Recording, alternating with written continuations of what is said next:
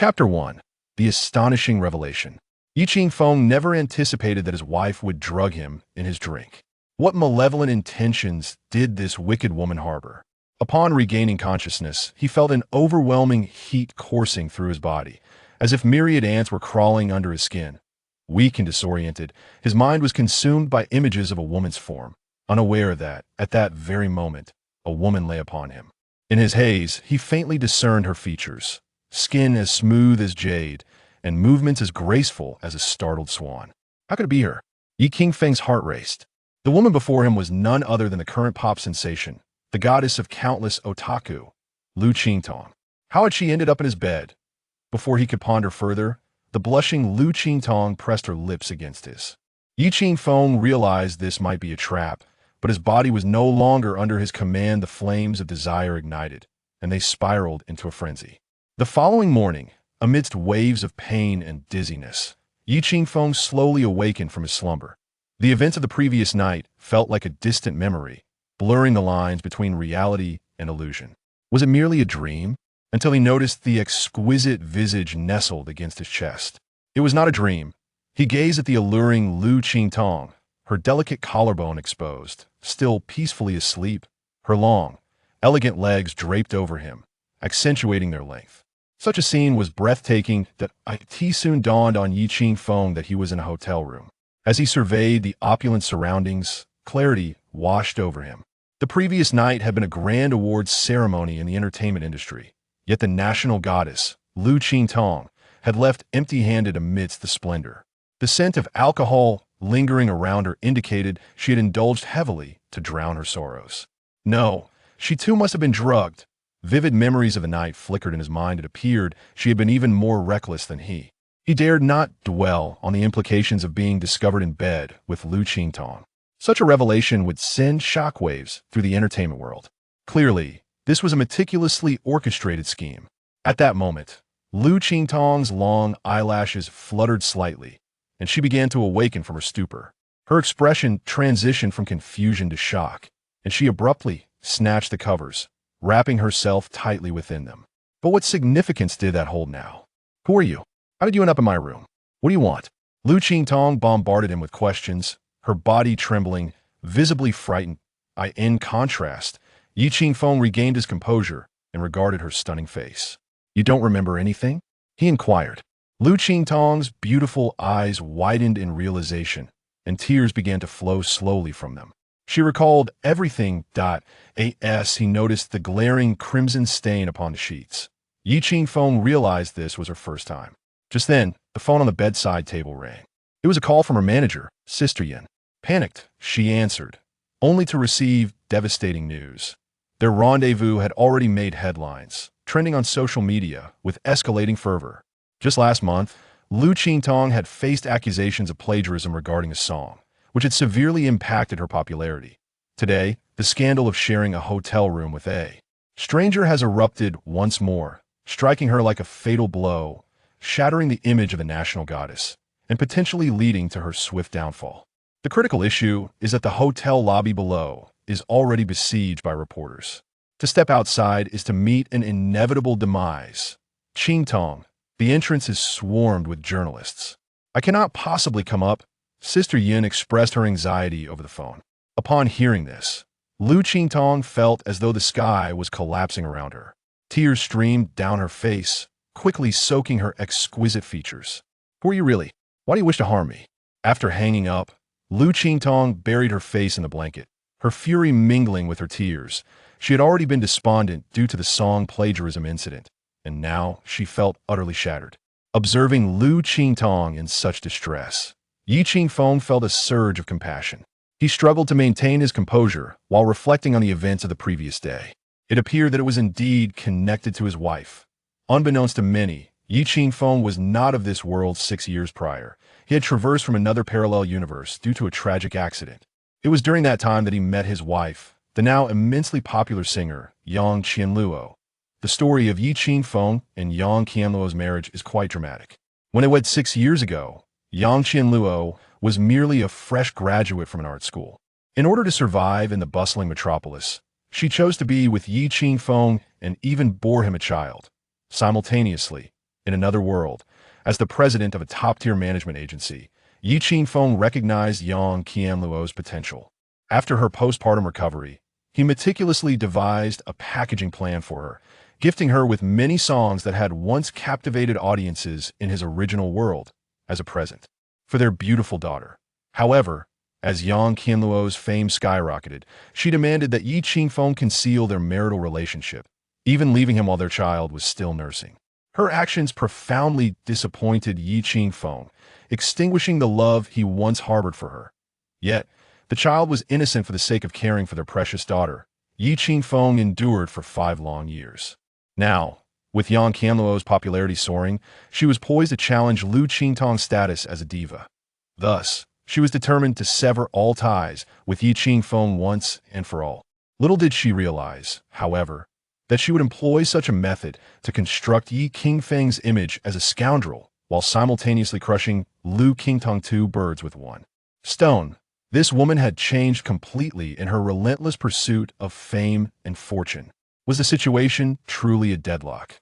Liu Qingtong remained huddled beneath the blanket, weeping softly, her pitiful sobs evoking sympathy. Just then, while Yi Qingfeng pondered how to dismantle this impasse, she abruptly stood up and fiercely wiped away her tears. In that moment, her gaze became resolutely determined. Is it not merely an attempt to drive me to despair? Do they truly believe I am afraid? With those words, she resolved to confront the intrusive reporter's Hedon, fully prepared to gamble everything. Yet, just as she was about to open the door, Yi Qingfeng grasped her delicate wrist firmly. Have you considered your reasons? If you go out like this, it will truly be the end. Release me. Do you not desire my demise as well? Liu Qingtong glared at Yi Qingfeng with hatred, her voice breaking as she vented her anguish. I too am a victim. Yet, I possess a means to mitigate the repercussions of this affair. Yi Qingfeng fixed his piercing gaze upon her, speaking with unwavering confidence. Chapter 2. Go ahead, bite me. Observing Yi Qingfeng's demeanor, Liu Qingtong's eyes flickered momentarily. Who exactly are you? She reiterated her inquiry. Yi Qingfeng, for now. You only need to remember my name, he replied, deliberately withholding the fact that he was Yang Qianluo's husband. Moreover, Yang Qianluo had already taken measures to erase all traces of their marriage from the system, striving to conceal their union. The only undeniable fact was the existence of their child, which compelled her to craft a narrative that painted Yi Qingfeng as a scoundrel. This way, should Yi Qingfeng ever attempt to leverage their child against her, she could easily elicit sympathy from her fans. A deviously malicious plan. What do you intend to do? Liu Qingtong asked, her beautiful eyes still glistening with tears, her voice hoarse. Once we step outside, there is nothing you need to say. I will handle the media. However, you must remember, you cannot exhibit the slightest surprise, Yi Qingfeng stated earnestly. Yet, he understood that at this moment, he could not elicit even a modicum of trust from Liu Qingtong. Thus, his tone grew more serious as he continued. I know you do not believe me. But if you rush out now, the fans will either see you as my mistress, subjected to my influence, or they will label you a promiscuous woman with a chaotic personal life. Any such narrative would be detrimental to you. Therefore, for now, you must place your trust in me. Perhaps there remains a glimmer of hope. Wipe away your tears, calm your emotions, and I will escort you outside. As Yi Qingfeng had articulated, Liu Qingtong had no avenue for retreat at this juncture. She could only trust him. After all, this man had taken her innocence. In the hotel lobby, a throng of reporters had gathered, eagerly awaiting Liu Qingtong's appearance. Many media outlets had even prepared news articles in advance, ready to disseminate the moment she surfaced. It was truly unexpected that Liu Qingtong, heralded as the pop idol, had such a tumultuous private life.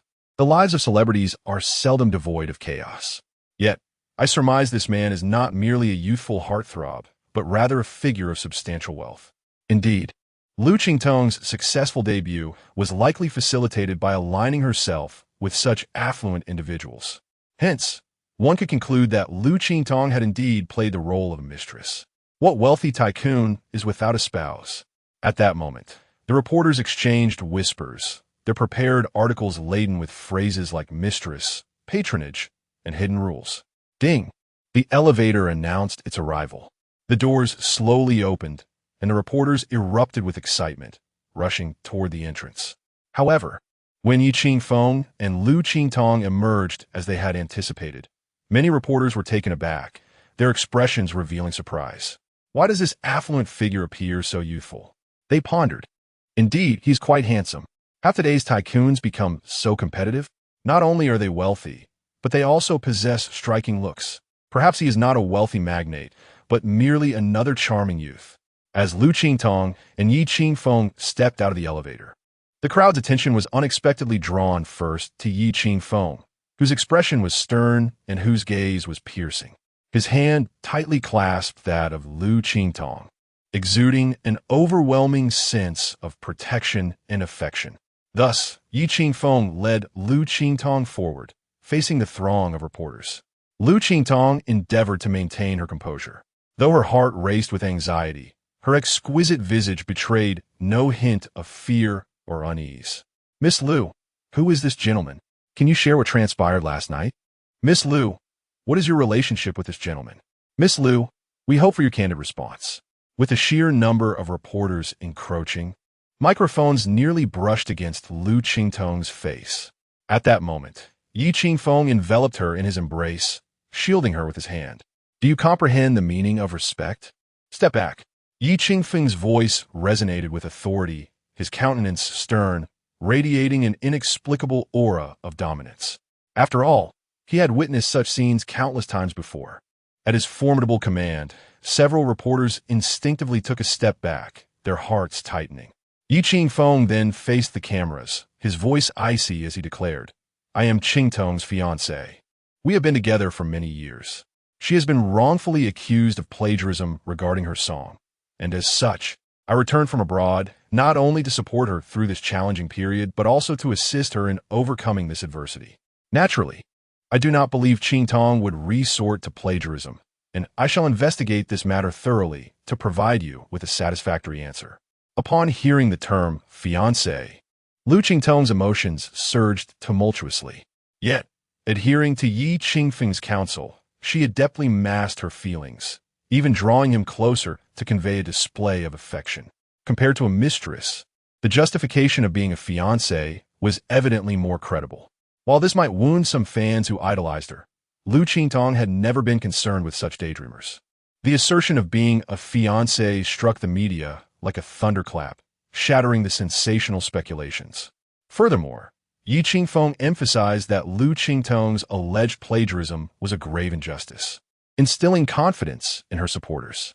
Many reporters found themselves at a loss for words. Though Liu Qingtong was a pop diva, what was wrong with engaging in a normal relationship? Moreover, Liu Qingfeng's assertion of their long-standing romance only enhanced Liu Qingtong's public persona, showcasing a sweet love that remained steadfast despite her meteoric rise to fame. So unlike Yang Qianluo, I recognize that most of you reporters uphold your professional integrity and are commendable media personnel. However, today, I must voice my sentiments regarding those unscrupulous media hounds. Oh, yeah, am prepared to confront you to the end. Dare to challenge me.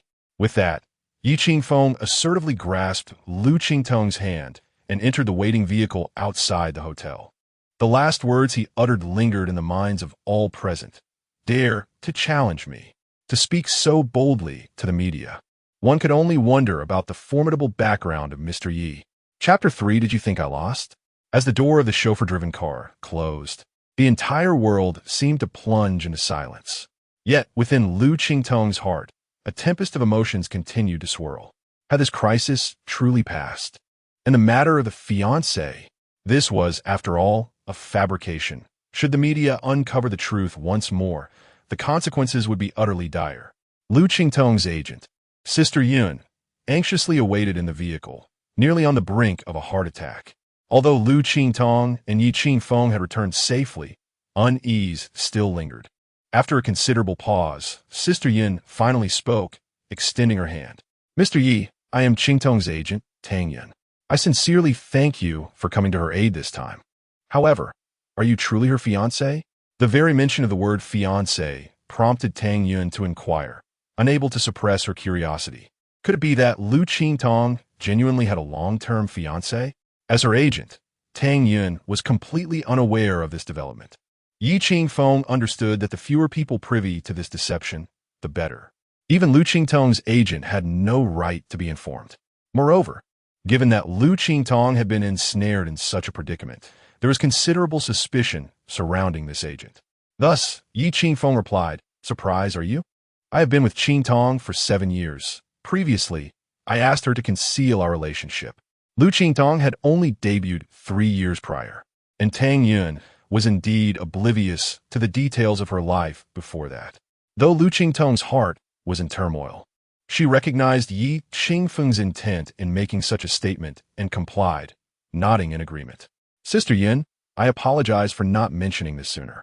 Sister Yin offered an awkward smile, instinctively touching her forehead. "If that is the case, it simplifies matters. From now on, we need to showcase how affectionate you both are. With time, the fans will surely come to accept or even bless your union. Then, please take us home. Qingtong has not slept well throughout the night and needs to rest." Yi Qingfeng said with a subtle smile, his demeanor calm and composed. Upon arriving at the opulent seaside villa, Yi Qingfeng embraced her as they entered. "Sister Yun, you may return to the company. I will take good care of Qingtong. You need not worry." Inside, Yi Qingfeng addressed Tang Yun. Despite her desire to remain and discuss future strategies with Yi Qingfeng, Tang Yun could only awkwardly nod in response to his words. "All right, then I shall take my leave. Qingtong, if you need anything, just give me a call." "Okay, Sister Yun," Liu Qingtong acknowledged with a nod. However, just as Sister Yin was about to depart, Yi Qingfeng handed her his phone number. "Qingtong needs to rest. If anything arises today, please contact me first." After all, Liu Qingtong was still struggling to adjust to this newfound identity, and Yi Qingfeng was concerned about potential complications, recognizing that she would require time to acclimate. Furthermore, the previous night, they had indeed crossed a significant boundary. Indeed, once Sister Yin had left, and the room was devoid of anyone but herself and Yi Qingfeng. The facade Liu Qingtong had maintained throughout the day faded, and her expression darkened. Tears began to well in the corners of her eyes. Her first experience had been taken by the very man before her. To my bewilderment, I have inexplicably become my own fiancé. Yet, this is ultimately a deception. What shall I do next? Cursed fate. Liu Qingtong gazed at Yi Qingfeng with tears in her eyes, unable to restrain her anger. Yi Qingfeng, however, remained remarkably composed and replied, "Your curses are of no consequence. For now, we must simply embrace this blunder." "Embrace this blunder? What do you mean?" Liu Qingtong widened her beautiful eyes in astonishment, fixating on him. After a moment of contemplation, Yi Qingfeng stated, "There are matters I cannot yet elucidate. But rest assured, I will not harm you. I shall masquerade as your fiancé, convincing the media of this facade." "How can you masquerade? This falsehood will inevitably be unveiled." Liu Qingtong exclaimed impulsively. "I propose we establish 3 rules. During this charade, as your fiancé, I shall not intrude upon your life. As for the future, I shall devise a perfect reason for our separation. Naturally, this affair must remain our secret, with no third party privy to it. Do you understand?" Yi Qingfeng regarded Liu Qingtong earnestly. "Regarding last night, if you seek my accountability, I shall not shirk it. However, I urge you to consider that we were both drugged." Yi Qingfeng initially intended to mention that Liu Qingtong had initiated the kiss, but reconsidered. Ultimately, such matters tend to disadvantage the woman. The events of last night lingered in Liu Qingtong's mind like a film that could not be erased, yet she acknowledged her own initiative. Indeed, she had been more reckless than Yi Qingfeng, as evidenced by the bite marks on his shoulder the following morning. "I hope you truly will not harm me." Upon Liu Qingtong's acquiescence, Yi Qingfeng offered a faint smile, saying, "Then do take care of yourself. To avoid raising suspicions with the media, I will strive to appear with you in public as frequently as possible. I hope you can adapt to this arrangement swiftly." "I shall do my best." Liu Qingtong nodded hesitantly, then watched as Yi Qingfeng departed from the villa. As Yi Qingfeng left Liu Qingtong's seaside villa and gazed at the endless ocean, he inhaled deeply. Though he had once been a top-tier agent, adept in crisis management, it must be said that this was the most challenging predicament he had encountered. Not only must he impersonate Liu Qingtong's fiancée, but he also had to contend with his own wife, Yang Qianluo. Furthermore, he had a 5-year-old daughter. Wanwan's existence loomed like an unpredictable bomb. Standing by the sea, Yi Qingfeng pondered for a considerable time before retrieving his phone to call his wife, who was both a phantom in name and reality. Yang Qianluo had naturally seen the news and could scarcely believe that Yi Qingfeng would assist Liu Qingtong in such a manner. At this moment, she seethed with fury. "Let us meet," Yi Qingfeng said coldly as soon as the call connected. The voice on the other end was equally frigid. "Very well. I shall await you at the private club." Under the guidance of a woman in a qipao, Yi Qingfeng arrived at the rooftop garden of the club. Dressed in a flowing gown, her long hair cascading, Yang Qianluo sat at a tea table that overlooked the breathtaking coastal view. Although Yang Qianluo hails from humble beginnings, she possesses an innate beauty that is truly remarkable, particularly under the exquisite fade that she now adorns, rendering her unparalleled in elegance. "Please take a seat," she said dismissively as she gestured for Yi Qingfeng to sit upon his arrival, exuding the demeanor of an imperious queen. Gazing at the enchanting woman before him, Yi Qingfeng felt a profound sense of regret within. "You needn't go to such lengths to sever ties with me. It offers you no advantage," he remarked coolly, his eyes fixed on Yang Qianluo as he took his seat. The affection he once held for her had vanished entirely from his gaze. "What? Do you think I've lost simply because of this?" Yang Qianluo narrowed her eyes, her tone icy and defiant. Chapter 4. You are unworthy. Upon hearing Yang Qianluo's words, Yi Qingfeng let out a sigh and replied, "I understand that your actions stem from fear that one day I might bring Wanwan to cling to you, leading to your disgrace. However, you are mistaken. From the moment you abandoned her in pursuit of fame and fortune, before she had even weaned, I vowed never to have any ties with you again in this lifetime. Remember, you are unworthy to be Wanwan's mother." Ye Qingfeng.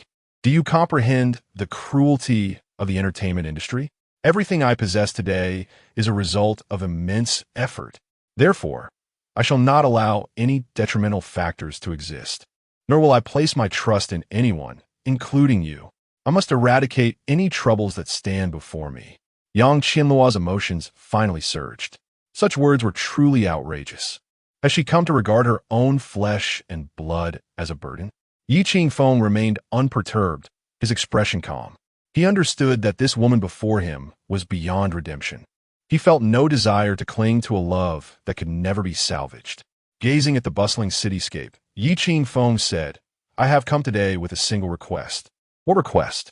Yang Qianluo retorted immediately. "From this moment forth, do not disturb the lives of Wanwan and me.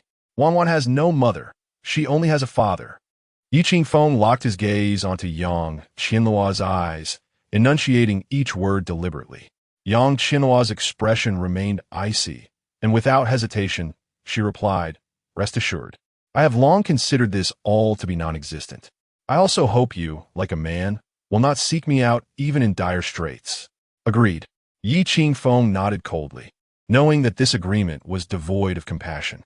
As he rose to leave, he turned his back to Yang Qianluo and said currently, "You are the only one aware of the truth behind my engagement to Liu Qingtong. I hope you will keep this secret, otherwise, just as I once elevated you to stardom, I can just as easily bring you crashing down." Watching Yi Qingfeng's retreating figure, Yang Qianluo clenched her fists tightly. Over the years, Yi Qingfeng had sacrificed so much for Wanwan. Otherwise, with his talent and the countless classic songs from another parallel world, he could have already dominated the entertainment industry. Yet, in order to accompany Wanwan's growth, Yi Qingfeng relinquished 5 years of his own life. Now, perhaps it was time for him to take action. Having spent a night away, Yi Qingfeng found himself worried for Wanwan and hurried home as swiftly as possible. Upon entering, he discovered Wanwan sprawled on the sofa, her head resting on a cushion, still in her clothes, soundly asleep. A small pool of drool had formed on the cushion. Although she was deeply slumbering, the sight of her tiny hands tightly clutching the cushion made Yi Qingfeng realize that she must have been terrified last night, flooding him with guilt and heartache. He intended to lift Wanwan into his arms, but as soon as he moved her, she awoke. However, upon realizing it was her father, Her face brightened, and she joyfully wrapped her arms around Yi Qingfeng's neck, her innocent voice chiming, "Daddy, you're back." "I'm sorry, my dear. I encountered some issues yesterday and couldn't return home." "Were you scared?" "Wanwan wasn't afraid. Da Huang kept me company," she replied, pointing to the orange cat lounging against the coffee table, her eyes narrowing into a smile. Concerned that Wanwan might feel lonely, Yi Qingfeng had purchased this orange cat, which had become her closest companion over the past year. Da Huang glanced at Yi Qingfeng and let out a soft meow. Though just 5 years old, Wanwan exhibited remarkable maturity. "What would you like to eat for breakfast, Wanwan?" Yi Qingfeng asked as he lifted her into his arms, unable to resist planting a kiss on her cheek. "Egg fried rice, Daddy." "All right, I shall prepare egg fried rice for you." Over the years spent with Wanwan, Yi Qingfeng had transformed into a devoted homemaker, adept at changing diapers and preparing formula, and he had significantly honed his culinary skills. After all, Wanwan was innocent, and he bore the responsibility of providing her with a beautiful life. He spent the entire morning at home with Wanwan while simultaneously contemplating his next steps. Suddenly, he received a call from Sister Yin. "Mr. Yi, I apologize for bothering you, but could you come to Qingtong's house?" Upon hearing this, Yi Qingfeng furrowed his brow, fearing something might have gone awry. Thus, he hurried to Liu Qingtong's seaside villa once more. When Yi Qingfeng arrived, Liu Qingtong was seated on the terrace's rocking chair, gazing at the ocean. Her eyes appeared devoid of light, reflecting a profound melancholy. Seeing Yi Qingfeng, Sister Yin rushed over, her voice laced with urgency. "Mr. Yi, I'm truly sorry. I had no choice but to call you. As you know, Qingtong has been feeling quite low due to the plagiarism scandal. Look, she hasn't touched her lunch at all. I thought long and hard, and perhaps only you can persuade her to eat something. Moreover, in just a few days, she is scheduled to participate in the Gift of Good Voice. I am genuinely worried about her current state. Although the Gift of Good Voice is a leading vocal competition, it is also notorious for its harsh critiques. If Liu Qingtong were to participate in such a condition, there is a genuine concern that the merciless judges would be unrelenting." Glancing at the untouched meal on the table, Yi Qingfeng nodded. "All right, leave it to me." With that, he entered the kitchen and opened the refrigerator. Inside, the array of ingredients was plentiful, clearly indicating that Sister Yun had put considerable effort into restoring Liu Qingtong's appetite during this challenging time. Without hesitation, Yi Qingfeng selected a few tomatoes and a black fish from the refrigerator and began to cook. Initially, Sister Yin was indifferent, merely acknowledging the skillful technique with which Yi Qingfeng filleted the fish, the slices translucent and delicate, resembling gossamer wings, slightly curled and presenting a wave-like form. However, as soon as Yi Qingfeng poured hot oil over the cooked tomato fish, the enticing aroma wafted through the air, causing Sister Yun to involuntarily salivate. "This smells incredibly delicious. I can't resist." Yun Jie could not resist the temptation to lick her alluring red lips, casting a glance at Yi Qingfeng that sparkled with a hint of radiance. This fiancé Liu Qingtong had concealed for many years was indeed rather extraordinary. Chapter 5. All Men Are Liars. Seated on the terrace, Liu Qingtong was naturally drawn to the delightful aroma wafting through the air. Unable to resist, she stood up and followed the scent into the house. "Did you make this tomato fish?" As she entered the living room, she caught sight of Yi Qingfeng placing the dish on the dining table. The slices of black fish curled slightly under the high heat of the oil, adorned with vibrant red tomatoes and bathed in golden broth, creating an irresistible visual feast. Initially lacking any appetite, Liu Qingtong suddenly felt her mouth betray her, producing saliva as if her stomach, which was devoid of excess, rebelled against its emptiness. Observing her reaction, Yi Qingfeng picked up a pair of chopsticks and handed them to her with a gentle smile, saying, "Give it a try." "Then, I shall indulge," she replied, taking the chopsticks and delicately picking up a translucent slice of fish that curled like a wave before placing it in her mouth. "What divine flavor is this? I can't stop." With her body already in a state of hunger, she found herself unable to restrain her enthusiasm for the dish.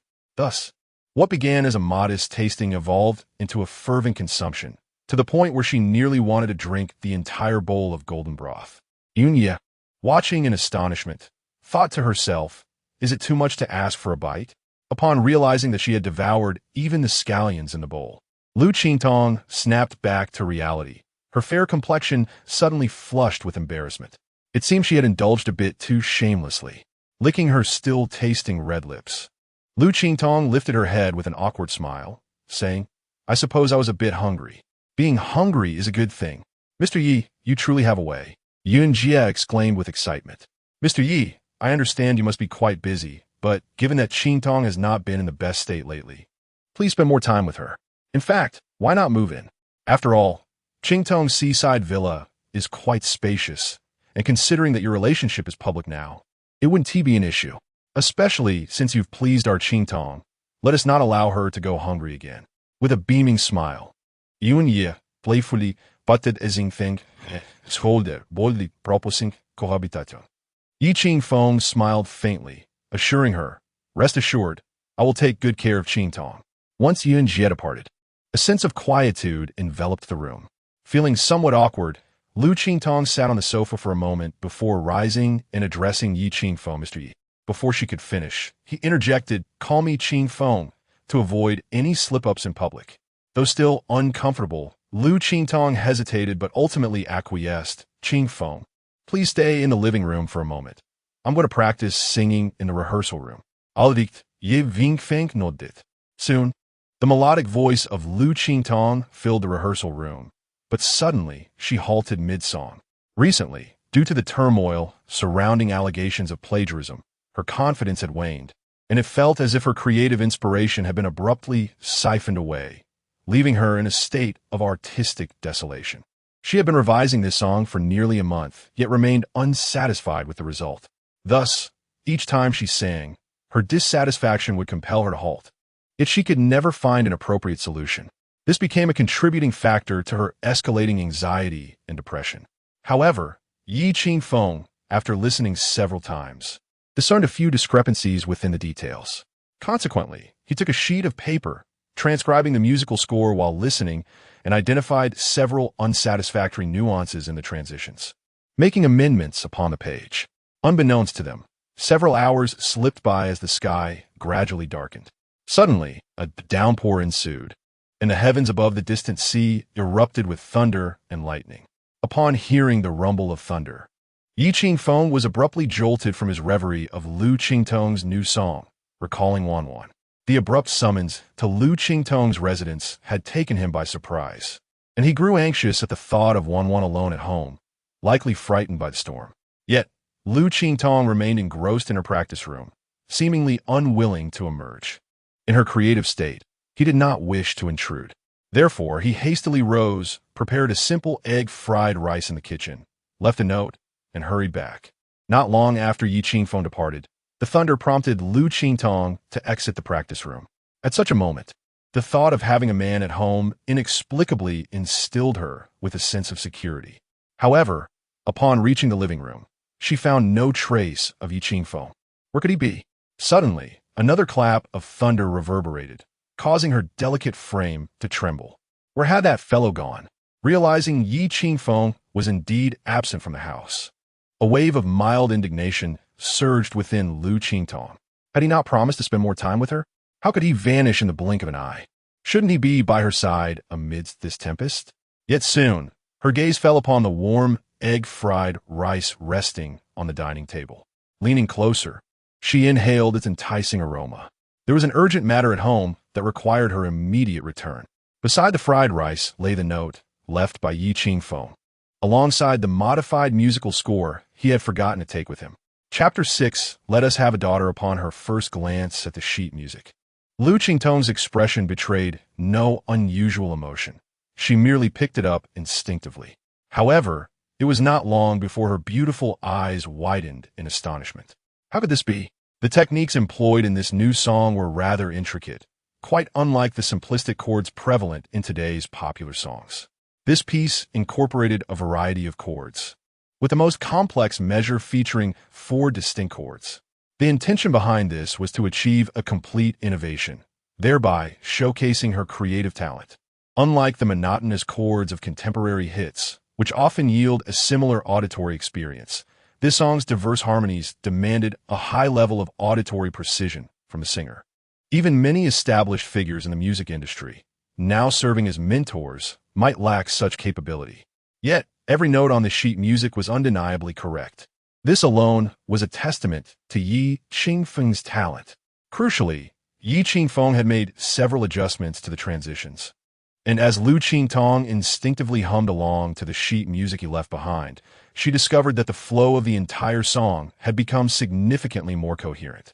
This realization filled her heart with immense joy, causing her to momentarily disregard the fragrant plate of fried rice on the table as she eagerly dashed back into the rehearsal room with the sheet music in hand. In the apartment, the sudden thunderstorm truly frightened Wanwan. At that moment, she clutched her big yellow dog tightly, retreating into the warmth of her blankets, tears cascading uncontrollably down her cheeks. Crash! Another clap of thunder roared, causing even her dog to bark anxiously. Fortunately, at that moment, she heard the sound of the front door opening. Father has returned. Wanwan, upon not finding her in the living room, Liu Qingtong instinctively called out. Hearing her father's voice, the fear that had gripped Wanwan's heart dissipated immediately.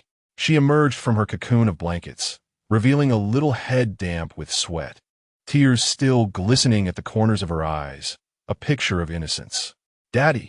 Upon seeing Liu Qingtong enter the bedroom, Wanwan immediately leaped into his arms, embracing him tightly. Liu Qingtong reciprocated the hug, his heart filled with guilt as he sorrowfully remarked, Wanwan, I'm so sorry. Did I frighten you? With that, he gently wiped away the tears clinging to the corners of her eyes. Wanwan bravely shook her head and replied, If Wanwan hides under the blankets, I won't be scared anymore. Liu Qingtong understood that she said this to spare him worry. Ever since Wanwan had begun to understand the world, she had always been the most obedient during her bouts of illness. Liu Qingtong could not fathom why she behaved this way, as if it were something innate, a lesson imparted by fate itself. However, this realization did prompt Liu Qingtong to confront a pressing and pragmatic issue. What would happen to Wanwan once he embarked on his career? For the past 5 years, he had dedicated himself entirely to being a father, providing meticulous care for her. But what would the future hold? He could not remain at home indefinitely. Such a scenario was simply unrealistic. Dad, have you started working? Just as Liu Qingtong pondered this question, Wanwan suddenly spoke up. Dad, I will take good care of myself, so you need not worry about me. Wanwan, do you wish for your dad to work? Liu Qingtong instinctively inquired. Wanwan nodded vigorously. Dad needs to work to earn money, and with money, he can provide for me. You little rascal, how do you know so much? For 5 years, Liu Qingtong had never mentioned the concept of work, and he was momentarily puzzled as to how Wanwan understood that work equated to earning money, and earning money was essential to support a family. Soon, Wanwan's response clarified Liu Qingfeng's confusion. Dad, I have many good friends in preschool. Lulu, Chun-Chun, and Xuan-Xuan's parents are all very busy. They are working. So, it is always their grandparents who pick them up, and only I'm picked up by Dad. Their grandparents often ask why Wanwan's dad does not work, wondering if he has married a wealthy wife and what he is living on. Dad, I forgot what that was. Wanwan's innocent voice struck a chord, revealing the harsh reality. It appeared that the parents from preschool had been gossiping about Liu Qingtong behind his back, labeling him as someone who lived off others. In this society, men who do not work and women who do not bear children seem to perpetually face the peculiar glances of the older generation. With Liu Qingfeng's company, Wanwan soon drifted into a sweet slumber. The rain outside continued to pour, tapping against the window, stirring a sense of turmoil within Liu Qingtong. The phrase living off others echoed in his mind. The musical score left by Liu Qingtong perfectly resolved all the issues that had been troubling Liu Qingtong during that time. As she gazed upon the final version of the score, coupled with the flawless recording that had just been completed, she felt a refreshing sense of clarity. Yet simultaneously, her curiosity about this man deepened. Who exactly was he? At that moment, Liu Qingtong suddenly heard the doorbell ring. Upon opening the door, she found Liu Qingtong standing there. As the rain had yet to cease, most of his clothes were drenched, and his face bore the marks of the downpour. Seeing Liu Qingtong in such a state, Liu Qingtong instinctively assumed he had rushed back, disregarding the heavy rain out of concern for her. It's not even thundering. Why are you back? She remarked, her lips pursed. And did you not think to bring an umbrella? I have something I wish to discuss with you, Yi Qingfeng said, his gaze fixed intently on Liu Qingtong, as if he had just made a significant decision. Feeling a sudden rush of anxiety at his demeanor, Liu Qingtong quickly nodded and replied, "Let us talk inside." Once seated on the sofa, Yi Qingfeng took a deep breath and stated, "I have a daughter." What? Liu Qingtong was momentarily taken aback, her expression one of bewilderment. Yi Qingfeng reiterated solemnly, "I said, I have a daughter. She is 5 years old, and her name is Wanwan." Liu Qingtong continued to stare at him in astonishment, and after a considerable pause, she finally asked, "What does this have to do with me?" Yi Qingfeng took a deep breath and said, "I understand. You embarked on your journey 3 years ago, and thus the company remains oblivious to your circumstances from 5 years prior. Therefore, since I am to masquerade as your fiancée, why not let us also have a daughter?" What? This is madness. Chapter 7. Departed Liu Qingtong found herself questioning whether there was an issue with her hearing. Not only had she been thrust into the role of an unwilling fiancée, but now she was also being told that she must accept a daughter, one that belonged to someone else. Was this not a bit excessive? Noticing that Liu Qingtong had fallen silent, Yi Qingfeng understood that she was struggling to process the overwhelming revelation. "I realize my request is rather audacious," he admitted. "However, this decision has been thoroughly contemplated. The existence of my daughter is an undeniable reality, and this matter will inevitably come to light. Therefore, rather than waiting for it to be exposed and then attempting to explain, it would be more prudent to acknowledge her now, thereby facilitating our future dealings." Yi Qingfeng gazed into Liu Qingtong's beautiful eyes as he spoke. Yet, she remained mute. The sudden introduction of a daughter was a heavy burden to bear. After a prolonged silence, she finally inquired, "What about the child's mother?" Reflecting on Wanwan's mother, Yi Qingfeng paused before responding, "She has passed away." Upon hearing that the child's mother was no longer alive, a wave of sympathy washed over Liu Qingtong. "I apologize. I should not have asked that question," she said, biting her lip. "However, you must consider how you will explain this deception when the truth eventually emerges." In response to her concern, Yi Qingfeng shook his head candidly. "I must be honest. I have not yet devised a plan. But I assure you, I will find a way to keep the media unaware for the time being. My intention is solely to prepare us for any potential exposure in the future." Liu Qingtong took a deep breath. "So as before, I find myself without the privilege of refusal. I must forcibly accept this?" Given the unavoidable nature of the situation before her, Yi Qingfeng nodded and replied apologetically, "Yes. Accepting Wanwan is currently the most prudent course of action." "You hurried back earlier because of the sudden thunderstorm? Worried about your daughter?" Liu Qingtong surmised, recognizing that at least this indicated he was a caring father. Yi Qingfeng nodded, sharing, "In the past 5 years, Wanwan has rarely been apart from me." "Do you understand music theory?" Liu Qingtong abruptly shifted the topic.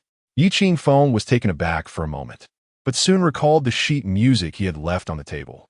"Yes, I know a bit. Just a bit. The sheet music you left on the table solved a problem that has troubled me for nearly a month. For this, I owe you my gratitude. Let us consider it a trade," she declared, tugging at the hem of her dress. "A trade? Is that wise?" "Ye Qingfeng, idiot. What I mean is ingratitude. I can acquiesce to your acceptance of my daughter, but you must devise a strategy to handle this before it becomes public knowledge." Liu Qingtong playfully glared at him, her expression a mix of annoyance and charm. Seeing Liu Qingtong's acquiescence, Yi Qingfeng smiled knowingly. "Thank you. Since we are in agreement, why not have your daughter come stay with us? After all, my house is empty, and it won't be much of an inconvenience for the two of you." As the words left her lips, Liu Qingtong felt a moment of disorientation at her own sudden decision. Nonetheless, she harbored a sense of compassion for Yi Qingfeng's daughter within her heart. As for the idea of moving in together, it was indeed suggested by Yi Qingfeng. After all, now that he was masquerading as Liu Qingtong's fiancé, cohabitation would reduce unnecessary gossip, making it easier to manage media narratives while providing her with better support. "Thank you. I will pick one up tomorrow," Yi Qingfeng said with a grateful smile. "All right." Liu Qingtong nodded, glancing at the quartz clock on the wall. "If there's nothing else, I will head upstairs. Wait, there's something I wish to discuss with you. Yi Qingfeng unexpectedly called out to her. This caused Liu Qingtong's heart to tighten, as she instinctively feared that Yi Qingfeng would present her with another unreasonable demand she could not refuse. Was he becoming too insistent? What is it? Liu Qingtong asked anxiously. Do you remember how you got to the hotel last night? Yi Qingfeng inquired, looking at her earnestly. Although this scheme was orchestrated by Yang Qianluo, Yi Qingfeng believed that solely relying on Yang Qianluo would not suffice to ensure Liu Qingtong ended up beside him. This implied that among those around Liu Qingtong, there must be an informant for Yang Qianluo. I can't quite recall, but it should have been arranged by Sister Yun, Liu Qingtong responded. Suddenly, she became aware of this detail and retorted, Are you suspecting Sister Yun? Everyone around you is worthy of suspicion, Yi Qingfeng replied solemnly, nodding. Sister Yun is not that kind of person, Liu Qingtong instinctively retorted, as she had always cherished the kindness Sister Yun had shown her over the years. Given that the situation has escalated, one must remain vigilant. I suggest that for the time being, I will take care of your daily needs, and your assistant and manager should refrain from coming to your home. I will consider it. Everything was happening too suddenly for Liu Qingtong, leaving her momentarily disoriented. In a private club, a fashionable musician sat across from Yang Qianluo, who was dressed in an elegant black gown, both enjoying a spirited conversation. Miss Yang, rest assured, I will handle this matter. When the show begins, I will give Liu Qingtong a lesson she won't forget. Unfortunately, the man she was with was merely her fiancé. How much more intriguing it would have been if he were a wealthy benefactor. The individual Yang Qianluo had enlisted for this endeavor was Xiao He, a judge on heavenly gifted voices. His sharp tongue had propelled him to fame, winning over a multitude of fans while also attracting a fair share of detractors. It must be noted that in contrast to the Earth dimension where Yi Qingfeng once resided, this world's heavenly gifted voices was not a music collaboration show, but rather a music competition infused with a biting critique style, both intense and unforgiving. The reason Liu Qingtong was encouraged to participate by Tianyan Media was to showcase her new song on the program, aiming to silence those who accused her of plagiarism and doubted her talent. Thus, after a month of preparation for this new song, Liu Qingtong was determined to debut it on the stage of heavenly gifted voices, seeking to achieve a stunning impact. Chapter 8. Encounter. In addition to aiding Liu Qingtong in overcoming her immediate predicament, Yi Qingfeng also contemplated his own branding strategy. With the wealth of memories and abilities from his previous existence on Earth, failing to harness them would be a tragic waste. Moreover, given that Wan Wan was now 5 years old, what she required was not constant, meticulous care, but rather the presence of a formidable father. Upon returning home, Yi Qingfeng gazed at Wan Wan, who lay soundly asleep in her bed, and reminisced about the classic melodies from his time on Earth. Which song would resonate most with his current self? Soon, a melody began to echo in his mind. I heard the departure of winter. I awoke in a certain year and month. I long, I wait, I yearn, yet the future cannot be arranged because of it. Suddenly, Yi Qingfeng recalled this iconic song. Encounter by the celebrated songstress Stephanie Sun, who had once been a sensation but was later dismissed by detractors as an obscure artist. The essence of this song encapsulated the experience of awakening from a long winter, only to discover that the person once by one's side had vanished. It simultaneously expressed a hopeful anticipation for the future, though uncertain, of the encounters that awaited. The lyrics struck a chord within Yi Qingfeng, and he picked up his guitar, effortlessly delivering a perfect rendition of the song after just one play. Even De Huang, who lay beside him, couldn't help but let out a sound of appreciation. Could it be that even he resonated with the music? After recording the song, Yi Qingfeng opened the currently popular music platform, known as S Station. However, just as he was about to upload the video, he hesitated, drawing from his extensive experience as a manager.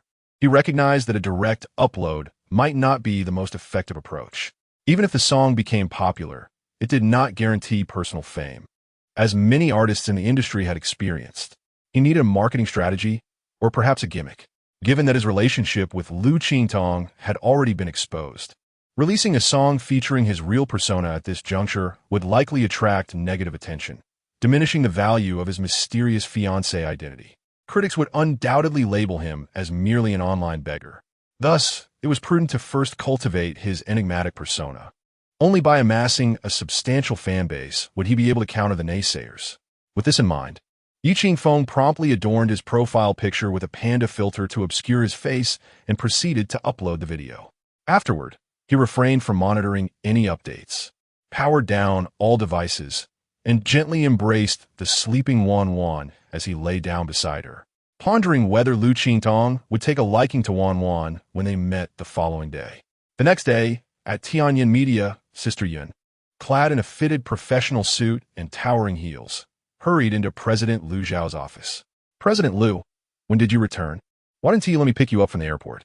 She nervously inquired, flashing a smile upon seeing Liu Zhao. "Such a significant event has occurred. Can I possibly refrain from returning? What is the true nature of Liu Qingtong's fiancé? Has his background been thoroughly investigated?" Indeed, upon encountering Sister Yun, Liu Zhao immediately launched a barrage of inquiries.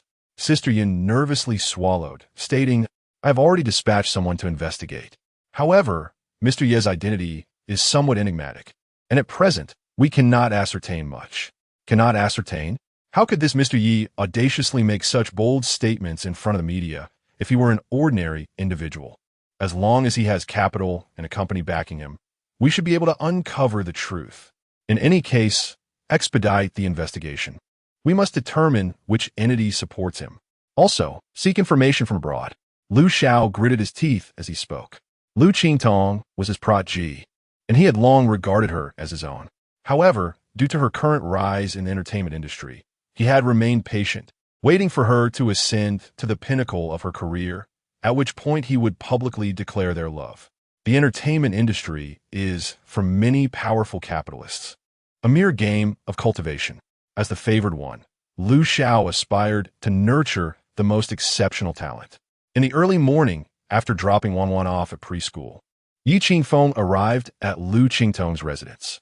Fortunately, due to the flu outbreaks over the past 2 years, he had consistently worn a black mask when out and about, and neither the preschool teachers nor the parents had ever seen his true face. Upon his arrival, Liu Qingtong was seated on the sofa, engrossed in videos from S Station. Today, she donned a light blue bohemian maxi dress, delicate straps resting on her snow-white shoulders, revealing her exquisitely sculpted collarbone, as flawless as jade.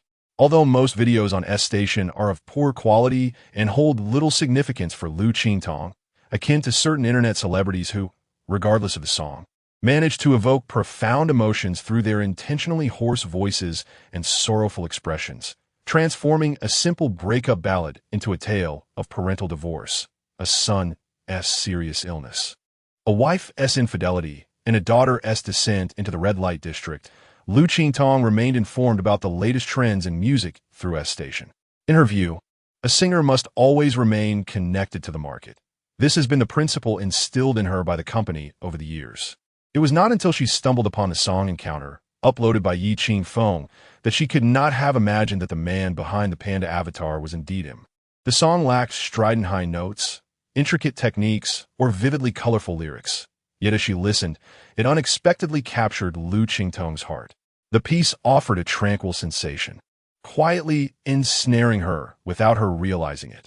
Only when the doorbell rang did Liu Qingtong emerge from a reverie. Upon seeing Liu Qingfeng, she quickly rose to open the door.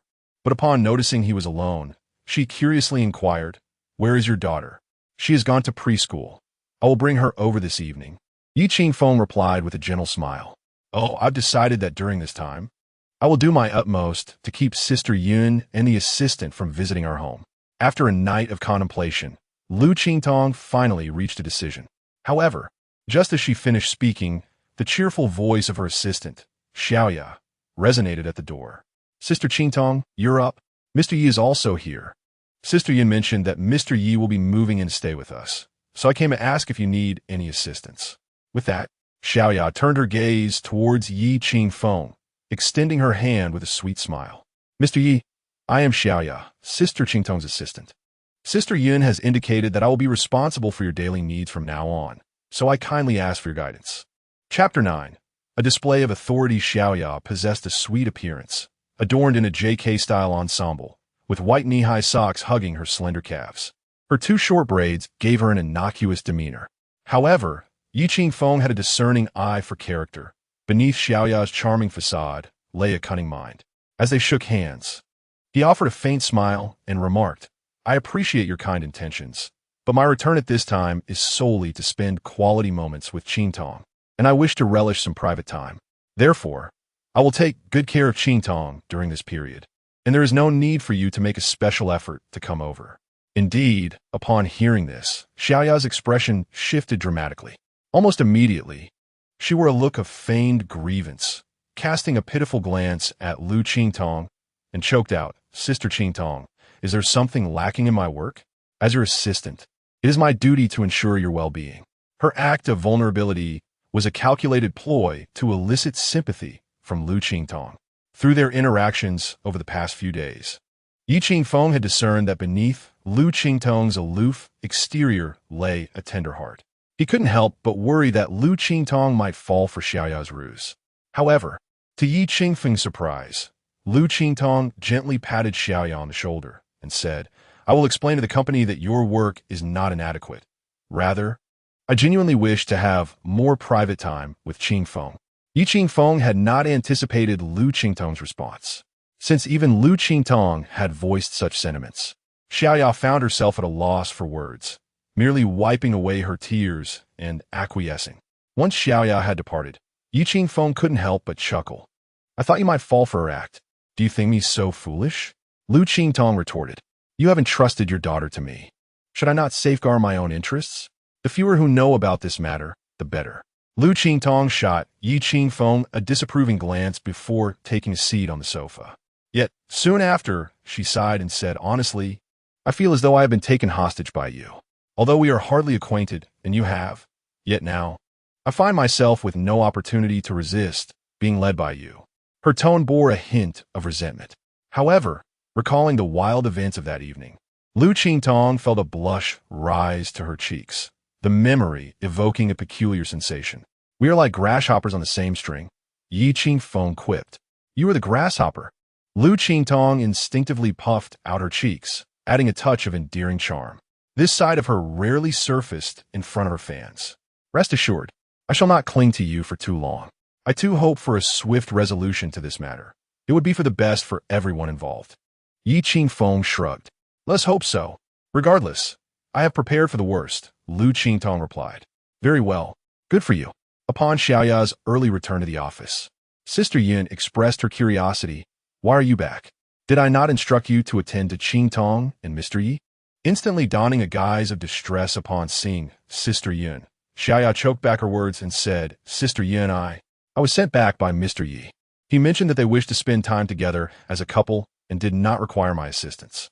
The notion of couple time left Sister Yin feeling overwhelmed and subtly anxious. She sensed that this matter would inevitably escalate. After all, she was well aware of Liu Zhao's feelings for Liu Qingtong. After a moment of contemplation, Sister Yin stated, "As an assistant, it is your duty to ensure Qingtong's well-being. If she has instructed you not to come, will you simply comply? You must learn to find reasons. Do you understand? You should visit her again shortly and inform her to come to the company this afternoon to discuss the recording issues for the third season of The Gifted Voice. Moreover, keep a watchful eye on Mr. Yi and Qingtong to discern the nature of their relationship." Xiaoya was taken aback, then leaned closer to Sister Yin and whispered, "Sister Yin, I cannot shake the feeling that you suspect Mr. Yi is not truly Qingtong's fiancé. That possibility cannot be dismissed. In any case, remain vigilant." Sister Yin gently patted Xiaoya's head and whispered in return. At Sister Yin's behest, Xiaoya found herself once more at Liu Qingtong's luxurious seaside villa. However, when she entered the password to open the door, she was unexpectedly alerted that the password had been changed. Having accompanied Liu Qingtong for over a year, Xiaoya had never encountered such a situation.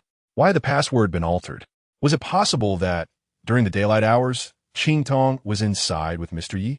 In her mind, inappropriate images swiftly surfaced. Reflecting on this, she realized she might be intruding upon their privacy. Should she ring the doorbell or not? This was perplexing. At that moment, Yi Qingfeng appeared behind Xiaoya, carrying groceries. "Are you looking for Qingtong?" His voice startled Xiaoya. "Mr. Yi, How do you appear so suddenly? She stammered. Upon noticing that he was holding groceries, she was further astonished. Mr. Yi, you personally went grocery shopping? Is that not permissible? Yi Qingfeng retorted. Xiaoya awkwardly chuckled. I did not mean that. It's just that it's my first time seeing a domineering CEO like you personally at the market. Which market prohibits CEOs from shopping? Yi Qingfeng replied nonchalantly. In a previous world where he owned a top-tier management company, playing the role of a domineering CEO came effortlessly to him. After merely a few exchanges, Xiaoya felt somewhat overwhelmed by Yi Qingfeng's commanding presence. This time, she was truly facing a formidable opponent. Do you have any business? Yi Qingfeng inquired once more. Xiaoya, feeling embarrassed, scratched her forehead and replied, well, there's nothing urgent. If there's nothing pressing, do not come again. What I said this morning was not a jest, Yi Qingfeng stated coldly, and proceeded to enter the house. Just as he was about to step inside, Xia hastily called out, Mr. Yi, it's not entirely without significance. Sister Yin asked me to inform Qingtong that she should come to the company this afternoon to discuss the recording matters. Understood. Ye Qingfeng nodded. However, just as Xiaoya felt a sense of relief and prepared to leave, Yi Qingfeng's voice resonated once more. Wait a moment.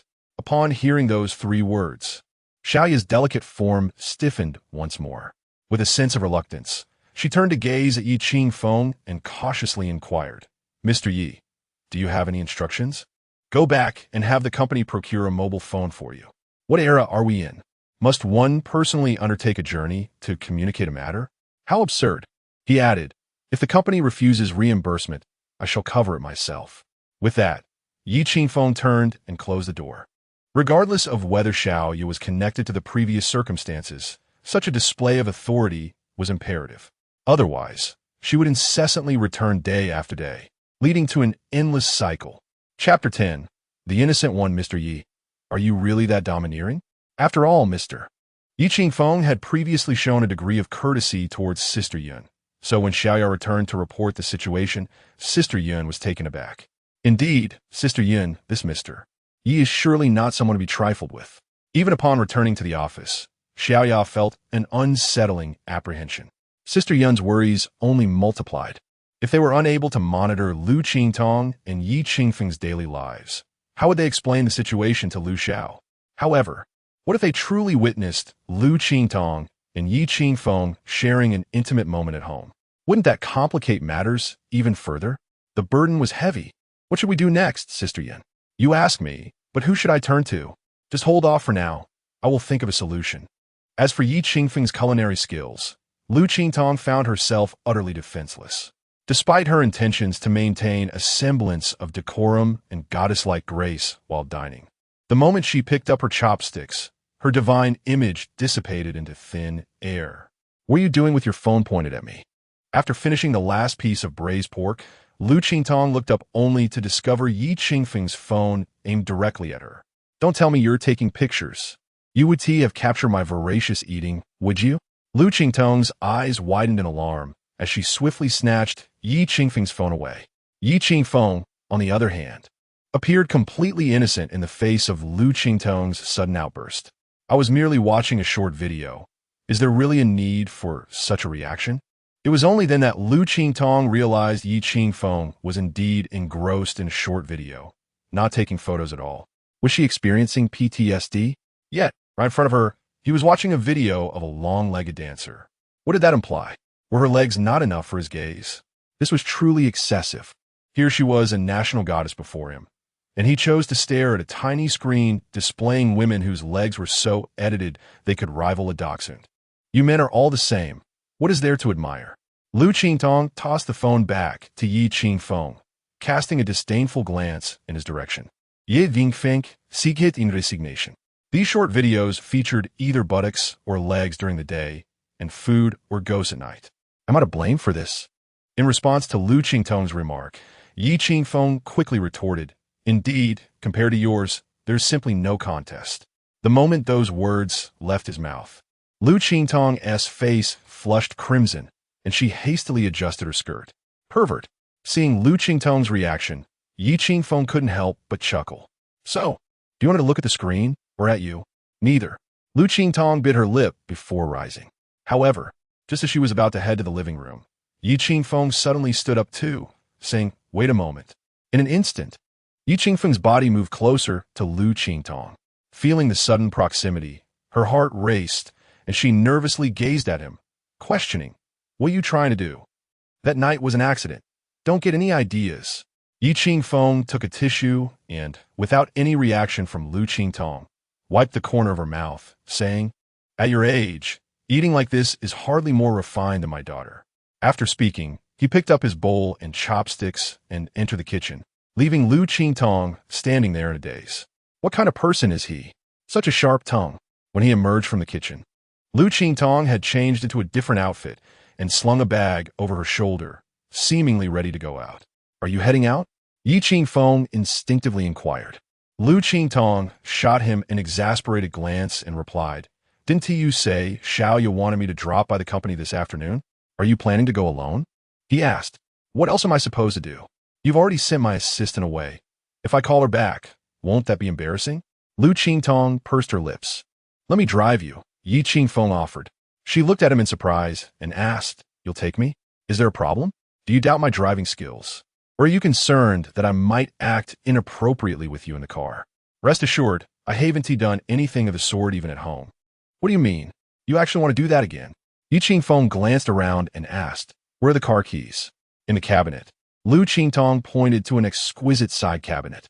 Upon opening it and seeing the car keys inside, Yi Qingfeng couldn't help but smirk slightly. Truly a little heiress. At least 10 sets of keys, Mercedes, BMW, Porsche, and even a Koenigsegg. Quite the taste. For a moment, Yi Qingfeng found himself grappling with indecision. Liu Qingtong stepped forward and retrieved the key for the Koenigsegg from the cabinet. "You can drive this one. It's brand new, and no one at the company has seen it yet." She handed the key to Yi Qingfeng, implying that if he drove it, outsiders might assume it belonged to him. A car worth 20 to 30 million could certainly reflect Yi Qingfeng's status. "Just in case I crash it, I want to be liable for damages, right?" Yi Qingfeng joked. "If it crashes, just toss it aside," Liu Qingtong replied as she turned towards a garage. Previously, the outside world speculated that Liu Qingtong was being supported by some wealthy magnate. It now seemed clear that she was, in fact, maintaining a young, kept man. Yet, one must admit, being supported by a wealthy woman does have its perks. "The song you were accused of plagiarizing is rather obscure abroad. It's understandable that you didn't discover it beforehand," Yi Qingfeng remarked, sensing the atmosphere in the car was a bit stifling. Initially, Liu Qingtong did not wish to address the plagiarism issue, but she realized there was more to Yi Qingfeng's words. "What do you mean by that?" She turned to look at him, having previously gazed out at the scenery. Yi Qingfeng kept his eyes fixed on the road, stating, "I don't believe you plagiarized. That song doesn't seem to fit your style. It must have been given to you by someone else." He hit the nail on the head. The song was indeed not penned by Liu Qingtong herself. It was written by a close friend for her. Originally, the lyricist and composer of that song, Liu Qingtong, had written the name of her close friend. However, for reasons unknown, when the album was released, it was credited as Liu Qingtong's own song. This detail was overlooked by the company, and thus Liu Qingtong remained oblivious. The day the record was launched, it became an instant sensation, only for the plagiarism incident to emerge soon after. By then, it was too late for Liu Qingtong to suppress the matter. Yi Qingfeng astutely perceived this twist of fate. You have unwittingly fallen into a trap laid by others. Have you considered who might wish to see you harmed in such a manner? Although Yi Qingfeng speculated that this situation likely had ties to Yang Qianluo, his inquiry stemmed from the belief that this naive and innocent girl beside him might still be unaware of who was orchestrating her troubles. Chapter 11. The silent will suddenly astonish indeed. When asked this question, Liu Qingtong blinked her eyes and replied, "The entertainment industry is so murky.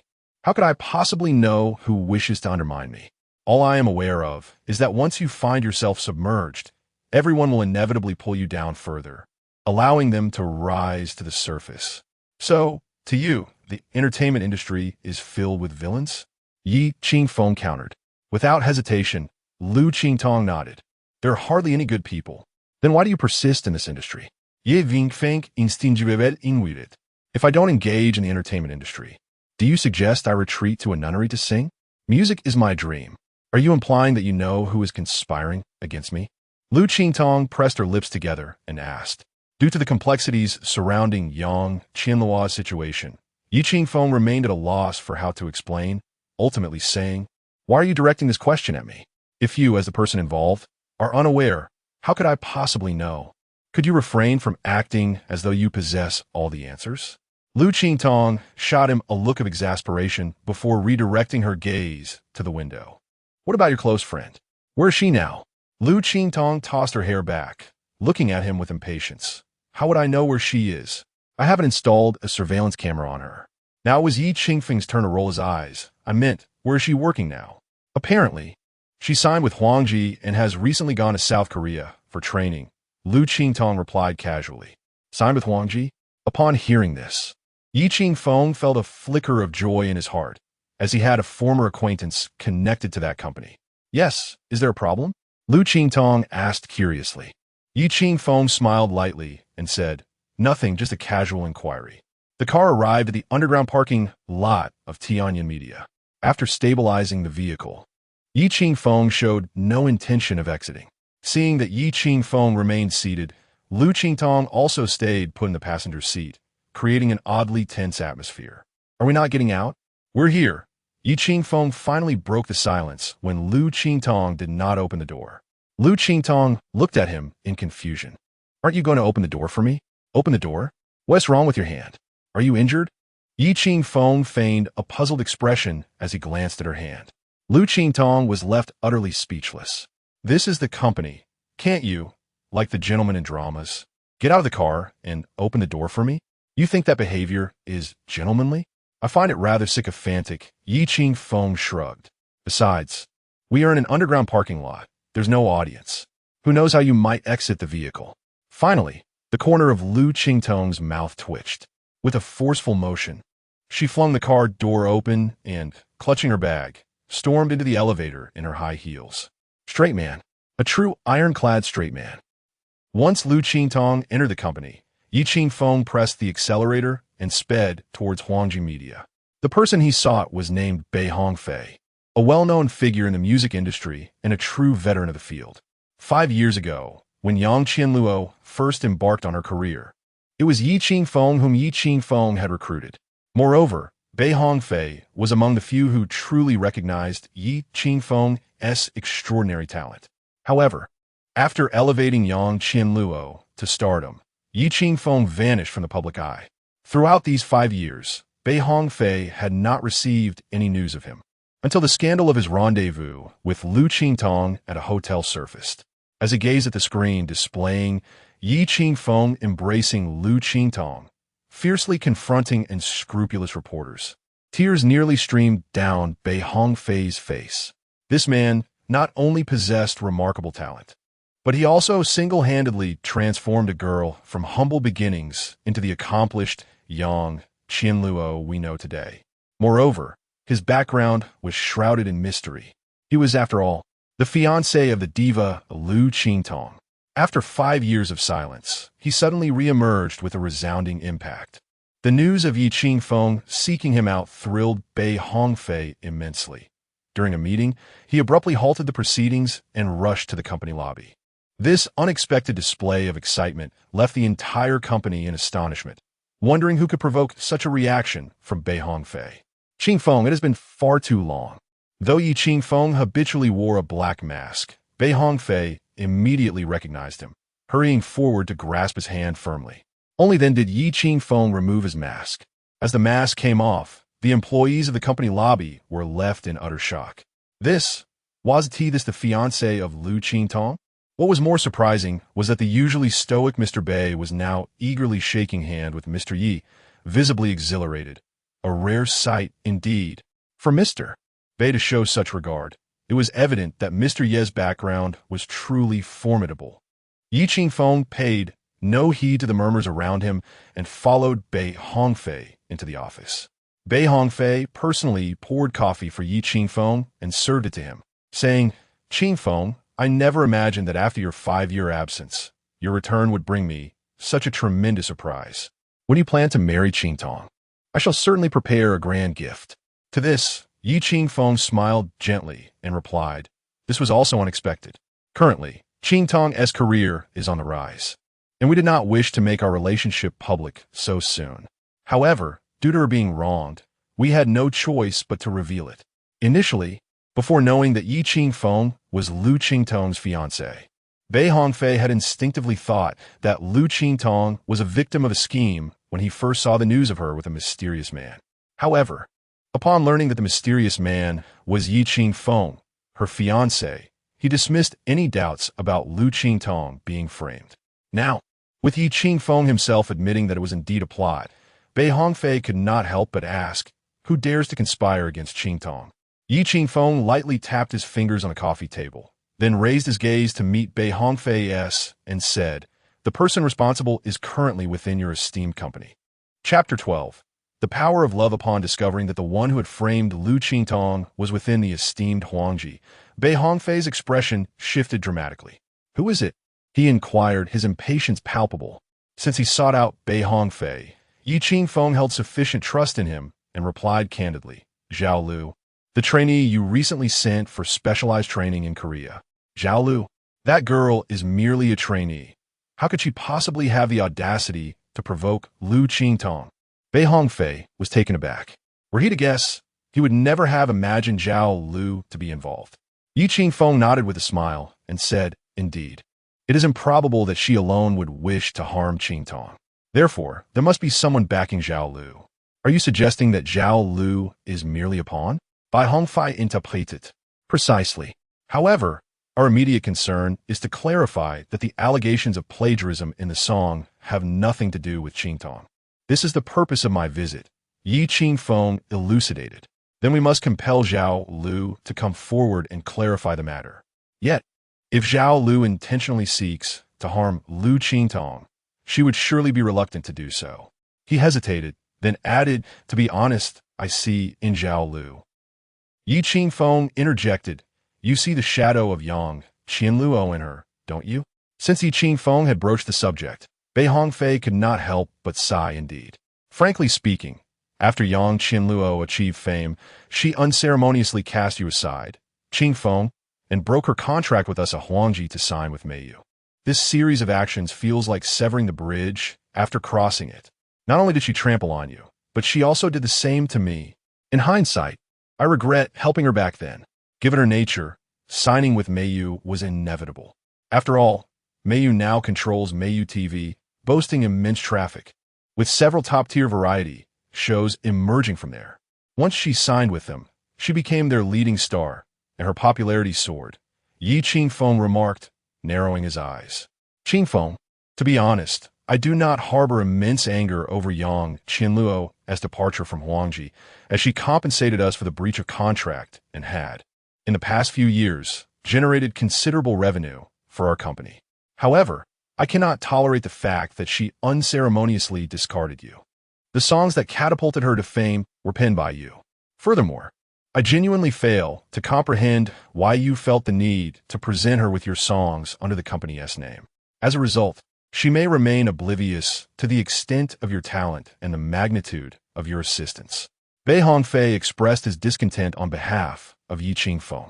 Yi Qingfeng shrugged with indifference, saying, as I am Liu Qingtong's fiancé, I cannot afford to invest excessive emotion in Yang Qianluo. Initially, I merely wished to lend a hand, having felt pity for her humble beginnings. I never anticipated her ambition would be so boundless. Indeed, Yang Qianluo's ambition knows no bounds. To be frank, I suspect that Liu Qingtong's recent spate of setbacks may be linked to Yang Qianluo. As a seasoned veteran in the entertainment industry, Bei Hongfei's instincts remained remarkably sharp. Regardless of her involvement, I will ensure that no one harms Qingtong. Yi Qingfeng said calmly. Bei Hongfei's expression suddenly turned somewhat troubled. Lowering his voice, he said, Qingfeng, since you are here today, as your elder brother, it is imperative that I caution you. Qingtong's participation in Heaven's Gift. The voice is merely a treacherous scheme devised by Meiyu Media. As one of the judges, I inadvertently overheard that the production team intends to minimize Qingtong's screen time, aiming to create a stark contrast with Yang Qianluo. Following this program, Yang Qianluo's fame is set to overshadow Qingtong entirely. In fact, it is likely that within 3 episodes, the production team will eliminate Liu Qingtong, granting her little exposure. If this is indeed the case, then heaven's gift. The voice is truly a perilous banquet for Liu Qingtong. Outside the recording studio of Tianyan Media, Sister Yun, clad in a white lace shirt, stood with her arms crossed, next to the sound engineer. A satisfied smile adorned her face. As Liu Qingtong sound engineer, her workload was remarkably light, having merely corrected a few notes throughout the entire session. Liu Qingtong's performance was nearly flawless, particularly just a few days prior. When she sang this new song, her condition was far from ideal, and numerous details of transitions posed considerable challenges. To her astonishment, within just a few days, all these issues had been surmounted. Could this be the power of love? This thought involuntarily sprang to Sister Yun's mind. Qingtong, you are simply exquisite. The effect of this new song is exceptional, especially those transitions, which flow so naturally, effortlessly capturing the audience's attention. As Liu Qingtong exited the studio, Sister Yun could not help but shower her with praise. Faced with Sister Yun's acknowledgement, Liu Qingtong felt a deep sense of satisfaction, smiling knowingly as she replied, "This is all thanks to Qingfeng. Indeed, the power of love is truly boundless," Sister Yun remarked involuntarily. Liu Qingtong's face flushed slightly. What I meant was, those transitions were all modified with Qingfeng's help. Without him, I might not have achieved such a perfect outcome in such a short time.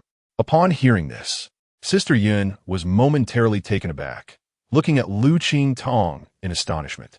"Are you saying that Mr. Yi made these modifications to the transitions? Does he understand music theory? He is quite proficient. He listened to me sing several times outside the practice room and accurately discerned the score, which contained multiple chords, and made revisions accordingly." Liu Qingtong felt a genuine admiration for Yi Qingfeng's musical talent. "He is truly remarkable. Mr. Yi is indeed unfathomable," Sister Yun praised, though internally she felt somewhat intimidated. How could she contend with such an extraordinary individual? "By the way, Qingtong, there is something I need to discuss with you. I believe that in the first episode of Heaven's Gift, The Voice, you should skip the old songs and perform this new one directly," Sister Yun suggested. This surprised Liu Qingtong. "Sister Yun, starting off with a new song might not be wise. If the response to the new song is not as favorable as anticipated, it could put us at a disadvantage in the subsequent competitions. But what if it turns out to be astonishing? Today's audience craves freshness and excitement. If you were to perform classic songs in your debut, it would undoubtedly fail to astonish the audience, thereby diminishing their expectations. At that point, those scathing judges would not spare you. Hence, it is better to remain silent than to make a noise that lacks impact." In Sister Yun's perspective, making a remarkable debut is far more advantageous than merely staging a comeback from adversity. Chapter 13. The War Among Men. As the first episode was set to unveil a new song, Liu Qingtong felt a surge of anxiety within her. Despite her extensive stage experience, the competitive nature of the variety show still left her feeling tense, with beads of perspiration forming on her palms. In the ensuing hours, she rehearsed the new song several times until her assistant, Xiaoya, approached her with a squinting smile, saying, "Sister Qingtong, it's getting late. Let me take you home." "No need. Qingfeng will come to pick me up," Liu Qingtong instinctively replied, though irritation simmered beneath her calm exterior. Why had he dismissed her assistant and failed to arrive on time? Did he expect her to wait in the company, foolishly, in front of everyone? Did she not have any pride? Countless thoughts raced through her mind. Then, a notification chimed on her phone. "I'm downstairs, come down." Upon reading Yi Qingfeng's message, Liu Qingtong's eyes widened in disbelief. First, he had asked her to come up. Now, he wanted her to come down? "Sister Qingtong, what's wrong?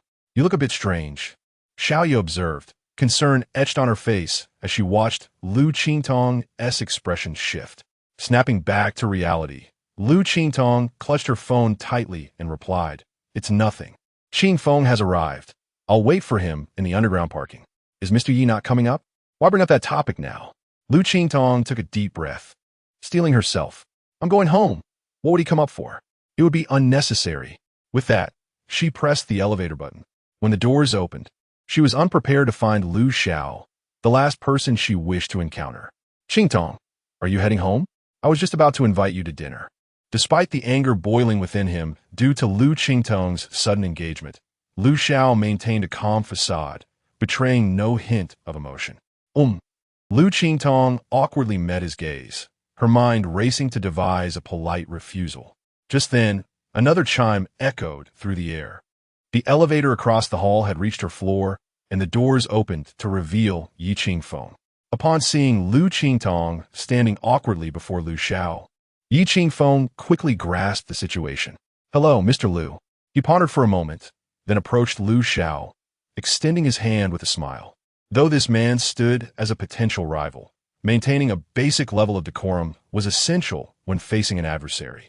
Little did he know, Liu Xiao's perspective was rather limited.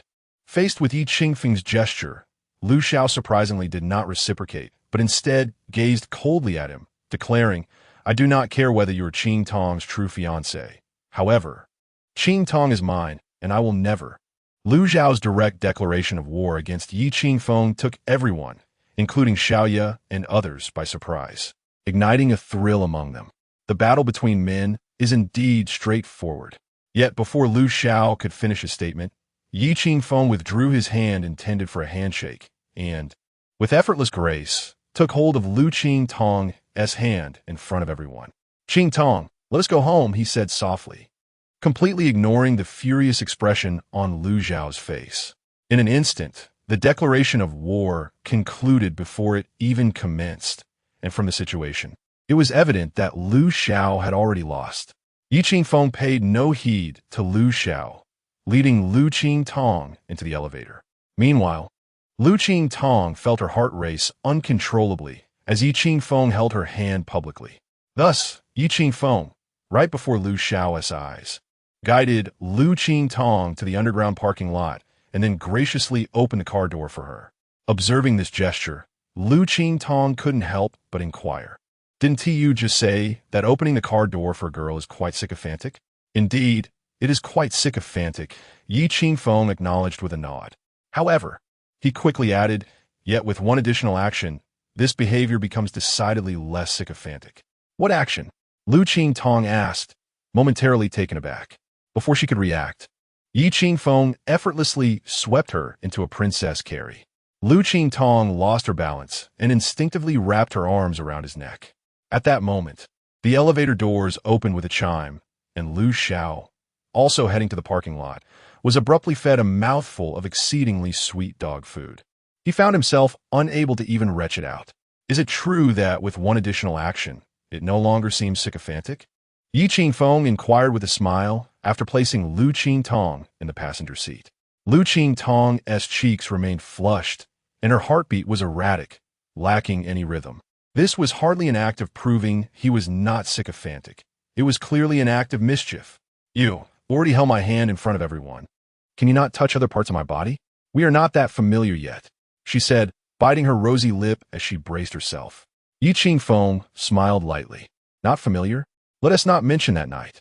Actually, I did not wish for it either. It's just that you called me sycophantic, and I certainly could not tolerate that, right? Wait, what do you mean you did not wish for it? With such a beauty before you, you do not wish to touch?" Liu Qingtong suddenly realized her emotions had turned incredibly complicated.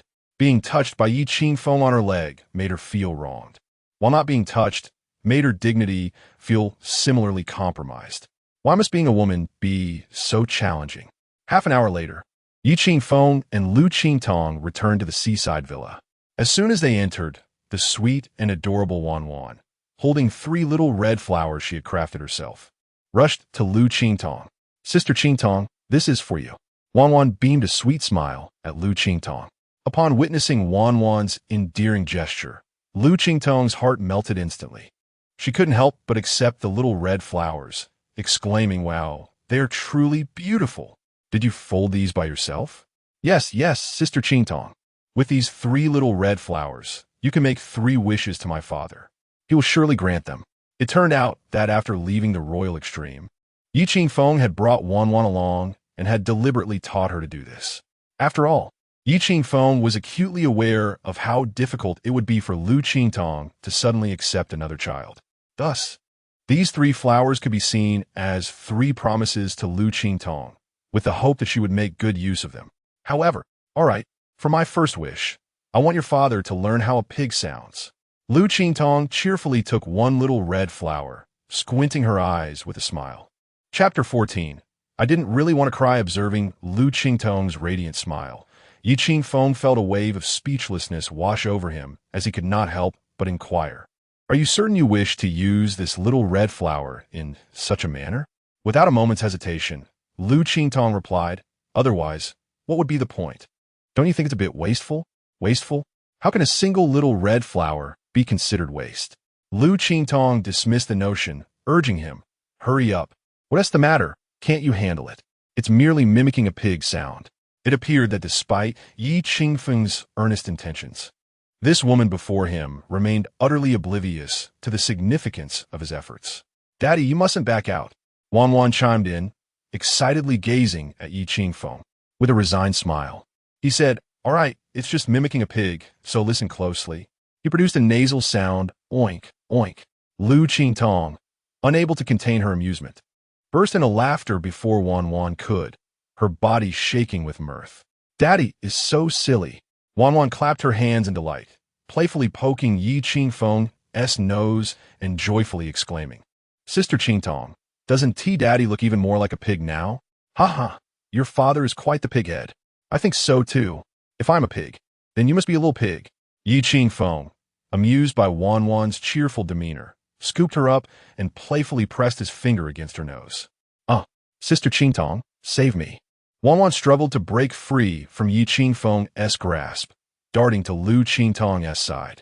However, no sooner had Liu Qingtong embraced her than Wan swiftly placed her finger against Liu Qingtong's nose. Help! Wan, you little rascal. Sister Qingtong, don't run away. Don't come near me. I do not wish to become a pighead. Soon, Wan and Liu Qingtong were frolicking around the room, and as Yi Qingfeng watched the 2 of them filled with laughter, he couldn't help but smile knowingly. At least, their first meeting was not as dreadful as he had imagined. After all, he had initially feared that Liu Qingtong might not be fond of children. However, seeing their joyful antics filled him with a twinge of guilt. If Liu Qingtong were to discover that Wan was Yang Qianhua's child, he wondered how she would react. Yet, having devised this temporary solution, there was nothing more to be done but to accept the consequences. As evening approached, Yi Qingfeng retrieved ingredients from the refrigerator, preparing to craft a sumptuous dinner. Noticing him preparing vegetables, Wan quickly rushed over, pulled up a small chair beside him, and rolled up her sleeves, declaring, Daddy, I'm here to help you. Yi Qingfeng felt a sense of gratitude at this. Ever since she was just over 3 years old, Wan had been assisting him with simple household chores, albeit often clumsily. However, now, she had become quite adept at handling vegetables, whether shelling peas or washing greens. Her movements were swift and efficient. At that moment, Liu Qingtong descended the stairs, cradling a cup of coffee. Upon seeing Wan rolling up her sleeves to help Yi Qingfeng with the edamame, she was momentarily taken aback, and a surge of complex emotions welled up within her. Reflecting on Yi Qingfeng's earlier mention that Wan's mother had passed away, she pondered, had they been living this way all these years? Would you like some assistance? Liu Qingtong set down her cup, observing Wan, who was so small yet adept at household chores, and felt a pang of sympathy. You need not worry. Just go wait in the living room for dinner. Wan has been doing this for quite some time, Yi Qingfeng remarked, glancing at Liu Qingtong with a smile. She shot him a disapproving look, retorting, Don't make me seem like a useless person. After saying this, she moved a small chair next to Wan and praised. I didn't realize you were so capable, Wan. Wan giggled, It's quite simple. With that, her tiny hands skillfully peeled the edamame, placing the green beans into a bowl beside her. Liu Qingtong picked up a vine and tugged the edamame from it, but when it came time to peel, she suddenly found herself at a loss. Her nails were meticulously done, beautiful and delicate yet utterly impractical. Peeling edamame had become a burden. Noticing Liu Qingtong hesitating with the edamame, Wan instinctively thought she was unsure, squinting with a smile, Sister Qingtong, just pinch this end, press gently, and tear along the seam. Liu Qingtong thought, is this really a matter of whether I can do it? Fortunately, Yi Qingfeng recognized her struggle and advised, why don't you just sit in the living room? We wouldn't want to ruin your lovely nails. Liu Qingtong shot him an indignant glance, determined not to be seen as inept. Rising, she approached Yi Qingfeng and asked, is there any vegetable that needs cutting? I can handle it. All right, then slice some onions, Yi Qingfeng replied, handing her an onion. Liu Qingtong took the onion hesitantly, her mind momentarily blank. Onion slices? How does one even do that? Yet, to prove she was not less capable than a 5-year-old, she steeled herself and grasped the knife, thinking to herself that she would just cut first and figure it out later. However, after 2 cuts, her actions came to an abrupt halt. Why must she be tasked with cutting an onion? This must be deliberate.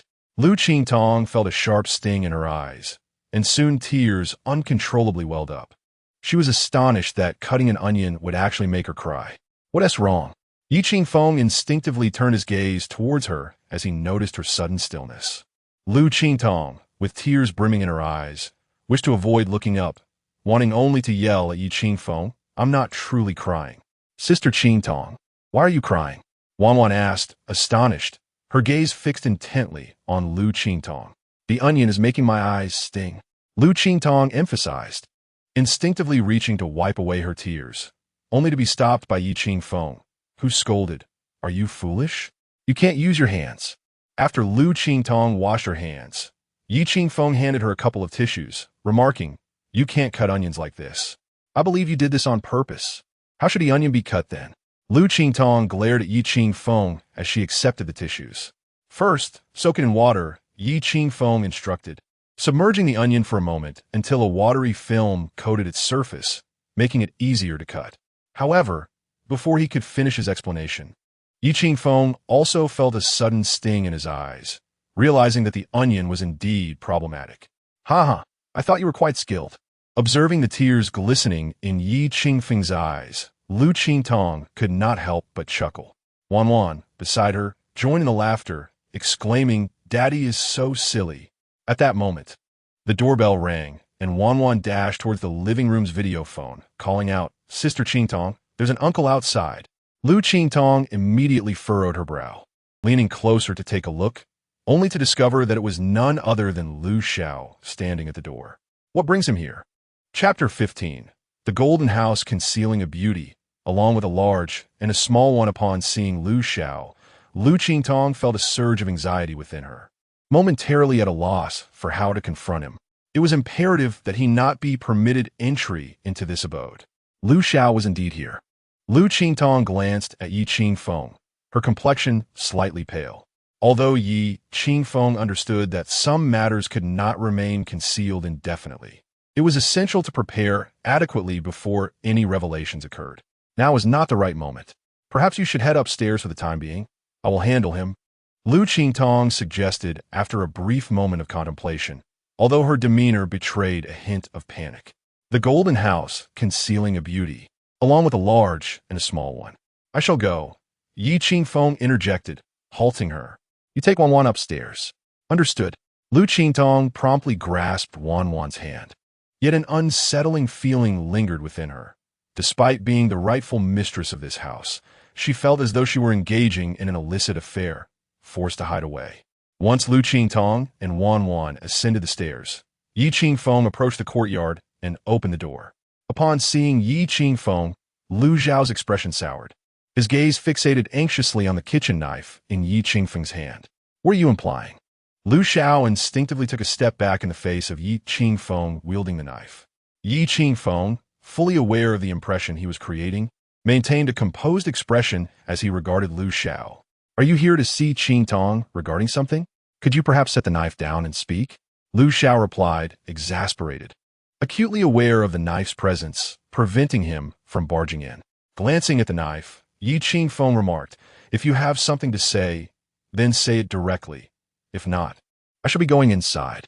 Liu Qingtong is my employee, and you cannot treat me like this. Liu Xiao retorted, his anger evident as he glared at Yi Qingfeng. Remaining unfazed, Yi Qingfeng responded without hesitation, I am merely preparing a meal. Is there an issue with that? At the very least, allow me to enter. Why should I grant you entry? Liu Xiao clenched his teeth, asserting, as her superior, I should be able to visit her home without issue. Should I not? That is not the case. You. Liu Xiao was utterly confounded. I merely wish to discuss work matters with Qingtong. Can we not converse over the phone? I care not for your relationship with Qingtong. Your actions bring her no benefit whatsoever. Do you have any idea of the consequences of crossing me? Liu Xiao finally issued a thinly veiled threat. In response to Liu Xiao's menacing words, Yi Qingfeng's expression turned frigid. If I refrain from this, does that mean I avoid offending you? Do you truly believe I should placate you? I will never allow you to take Qingtong from me. Liu Xiao glared at Yi Qingfeng, his teeth clenched, and declared war once more. Yi Qingfeng could not help but chuckle. Take. Do you believe that term to be appropriate? Qingtong is my fiancée, Yi. I fail to comprehend what you are so vociferously complaining about. Shall I offer you a word as well? What? Liu Xiao instinctively inquired. Leave. With that, Yi Qingfeng swiftly closed the door, turning his back and retreating indoors. Liu Xiao stood at the threshold, seething with rage, the veins on his forehead almost threatening to burst. Upon returning inside, Liu Qingtong, gently guiding Wan, descended the stairs with utmost caution. Has Liu Xiao departed? He has left. Yi Qingfeng continued to slice the vegetables. Although he was reluctant to acquire another adversary so soon, Liu Xiao had already declared war at the company, and this entanglement was inevitable. Liu Qingtong's fiancée was indeed a formidable opponent. Did he leave so easily? I did not permit him to depart. Then how did he manage to leave? Because I told him to get lost. Liu Qingtong's lips twitched in irritation.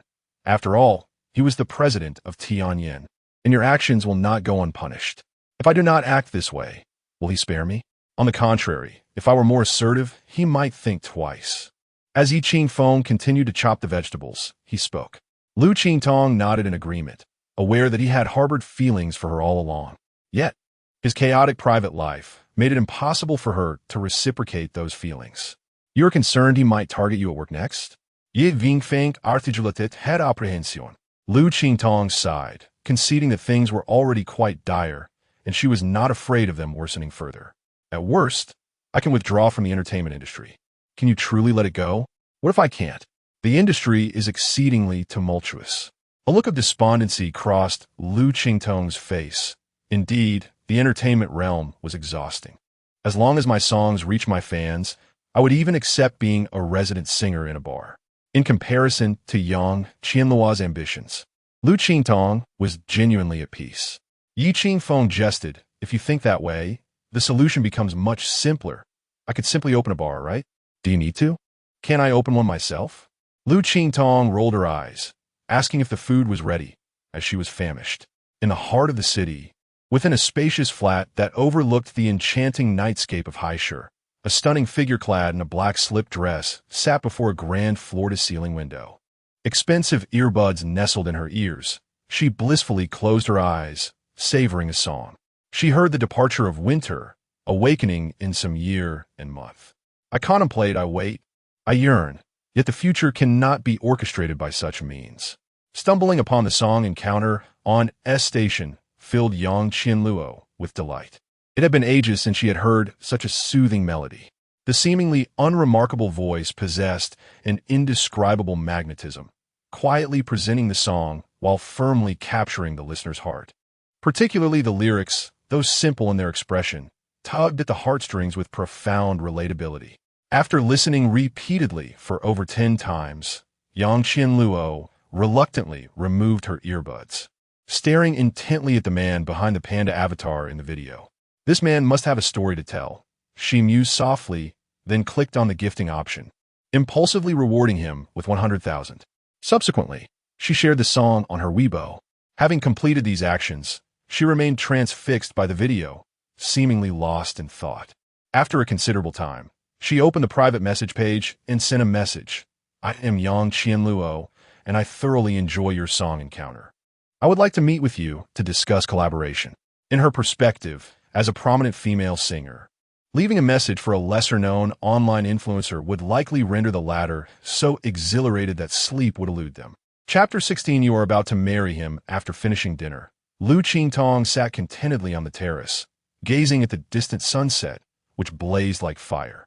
The reason she purchased this house was her fondness for the ocean view, the rhythmic ebb and flow of the tides, and the sight of the rising sun and setting sun.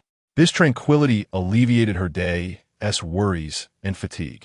Wow, the sunset is so beautiful. At that moment, a voice of awe emerged from behind her. Wanwan's. Liu Qingtong smiled as she turned around, embracing the little girl. Though this child had recently entered her life, she felt an extraordinary sense of adaptation, as if she truly had a daughter. You could see it every day from now on. Liu Qingtong gazed gently at Wanwan, recalling that she had grown up without a mother. A hint of affection flickered in her eyes. Leaning against Liu Qingtong, Wanwan exclaimed, "Sister Qingtong, it feels like a dream." Liu Qingtong pondered a question and curiously looked at Wanwan, asking, "Wanwan's, how did your father tell you about moving here?" "Dad said you were about to marry him." Liu Qingtong. Reflecting on it, she found herself somewhat relieved. After all, Wanwan was just a child. If Qingfeng were to reveal the truth to her, it would be uncertain whether she could comprehend it, and it would be easier for the secret to be exposed. However, after this incident, she wondered if Wanwan would be able to accept the truth. "Wanwan, why don't you go watch some TV in the living room? I have something to discuss with Sister Qingtong." Just then, Qingfeng, who had arrived on the terrace, caught the tail end of Wanwan's words. "All right, Daddy." Although she felt a bit reluctant to part with the beautiful sunset, Wanwan obediently nodded and dashed inside. Qingfeng looked apologetically at Liu Qingtong. "I feared the child might speak without thinking, so I did not disclose the truth to her. I understand. However, when Wanwan eventually learns the truth, will she be able to accept it?" Liu Qingtong expressed her concern. Qingfeng sighed. "That's why I wanted to ask you for a favor." Once again, whenever Qingfeng uttered those words, Liu Qingtong instinctively felt a tightening in her heart. "What is it?" Liu Qingtong pressed her lips together. "If Wanwan and I leave here, would you still be able to visit her occasionally? I have a feeling that she quite likes you. Moreover, I do not wish to reveal the truth to her." There was a tinge of pleading in Qingfeng's tone. Upon hearing this request, Liu Qingtong breathed a sigh of relief and smiled. "Of course, even if you leave, Wanwan can stay here." That is fine." Qingfeng chocolate akardi. "By the way, for the gifted voice, what do you plan to sing as your first song?" Recalling her conversation with Bei Hongfei earlier in the day, Qingfeng asked, for it was indeed as Bei Hongfei had suggested. The production team seemed intent on targeting Liu Qingtong, making her choice of the first song particularly significant. It must be a piece that could directly resonate with the audience and render the judges speechless.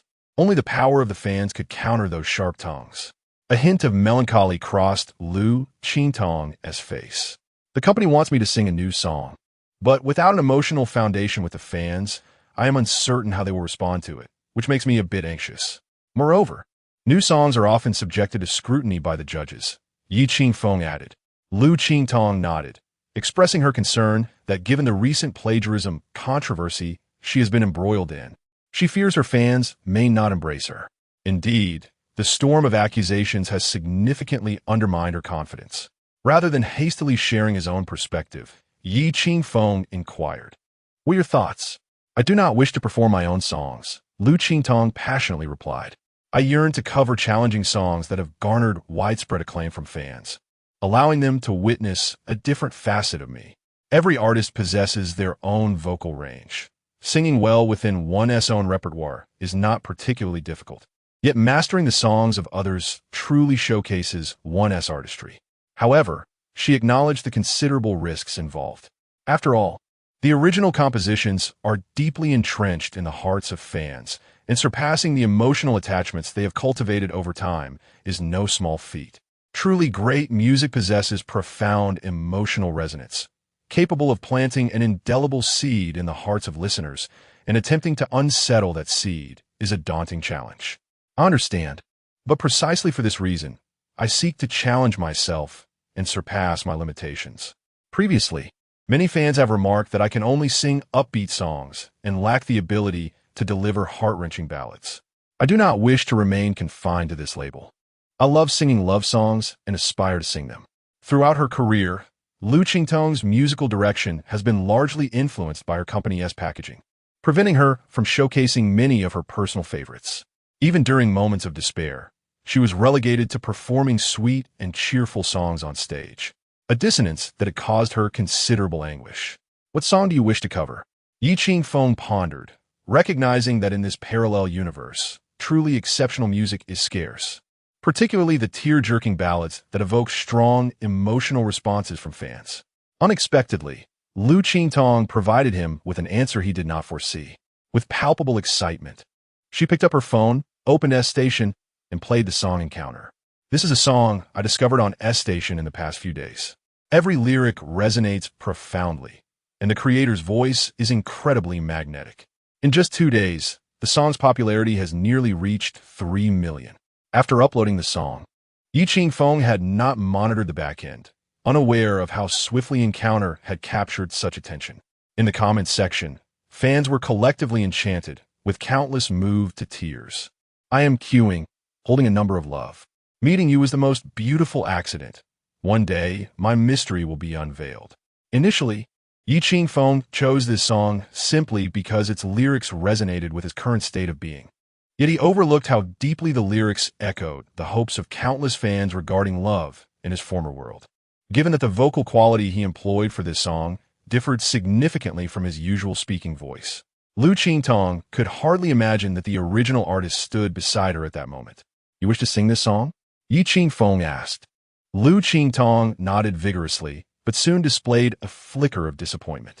Yes, I truly wish to sing this song. Regrettably, I sent a private message to this creator yesterday, yet I have yet to receive a response from him. I am uncertain whether he will consent to grant me the copyright authorization. After all, without such authorization, Liu Qingtong cannot perform the song. Chapter 17. Are all wealthy young women so willful? Initially, Yi Qingfeng did not entirely agree with Liu Qingtong's choice to sing this particular song, though it appeared devoid of challenging high notes and featured a relatively gentle melody. The demands for pitch accuracy and breath control were exceedingly high. Songs that unfold with such grace are often the most difficult to perform. However, Liu Qingtong's words touched him. As a vocalist, the courage to innovate and transcend oneself is a rarity among contemporary singers. Many artists seem to live off a single hit song for a lifetime, merely capitalizing on the nostalgia of their fans. Let us wait and see. He mused, this song's popularity is bound to surge, and the influx of private messages for the creator will likely be overwhelming. It is only natural if your comments go unnoticed. Though he casually remarked this, he had not actually checked. Indeed, the private messages had already reached over 10,000, making it understandable that some would be missed. Yet, Liu Qingtong's subsequent actions took him by surprise. With excitement, she clapped her thighs and exclaimed, "You've reminded me. This song has skyrocketed in popularity within just 2 days. The creator's inbox must be flooded. I must ensure my message stands out. What do you plan to do?" Ye Qingfeng invited, curiosity piqued. Liu Qingtong's fingers danced swiftly across the screen as she accessed the tipping interface of the song. I will make myself the top donor. He will surely notice me. Yi Qingfeng could only stare in disbelief. Are all wealthy young women so reckless? However, Liu Qingtong soon furrowed her brows, staring intently at the screen while murmuring. Yang Qianluo has also made a donation, securing the top position. Does she also enjoy this song? Taken aback, Yi Qingfeng glanced at the screen, where Yang Qianluo's name boldly stood out on the leaderboard. No, I cannot let her steal my thunder. The top spot is mine. Liu Qingtong puffed out her cheeks, and soon an array of gift effects began to cascade across the screen. With fervent determination, her fingers tapped feverishly, as if she intended to shatter the screen. Is this really necessary? Yi Qingfeng thought, observing her incredulously. Oh dear, I'm nearly at 1 million.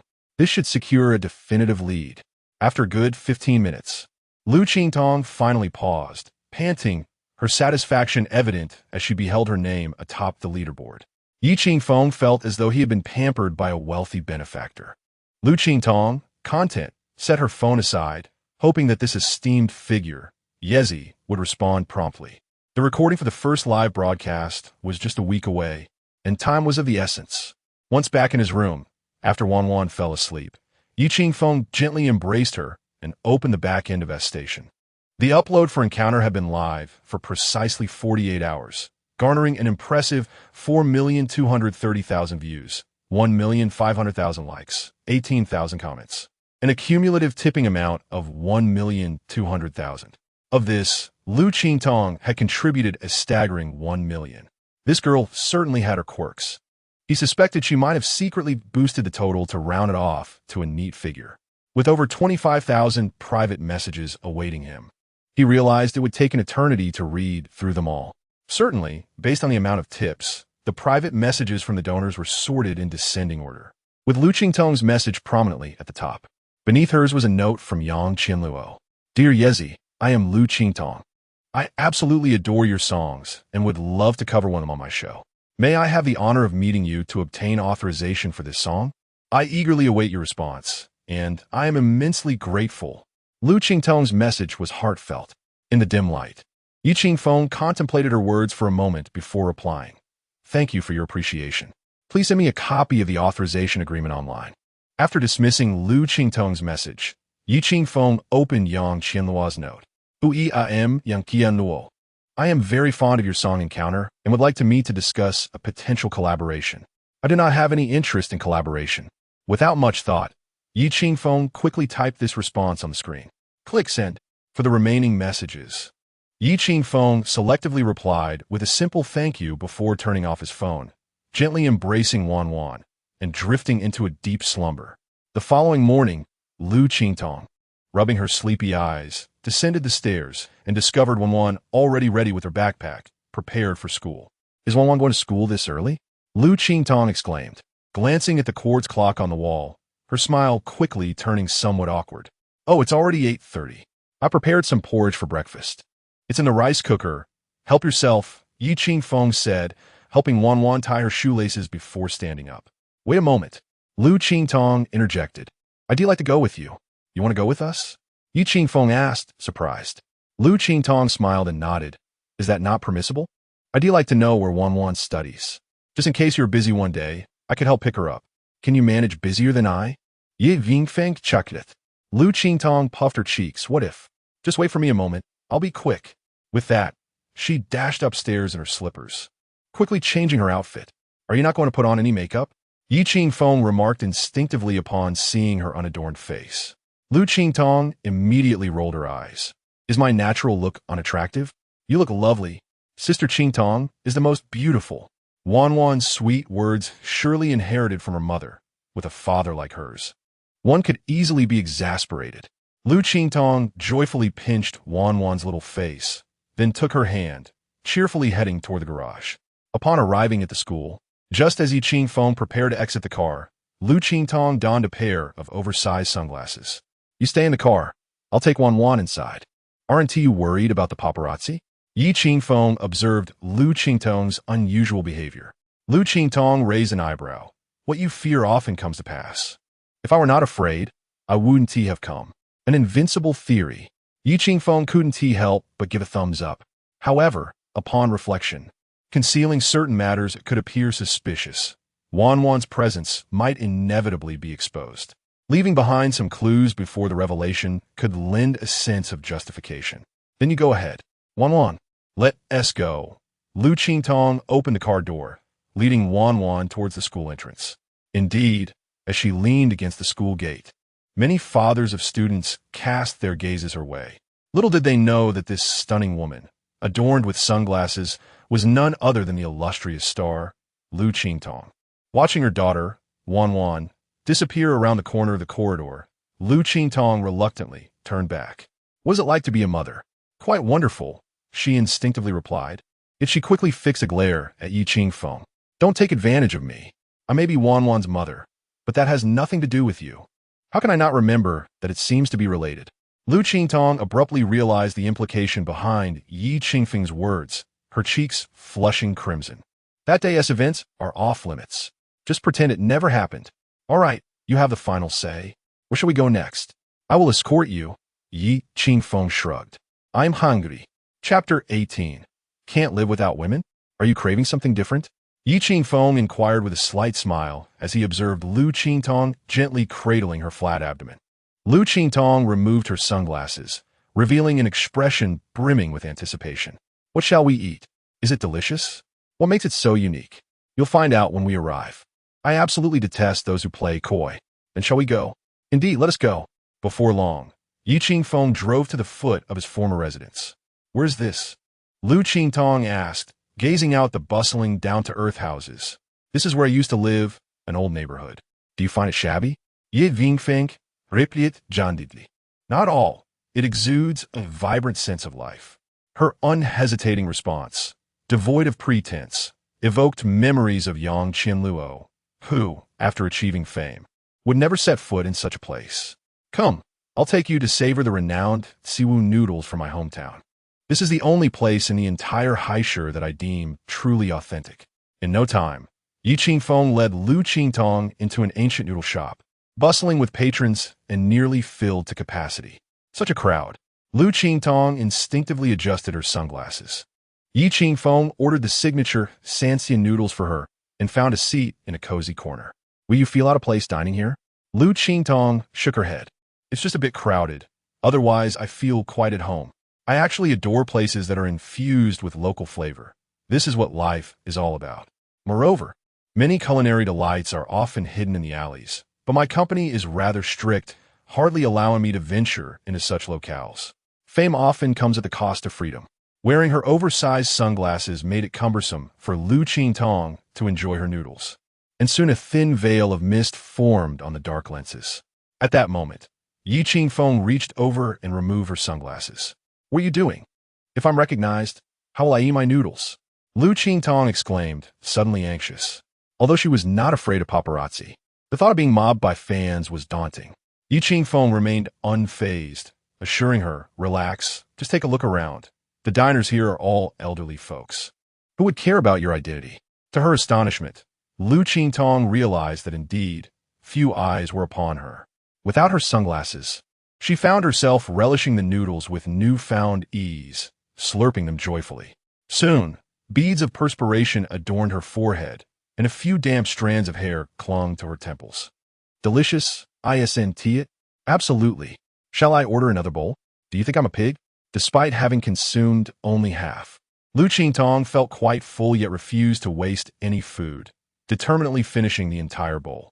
Afterwards, she held her still flat abdomen and declared, I must give this establishment a poor review. Why is that? Too much. I'm stuffed. Liu Qingfeng couldn't help but chuckle, observing her and pondering the stark contrast between her and Yang Qianluo. How could such a disparity exist between two stars of the same caliber? Qingfeng, I wish to visit the place where you once resided with Wanwan. Upon arriving at the base of Yi Qingfeng's apartment complex, Liu Qingtong suddenly felt an urge to explore. Are you certain? What is there to be uncertain about? Hurry up, it's just a short walk. I've been cooped up for too long. Liu Qingtong dabbed at the corners of her mouth with a tissue and rose first. Since she expressed a desire to see, Yi Qingfeng naturally would not decline, standing to settle the bill with the proprietor.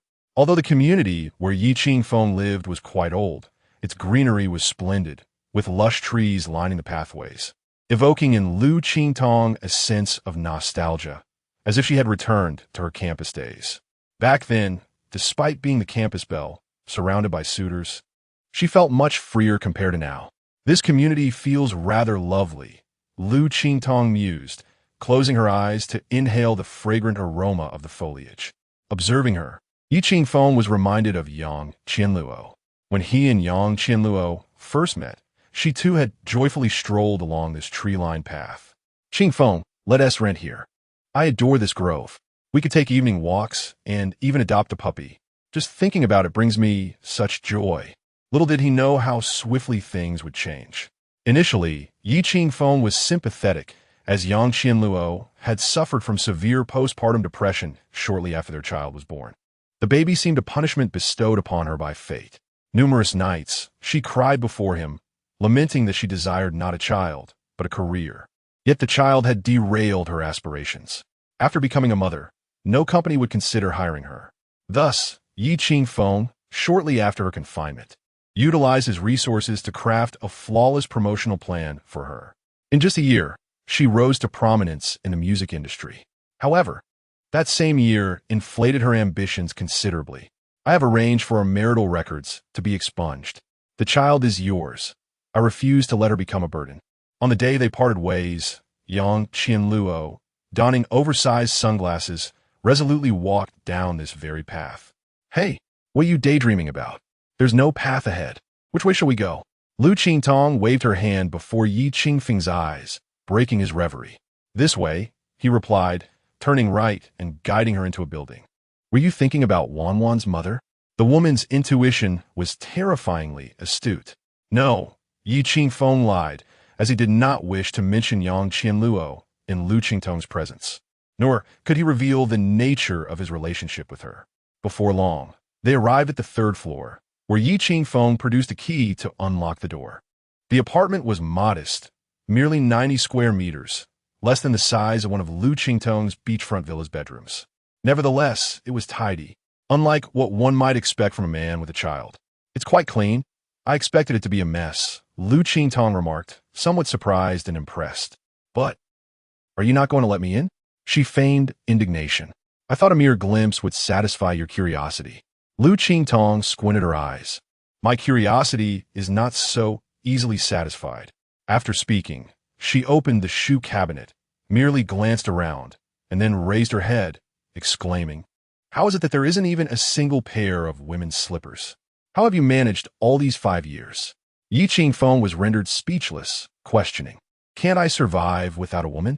To which she retorted, Then how do you manage on your own? Liu Qingtong blurted out, only to realize the brazen words that had slipped from her lips. Chapter 19. This song, she must have it. What is it that you seek to resolve? Ye Qingfeng inwidet kunojin. Liu Qingtong's face flushed, and she averted her gaze, stammering, in nothing. Then how do you plan to handle it alone? To Liu Qingtong's astonishment, Yi Qingfeng dared to retort. Her face turned an even deeper shade of crimson. Resolve what? I don't understand what you mean. The memory of that crimson hue on the bed flashed in Yi Qingfeng's mind, and he shrugged. Not understanding is quite fine. What's fine about that? Liu Qingtong felt her cheeks burn with embarrassment, her mind wandering back to that night, a hazy blend of dreams and reality. Though the memory was somewhat blurred, it lingered sweetly, leaving her with a sense of nostalgia. You needn't change your shoes. Just come in, Yi Qingfeng said as he entered the room without removing his footwear. Although this apartment was initially rented, Yi Qingfeng purchased it shortly after Yang Qianluo's departure. At that time, he harbored a flicker of sentimentality, but now it seemed like a mere jest. Some people only grow more distant. The house, adorned in a vintage wooden style with walnut decor, exuded a sense of quality. And Yi Qingfeng had taken great care of it. The indoor greenery flourished vibrantly. Upon entering, Yi Qingfeng filled a watering can with water, while Liu Qingtong grabbed a spray bottle, assisting him in nurturing all the plants within the abode. Should we move these plants to my place? Liu Qingtong asked. No need. They belong here. I will return occasionally to water them, Yi Qingfeng replied with a gentle smile. At that moment, Liu Qingtong noticed a guitar resting on the sofa and instinctively picked it up. Did you major in music during your studies? No, I majored in economics, Yi Qingfeng responded. In his previous life, although he had studied economics, he was the president of the school's music club and shortly after graduation, established a management company that nurtured numerous stars. How come your understanding of music theory is so profound? Liu Qingtong queried. Recalling the sheet music Yi Qingfeng had left that night, her curiosity piqued again. Because I love it. I learn much on my own, Yi Qingfeng answered truthfully, his innate musicality being a natural gift. Liu Qingtong nodded, then gently strummed the guitar strings, quickly noticing 2 letters at the base of the instrument. YY. The letters were artistically styled, resembling 2 newly sprouted saplings. Thus, Liu Qingtong mistook them for mere saplings. Laughing, why are there 2 little saplings carved on a guitar? What do they signify? After a moment of silence, Yi Qingfeng replied, just something I carve casually. Really? No special meaning? Liu Qingtong's gaze held a hint of skepticism. Yi Qingfeng took the guitar from her hands and placed it in the cabinet, asserting, I told you, there's nothing to it. Why are you getting upset? If there's nothing, then there's nothing. Liu Qingtong pouted, then instinctively took out her phone and opened S Station. Upon seeing a little red notification for private messages, excitement surged within her, and she quickly clicked it, letting out a shriek. Liu Qingtong gazed at her in silence, questioning what was amiss. Yanzi has replied to me, she exclaimed, her face alight with enthusiasm. She said she can authorize it. Wonderful. Quickly, take me to the company. I need to discuss this matter. Liu Qingtong sprang to her feet, brimming with excitement. Is there truly a need to rush? Of course. I have yet to practice this song, and time is of the essence. Meanwhile, on the other side, a stunningly beautiful woman languidly reclined on her bed. Her long, graceful legs rested atop the covers, and her flowing hair cascaded down the pillow like a waterfall. Upon awakening, she let out a soft moan and sat up. But soon her demeanor shifted as she abruptly became alert, eagerly grabbing her phone from the bedside.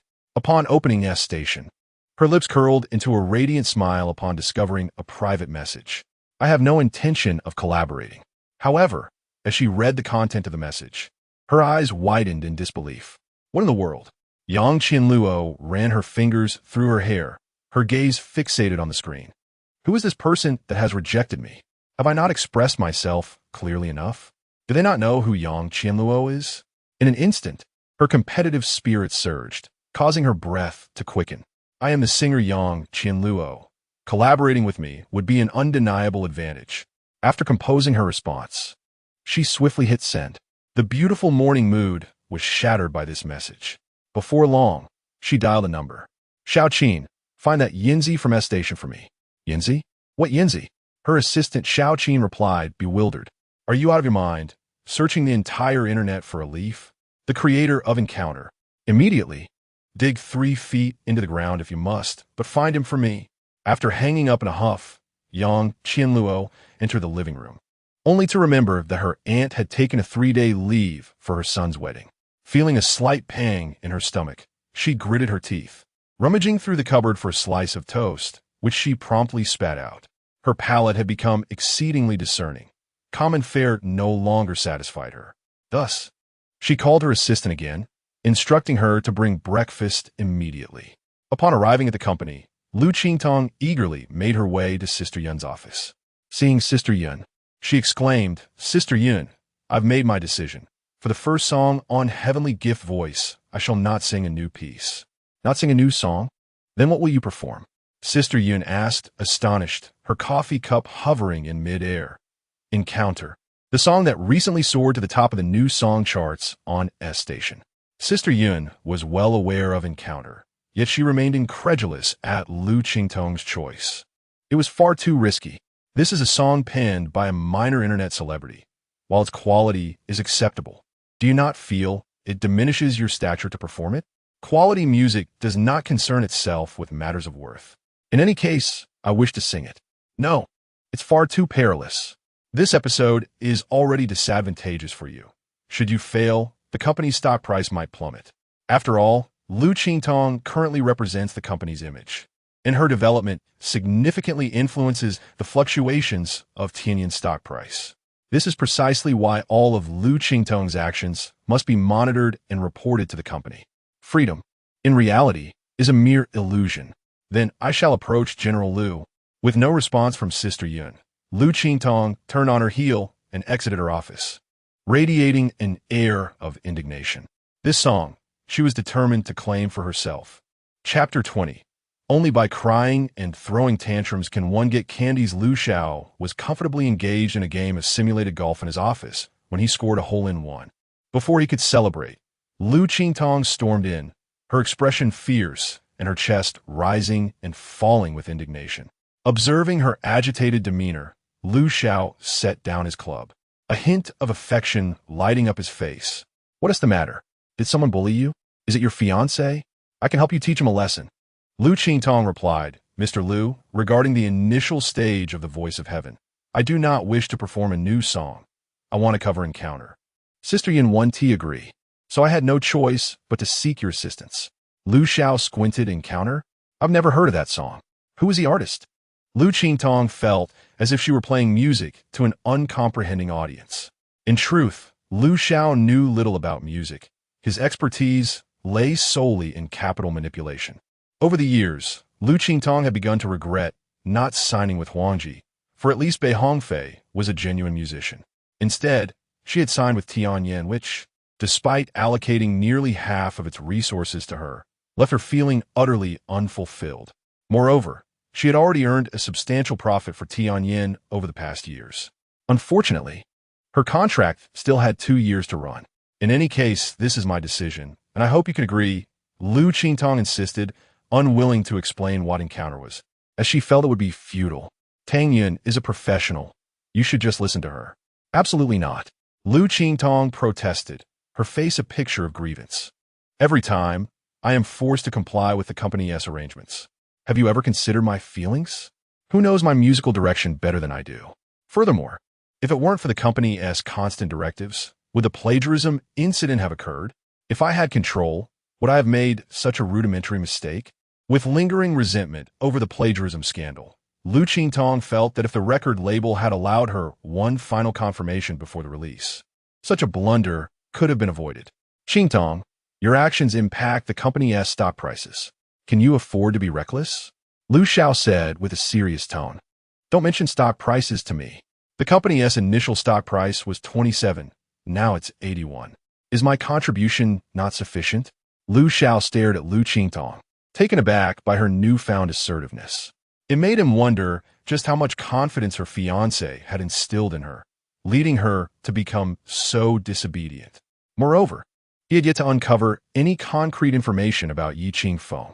While he had investigated all accessible foreign capital, Yi Qingfeng's name was nowhere to be found. It was precisely those untraceable entities that posed the greatest threat, and Liu Xiao dared not gamble. Offending an international tycoon could spell disaster for his modest Tianyin entertainment. Even with the Liu family's backing, what of it? Liu Xiao lightly touched his nose, paced around the room a couple of times, and ultimately decided not to let this minor issue cause a rift. He relented, saying, "All right, I'll go along with you. I will speak to Tang Yun about this matter." Liu Qingtong was taken aback by Liu Xiao's sudden acquiescence. After expressing her gratitude and preparing to leave, Liu Xiao called out to her again. "Qingtong, I would like to have dinner with your fiancé. Could you arrange that?" Since there was no way to uncover information about Yi Qingfeng, Liu Xiao decided to explore his character through casual dining and conversation. One can discern whether an individual belongs to the upper echelons of society through their demeanor and conduct. This matter is not solely within my purview. His consent is imperative. Fortunately, Liu Qingtong is astute enough to recognize that this statement reflects Yi Qingfeng's standing. "All right, you may go back and discuss it with him." Calling. I've resolved my affairs. Hurry and come pick me up."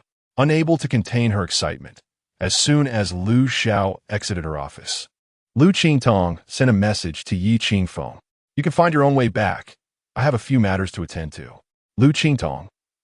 She had anticipated that Yi Qingfeng would be waiting for her downstairs, but to her surprise, he had left on his own, and he expected her to return alone. Liu Qingtong stared at her screen, mouth slightly agape. How am I supposed to go back? By taxi? Well, that's not entirely out of the question. But am I really expected to take a taxi? What if the driver abducts me? Meanwhile, observing Yi Qingfeng's continuous replies, Bei Hongfei couldn't help but smile. "Is Qingtong looking for you?" I hadn't noticed. She usually presents a rather aloof demeanor, yet here she seems quite attached to you. Ye Qingfeng, chocolate.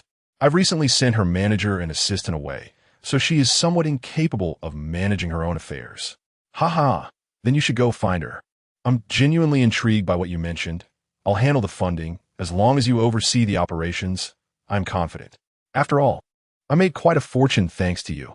Your talent is something I deeply admire. Bei Hongfei laughed heartily, particularly looking forward to Yi Qingfeng's upcoming endeavors. All right, this project is significant. Brother Hongfei, if you find it overwhelming alone, feel free to bring in additional investors, those you trust. 200 million? I can manage that.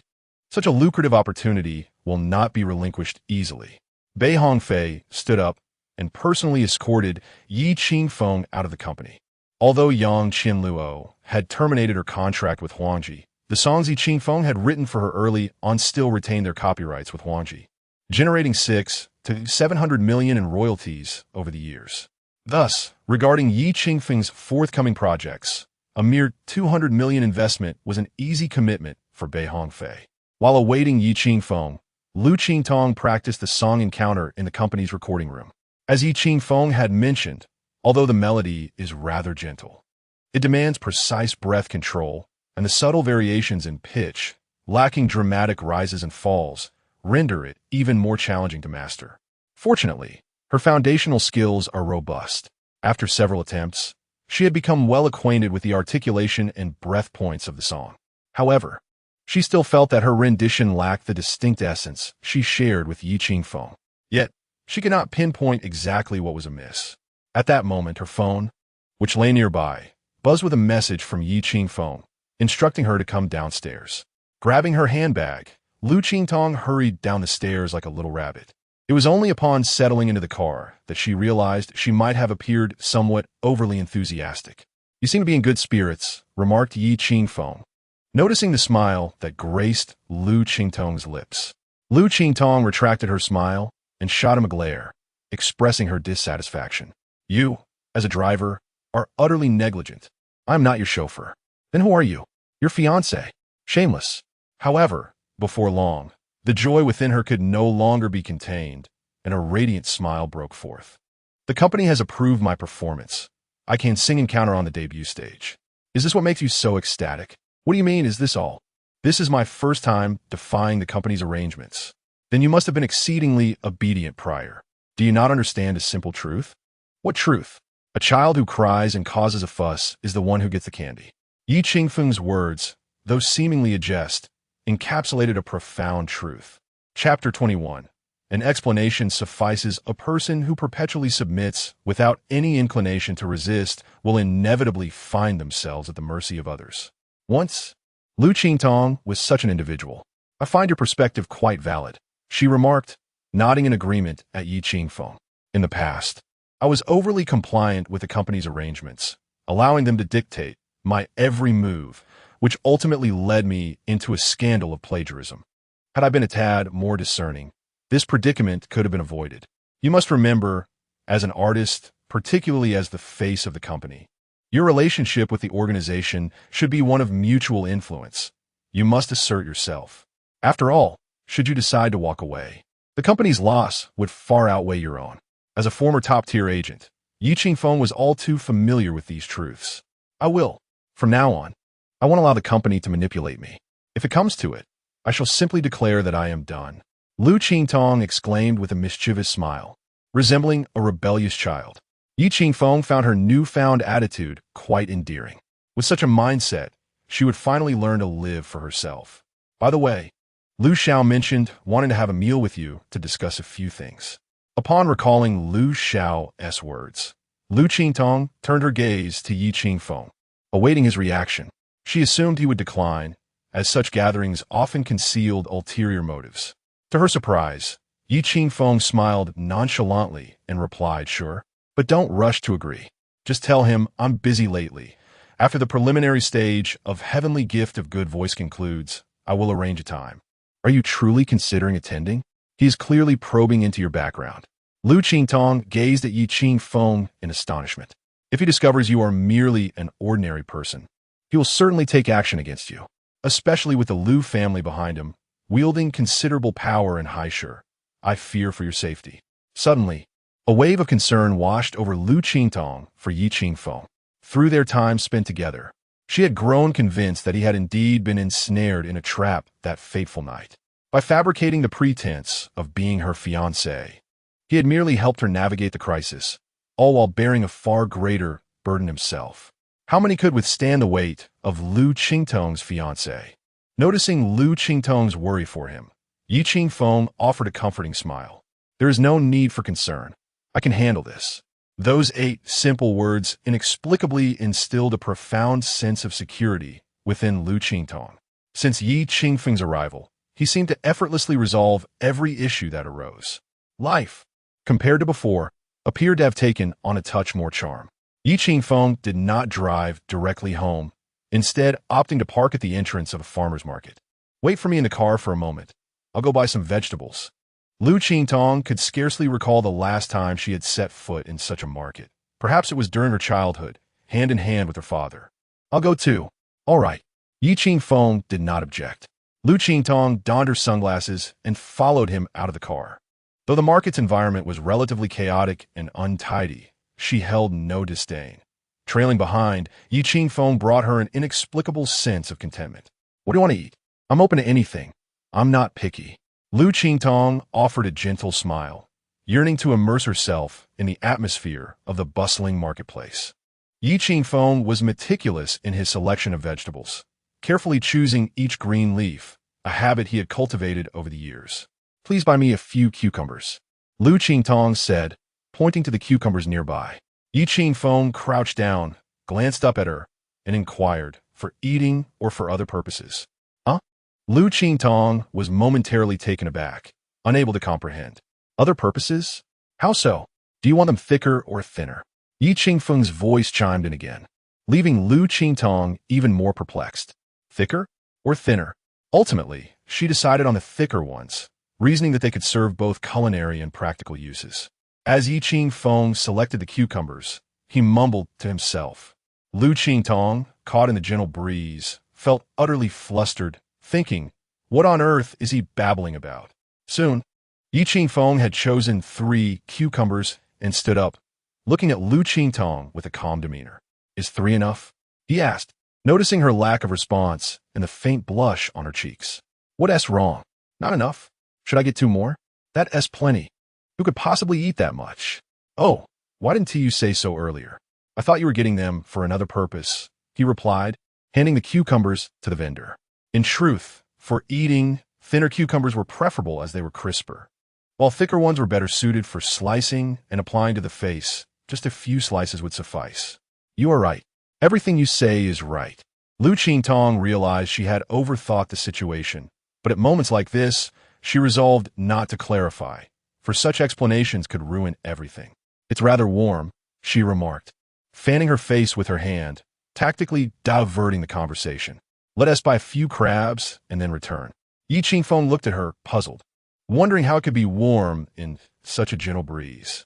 Before long, he led Liu Qingtong to the seafood section, where the environment was even more chaotic, with puddles of water covering the ground, making it difficult for Liu Qingtong to navigate. However, she paid little heed to it, merely lifting her pant legs slightly as she followed Yi Qingfeng to a seafood tank, crouching down beside him. How does one select a hairy crab? What signifies a plump one? She asked curiously. Yi Qingfeng casually picked up a crab and explained with a smile, turn it over and examine the underside. If it feels firm and has a pronounced bulge when pressed, it's likely to be quite fat. Liu Qingtong was taken aback, thinking, your choice of words is rather inappropriate for selecting a crab. In an instant, her previously calm demeanor was replaced by a rush of heat to her cheeks. Give it a try, Yi Qingfeng encouraged, seemingly unfazed. Liu Qingtong hesitantly reached out, her hand brushing against the crab's belly. Indeed, it was firm and protruding, making the criteria easy to grasp. Suddenly, she let out a sharp scream and jerked her hand away. It turned out that the rubber band holding the crab's claw had snapped, pinching her delicate skin. Her hands were so tender that blood immediately began to flow from the wound. Yi Qingfeng quickly grasped her hand, instinctively pressing his mouth to the injury. The air, at this moment, feels somewhat stagnant. Is this fellow being a tad too nonchalant? Chapter 22. Is this not too exciting? Yi Qingfeng indeed reacted instinctively, for a similar incident had transpired with Wan Wan in the past. Had this occurred with Wan Wan today, she would have likely seized the moment to tend to her own injury before Yi Qingfeng could intervene. It was only after he had taken hold of his wound that he realized the person before him was not his daughter. However, he did not immediately release her. After a moment, seeing that the wound had ceased to bleed, he solemnly remarked, saliva can disinfect. I owe you my gratitude. Liu Qingtong felt her face flush with warmth. Does it hurt? Not really. Nearby, there was a convenience store, and Yi Qingfeng promptly purchased a box of adhesive bandages, carefully applying one to her wound. Fortunately, for you, your hand isn't of much use. Liu Qingtong. What do you mean? What do you mean by not of much use? Liu Qingtong stared at Yi Qingfeng in disbelief, thinking to herself, if you have nothing to say, then perhaps you should remain silent. That is slightly inaccurate, to be precise. It's useless. Liu Qingtong. Yi Qingfeng chuckled, advising her to keep an eye on the injury. If any swelling or discoloration occurred, She was to inform him immediately. Although injuries from seafood are generally harmless, there exists a rare chance of bacterial infection, especially for someone like Liu Qingtong, whose delicate skin had been overly sheltered. It's all your fault. Why blame me? Just blame you. Liu Qingtong initially wanted to express that had it not been for his brash words, she wouldn't have been so distracted. Yet, upon reflection, she wondered if she was overthinking it. At that moment, Yi Qingfeng suddenly took her hand, firmly grasping the uninjured one in his palm. What was he up to? Liu Qingtong stared blankly at Yi Qingfeng, being led in the direction of the car. Try to appear more natural, as if you genuinely care for me. Yi Qingfeng remarked nonchalantly, gazing ahead. Liu Qingtong was momentarily taken aback, her heart racing. What did that mean? Were there so many demands for such an advantage? However, it soon dawned on Liu Qingtong that Yi Qingfeng had spotted a paparazzo. Boldly, he walked hand in hand with Liu Qingtong towards the photographer. Show me, Yi Qingfeng said coolly, pointing at the photographer's phone. The photographer, caught off guard, had not expected to be discovered despite his discreet attempts. Awkwardly, he looked at Yi Qingfeng and nervously pulled out his phone. Yi Qingfeng took the device, perused the photos and videos captured, and then returned it to the owner. The photographer was left astonished. Aren't you going to smash it for good measure? The shots are quite commendable. Keep up the good work. With that, Yi Qingfeng, still holding a bewildered Liu Qingtong's hand, turned and walked away. The photographer stood frozen, staring at Yi Qingfeng in disbelief, questioning his own existence. This is how it ends. At present, Yi Qingfeng had publicly declared himself to be Liu Qingtong's fiancé. He welcomed the idea of their affectionate moments being captured, as it was undeniably advantageous to him. Indeed, Liu Qingtong was somewhat astonished by Yi Qingfeng's counter-surveillance abilities. Once she settled into the car, she could not help but inquire. How did you detect him? Intuition, he replied. This was, in fact, a skill left over from Yi Qingfeng's previous life. He could almost instantly recognize paparazzi. And you just let him go? She pressed. We haven't done anything, he answered. Could you please release my hand now? She asked. Oh, I thought it was the gear shift, he responded. After finishing lunch, Liu Qingtong returned to the practice room, once again singing in counter. Yi Qingfeng sat quietly in the living room, listening intently, yet his brow remained slightly furrowed. An hour later, Liu Qingtong emerged from the practice room, her brows knitted together, clearly dissatisfied with her performance. This song indeed posed a challenge. The smooth melody made it difficult to maintain pitch, and one small mistake could lead to straying off key. Although the audience might not notice the slight deviation, she was unwilling to accept such shortcomings. Qingfeng, do you think I should continue adjusting my breathing points? Are they not reasonable at this moment? Having witnessed Yi Qingfeng's prowess, she instinctively sought his advice. The breathing points are fine, and your pitch is also acceptable. However, Yi Qingfeng offered her an unexpected response. Liu Qingtong gazed at him in astonishment. No issues? I believe there are. Otherwise, why does it always feel somewhat off? That is precisely the issue, he replied. Huh, I'm not quite following, she said, blinking in confusion. You are relying too heavily on technique, and the signs of showmanship are somewhat pronounced. This is a common mistake among many singers. Some songs are crafted by their creators with minimal contemplation. They merely wish to express their inner feelings through music. Yet often, those who cover these songs embellish them excessively, distorting their essence. With certain songs, you must experience them rather than merely imitate them. Experience rather than imitate, she echoed. First, calm your mind, thoroughly examine the lyrics of this song, and seek to immerse yourself in its meaning. Yi Qingfeng had already written the lyrics on a piece of paper and handed it to her. Liu Qingtong accepted the lyrics and read the words inscribed upon it. I hear the departure of winter. I awaken in a certain year and month. I think I wait. I anticipate. Yet the future cannot be arranged because of this. On a cloudy evening, outside the car window, there is someone waiting for the future. In truth, the lyrics of this song resonated deeply with Liu Qingtong's current situation. For years, she had been unable to arrange her own future. Now it seemed to be her winter, yet perhaps she had already awakened. With less than 3 days remaining until the live recording of The Voice of China, and the day after tomorrow marking the final deadline for song arrangement, The production team would soon coordinate stage lighting and a series of other preparations based on the songs provided by the singers. After several days of practice, Liu Qingtong had become thoroughly acquainted with the song, yet she still could not evoke the desired feeling. That elusive quality felt like an insurmountable barrier, increasing her psychological pressure. Several times, she found herself sitting on the terrace, gazing out at the sea, lost in melancholic thoughts. Qingfeng did not disturb her, nor did he offer any further opinions. In other words, he could provide no more insights. The true understanding of a song rests solely upon the singer themselves. However, this realization prompted Qingfeng to contemplate a matter, leading him to the room where he placed a call to his fellow judge on the voice of heaven, Bei Hongfei. Brother Hongfei, according to the competition rules of the voice of heaven, can two singers perform the same song together? The same song? Bei Hongfei responded. The rules do not explicitly prohibit singing the same song. Yet such a scenario has never occurred in the 2 seasons of the program. Just imagine, if 2 singers were to sing the same song, it would clearly set the stage for a battle between them. How thrilling would that be? Chapter 23, Severing Ties Indeed. If both singers select the same song for the competition, how does it differ from a duel? Qifeng, what do you mean by that question? Don't tell me that Liu Qingtong intends to sing the same piece as Yang Qianluo. The mere thought of it sent Bei Hongfei into a frenzy.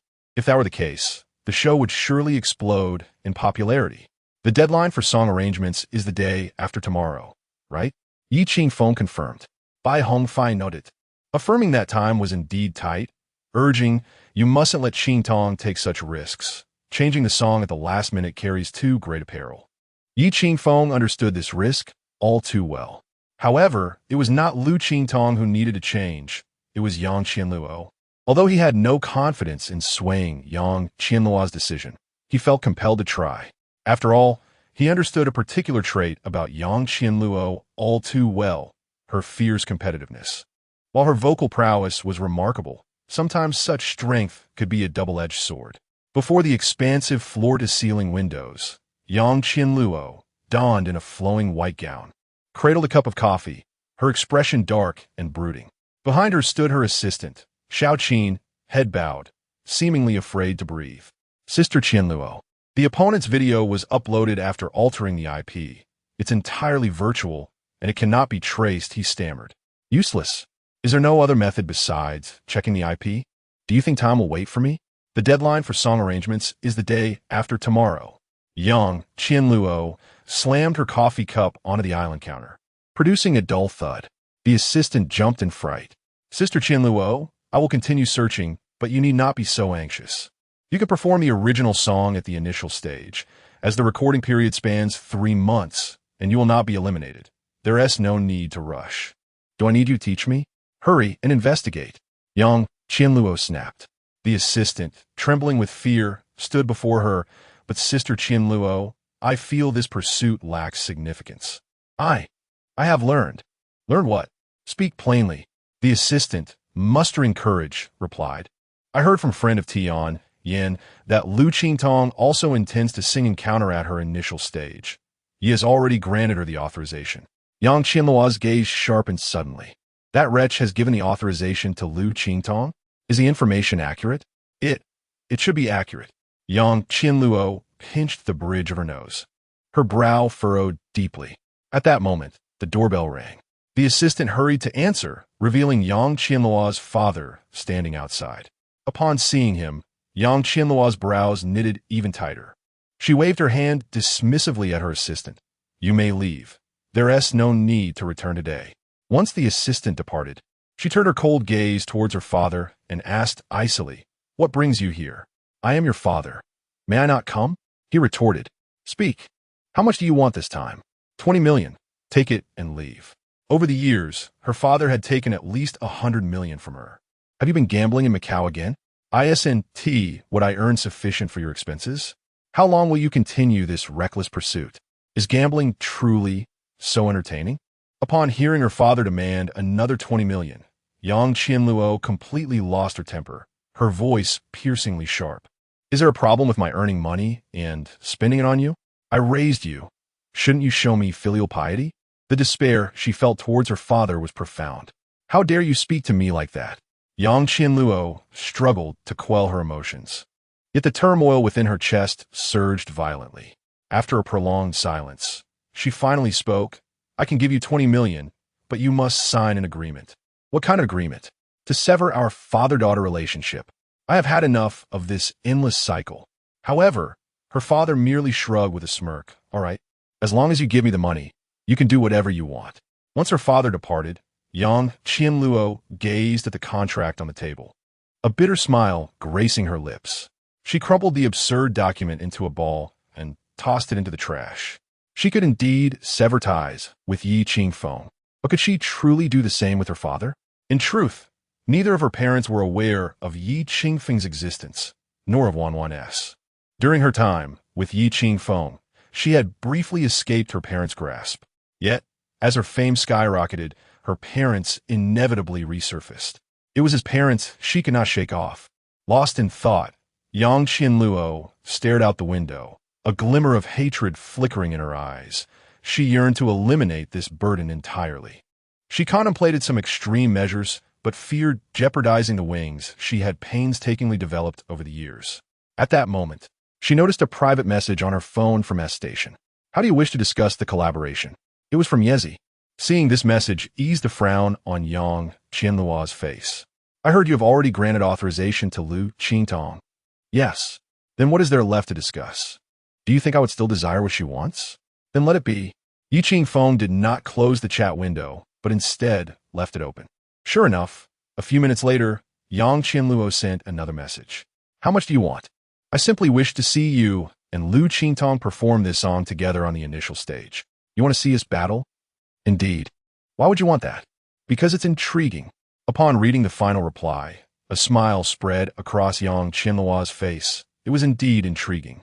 She had always believed her singing prowess surpassed that of Liu Qingtong. In terms of skill, Liu Qingtong was no match for her. She was merely a pretty face.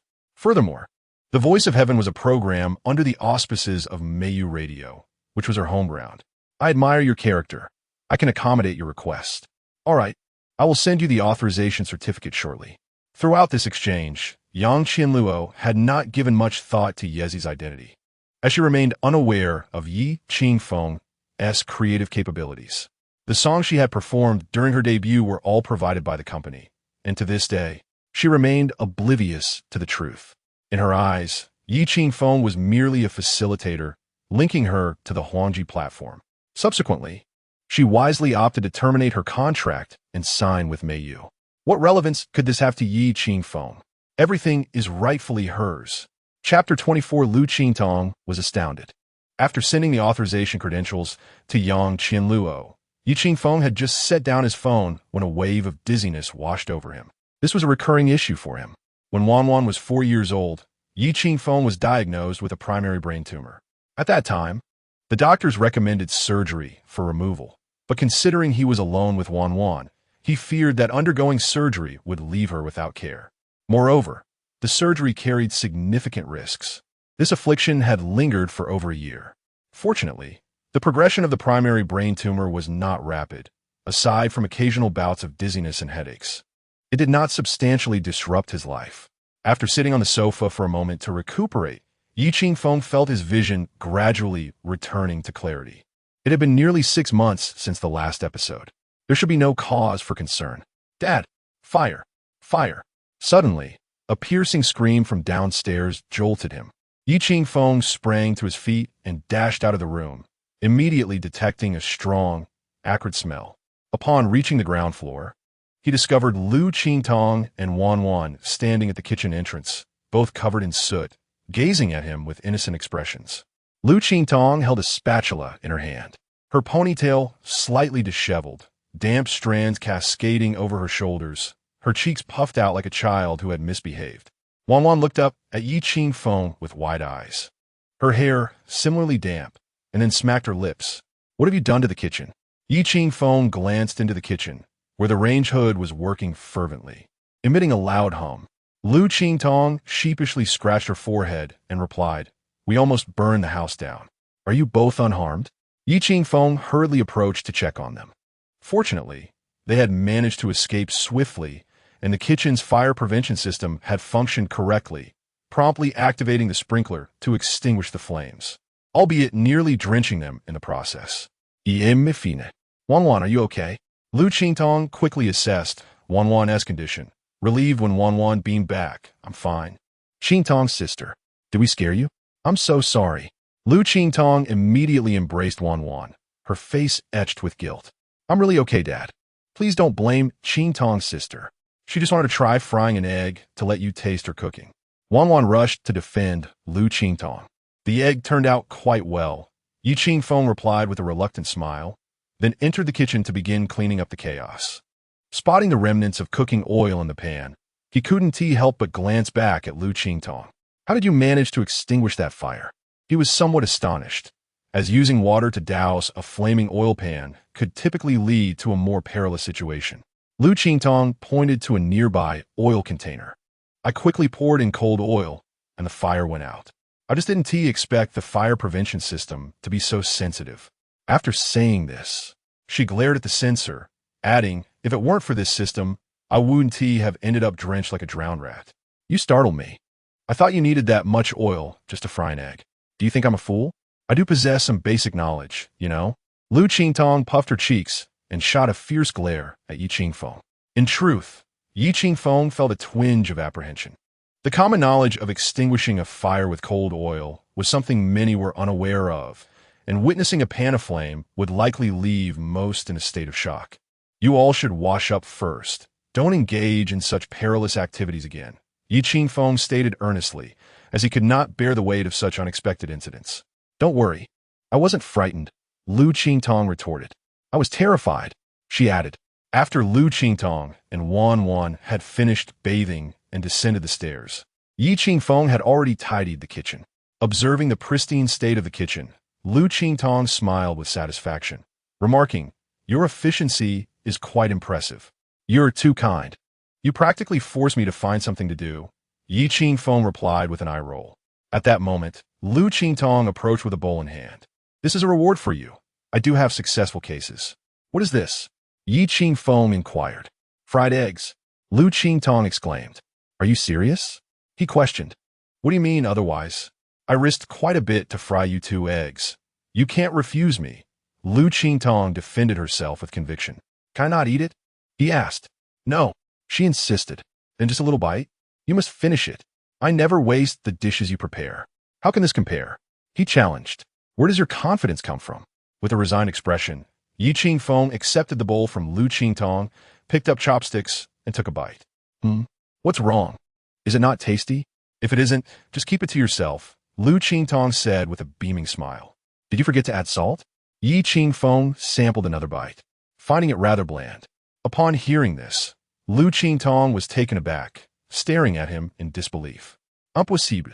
I added salt and quite a bit at that. Did I perhaps mistakenly use MSG? She pondered aloud. Unable to resist, she took a bite herself, only to spit it out instantly, exclaiming, this is far too salty. Yi Qingfeng, you did this on purpose. Salty? Yi Qingfeng tasted it again, but it truly lacked flavor. This reminded him of something the doctor had once said. A brain tumor could potentially compress nerves, leading to issues with sensory organs such as sight and smell. You did quite well. Keep it up, he thought as he finished the remaining fried eggs. An hour later, at the hospital, Yi Qingfeng sat before the doctor, watching as the latter furrowed his brow while manipulating the mouse. Xiao Yi, I truly do not know how to address your situation, Dr. Wang remarked, shifting his gaze from the screen to Yi Qingfeng, a hint of reproach in his eyes. Has the nerve been compressed? Yi Qingfeng inquired. What do you think? Frankly, this doesn't even require imaging. You should be aware that if your taste is gone, it won't be long before your sense of smell, sight, and hearing also vanish. The tumor must be surgically removed immediately, Dr. Wang warned. Yi Qingfeng's brow furrowed slightly. I cannot spare the time. You said the same thing a year ago, Dr. Wang exclaimed.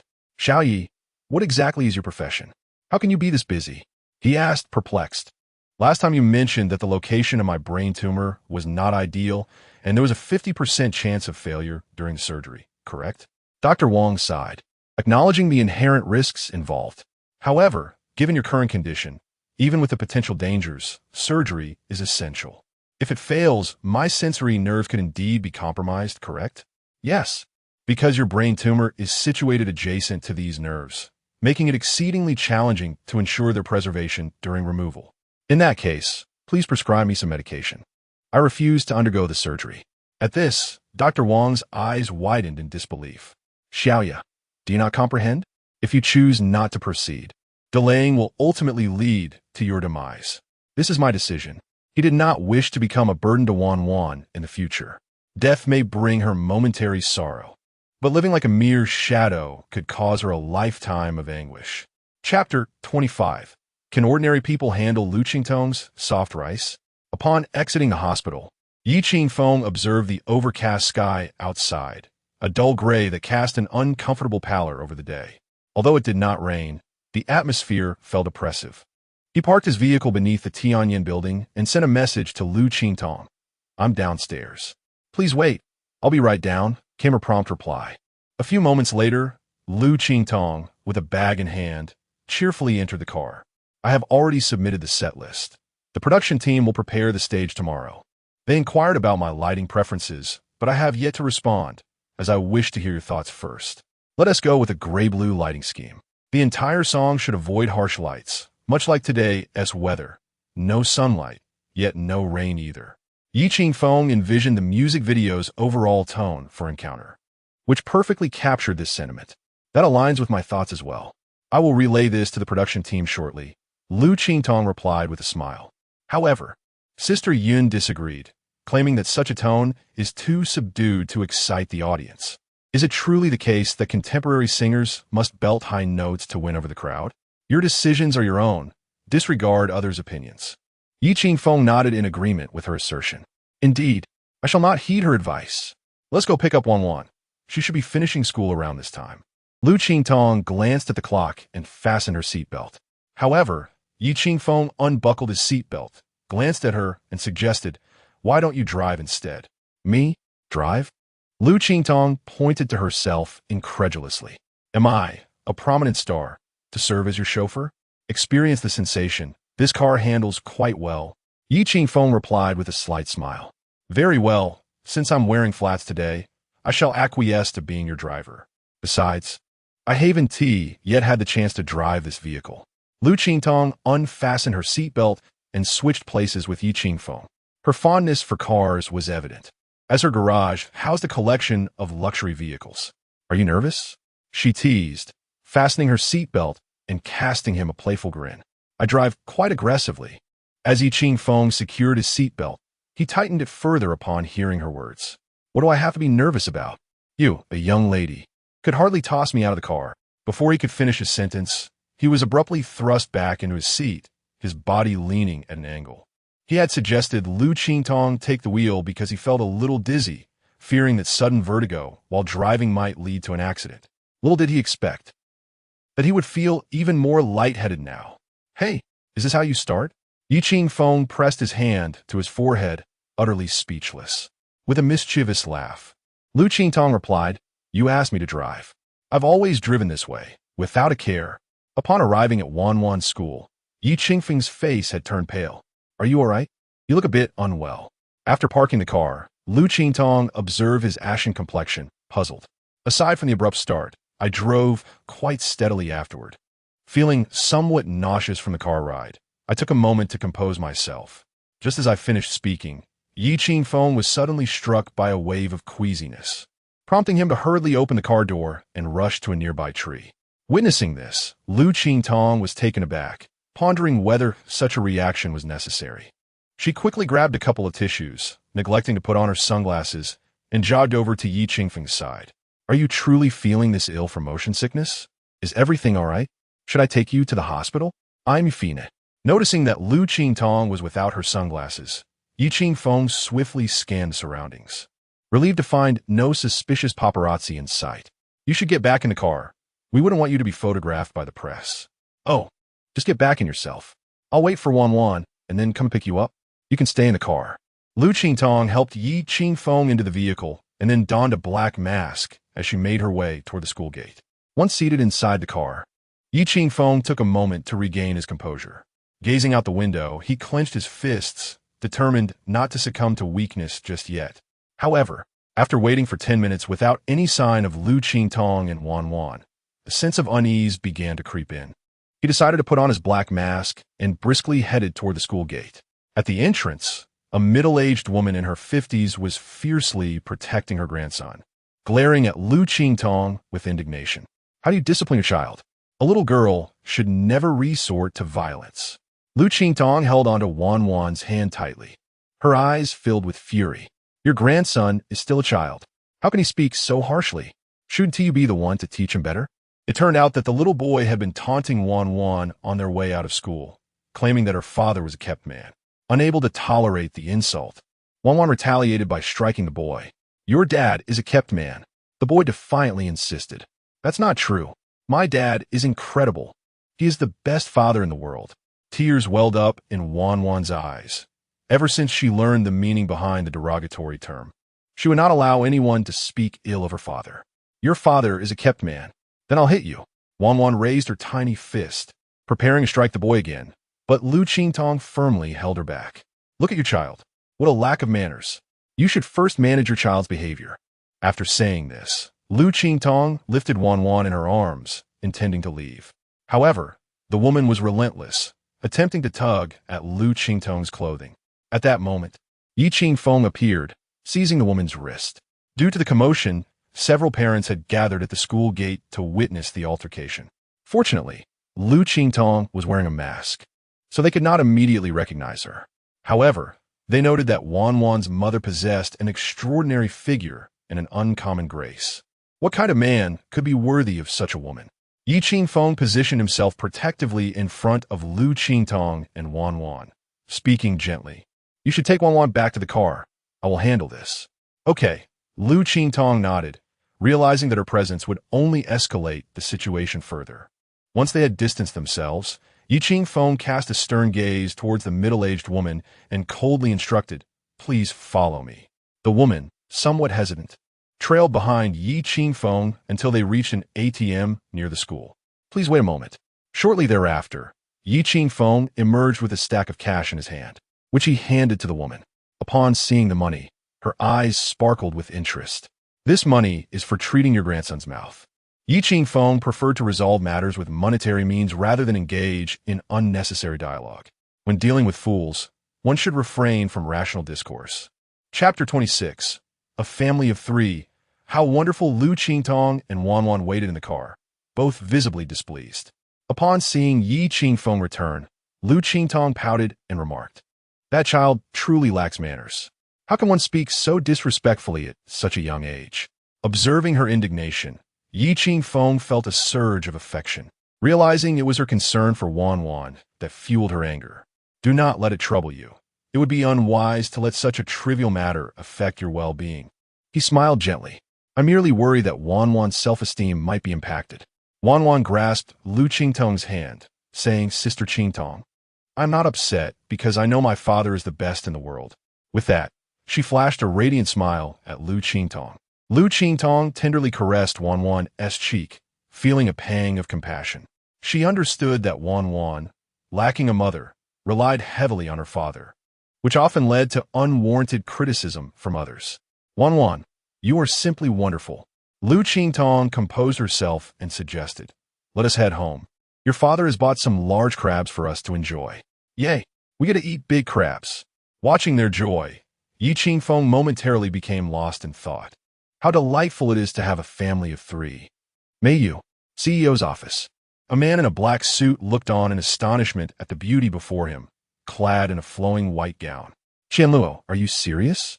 You intend to cover a song by a minor internet celebrity for your debut stage?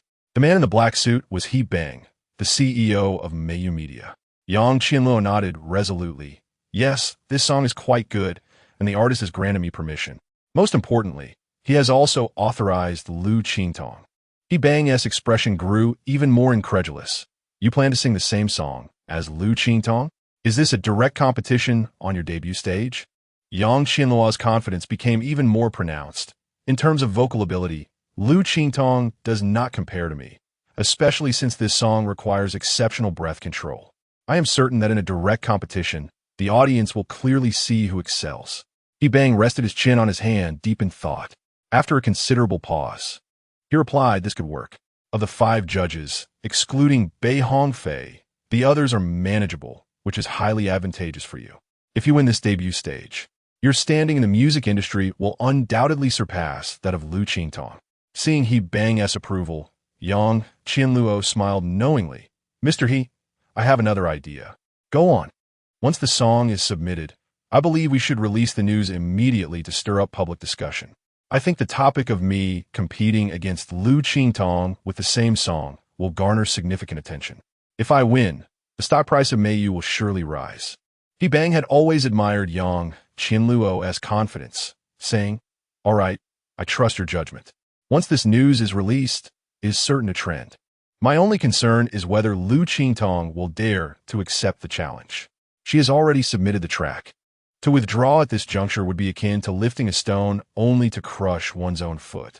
Admitting defeat outright would not be detrimental to me either." Yang Qianluo raised an eyebrow and smiled. It is indeed remarkable that a song by a minor internet celebrity has captured the attention of both of you. You must bring this person to the company at some point. I shall see if we can sign them. Although He Bang has yet to hear the song Encounter, the fact that both Liu Qingtong and Yang Qianluo are interested piques his curiosity. However, at that moment, Yang Qianluo's gaze dimmed slightly as she sighed, saying, "I suspect this individual may not possess an appealing appearance, and is thus reluctant to make an appearance." He Bang opened his phone interface and discovered that Encounter had garnered over 7 million views, a momentum so fierce it was daunting. Even Yang Qianluo's new releases might not achieve such explosive popularity. It would be a grave oversight not to sign such a promising talent.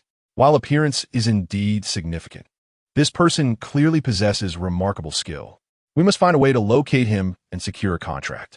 After a moment of contemplation, He Bang remarked.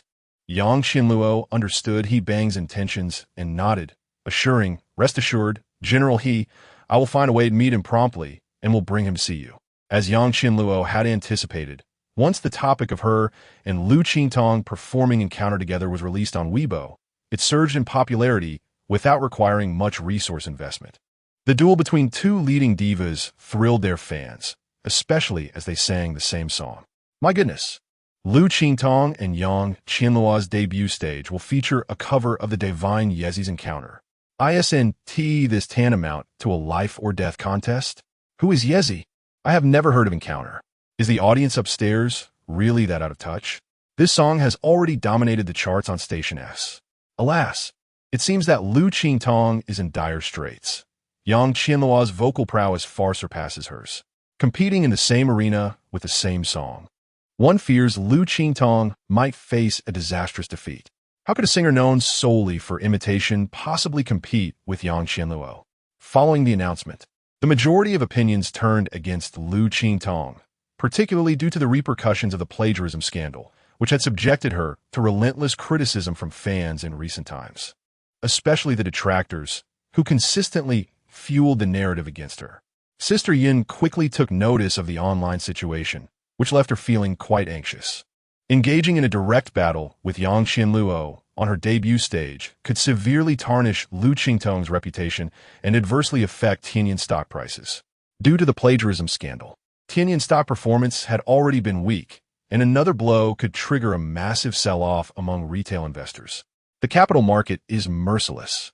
Any tremor can cause stock prices to fluctuate. Since the moment Yang Qianluo's debut track was announced, Tianyin stock has been on a downward trajectory. Soon, Sister Yin summoned Liu Qingtong to Liu Xiao's office. She furrowed her delicate brows tightly, placing her hopes on Liu Xiao.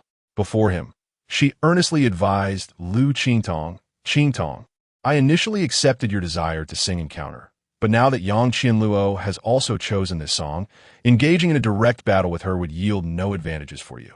While there is still time, let us swiftly revert to another piece. I will coordinate with the program team." The revelation that Yang Qianluo could sing Encounter indeed surprised Liu Qingtong, even instilling a slight resentment towards this deity of talent, Yezi. After all, the authorization had been granted to her. Why then was it also bestowed upon Yang Qianluo? Could it be that this deity of talent was inherently aligned with Yang Qianluo, deliberately ensnaring her in such a predicament? At this juncture, regardless of whether she changes her song or not, the circumstances remain exceedingly unfavorable for her. Chapter 27. A difficult predicament. Liu Xiao's brow was equally furrowed as he sat before his computer, observing the plummeting stock prices of Tianyan on the screen. By the close of trading, a halt in trading seemed imminent. However, he understood that if Liu Qingtong were to alter her performance piece at such a juncture, it would amount to conceding defeat. A delicate situation indeed. Qingtong, what are your thoughts? Liu Xiao cast a cold glance at Liu Qingtong.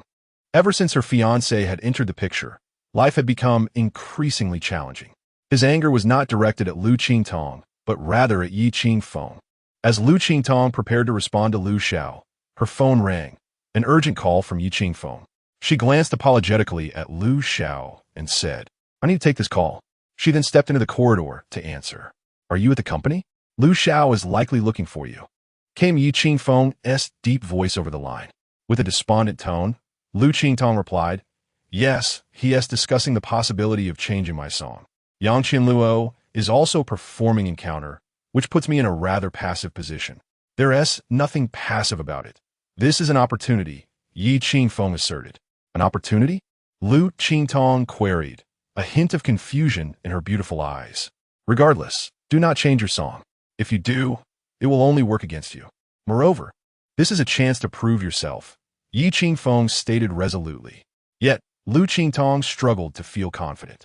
She was acutely aware that her vocal skills paled in comparison to Yang Qianluo's. But Qingfeng interrupted, "I understand your concerns. Just remember, do not change your song. Tonight, I will take you somewhere." With that, he ended the call. As she listened to the dial tone, Liu Qingtong felt puzzled. What was the connection between the song change and his invitation to a place that evening? It all seemed rather enigmatic. Nevertheless, for reasons she could not quite comprehend, Qingfeng's unwavering conviction seemed to provide her wavering spirit with newfound direction. Taking a deep breath, she re-entered Liu Xiao's office. "Mr. Liu, Sister Yun, I have decided not to change my song. I want to perform in counter not because of its difficulty or popularity, but because I genuinely enjoy it. I refuse to relinquish my love for it simply because Yang Qianluo is also singing it. I want to sing it regardless. Qingtong, this is not the time for stubbornness. You can sing it another time. There is no need to put yourself at such a disadvantage." Sister Yun urged desperately, seeing Liu Qingtong's obstinance. Liu Xiao remained silent at first, coldly observing Liu Qingtong. After a lengthy pause, he finally spoke. "That was Qingfeng who called you, wasn't it?" "Yes." Liu Qingtong nodded in affirmation. "He told you not to change it? What was his reasoning?" Liu Xiao pressed. With a heavy heart, Liu Qingtong replied, "He asked me not to change, but he didn't provide a reason." This revelation only fueled Liu Xiao's ire further. "Do women in love lack common sense? Aren't you afraid he might ruin you?" he said, gritting his teeth. Liu Qingtong instinctively clutched her clothing, declaring, "He is my fiancé. I have no reason not to trust him." Liu Xiao's fury had reached the brink of explosion. "What did Qingfeng say about the dinner gathering I mentioned that day?" He agreed. Liu Qingtong gazed into Liu Xiao's eyes, but Qingfeng remarked that he was currently unavailable. After the initial stage concludes, he would set a time.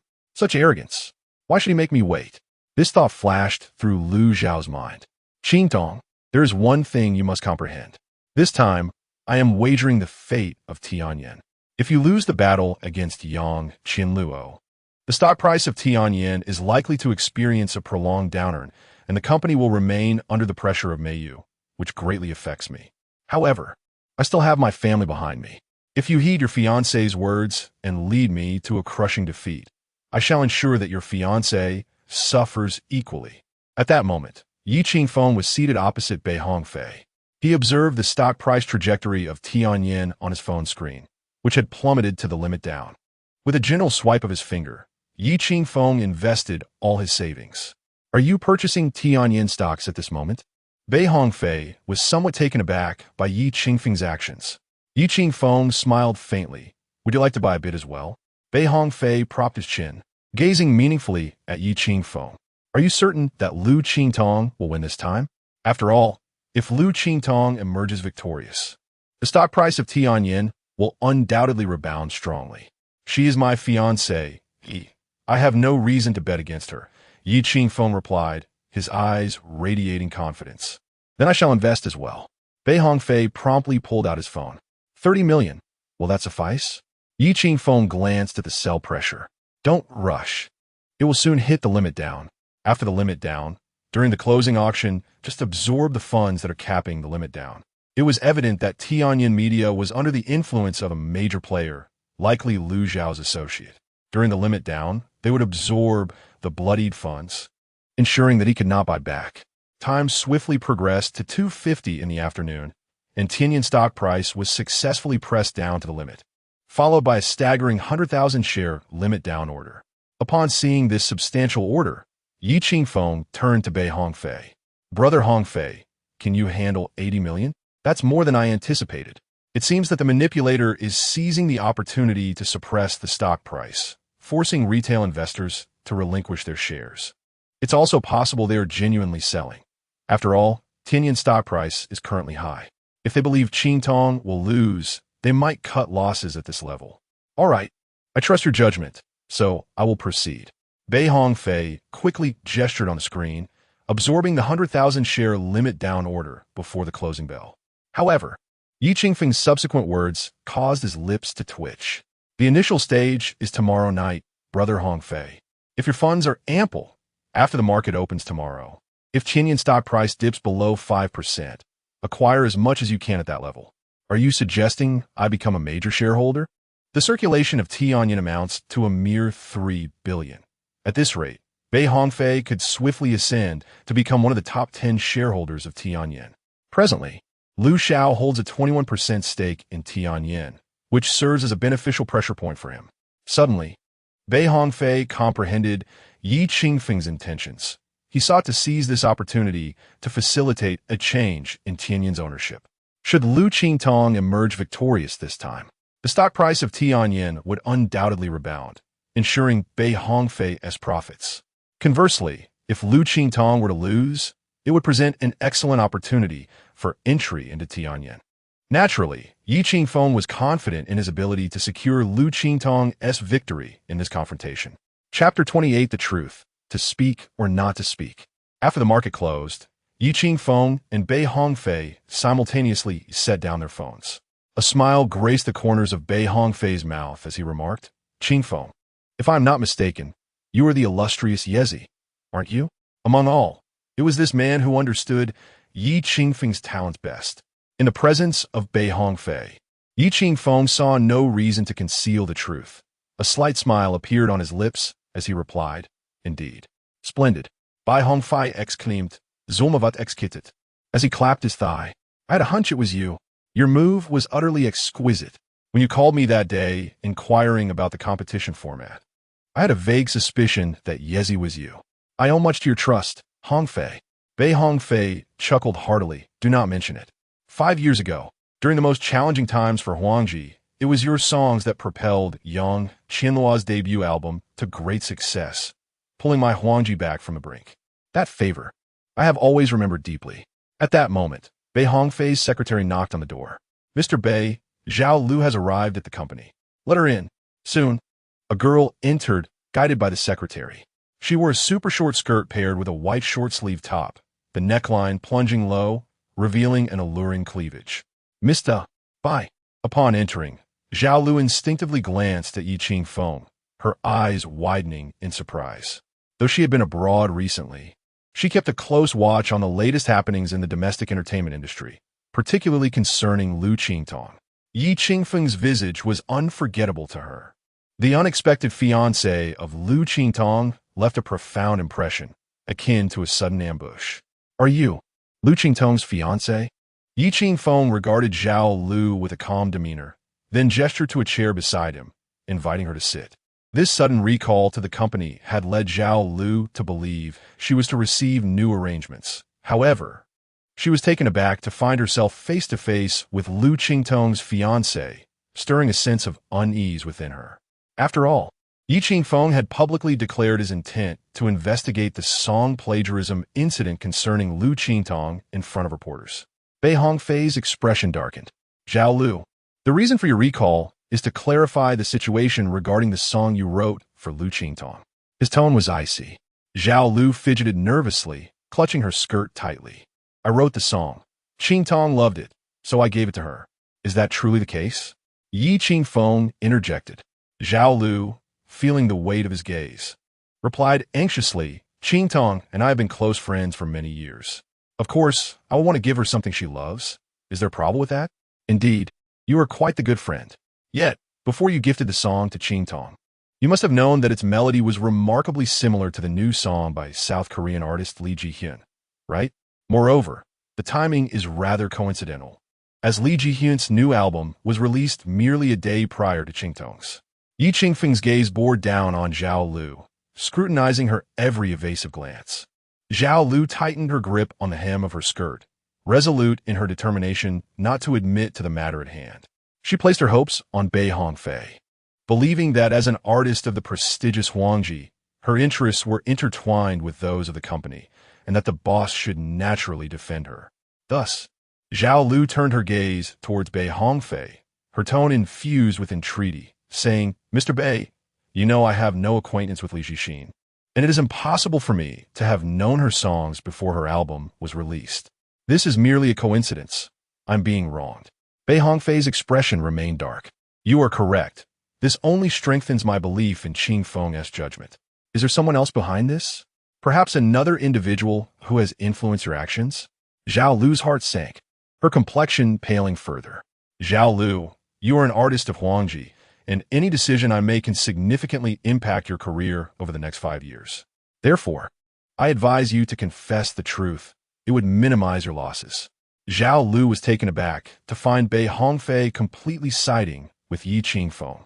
What manner of person was Liu Qingtong's fiancée to earn such trust from Bei Hongfei?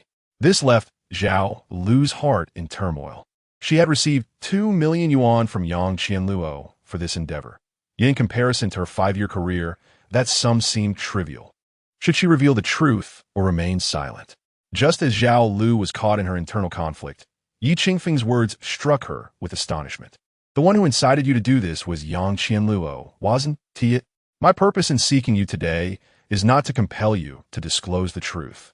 You may leave this office now and approach Yang Qianluo to inquire whether she is willing to offer you a higher incentive to keep this secret, thus extricating you from Huangji. Yi Qingfeng's statement had effectively ensnared Zhao Lu. With that, Yi Qingfeng stood up. I have matters to attend to. I shall take my leave. You have 2 days to contemplate. Before each season of The Voice of Heaven commences, a soirée is held, as the participants are all well-established artists within the industry. This pre-broadcast gathering serves as a networking opportunity, allowing artists to reacquaint themselves. Yi Qingfeng drove to the hotel entrance, observing Liu Qingtong in an elegant black evening gown, her figure graceful, a tender smile playing upon her lips. I will wait for you downstairs. Call me when you're finished. I will come down after the formalities. Liu Qingtong replied. She was not fond of such gatherings, usually attending merely to fulfill obligations. Although it was a modest event, a throng of reporters had gathered outside the banquet hall, many of whom were there specifically for Liu Qingtong and Yang Qianluo. They were eager to learn the thoughts of the 2 parties involved as they prepared to perform the same song on their debut stage. Indeed, as soon as Liu Qingtong reached the entrance, a swarm of reporters approached her. Miss Liu, you chose to sing the same song as Yang Qianluo for your debut stage. Are you intending to challenge her directly? These words left Liu Qingtong feeling quite uncomfortable. Challenge Yang Qianluo? When had it come to needing to use the word challenge? As Liu Qingtong pondered how to respond, a familiar voice resonated in her ear. She turned her head to find Bei Hongfei clad in traditional Tang attire. If my memory serves me correctly, Qingtong's standing in the music industry surpasses that of Yang Qianluo, does it not? Do you believe the term challenge is appropriate? As a seasoned musician within the industry, Bei Hongfei has always been less than amiable when confronted by reporters. He speaks plainly and candidly. Faced with Bei Hongfei's frosty demeanor, the group of journalists fell silent in an instant. Bei Hongfei, however, smiled at Liu Qingtong and softly remarked, Indeed, Qingfeng has correctly anticipated this. These unscrupulous reporters wish to intimidate you right from the outset. This statement caused Liu Qingtong's beautiful eyes to widen in surprise as she gazed at Bei Hongfei and quietly inquired, "Mr. Bei, do you know Qingfeng?" Chapter 29. How many secrets does this guy hold? With a hearty laugh, Bei Hongfei exclaimed, "Haha, Qingfeng and I are old friends. He is my dearest brother." Liu Qingtong gazed at Bei Hongfei in astonishment, unable to fathom the depth of their camaraderie. She had always perceived Yi Qingfeng as an inconspicuous figure, devoid of any notable background. However, it was becoming increasingly evident that she had been mistaken. The fact that he shared such a close friendship with Bei Hongfei suggested that his origins were far from ordinary. How many secrets does he truly conceal? "Thank you, Bei Zong, for coming to my aid." Liu Qingtong expressed her gratitude. Bei Hongfei chuckled heartily. "You are Qingfeng's fiancée. Henceforth, you will be my sister-in-law. There is no need for such formalities." This declaration caused Liu Qingtong's cheeks to flush with warmth. "By the way, Qingtong, when do you both plan to hold the wedding?" Bei Hongfei couldn't resist his curiosity. "That, you must ask Qingfeng," she replied, her face growing even warmer. "Yi Qingfeng, what has he been saying about their relationship?" At this rate, even if she intended not to marry, she would find herself wed. "You two certainly keep your lips sealed tighter than a clam." "Fine. I shall not pry further. Just ensure you save me a good seat for the wedding." Bei Hongfei jested, before gesturing towards Liu Qingtong. "I have a few old friends over there. I shall go and chat with them for a while." "All right, Bei Zong, you go ahead." Only after Bei Hongfei departed did Liu Qingtong exhale in relief, her thoughts drifting back to Yi Qingfeng's visage. Upon returning home, she would certainly inquire about how he came to know Bei Hongfei. At that moment, the commotion at the entrance resumed, as Yang Qianluo entered, adorned in a striking red evening gown, resembling a blooming rose, vibrant and alluring. Her presence sent the reporters into a frenzy, snapping pictures in a chaotic flurry. The delight evident on Yang Qianluo's face indicated her enjoyment of the attention. In terms of popularity, Yang Qianluo undoubtedly surpassed Liu Qingtong. This was the harsh reality of the entertainment industry. Even the slightest controversy could significantly impact a star's popularity. There were always those ready to capitalize on another's misfortune. Fortunately, Liu Qingtong was indifferent to such matters. After casting a glance at Yang Qianluo, she requested a glass of juice from a waiter, intending to leave once the season opening ceremony concluded. She had no desire to linger in such an environment, finding it utterly uninteresting. "Miss Liu, good day." At that moment, another figure appeared behind her. She turned to find her beautiful eyes sparkling once more. It was none other than the South Korean singer, Lee Ji-sin. According to the format of the previous 2 seasons, the initial lineup consisted of 7 singers. However, beginning from the 3rd episode, as the initial contestants were eliminated, 3 additional singers would join as replacements. Thus, upon seeing Lee Ji-sin, Liu Qingtong suddenly realized that she was likely one of the supplementary contestants.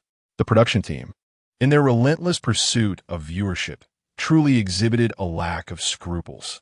Liu Qingtong was already embroiled in a plagiarism scandal with Lee Ji-sin, and the fact that the production team had specifically invited her to participate was glaringly evident. They were truly unrelenting, ruthlessly exploiting the value of artists in their quest for ratings. Despite being wronged, upon encountering Li Jixin, Liu Qingtong felt an undeniable awkwardness. She forced a smile and greeted, "Miss Li, hello." "Hi, Jixin. I didn't expect you to arrive so soon." At that moment, Yang Qianluo approached and, upon seeing Li Jixin, embraced her warmly, indicating a close relationship. "Qingtong, this is your first meeting with Jixin, right? The production team has invited her as a guest challenger. Her prowess should not be underestimated." Yang Qianluo said with a knowing smile, subtly insinuating something. Liu Qingtong feigned calmness. The situation indeed left her flustered. "You two chat," she said, holding a glass of juice, hoping to find an old friend to alleviate her discomfort. However, she noticed that everyone around her was engrossed in lively conversation.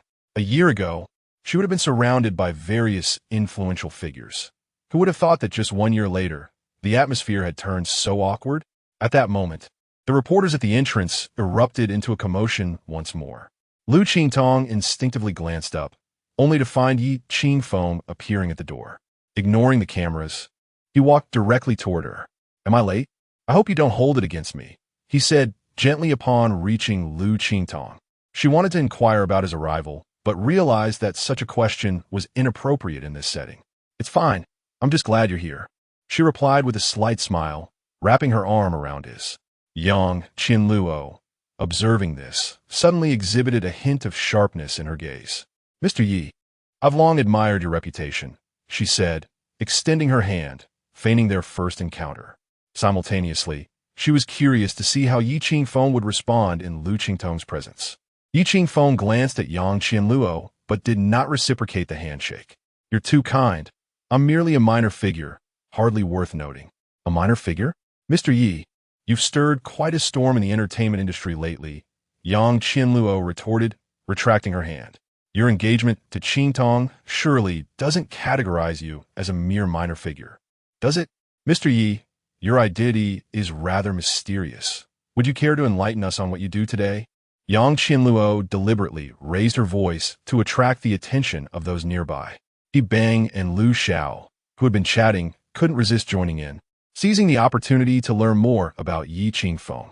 In the face of this insidious inquiry, Yi Qingfeng maintained his composure, not rushing to respond. Seeing his silence, Liu Xiao seized the moment to speak up. "Indeed, Mr. Yi, your identity has always been quite enigmatic. Since you mentioned you spent several years abroad, your overseas ventures must be substantial, right?" Liu Qingtong couldn't help but feel anxious for Yi Qingfeng, thinking to herself that it might have been better if he hadn't come at all. However, Yi Qingfeng's subsequent response caught her completely off guard. He remained unfazed, gazing steadily at Yang Qianluo, and slowly replied, "Miss Yang, you should already be aware of what I do." Yang Qianluo certainly did not anticipate that Yi Qingfeng would respond in such a manner. The secret shared between them must remain concealed from all. By replying this way, Yi Qingfeng had essentially tossed the conundrum back into Yang Qianluo's lap, akin to lifting a stone only to have it fall upon her own foot. In an instant, Yang Qianluo's expression darkened, while Liu Xiao and He Bang gazed at her with curiosity. "Qianluo, do you know Mr. Yi?" He Bang inquired, unable to contain her curiosity. Liu Xiao, equally astonished, fixed her gaze upon Yang Qianluo, urging, "Miss Yang, please, do tell us how you came to know Mr. Yi." Chapter 30, a tough nut to crack indeed. Not only Liu Xiao and He Bang were filled with curiosity, but at this moment, Liu Qingtong was equally astonished to discover that Yi Qingfeng was acquainted with Yang Qianluo, and their relationship appeared to be quite extraordinary. Everyone awaited Yang Qianluo's response. Her expression darkened slightly, and she found herself momentarily at a loss. After all, the nature of her relationship with Yi Qingfeng must not be revealed. This scandal was far more significant than what Liu Qingtong had uncovered. Ex-husband, pregnancy, divorce, abandonment. Each of these words, taken individually, could lead to her utter ruin. Fortunately, at this moment, Bei Hongfei approached with a smile, addressing Yang Qianluo. "All right, there's no need to conceal this matter. Back when Qianluo debuted, it was Yi Qingfeng who single-handedly promoted her. It was also thanks to him that our company, Huangji, managed to emerge from dire straits 5 years ago." Bei Hongfei's words sent shockwaves through the crowd. It turned out that 5 years ago, Yi Qingfeng had crafted Yang Qianluo's career. He was also the one who rescued the then nearly bankrupt Huangji from the brink of collapse. This was 5 years ago, when Tianyin was still a fledgling company, and Mei Yu had yet to be born. Meanwhile, Yi Qingfeng was already wielding considerable influence in the intricate web of the entertainment industry. Given Bei Hongfei's standing in the industry, his words were irrefutable. Liu Xiao couldn't help but gasp, realizing that Yi Qingfeng was indeed an invisible powerhouse. Though Yang Qianluo was reluctant to admit that she owed her rise to Yi Qingfeng's efforts, the current situation left her no choice but to concede. It was certainly preferable to have the truth exposed. With a forced smile, Yang Qianluo steeled herself to acknowledge, although there were some unpleasant developments later on, "I must admit that I indeed owe my debut to Mr. Yi." Her transition from Huangji to Mei Yu was already common knowledge, making her response quite reasonable. Yi Qingfeng offered a faint smile, stating, "It's all right. I hold no grievances about the past. I only hope that Miss Yang will refrain from bringing it up again. What has transpired is in the past." After saying this, he turned his gaze to Liu Xiao. "Mr. Liu, I've been a bit busy lately. Let's arrange that dinner you propose for another time when I am free." "All right." "Certainly, Mr. Yi," Liu Xiao stammered, suddenly feeling intimidated in Yi Qingfeng's presence. This background was indeed formidable. "Come on, let us go over there for a drink," Bei Hongfei said with a grin, playfully patting Yi Qingfeng on the shoulder as he led the group towards the adjacent terrace. No one dared to approach them for conversation thereafter. It was only after they had distanced themselves that Bang leaned closer to Yang Qianluo and quietly inquired, "What exactly is your relationship with Mr. Yi? When you joined Meiyu, why didn't you mention him to me?" At this moment, Yang Qianluo's heart was in turmoil. While she understood that her connection to Huang Ji had been facilitated by Yi Qingfeng, she had never anticipated the depth of his relationship with Bei Hongfei. She had merely assumed that Yi Qingfeng had tirelessly advocated for her to secure this opportunity, and that her subsequent successes were solely due to her own efforts. Now, it seemed that the reality was far more intricate than she had ever imagined. The secrets of her ex-husband, which she had been entirely unaware of, were astonishing. Yang Qianluo took a moment to compose her tumultuous emotions and replied, "Mr. Yi is a reserved individual, elusive and enigmatic. He instructed me not to speak of it, so I refrained. Is that so?" Bang nodded knowingly. "How much do you truly know about this Mr. Yi?" "To be honest, not much," Yang Qianluo admitted with a slight grimace. Her previously buoyant spirits now dissipated. Bang harbored no further suspicions, inwardly relieved that he had not inadvertently offended Yi Qingfeng. As for Liu Xiao, the situation was markedly different. Observing Yi Qingfeng on the terrace, engaging in lively conversation with Bei Hongfei, he felt a whirlwind of emotions. Yet, he could not bring himself to relinquish Liu Qingtong so easily. Indeed, what a formidable rival. During the upcoming season opening ceremony, Yi Qingfeng exhibited little interest, remaining by Liu Qingtong's side throughout the proceedings. At intervals, Liu Qingtong would affectionately link her arm through his, showcasing their affection before the media. Once the ceremony concluded, Yi Qingfeng gazed tenderly at Liu Qingtong and inquired, "Do you wish to stay a while longer?" Liu Qingtong shook her head, responding, "I prefer to leave. I don't particularly enjoy such occasions." "Very well, then let us return home," Yi Qingfeng replied, taking her hand as they exited the event under the glaring lights of the press. Seated in the car, Liu Qingtong stared at Yi Qingfeng in bewilderment. After a moment of silence, she finally asked, "I could never have guessed that you knew Mr. Bei, let alone that you shared such a close relationship. Were the things he said earlier truly accurate? I have assisted him with minor matters, though not to the extent he described," Yi Qingfeng clarified. "However, Brother Hongfei is genuinely sincere and values loyalty, for which I am grateful." He understood that Liu Qingtong would have these questions. The psychological impact of the evening on her was undeniably significant. "I'm sorry," Liu Qingtong suddenly interjected, catching Yi Qingfeng off guard. He looked at her in confusion and asked, "What do you have to apologize for? During this period, I truly regarded you as an ordinary person, believing you to be without any significant background," she admitted, playfully sticking out her tongue, her expression softening. Yi Qingfeng chuckled knowingly. "Is being an ordinary person not commendable?" "Yes, it is quite delightful," Liu Qingtong replied, feeling a warmth rise to her cheeks. Indeed, even without knowledge of Yi Qingfeng's true background, her time spent with him had led her to genuinely appreciate his character. "Then let it be so. Regard me as an ordinary person. Regardless, I shall uphold my promise to you and assist you through this challenging time," Yi Qingfeng assured her, sincerity gleaming in his eyes. Reflecting on the day he pretended to be her fiancé, Liu Qingtong had held little hope, even fearing the embarrassment that might follow if the truth were revealed.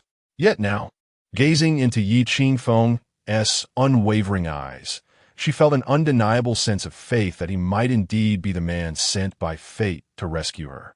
"Qingfeng, thank you." The presence of Yi Qingfeng cast a shadow over Yang Qianluo's mood throughout the entire soiree. As soon as the ceremony concluded, she disregarded the sponsors and hastily grabbed her bag, eager to depart. She yearned for solitude.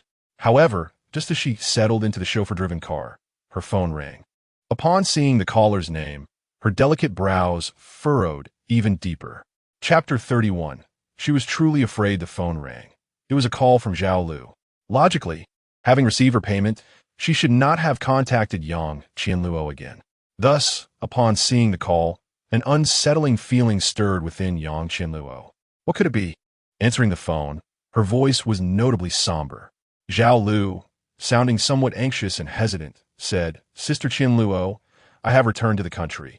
Is it necessary to report to me upon your return?" Yang Qianluo thought, though she understood that the situation was far from simple. "Sister Qianluo, can we meet? The current circumstances are rather complicated." Yang Qianluo glanced at the road, hesitating for a moment before responding, "Come to my house in half an hour." When Yang Qianluo eventually arrived home, Zhao Lu was already waiting at the door. "Sister Qianluo, come inside to talk."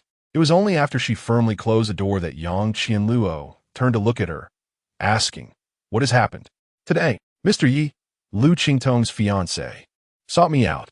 Although Yang Qianluo had surmised that Zhao Lu's return was related to the plagiarism incident, the fact that Yi Qingfeng had approached her caused her pupils to dilate in surprise. "Why did he come to you?" Zhao Lu, visibly nervous, clutched her hands tightly and replied, "He wanted me to admit that Liu Qingtong is guilty of plagiarism, that the responsibility lies with me." "Did you confess?" Yang Qianluo inquired. Zhao Lu quickly shook her head. "Of course, I would never admit to that. If I did, my career would be ruined."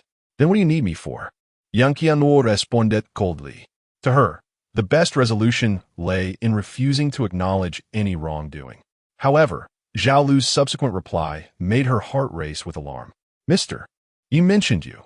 He suspects it was you who instigated me to act this way." As she spoke, Zhao Lu's tone grew increasingly anxious, even tinged with fear. Yang Qianluo's expression darkened, her gaze fixed intensely on Zhao Lu's eyes. "Are you certain he deduced that? Or did you betray me?" Yang Qianluo erupted, startling Zhao Lu. Zhao Lu hurriedly waved her hands in denial. "No, Sister Qianluo, I truly did not betray you. Throughout the entire conversation, I never uttered your name. Nor would I dare to. I genuinely do not understand how Mr. Yi came to suspect you." Yang Qianluo held her forehead, feeling a headache coming on. Does Yi Qingfeng truly wish for a complete destruction of our relationship? What did he say? "Mr. Yi has me cornered.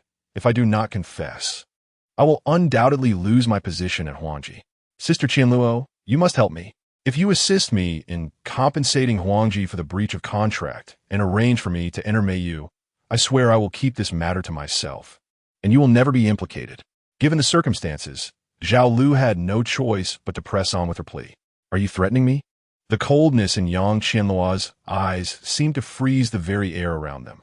"Sister Qianluo, I would never dare to threaten you. But right now, I truly have no other options." As she spoke, tears involuntarily streamed down the corners of her eyes. Fear gripped her heart. Witnessing Zhao Lu's tears, Yang Qianluo's mood grew increasingly irritable, and she snapped, "Don't just burst into tears at the slightest provocation. 1 million, will that suffice?" Upon hearing the figure, Zhao Lu felt a surge of joy within her. With her status, 500,000 would suffice to cover the breach of contract.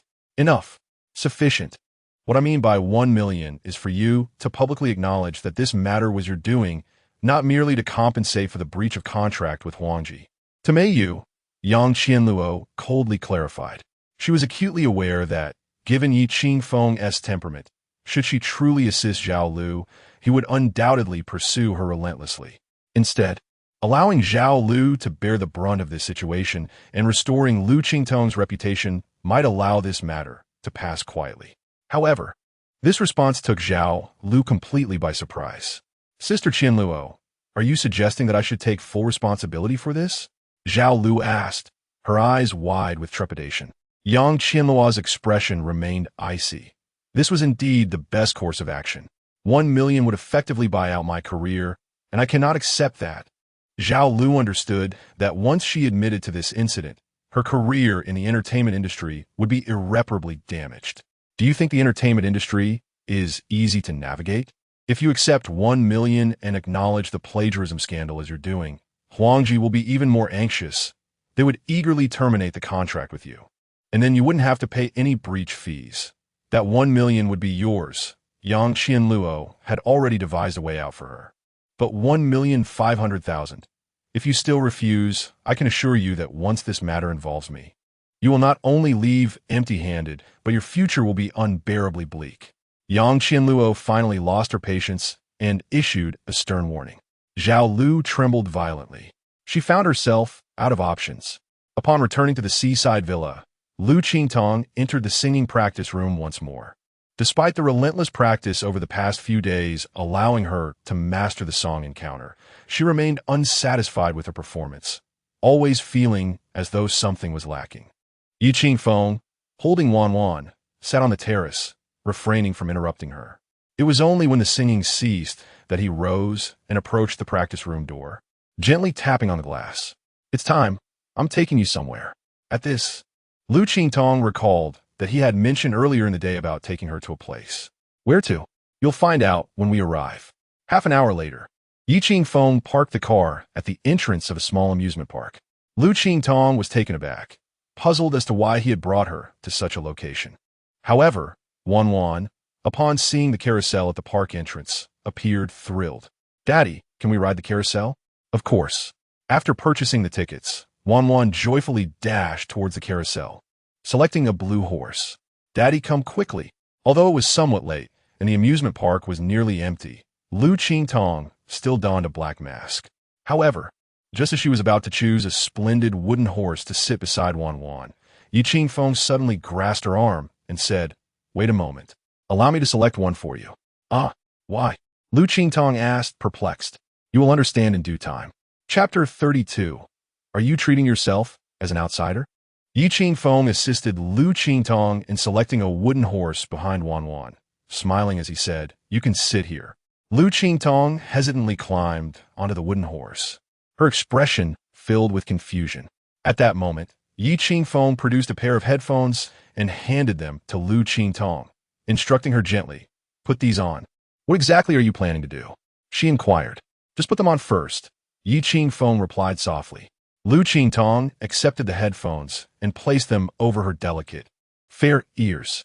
"What next? What else do you need me to do?" Yi Qingfeng retrieved his phone, opened an audio file, and then handed the device to her, saying, "When the wooden horse starts to spin, open this file." "Oh." Liu Qingtong, still perplexed, donned the headphones, deciding to comply for the time being since she couldn't grasp his intentions. However, she found it infuriating that while she was not allowed to sit beside Wan, Yi Qingfeng comfortably took his place next to her, the two of them appearing to share a joyful moment together. Am I being treated like an outsider? Once the three of them settled down, Yi Qingfeng signaled to the staff with an okay gesture, and soon after, the carousel began to turn slowly. Liu Qingtong glanced at the phone screen and, following Yi Qingfeng's earlier instructions, opened the audio file. To her surprise, it was a recording of her singing encounter in the karaoke room. She hadn't anticipated that Yi Qingfeng had captured it. Before long, her own voice filled the headphones, the high-quality sound effectively muffling the noise of the spinning carousel. She could only see Yi Qingfeng and Wan in front of her, laughing heartily, though she could not discern their conversation. They appeared to be having a splendid time. In her ears, there was only her own song. Initially, Liu Qingtong felt little, but as the song progressed and she observed Yi Qingfeng and Wan enjoying themselves, she couldn't help but feel a twinge of envy towards them. This kind of life seemed quite delightful. As the song concluded, the carousel gradually came to a halt. Liu Qingtong watched as Yi Qingfeng leaped off the horse and approached her. "It's over, and you're still in a daze?" He laughed, helping her remove the headphones. "Were you trying to help me appreciate the essence of this song?" Liu Qingtong seemed to grasp Yi Qingfeng's intentions. "Did you manage to appreciate it?" Yi Qingfeng asked with a smile. Liu Qingtong pouted. "All I saw was you and Wan laughing joyfully over there. I didn't grasp the essence of the song at all."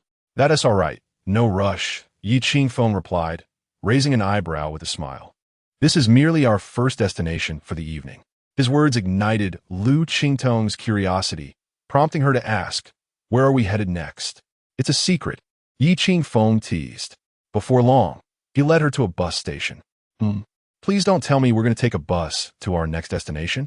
Liu Qingtong questioned, perplexed. Qingfeng nodded without hesitation. "You haven't taken a bus in a long time, have you? It's a refreshing experience." Soon, a bus arrived at the station. Qingfeng took her and Wanwan aboard. The bus was nearly empty. As Liu Qingtong settled into her seat, Qingfeng took hold of Wanwan and positioned themselves behind her. "Why are you sitting back there?" she inquired. "To avoid disturbing you," he replied, once again offering her the headphones. This time, Liu Qingtong obediently donned the headphones, fully aware of Qingfeng's intentions. As the bus gently began to move, her own song once more filled her ears. On this overcast evening, outside the window, someone awaited her in the future. To the left, to the right, looking ahead. How many turns must love take to arrive? Gazing out the window, with her head resting against the bus's glass, Liu Qingtong felt an enhanced understanding of the lyrics. Whom shall I encounter, and what dialogues will ensue? The person I await, how far into the future are they? She heard the wind, a whisper from the subway and the sea of people, as she queued, clutching the number for love. Upon the bus arriving at the next stop, Liu Qingtong noticed a girl standing forlornly at the platform, seemingly waiting for something. Was she also waiting for love? In truth, this girl, this bus, and even the carousel were all meticulously orchestrated by Qingfeng. His aim was to recreate the scene from the Encounter music video, allowing Liu Qingtong to experience it intimately. The music video of the song best encapsulates its essence. He hoped this would aid Liu Qingtong in some way. It was evident that her immersion in the song was growing more profound. As the bus reached its destination, Qingfeng gently tapped Liu Qingtong on the shoulder, pulling her from the reverie of the song. He was to guide her to the next scene. It was a spacious office, furnished with only a modest writing desk. Upon it lay a notebook and a pen. "Wanwan, and I will wait for you at the door. Take your time to truly absorb the lyrics of this song," he said softly, looking at Liu Qingtong. This was also the area where the original artist, Sun Yanzi, spent the longest duration throughout the music video. Here, in solitude, Liu Qingtong might reflect upon her experiences over the past few years. This song was meant for her, though these arrangements were somewhat deliberate. The recreation of the scene would ultimately provide some assistance. Whether it would succeed depended solely on Liu Qingtong. She was a girl with a story, distinct from many artists. Entering the office, the emptiness quickly enveloped her, and a sense of loneliness washed over her. This environment was melancholic, isolating, and stirred a yearning for companionship and love. No longer should she curl up in a corner, cradling her knees in solitude.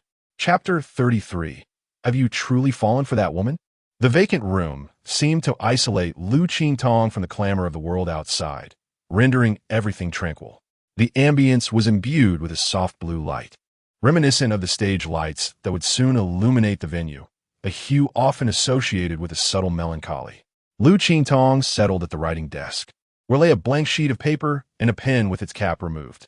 She picked up the pen and began to inscribe the lyrics of Encounter, which she had long memorized, onto the pristine page. As she wrote, memories of her past years flooded her mind. From a young age, she was strikingly beautiful. Throughout primary school, middle school, high school, and university, she was undoubtedly the belle of every institution, always surrounded by admirers. Yet, she had never experienced the companionship of a boyfriend.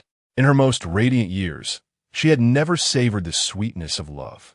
Though regarded as a national goddess, her romantic life resembled a blank canvas, starkly white and often filled with solitude. It was not that she did not wish to love.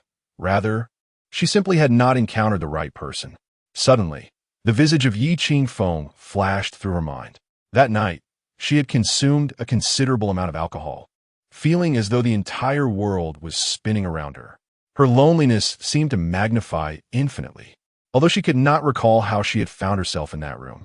Upon opening her eyes to the face of the man before her, she felt no fear. Instead, her heart raced, losing its rhythm. She would never forget that she was the one who initiated the kiss that night. It was she who unleashed the solitary beast within her. It was she who embraced his sturdy frame, her nails tracing the perfect contours of his back. It was she who excitedly sank her teeth into his shoulder, leaving a mark that would linger until the following day. This was why everything that transpired that night felt so absurd. Yet she accepted it with remarkable ease the next morning. Encountering you was the most beautiful of accidents. As she penned this line, Liu Qingtong's heart trembled profoundly. Time passed unnoticed. Wanwan sat beside Yi Qingfeng, gazing at the glass door of the office, cautiously inquiring, "Daddy, Sister Qingtong has been inside for quite a while. Will she come out?" Her father, uncertain, replied, "We shall wait." Yi Qingfeng gently stroked Wanwan's hair as she rested her small head upon his knee. After about half an hour, Liu Qingtong opened the glass door and stepped out slowly. Yi Qingfeng refrained from asking her about her experience inside. Instead, he took Wanwan by the hand and softly said, "The car is waiting downstairs. Let us return home." "All right." Liu Qingtong lifted her gaze to Yi Qingfeng, her eyes reflecting emotions she had never felt before. As the hour was growing late, upon returning to the seaside villa, Wanwan quickly washed up and went to bed, while Liu Qingtong remained seated on the terrace. Yi Qingfeng stepped out of the room and noticed Liu Qingtong still seated. He approached her and said, "To be honest, I am uncertain whether my actions are correct or if they will enhance your understanding of this song. However, as you prepare for tomorrow's stage, do not burden yourself with excessive pressure. Regardless of the outcome, what truly matters is that you sing the songs you love." "I find you quite annoying," Liu Qingtong unexpectedly replied, turning to face Yi Qingfeng. This caught him off guard, and he questioned, "What makes you think I am annoying?" In truth, at that moment, Liu Qingtong yearned to ask him, "Do you like me?" But having never experienced romance, she could not voice her thoughts. Thus, she simply stated, "You are quite annoying." Rising from her seat, she added, "Regardless, I'm going to sleep now, and I will ignore you." Yi Qingfeng, observing her demeanor, felt a mix of amusement and confusion, finding it difficult to comprehend her current emotions. After Liu Qingtong returned to her room, he too made his way back, only to discover that his phone on the bedside table had been vibrating incessantly. A call was coming through. Upon seeing the caller ID, his brow furrowed instinctively.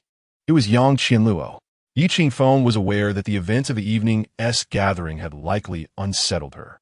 Yet what of it? Had she not instigated trouble for Liu Qingtong, he would not have intervened. She had brought this upon herself. Without hesitation, he pressed the button to end the call. Unwilling to engage, Yang Qianluo, seated on her bed, clenched her fists in frustration as she glared at her phone screen before dialing again, only to be met with the same rejection. "Yi Qingfeng, do not push me. We had an agreement. Your actions benefit you not at all." She composed a message and sent it without hesitation. A minute later, her phone vibrated with a reply from Yi Qingfeng. "It seems you have forgotten. I warned you before leaving that you should not target Qingtong again. Remember this. If you continue your hostility toward her, I possess the power to elevate you to fame as I once did, but I can just as easily bring you crashing down. Consider your actions wisely." Despite her fury, Yang Qianluo endeavored to maintain her composure and composed another message. "I simply wish to know how you became acquainted with Bei Hongfei. Why did you not disclose this to me earlier?" However, upon sending the message, a red exclamation mark appeared, indicating that the message had failed to send. Yi Qingfeng had blocked her. Realizing she had been blocked, Yang Qianluo's eyes widened in disbelief. "Yi Yingfeng," she exclaimed, exasperated, calling out his name. "Have you truly fallen for that woman?" Meanwhile, discussions regarding the impending face-off between Liu Qingtong and Yang Qianluo on the show Heavenly Gift. The Voice continued to flourish online, igniting fervent debates among their respective fan bases. Yet, on the following day, a new piece of news overshadowed this trending topic. The news revolves around Yi Qingfeng, the invisible tycoon, the one who once elevated Yang Qianluo to stardom, is none other than him. Liu Qingtong's fiancé is, astonishingly, the savior of the imperial realm. Liu Qingtong's fiancé reveals yet another identity, and he shares a concealed past with Yang Qianluo. The headlines are increasingly sensational, each generating more fervor than the last.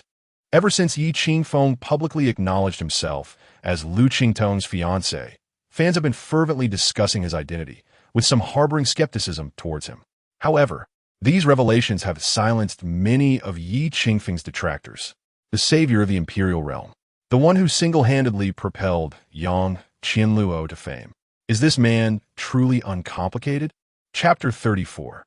Why should I be concerned about another man's feelings? Despite the deluge of news surrounding Yi Qingfeng flooding the internet, he remained blissfully unaware. As was his routine, upon rising, he neglected a glance at his phone and instead descended to prepare breakfast for Liu Qingtong and Wanwan. A simple fare of fried eggs, plain congee, and a few slices of toast sufficed for his pursuit of an unadorned life. He merely aspired to live quietly, cherishing the mundanity of everyday existence. However, Liu Qingtong was abruptly roused by a call from Sister Yin. As soon as the line connected, Sister Yin exclaimed with fervor, "Qingtong, have you seen today's trending topics? Mr. Yi is trending." This revelation jolted Liu Qingtong awake, as the thought that Yi Qingfeng's masquerade as her fiancé might have been exposed crossed her mind. Fortunately, upon reading the trending title, she exhaled a sigh of relief. Yet curiosity piqued her interest regarding the instigator of this topic. Though Yi Qingfeng had garnered significant attention online due to Liu Qingtong, achieving the pinnacle of trending status without some form of promotion seemed implausible. Who orchestrated this behind the scenes, and what were their intentions? Sister Yin, who is orchestrating this? Liu Qingtong instinctively inquired. Sister Yin appeared perplexed and replied, "Isn't it Mr. Yi himself?" With this trending topic, any lingering doubts about his identity have been dispelled. Indeed, this trending news was advantageous for Yi Qingfeng. Could it be that he had deliberately sought this attention? Well, as long as it's not negative news, that's sufficient, Liu Qingtong replied nonchalantly. However, Sister Yun's voice conveyed evident concern. After a moment's hesitation, she cautioned, "Qingtong, I called to remind you that Mr. Yi should exercise some restraint. You have no idea how furious President Liu was upon seeing the news this morning. He smashed all the dishes during breakfast in a fit of rage." One can only imagine Liu Zhao's reaction to this trending topic. But what concern was this of Yi Qingfeng? Perhaps influenced by Yi Qingfeng, Liu Qingtong responded to Sister Yun's warning with indifference. If he wishes to smash things, that is beyond my control. Moreover, Qingfeng is my fiancé. Why should I be concerned about another man's feelings? Oh dear, Qingtong, regardless of the circumstances, you are still a part of Tianyan. If President Liu truly erupts, the situation may spiral out of control, Sister Yin implored, genuinely worried that she might lose her job because of it. Despite not wishing to witness such chaos, Liu Qingtong found it absurd to comfort Liu Xiao under these circumstances. Sister Yin, perhaps you should counsel President Liu. He is not lacking in female company, she stated. Ending the call, stretching languidly, she heard Wanwan calling her for breakfast from downstairs. "Coming," Liu Qingtong cheerfully replied, her footsteps light as she descended the stairs. Meanwhile, in another luxurious villa, Liu Xiao, dressed in pajamas with disheveled hair, lay despondently on the sofa. The housekeeper was still tidying up the remnants of breakfast in the dining room. This was the first time she had witnessed Liu Xiao erupting in such fury, leaving her too intimidated to utter a word, barely daring to breathe. Liu Xiao reclined on the sofa, his fingers rhythmically tapping against the fabric, seemingly engrossed in thought. Suddenly, he sprang up with a spark of excitement, grasping the phone resting on the coffee table and dialing a number. The call connected swiftly, and a smile adorned his face. "Hello, Andy." "Oh, little Liu, what a surprise to receive your call," came the voice of a middle-aged woman on the other end, tinged with astonishment. This woman was none other than Zhao Yu, the mother of Liu Qingtong. Tentatively, Liu Xiao inquired, "Annie, have you heard anything recently regarding Qingtong?" "Qingtong? What happened to her?" Zhao Yu's voice tightened with concern, fearing something had befallen her daughter. Due to Liu Qingtong's parents being abroad for business for years, they were not well informed about matters back home. Initially, during Qingtong's rise to fame, they would keep abreast of her news, but as time passed, it became routine, and their interest waned. "Auntie, a fiancé has unexpectedly emerged in Qingtong's life. Please tell me you are aware of this." Liu Zhao's excitement grew. If even Liu Qingtong's mother was oblivious, how absurd that would be. Either it was a fabrication, or Qingtong was deliberately concealing this matter from her parents. Liu Xiao was prompted to call Liu Qingtong's mother precisely because Zhao Yu had always held a favorable impression of him. In fact, during a previous encounter, she had even encouraged him to pursue her daughter boldly if he harbored feelings for her. Fiancé? What fiancé? Where did Qingtong find a fiancé?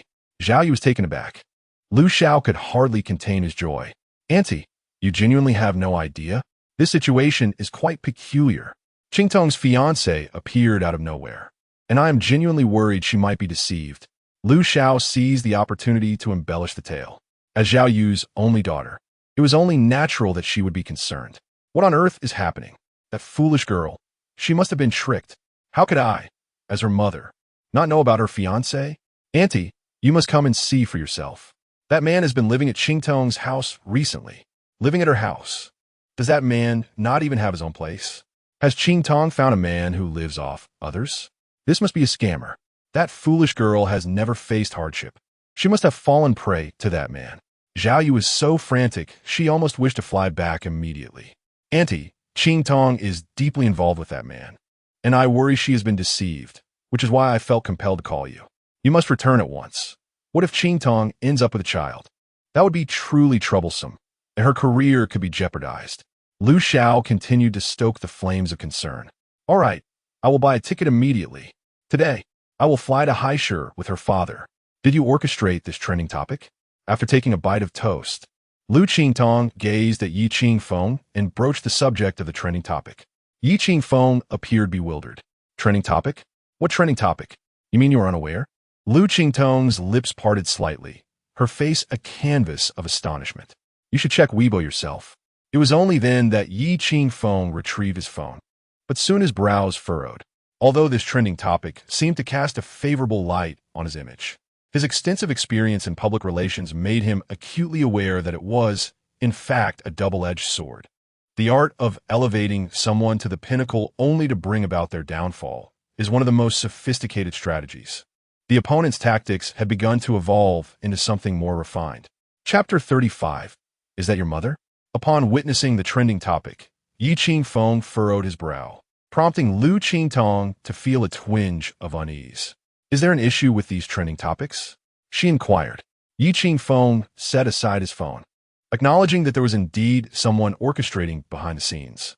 Yet, these messages are largely favorable towards you. There should be no significant problem, right?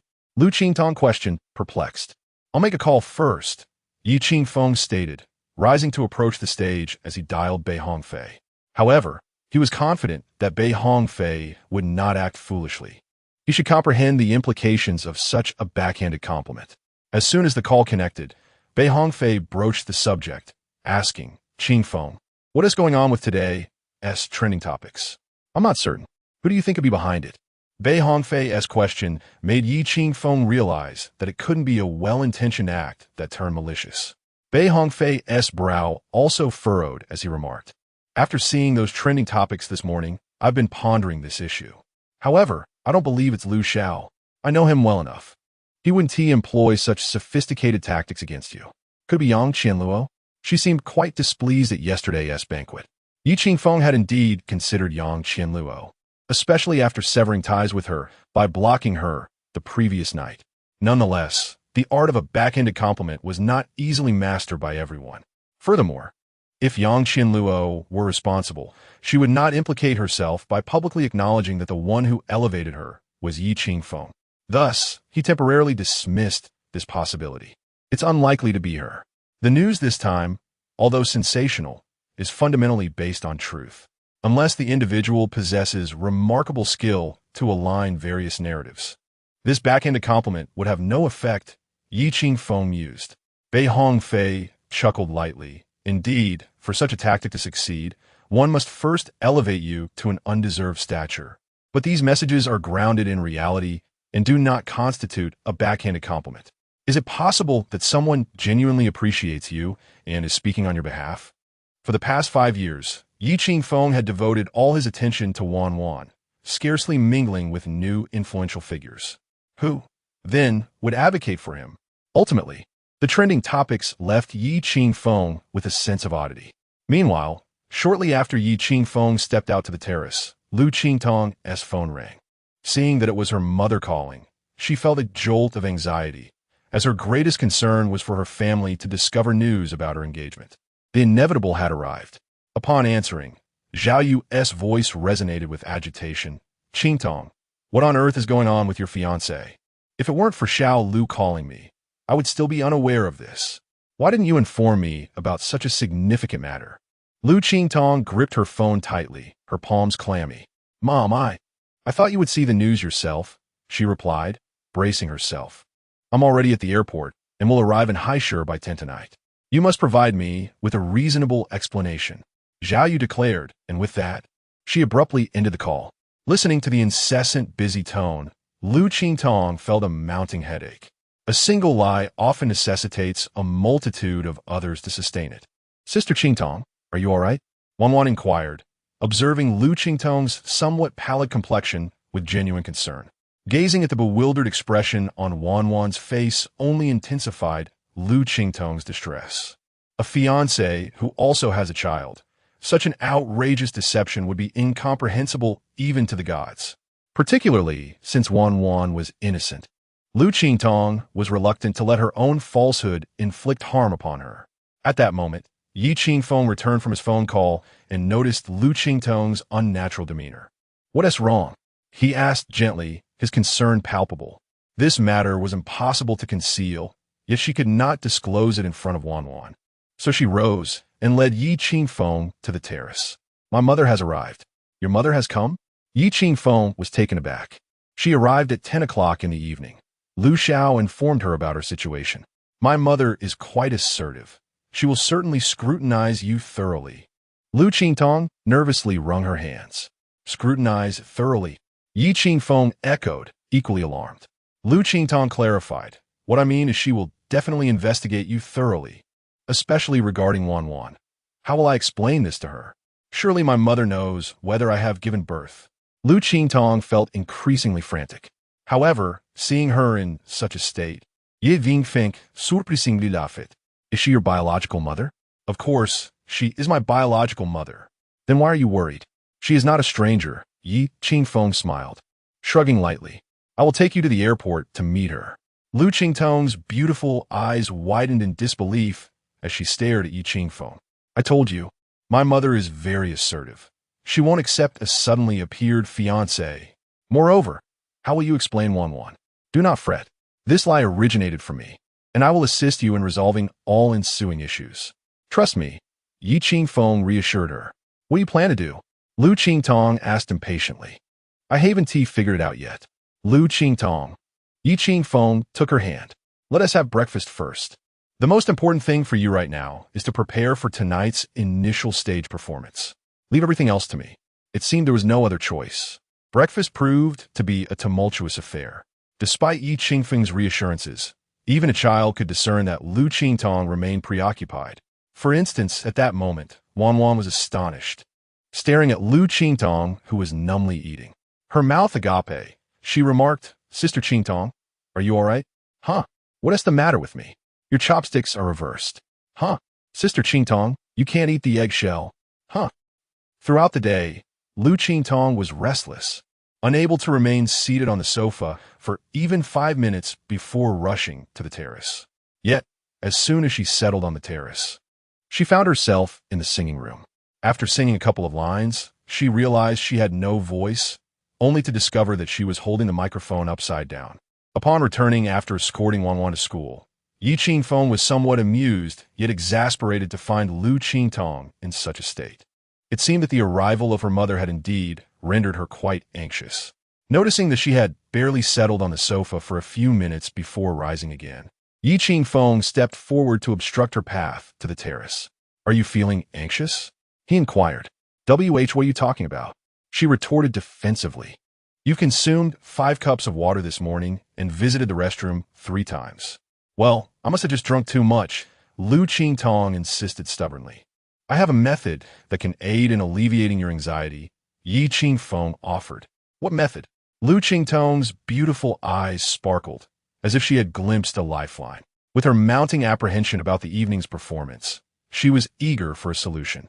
Qingfeng then turned and retrieved a mop from the storage room. Let's engage in a thorough cleaning today. Keeping ourselves occupied will do wonders, he suggested. Liu Qingtong exclaimed, "Are you serious? You want me to clean?" Chapter 36. I regretted the notion that she would engage in household chores to alleviate her anxiety was utterly unexpected for Liu Qingtong.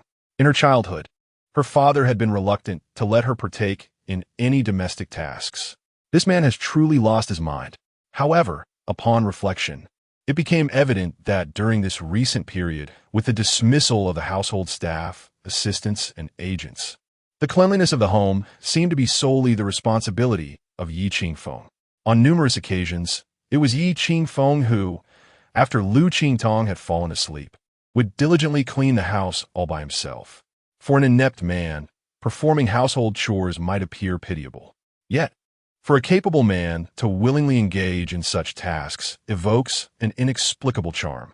He genuinely cherishes life. Contemplating this, Liu Qingtong accepted the mop from Yi Qingfeng, puffed her cheeks, and declared, "If I must, then I shall. I am not that pretentious." Just like Wan, splendid indeed. Liu Qingtong. If you cannot offer praise, then do not attempt to do so. Before long, Liu Qingtong began to laboriously mop the floor, and soon, beads of sweat adorned her brow. Engaging in household chores was far more exhausting than she had anticipated. It proved to be more effective than a workout. After merely mopping the living room, her face had flushed crimson, and perspiration glistened at her temples. Leaning on the mop, she gasped, "Why is mopping so tiring? It feels as if I have run 1,000 meters. Isn't this rather splendid? Perhaps I should consider replacing my workouts with household chores in the future?" Ye Qingfeng, seated comfortably on the sofa with a cup of coffee, chuckled. Liu Qingtong gazed at Yi Qingfeng, who wore an expression of pure contentment, her beautiful eyes widening in disbelief. "What do you mean by this? Are you simply going to watch me toil away here, all alone? I fear that if I assist you, you won't be able to sustain this effort for long. There is still over 3 hours until you need to leave for the program," Yi Qingfeng asserted, glancing at the quartz clock on the wall. Liu Qingtong. "So, it appears I am expected to mop for 3 hours?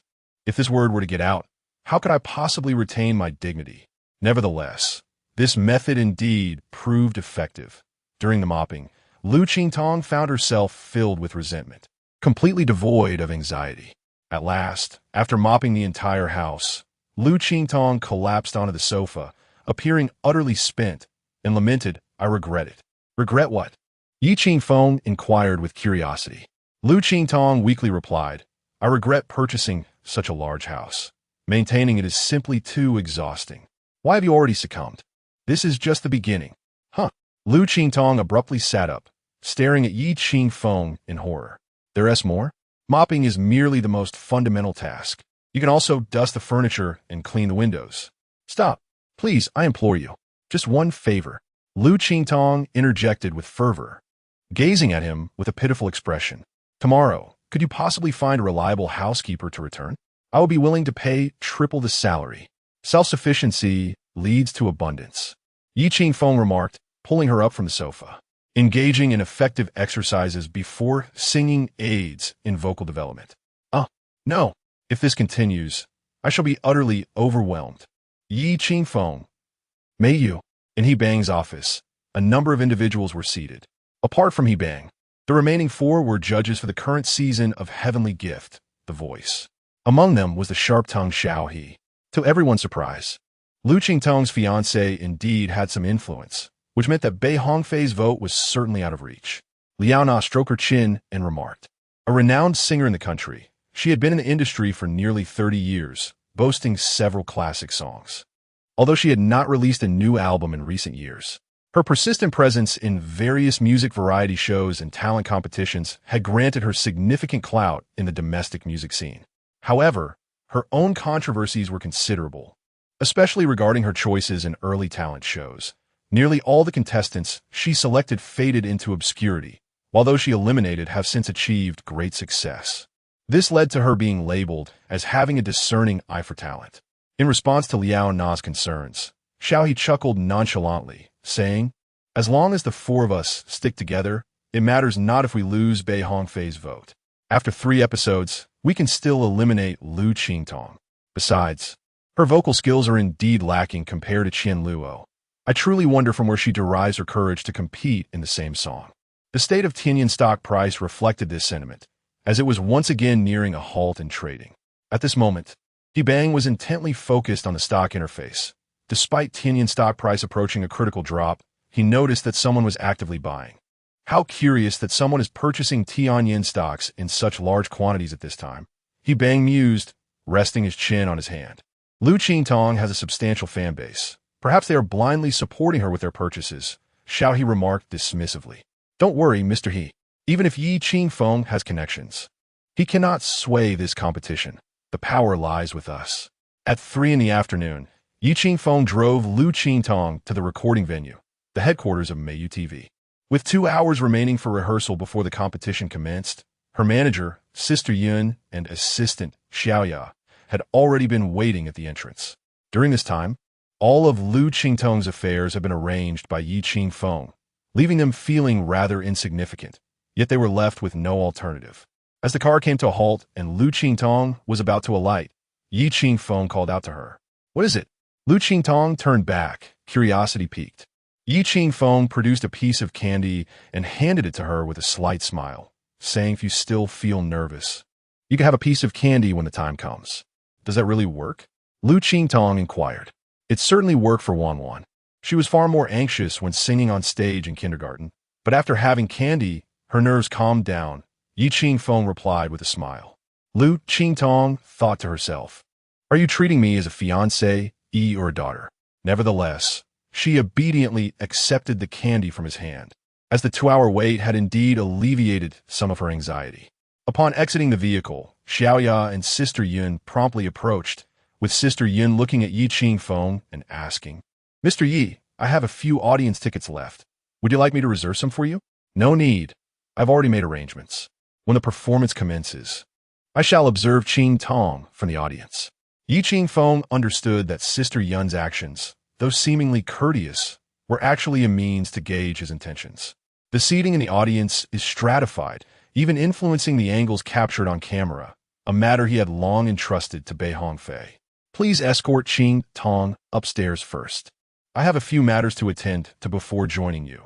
Yi Qingfeng remarked with a faint smile before accelerating the vehicle and driving off into the distance. Chapter 37. Have you ever met Yi? Upon arriving at the studio, Liu Qingtong first proceeded to the makeup room for her styling. However, upon seeing her attire, Sister Yun appeared rather dissatisfied. Qingtong, today's stage is quite significant. Why have you chosen such a simplistic outfit? Should you change into something more suitable? I can have Xiaoya fetch something else right away. Sister Yun scrutinized Liu Qingtong from head to toe, her expression reflecting surprise. For such an important stage, Liu Qingtong had opted for merely a straightforward white shirt paired with loose, light blue jeans. No need, this is perfectly fine, and it was chosen by Qingfeng. Liu Qingtong waved her hand, firmly declining Sister Yun's request, effectively silencing any retort. Yet, she spoke the truth.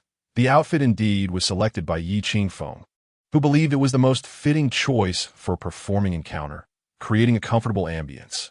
Simultaneously, Yang Qianluo, donned in an elegant light yellow gown, entered the makeup room accompanied by a throng of assistants and makeup artists. Her appearance starkly contrasted with Liu Qingtong's.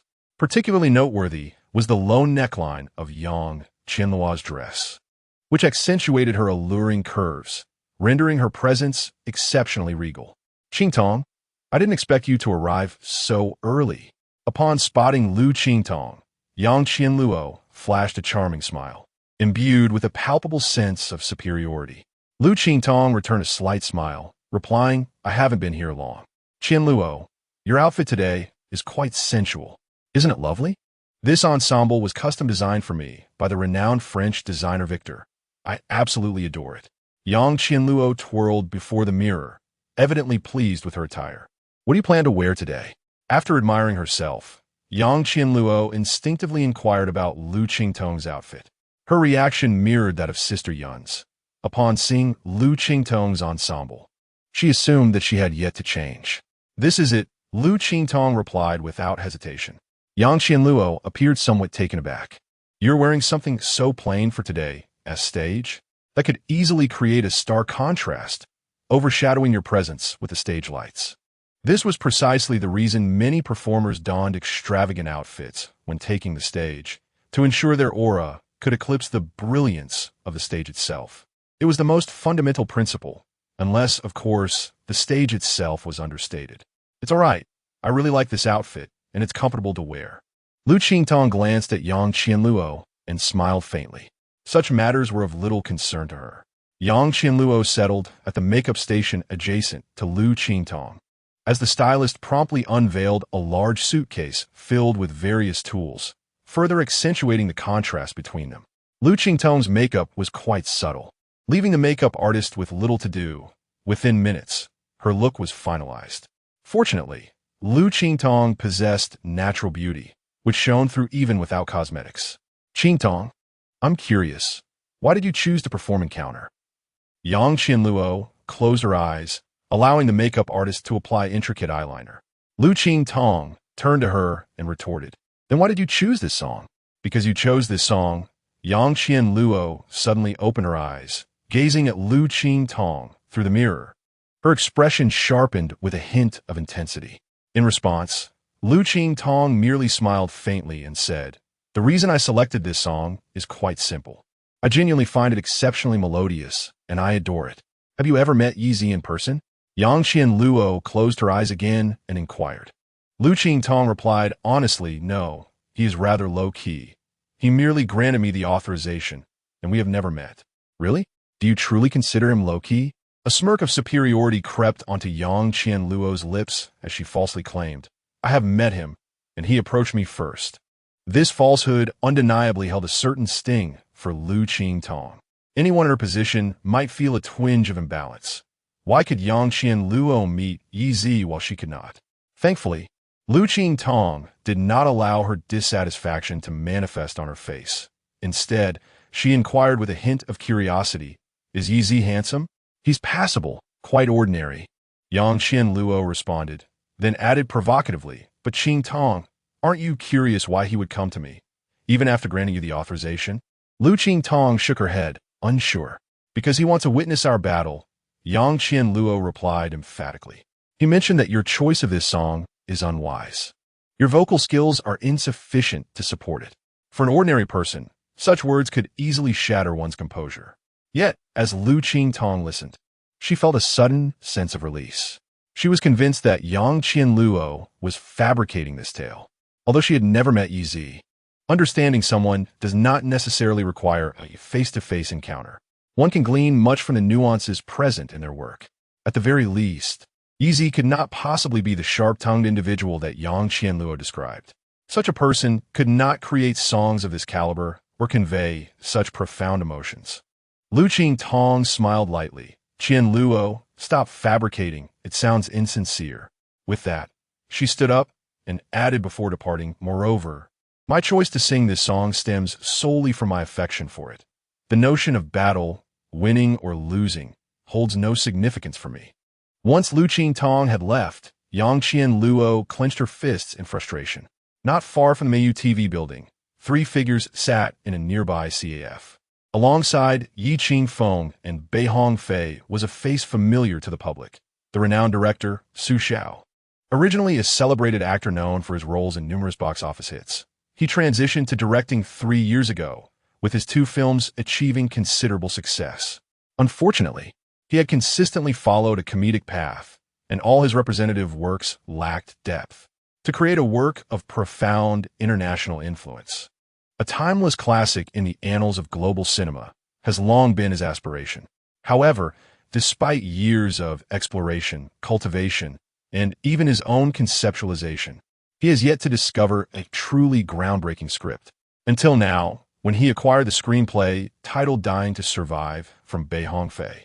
This script captivated him to such an extent that he remained indoors for 3 consecutive days, wholly immersed in its narrative.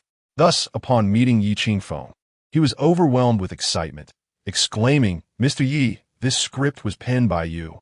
It is indeed an honor to meet you." Yi Qingfeng merely smiled faintly. After all, this was not his original work, but rather a conduit from another parallel universe. To allow this culturally barren parallel realm to witness creations of epical significance from an alternate reality is a reward in itself. He does not seek to monopolize these accolades, yet he finds it impossible to convey the truth to the world. Moreover, from the outset, his desire for monetary gain has been rather feeble. Otherwise, he would not have spent 5 years in quietude, dedicating himself to his daughter. The songs he composed for Yang Qianluo generated copyright revenues in the hundreds of millions. Yet he only accepted a few million from Bei Hongfei to sustain his livelihood. For him, the most vital aspect is the people around him. Chapter 38. A heart in suspense finally at rest. The total investment for this film is approximately 300 million. Initially, Liu Qingtong intended to seek out several investors to join him, but to his surprise, Bei Hongfei placed complete trust in him and took on the entire project single-handedly. Liu Qingtong was not overly concerned. As long as the film materialized and the partner was someone he could rely on, that sufficed. The planning for this film was rather urgent, and he hoped to complete filming within 2 months.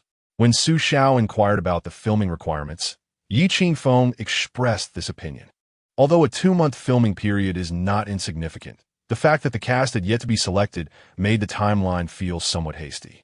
Curious about Liu Qingtong's urgency, Bei Hongfei instinctively remarked, "Isn't 2 months a bit rushed? I'm aware the timeline is tight, but..."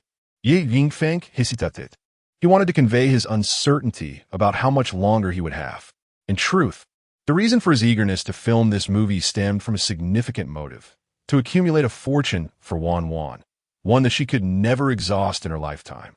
Should the day come when his brain tumor robbed him of everything, at least Wan would be able to live comfortably. After contemplating this, Liu Qingtong chose not to reveal the whole truth to Bei Hongfei. Instead, he responded in a different manner. From my perspective, 2 months is sufficient.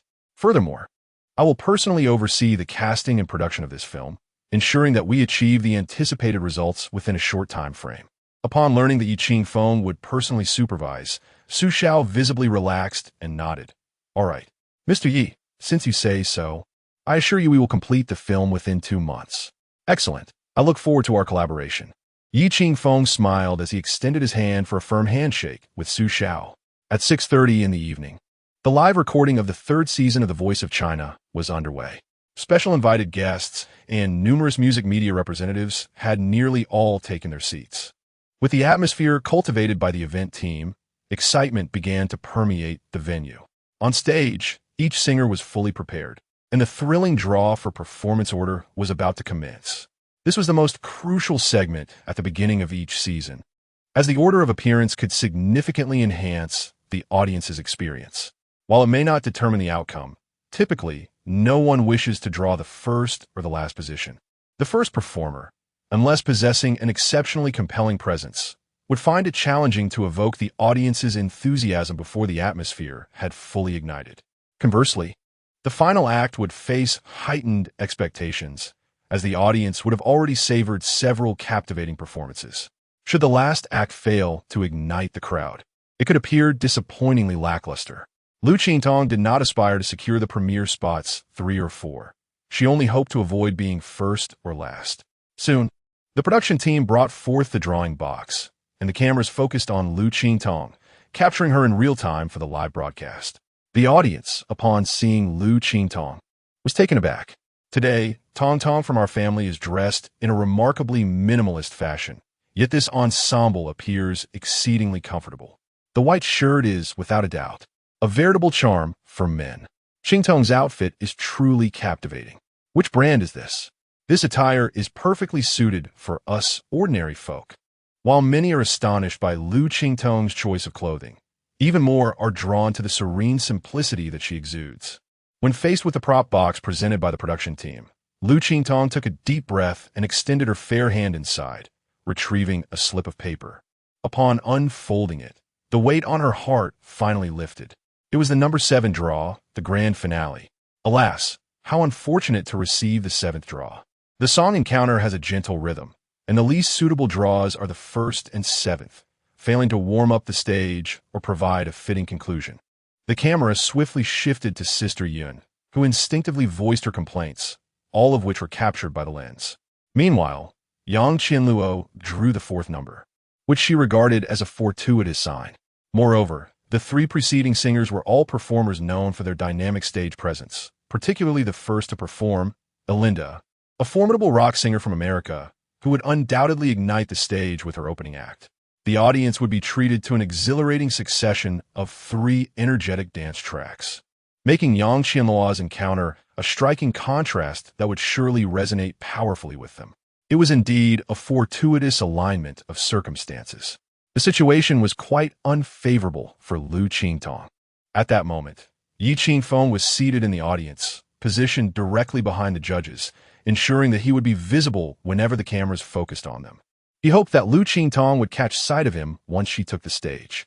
Observing from the screen that Liu Qingtong had drawn the number 7, Yi Qingfeng's brow furrowed slightly.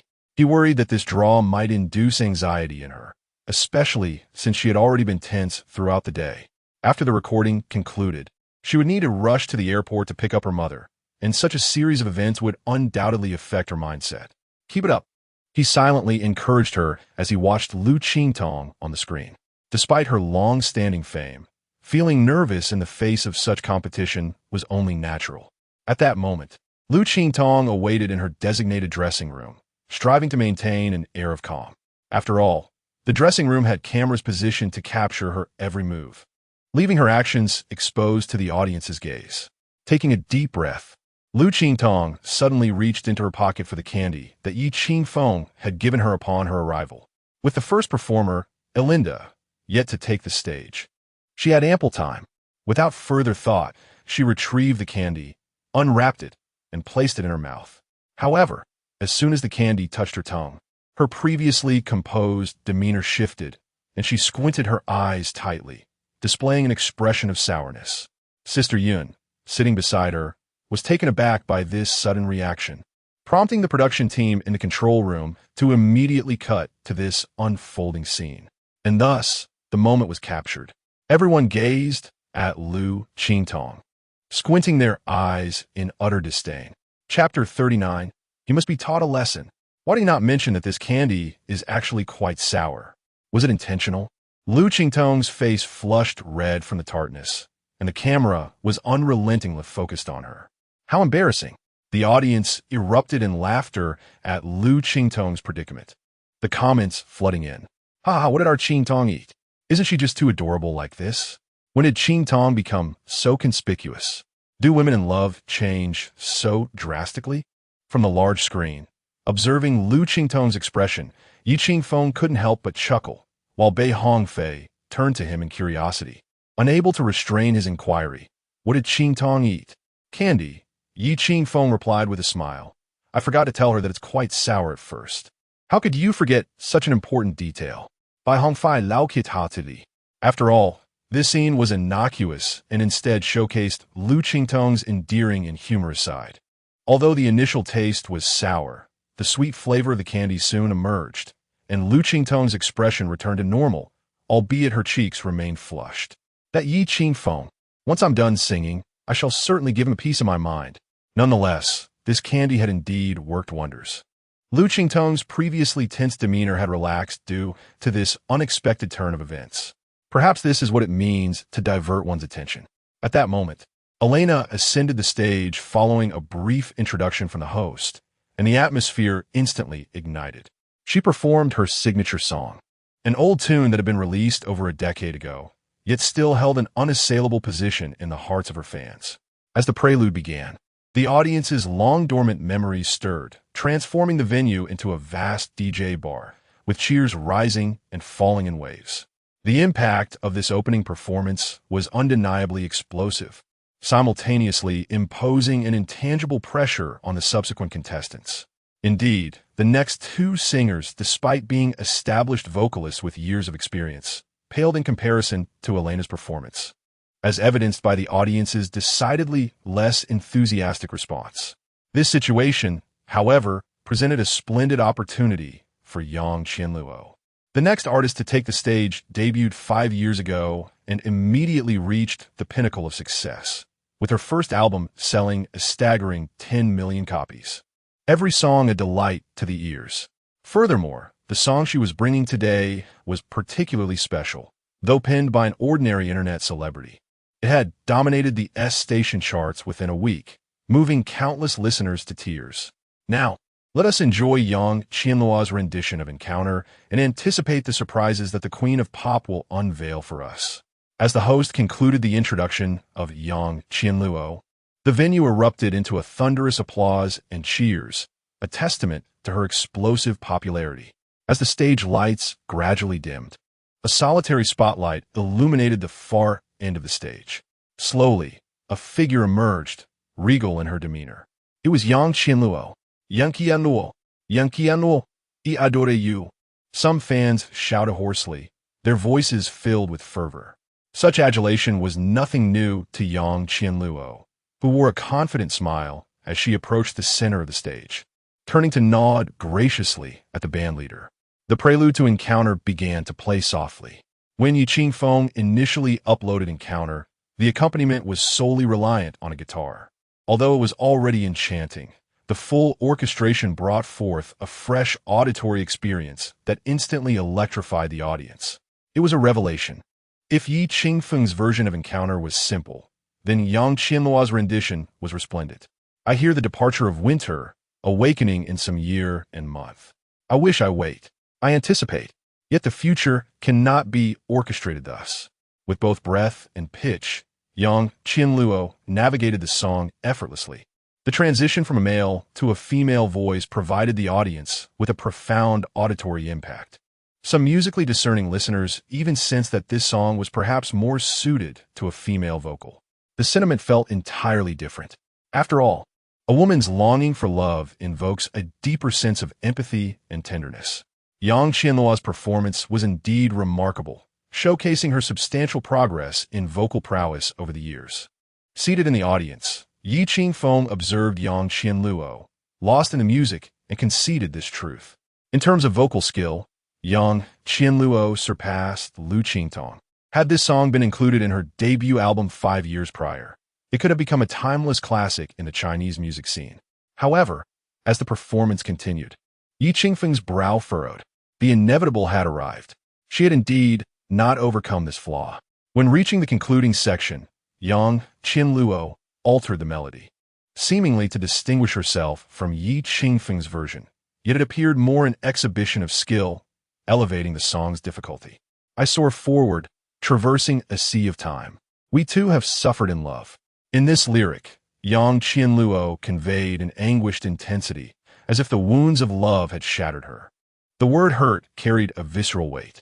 This transformation shifted the entire essence of the song. It no longer reflected a young girl, hopeful despite her scars. Instead, it resonated with the cry of a woman, profoundly wounded by love. Though the final, anguished cry for love undeniably possessed a powerful impact, sending shivers through many in the audience, there were others who felt that this outburst rendered the song somewhat peculiar. As the final note faded, the venue erupted into a fervent applause. Incredible. Beautiful. Yang Qianluo is the best. Oh. First place. First place. Liao Na remarked. One cannot deny that Qianluo's rendition of Encounter offered us a wholly new auditory feast. Although the melody flows gently, it is, in fact, quite challenging, demanding a high level of breath control. It is evident that Qianluo's breath is remarkably steady, particularly in the reimagined final section, which resonated deeply with me. Absolutely splendid. I have listened to Yi Zi's version of Encounter several times, yet it is clear that it pales in comparison to Qianluo's interpretation. This song is evidently better suited for a female vocalist, as the emotional intensity stemming from a woman's yearning for love far surpasses that of a man. Onfei, what are your thoughts? After expressing her opinion, Xiaohe deliberately cast her gaze towards Bei Hongfei, eager to hear his perspective on Yang Qianluo's performance. After all, the judges had all voiced their admiration. Should Bei Hongfei express dissenting views, or even disparagement at this moment, it would undoubtedly provoke strong discontent among Yang Qianluo's fans. Chapter 40. She has already fulfilled Xiaohe's intentions, and Bei Hongfei naturally comprehends this. He cast a knowing smile at Xiaohe and remarked, Qianluo's rendition of Encounter has indeed bestowed upon me an entirely new sensation. Both the pitch and breath are impeccable. However, given the peculiar circumstances of today, I would prefer to reserve my opinion until Qingtong has completed her performance.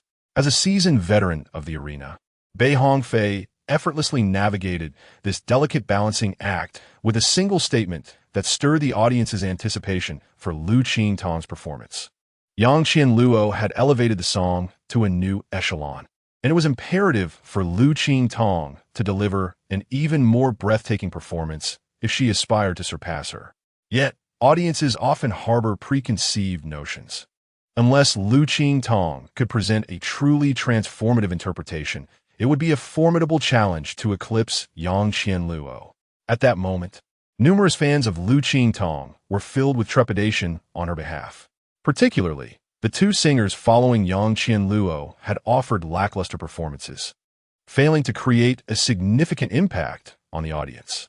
Consequently, by the time Liu Qingtong took the stage, the audience's enthusiasm had somewhat waned. Next, we awaited the final performer of the evening, who would be singing the same song as Yang Qianluo, a scenario unprecedented on the heavenly gift of voice stage. This unusual occurrence heightened the competitiveness of our contest. Now, let us revel in Liu Qingtong's rendition of Encounter, and with fervent applause, anticipate the surprises her version may unveil. The crowd erupted once more in fervent cheers. In terms of fan numbers, despite Liu Qingtong currently being embroiled in controversy, she still stood on par with Yang Qianluo. The applause served as the finest encouragement for her. However, when Liu Qingtong emerged from the far end of the stage clad in a white shirt, the audience gasped in astonishment. She was astonishingly cradling a guitar. As a singer-dancer who had debuted with a sweet image, her fans had never witnessed her approach the stage with a guitar in tow. In fact, many were unaware of her ability to play the guitar. Goodness, is Tong Tong really going to play the guitar? I've never seen her do that before. One couldn't help but admire Qingtong's youthful attire today. She radiated an exuberant sense of youthfulness. In that moment, it felt as though the dreamlike school beauty was gracefully advancing towards me. Her markedly different appearance captivated many of her familiar fans. Upon reaching the center of the stage, Liu Qingtong took a deep breath, revealing a hint of nervousness within her. It was as if she were stepping onto such a grand stage for the very first time. Subsequently, she seated herself on a chair, the soft blue light enveloping her, making it seem as if she were the sole inhabitant of the venue. She had opted not to invite a band. For this song, she intended to perform solely with her guitar, akin to Yi. This was not a decision made by Yi Qingfeng, but rather one Liu Qingtong had independently resolved in that vast, empty room. A song conveys the innermost feelings of an individual. All stage effects merely serve as embellishments and cannot alter the essence of the song itself. This performance marked the singular occasion on the stage of the voice of heaven devoid of any orchestral accompaniment. The decision came as a sudden revelation to the production team, as it was only moments before her appearance that Liu Qingtong informed the band of her desire to perform solo with just a guitar. Yu Jie and Xiao Yu were completely unaware of this plan. Had they known, they would undoubtedly have opposed it vehemently. Liu Qingtong wished to avoid further debate with Yu Jie, which is why she withheld this information until the very last moment. What on earth is Liu Qingtong thinking? To perform without the band is akin to conceding defeat. Is she attempting to replicate Yezi's rendition? Yet on such a grand stage, how could a mere guitar suffice to create an impactful performance? Imitation equates to failure. It is perplexing to witness a seasoned artist emulating an internet sensation on such a monumental platform. The judges exchanged whispers among themselves as Liu Qingtong's fingers delicately plucked the strings, and the familiar introduction resounded once more. The lighting, arranged by Liu Qingtong herself, cast the stage into darkness, obscuring the audience from her sight. This was precisely the ambience she sought. Regardless of the outcome, her sole intention was to serenade the audience with a heartfelt love song. I hear the departure of winter, awakening in some year, some month. I yearn, I wait, I anticipate. Yet, the future remains uncharted. On a cloudy evening, outside the car window, someone waits. Looking left, right, and ahead, love must meander through many turns before arriving. In terms of breath control, Liu Qingtong undeniably fell short of Yang Qianluo. Her first note emerged with a slight quaver, though imperceptible to the untrained ear. Yet seasoned musicians could discern it. Liao Na and Xiao He shook their heads in disapproval from their seats. How could such a performance compete with Yang Qianluo's? To be candid, at that moment, Bei Hongfei felt a twinge of concern for Liu Qingtong. In terms of the auditory and visual impact of the prelude, it seemed she would falter. The support of a band undeniably plays a significant role. However, gradually, the tide began to turn. Although there were no fervent shouts or intricate vocal runs, Liu Qingtong's emotional connection to the song intensified. Slowly, it appeared that the audience could see only Liu Qingtong. Cradling her guitar, she sat serenely on stage, gently singing her ballad. In the end, it seemed as though Liu Qingtong herself faded away, and countless fans envisioned themselves seated there, holding a guitar, singing Encounter. I soar forward, traversing a sea of time. We too have endured heartache in love. I gaze at the road. The entrance to dreams is somewhat narrow. Meeting you is the most beautiful surprise. One day, the mystery shall be unveiled. Liu Qingtong was unaware of the moment she became overwhelmed with emotion, her memories of the entire process fading into oblivion. She could not recall how she completed the song. All she remembered was that as she sang, she seemed to glimpse the girl waiting at the bus station, eagerly anticipating something. She seemed to have returned to that desolate room, once again seated at her writing desk. It was not until the stage lights illuminated that she regained her composure, rising to bow to the audience. The silence from the crowd was haunting, void of applause. Unbeknownst to her, many in the audience had tears glistening at the corners of their eyes. Standing upon the stage, she remained oblivious to this.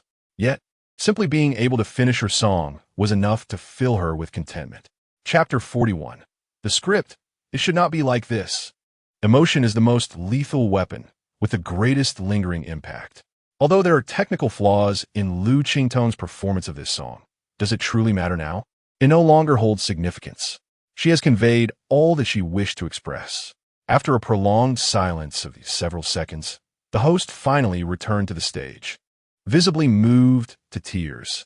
At this moment, I find it difficult to articulate my emotions.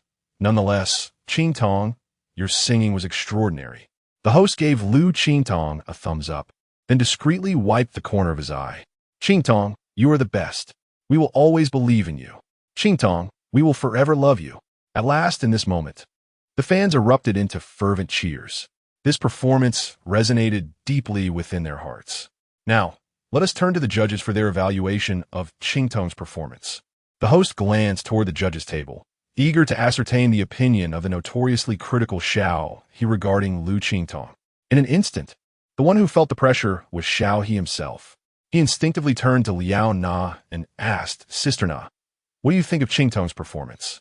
At such a moment, tossing the difficult question back to oneself made Liao Na feel as though she could very well slay Xiao He, clearly attempting to cast herself in the role of the villain. Thus, the two began to shift the responsibility. Mr. Xiao, why don't you go first? Your evaluations are always the most incisive, Liao Na remarked with a forced smile. Had it not been for the remuneration from Yibang, Liao Na would have genuinely wished to lavish praise upon Liu Qingtong at this moment. The emotional expression in this rendition was profoundly poignant.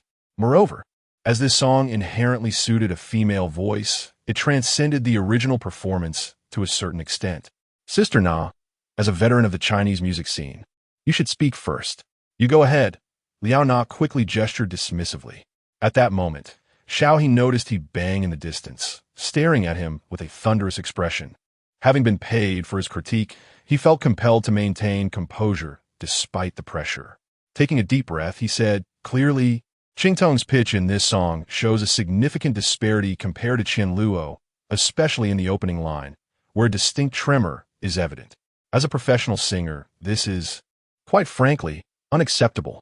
As he continued, Xiao He himself began to waver, realizing that the atmosphere was exceedingly tense, with the audience fixated on him with a collective glare.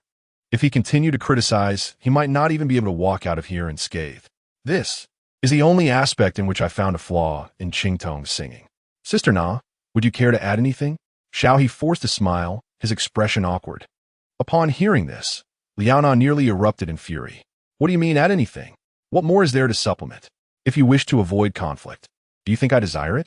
Well, Liao Na stammered into the microphone, utterly at a loss for words, her mind blank.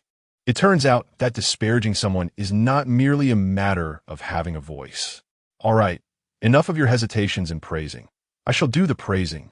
As Liao Na struggled with her disorganized language, Bei Hongfei, sitting nearby, could no longer bear to watch. I dare say that Qingtong's performance this time was a groundbreaking spectacle since the inception of the Voice of Heaven. Through her actions, Qingtong demonstrated that on this stage, it is not merely high notes and technical prowess that earn the audience's admiration. The essence of a song lies in the expression of emotions. It is the ability to evoke emotional resonance in the audience that a true singer should aspire to achieve. Clearly, Qingtong has accomplished this feat. Bei Hongfei's voice was filled with fervor, as he candidly stated. Though Qian Luo may indeed possess superior vocal skills compared to Qingtong, when it comes to emotional expression in this song, Qian Luo pales in comparison. Qingtong conveyed the trepidation and longing of a young girl yearning for love while fearing the pain it may bring, while Qian Luo initially sang quite well. I must admit, I could not appreciate the final adaptation. Unafraid of offending others, Bei Hongfei pressed on. If it were not for Qingtong's ability to captivate the majority of the audience, it would have been her facing personal attacks today. This is my perspective, and thus, I cast my vote for Qingtong. Bei Hongfei raised his hand to signal his decision, prompting a thunderous applause from the audience. Meanwhile, in the waiting room, Yang Qian Luo's face turned a shade of green. This was not how the script was meant to unfold. Bei Hongfei's evaluation was, in fact, quite astute, as he directly criticized Yang Qian Luo, magnifying her shortcomings and unintentionally applying pressure on the other four judges. Should they still cast their votes for Yang Qian Luo? How would the audience respond? Once the show concluded, their Weibo accounts would likely be inundated with backlash. More formidable than capital itself is the power of millions of fans. Faced with such pressure, Xiao He and the others ultimately cast their votes for Liu Qingtong, as offending Yibang was far less daunting than incurring the wrath of millions of fans. They had no choice in this dilemma. Finally, the initial stage concluded. Returning to the waiting room, Liu Qingtong couldn't help but exhale in relief. After the audience exited, Qingfeng promptly made his way backstage. However, as he traversed the corridor, he happened upon Yang Qian Luo standing by the railing, gazing out the window. He paused momentarily, but refrained from greeting her, attempting to pass by unnoticed. Just then, upon hearing footsteps, Yang Qian Luo instinctively turned her head. Upon realizing it was Qingfeng, her pupils dilated in surprise, and she hurriedly wiped away the tears at the corners of her eyes. "Are you here to witness my humiliation?" Yang Qian Luo coldly glared at Qingfeng and inquired. Qingfeng, composed, replied, "I am not that bored. I merely happen to be passing by." With that, he brushed past her. Qingfeng. After taking just a couple of steps, Yang Qian Luo called out to him with venom. Qingfeng halted, facing away from her. "Have you truly fallen for Liu Qingtong?" she interrogated, scrutinizing his back. "That is none of your concern," he retorted, leaving her behind as he vanished at the end of the corridor. Chapter 42. Some matters are best left untouched. Qingtong, congratulations. Your performance this time was truly commendable. Liu Xiao was naturally delighted that Liu Qingtong had secured the championship in the first round. The stock price of Tian Yin was bound to rebound, and perhaps even reach new heights. Liu Qingtong organized her bag, a faint smile gracing her lips, content with Liu's satisfaction. "Qingtong, why do I feel like you're speaking to me with a hint of distance? Come, let me take you to the airport. Your mother should be arriving soon," Liu Xiao said warmly, eagerly anticipating Zhao Yu's arrival. Perhaps it would not be long before this fiancé would reveal his true colors. After all, Liu Xiao had witnessed Zhao Yu's formidable nature. Upon hearing this, Liu Qingtong's gaze suddenly turned icy as she questioned, "Did you intentionally call my mother?" Liu Xiao feigned innocence, lying, "How could that be? Your mother saw the news and called me. Moreover, with such a significant event, you ought to inform your family. Shouldn't you? This is a personal matter. Please do not interfere, Liu Qingtong replied, her tone tinged with irritation. After all, she was unaware of the situation that awaited her that evening. The thought made her increasingly anxious. Perhaps sensing her tension, Liu Xiao narrowed his eyes, saying, "To be honest, I am genuinely curious. If Yi Qingfeng is indeed your legitimate fiancé, why would you conceal this from your parents? What is there to hide? Does it concern you?" Liu Qingtong retorted coldly, grabbing her bag and attempting to leave. However, Liu Xiao firmly grasped her arm, declaring, "How could it not concern me? Your mother entrusted me with your care. She even mentioned wanting me as her son-in-law. Now, you suddenly have a fiancé. Have you considered my feelings? Let go of me." Liu Qingtong struggled to free herself, but Liu Xiao's grip was unyielding. "I won't let go. Today I intend to confront your mother and clarify this entire situation." Liu Xiao. Liu Qingtong's voice sharpened, but the soundproofing of the lounge was too effective. No one outside could hear them. Fortunately, Liu Xiao had not completely lost his reason and understood that losing control of his emotions here could lead to dire consequences. Reluctantly, he released Liu Qingtong. She immediately opened the door, inadvertently colliding with Yi Qingfeng, who had just arrived. "What is wrong?"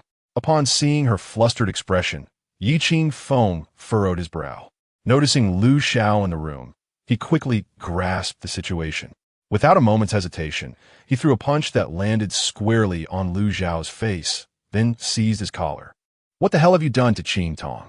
Liu Xiao felt the force of Yi Qingfeng's grip and tried to break free, but to no avail. "What could I possibly do here in Mayu?" Liu Xiao, filled with anxiety, glared at Yi Qingfeng, the pain on his face overshadowing his anger. Liu Qingtong, not wishing to escalate the situation, quickly wrapped her arm around Yi Qingfeng's. "Qingfeng, it's fine. He hasn't done anything to me. This is Mayu. We must not let anyone witness this scene." Yi Qingfeng finally released Liu Xiao, his expression icy as he stated, "Liu Xiao, there are certain matters best left untouched. Otherwise, the consequences may be beyond your capacity to bear." With that, he took Liu Qingtong's hand and turned to leave. "Ye Qingfeng." Liu Xiao glared fiercely at their retreating figures, then gingerly touched her already swollen face. With Yi Qingfeng's firm grip on her hand, Liu Qingtong inexplicably felt a profound sense of security, a sensation she had only experienced in her childhood with her father and had not felt since. Yet why was he silent? Was he angry? Or perhaps jealous? "Are you upset?" Liu Qingtong cautiously glanced at Yi Qingfeng and inquired. "No." "Then why aren't you speaking? What is there to say?" Liu Qingtong. This man truly lacked sensitivity. At the very least, he should congratulate me. As they entered the elevator, just as the doors were about to close, a fair hand suddenly blocked the gap. "Excuse me," a girl's voice called from outside. Soon after, a girl in a long dress hurriedly entered, but upon seeing Liu Qingtong and Yi Qingfeng holding hands, she froze momentarily. "Sorry, I'll wait for the next one," she said, attempting to exit the elevator. "Don't worry, come in." Liu Qingtong smiled in response, instinctively trying to release Yi Qingfeng's hand, only to find his grip had tightened. Was this another paparazzi, seizing the opportunity to showcase their affection? Liu Qingtong recalled Yi Qingfeng's behavior the last time they encountered paparazzi and inadvertently regarded this girl as one of them. The girl ultimately stepped into the elevator, turning her back to Liu Qingtong and Yi Qingfeng standing before them. The atmosphere inside the elevator felt somewhat peculiar. Ye Qingfeng maintained a composite demeanor, seemingly indifferent, yet attentively observing the girl's movements. There was nothing amiss. When the elevator reached the underground parking garage, the girl turned to Yi Qingfeng and Liu Qingtong, offering an awkward smile before hastily exiting. "Do you suspect she is a paparazzi?" Liu Qingtong quietly asked once the girl had distanced herself. "No." Yi Qingfeng shook his head. "Then why were you holding me so tightly?" Liu Qingtong puffed her cheeks in protest. "Why did you instinctively want to let go when there were outsiders present?" Ye Qingfeng countered it. Liu Qingtong was momentarily at a loss for words. Indeed, why should she let go? In front of the media, they were a legitimate couple. Then, "I'll be more mindful next time," Liu Qingtong said, her cheeks flushed. Couples should indeed present themselves as such. However, Yi Qingfeng harbored doubts about the girl from earlier, as her face seemed familiar, reminiscent of a past encounter that eluded his memory. Once inside the car and fastening her seatbelt, Liu Qingtong instinctively inhaled deeply and asked, "Are we heading to the airport now?" "Yes. Your mother should be arriving soon." Qingfeng started the car. "Are you feeling nervous again? Are you not nervous? My mother is quite formidable upon meeting you. She will undoubtedly bombard you with an endless array of questions." The mere thought of her brings a wave of exasperation to Liu Qingtong. "What admonitions do you have? Which can I convey, and which should I refrain from disclosing?" Qingfeng inquired, displaying ample respect for Liu Qingtong's sentiments. However, in moments like these, what this young lady seeks is not mere respect. What she yearns for is a resolution to the predicament. "How am I to know? Did you not assert that you would devise a strategy to contend with this? In any case, if my mother discovers that our relationship is a fade, I will be utterly doomed." Liu Qingtong clutched at her garment. After all, the other party is Liu Qingtong's biological mother, and Qingfeng could not resort to conventional tactics. What if, in the future, she truly becomes a mother-in-law? The only way forward in this matter is through sincerity, honestly revealing to Liu Qingtong's mother that this is a deception. Chapter 43. Qingfeng, you must not act recklessly. In the office of Meiyu, He Bang was in a furious rage. "You took the money. Is this how you conduct business?" Chuatai, Qian Luo at the bottom. "What? Having taken my money, do you intend to eliminate my people?" Xiao He lowered his head, resembling a submissive child. Liao Na could only stand silently at the side, waiting for He Bang to vent his frustrations before speaking. Like Liu Qingtong, who also represented the company, the defeat of Yang Qian Luo meant a significant drop in Meiyu's stock price in the short term. Were they merely losing a match? They were losing money. Once He Bang had finished expressing his anger, Xiao He cautiously spoke up. "Mr. He, given the current situation, I truly cannot cast my vote for Qian Luo. If the fan base attacks, our position may become even more precarious." Liao Na, mustering her courage, added, "Liu Qingtong performed exceptionally well. She is like a different person compared to before." At that moment, Yang Qian Luo entered the office. She had learned from He Bang's secretary that he was in a state of fury. "Mr. He, there is no need to be angry. A rise followed by a fall makes for an interesting narrative, doesn't it?" Yang Qian Luo had already composed herself, and not a trace of disappointment was visible on her face. Upon hearing Yang Qian Luo's voice, He Bang's anger began to dissipate. "Qian Luo, I am glad you are not disheartened," he replied with a reassuring smile. Yang Qian Luo returned his smile, saying, "Do not be upset. I will make a comeback in the next round. The real show has just begun. Besides, is our enemy Liu Qingtong? Not all." Her words caused a flicker in He Bang's gaze, and the image of Qingfeng surfaced in his mind. "Are you referring to Qingfeng?" He Bang inquired. Yang Qian Luo nodded, stating, "Liu Qingtong's significant transformation this time must have been greatly influenced by Qingfeng. This man is more formidable than I had anticipated." At the mention of Qingfeng, Liao Na instinctively asked, "Qian Luo, was it truly Qingfeng who elevated your career back then?" After the gala, Yang Qian Luo had already prepared her response regarding the past. She replied calmly, "He was indeed involved. He facilitated my connection with the Emperor's Peak. However, I am unaware of the specifics of his actions behind the scenes. Therefore, we will need to explore his methods together. I believe, with your abilities, you will surely uncover his vulnerabilities." Yang Qian Luo understood that she could not confront Qingfeng directly to avoid mutual destruction. However, using indirect means to achieve her goals was certainly acceptable. At the airport, waiting at the VIP passageway exit, Liu Qingtong was once again restless. Her mother had never instilled such fear in her as she did today. Moreover, upon returning home, there was Wan to contend with, which was simply impossible to explain. "How can you be so unperturbed?" Liu Qingtong exclaimed, unable to contain herself as she observed Qingfeng standing calmly beside her. "Who told you I am not anxious?" Qingfeng retorted. "Oh no, if even you are nervous, then I am even more so." Liu Qingtong resumed her pacing. Qingfeng, to claim I am not nervous would be a falsehood. After all, he had never met Liu Qingtong's mother and was completely unaware of her temperament. However, it was unlikely she would resort to slapping him across the face upon their first encounter. Was it? Eventually, The moment arrived, and Zhao Yu walked ahead, sporting sunglasses, flanked by two assistants who dutifully pushed her luggage. Such an imposing presence. Upon seeing Zhao Yu, Liu Qingtong's body quivered slightly, and she hurried forward to greet her. Yi Qingfeng followed closely, arriving before Zhao Yu with a polite smile, saying, "Hello, Annie. I am Yi Qingfeng." Zhao Yu perhaps did not anticipate Yi Qingfeng would come and meet her. She lowered her sunglasses slightly to scrutinize him. Compared to Liu Xiao, he seemed somewhat more handsome and possessed a commendable physique. Oof. Zhao Yu deliberately cleared her throat, adopting the characteristic aloofness of a mother-in-law, and remarked, "Yi Qingfeng, you have quite the audacity, daring to pursue my daughter." Yi Qingfeng was taken aback. The tone of her words felt somewhat amiss. "Auntie, it's not pursuing. It's a normal relationship," he explained.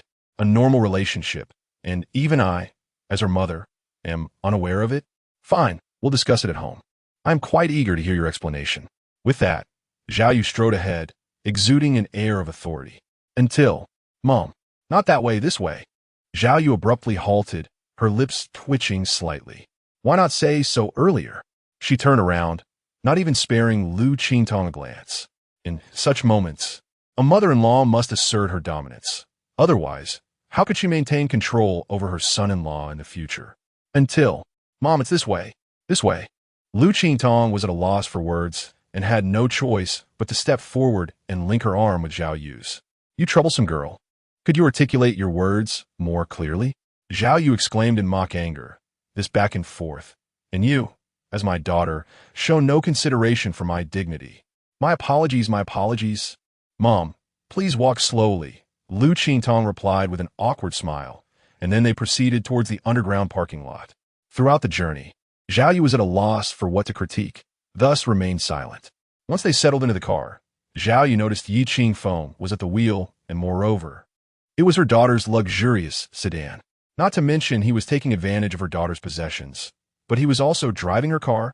Did he not even have a driver? Was he to drive himself? And if she was mistaken, this car belonged to her daughter, a 5-seater at that. What would happen to her two assistants? Zhao Yu sat in the back seat, removed her sunglasses, and coldly fixed her gaze on Yi Qingfeng. Now she had something to confront him about. "Let us see how you explain this." Yi Qingfeng turned around, smiling as he addressed Zhao Yu. "Annie, I will make arrangements for your two assistants, so you need not worry. As for the absence of a driver, it is precisely because you are Qingtong's mother that I wish to personally attend to you. Hence I did not hire an outsider." Liu Qingtong quickly chimed in, "Yes, Mom. It's because we are family that we prefer not to have outsiders in the car." This reasoning seemed somewhat irrefutable. As the car started, Zhao Yu inquired, "Young Yi, what do you do? How'd you come to know our Qingtong?"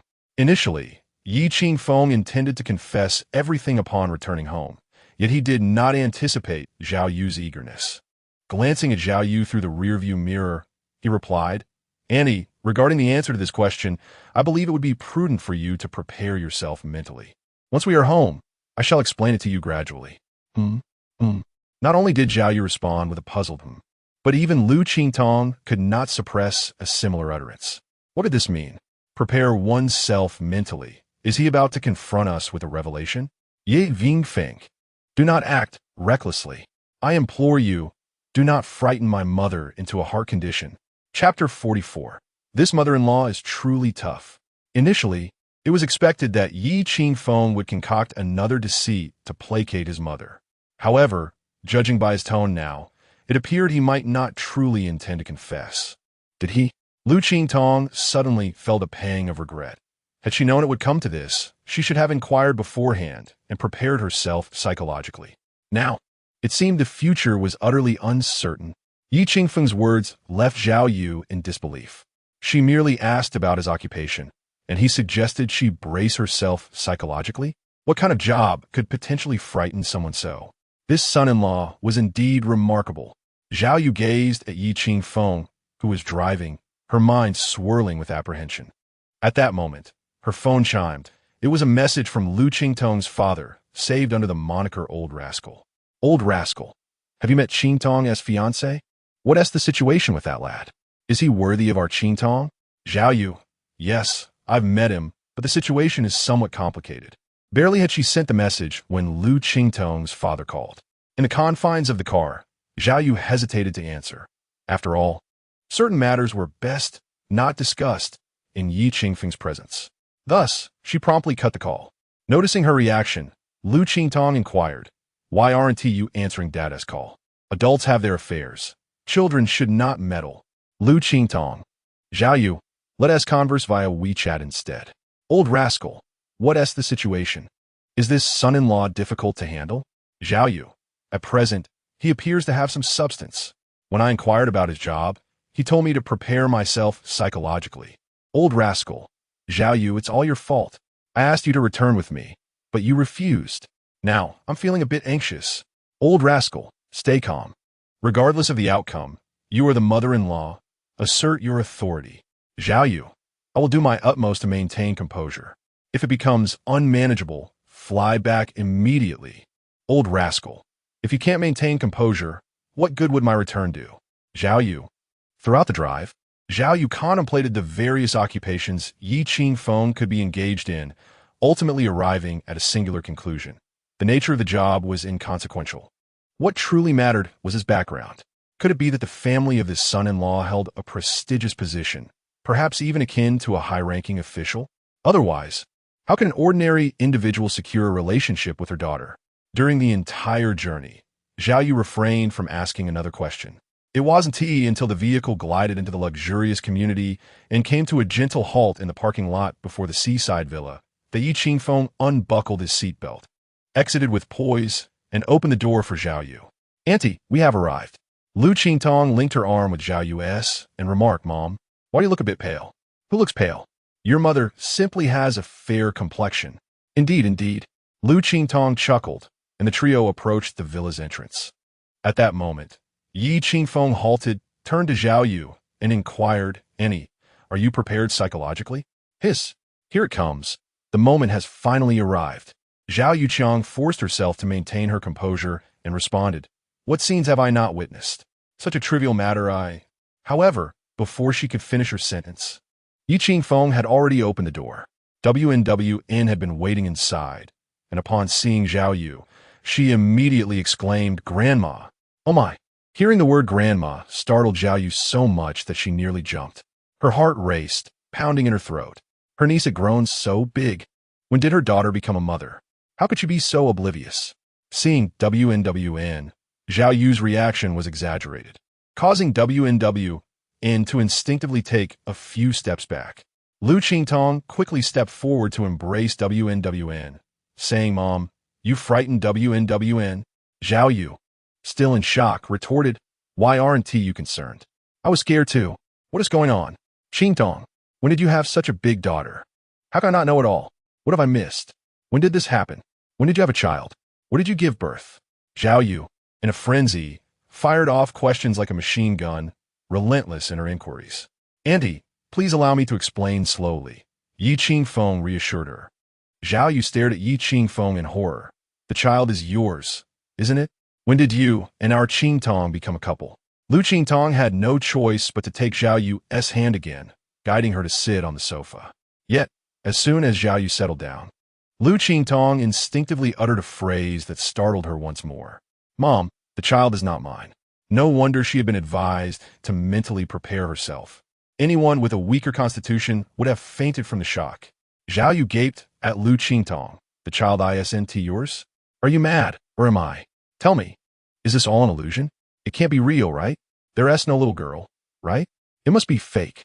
An illusion. All an illusion." Zhao Yu pinched her thigh hard, the pain nearly bringing her to tears.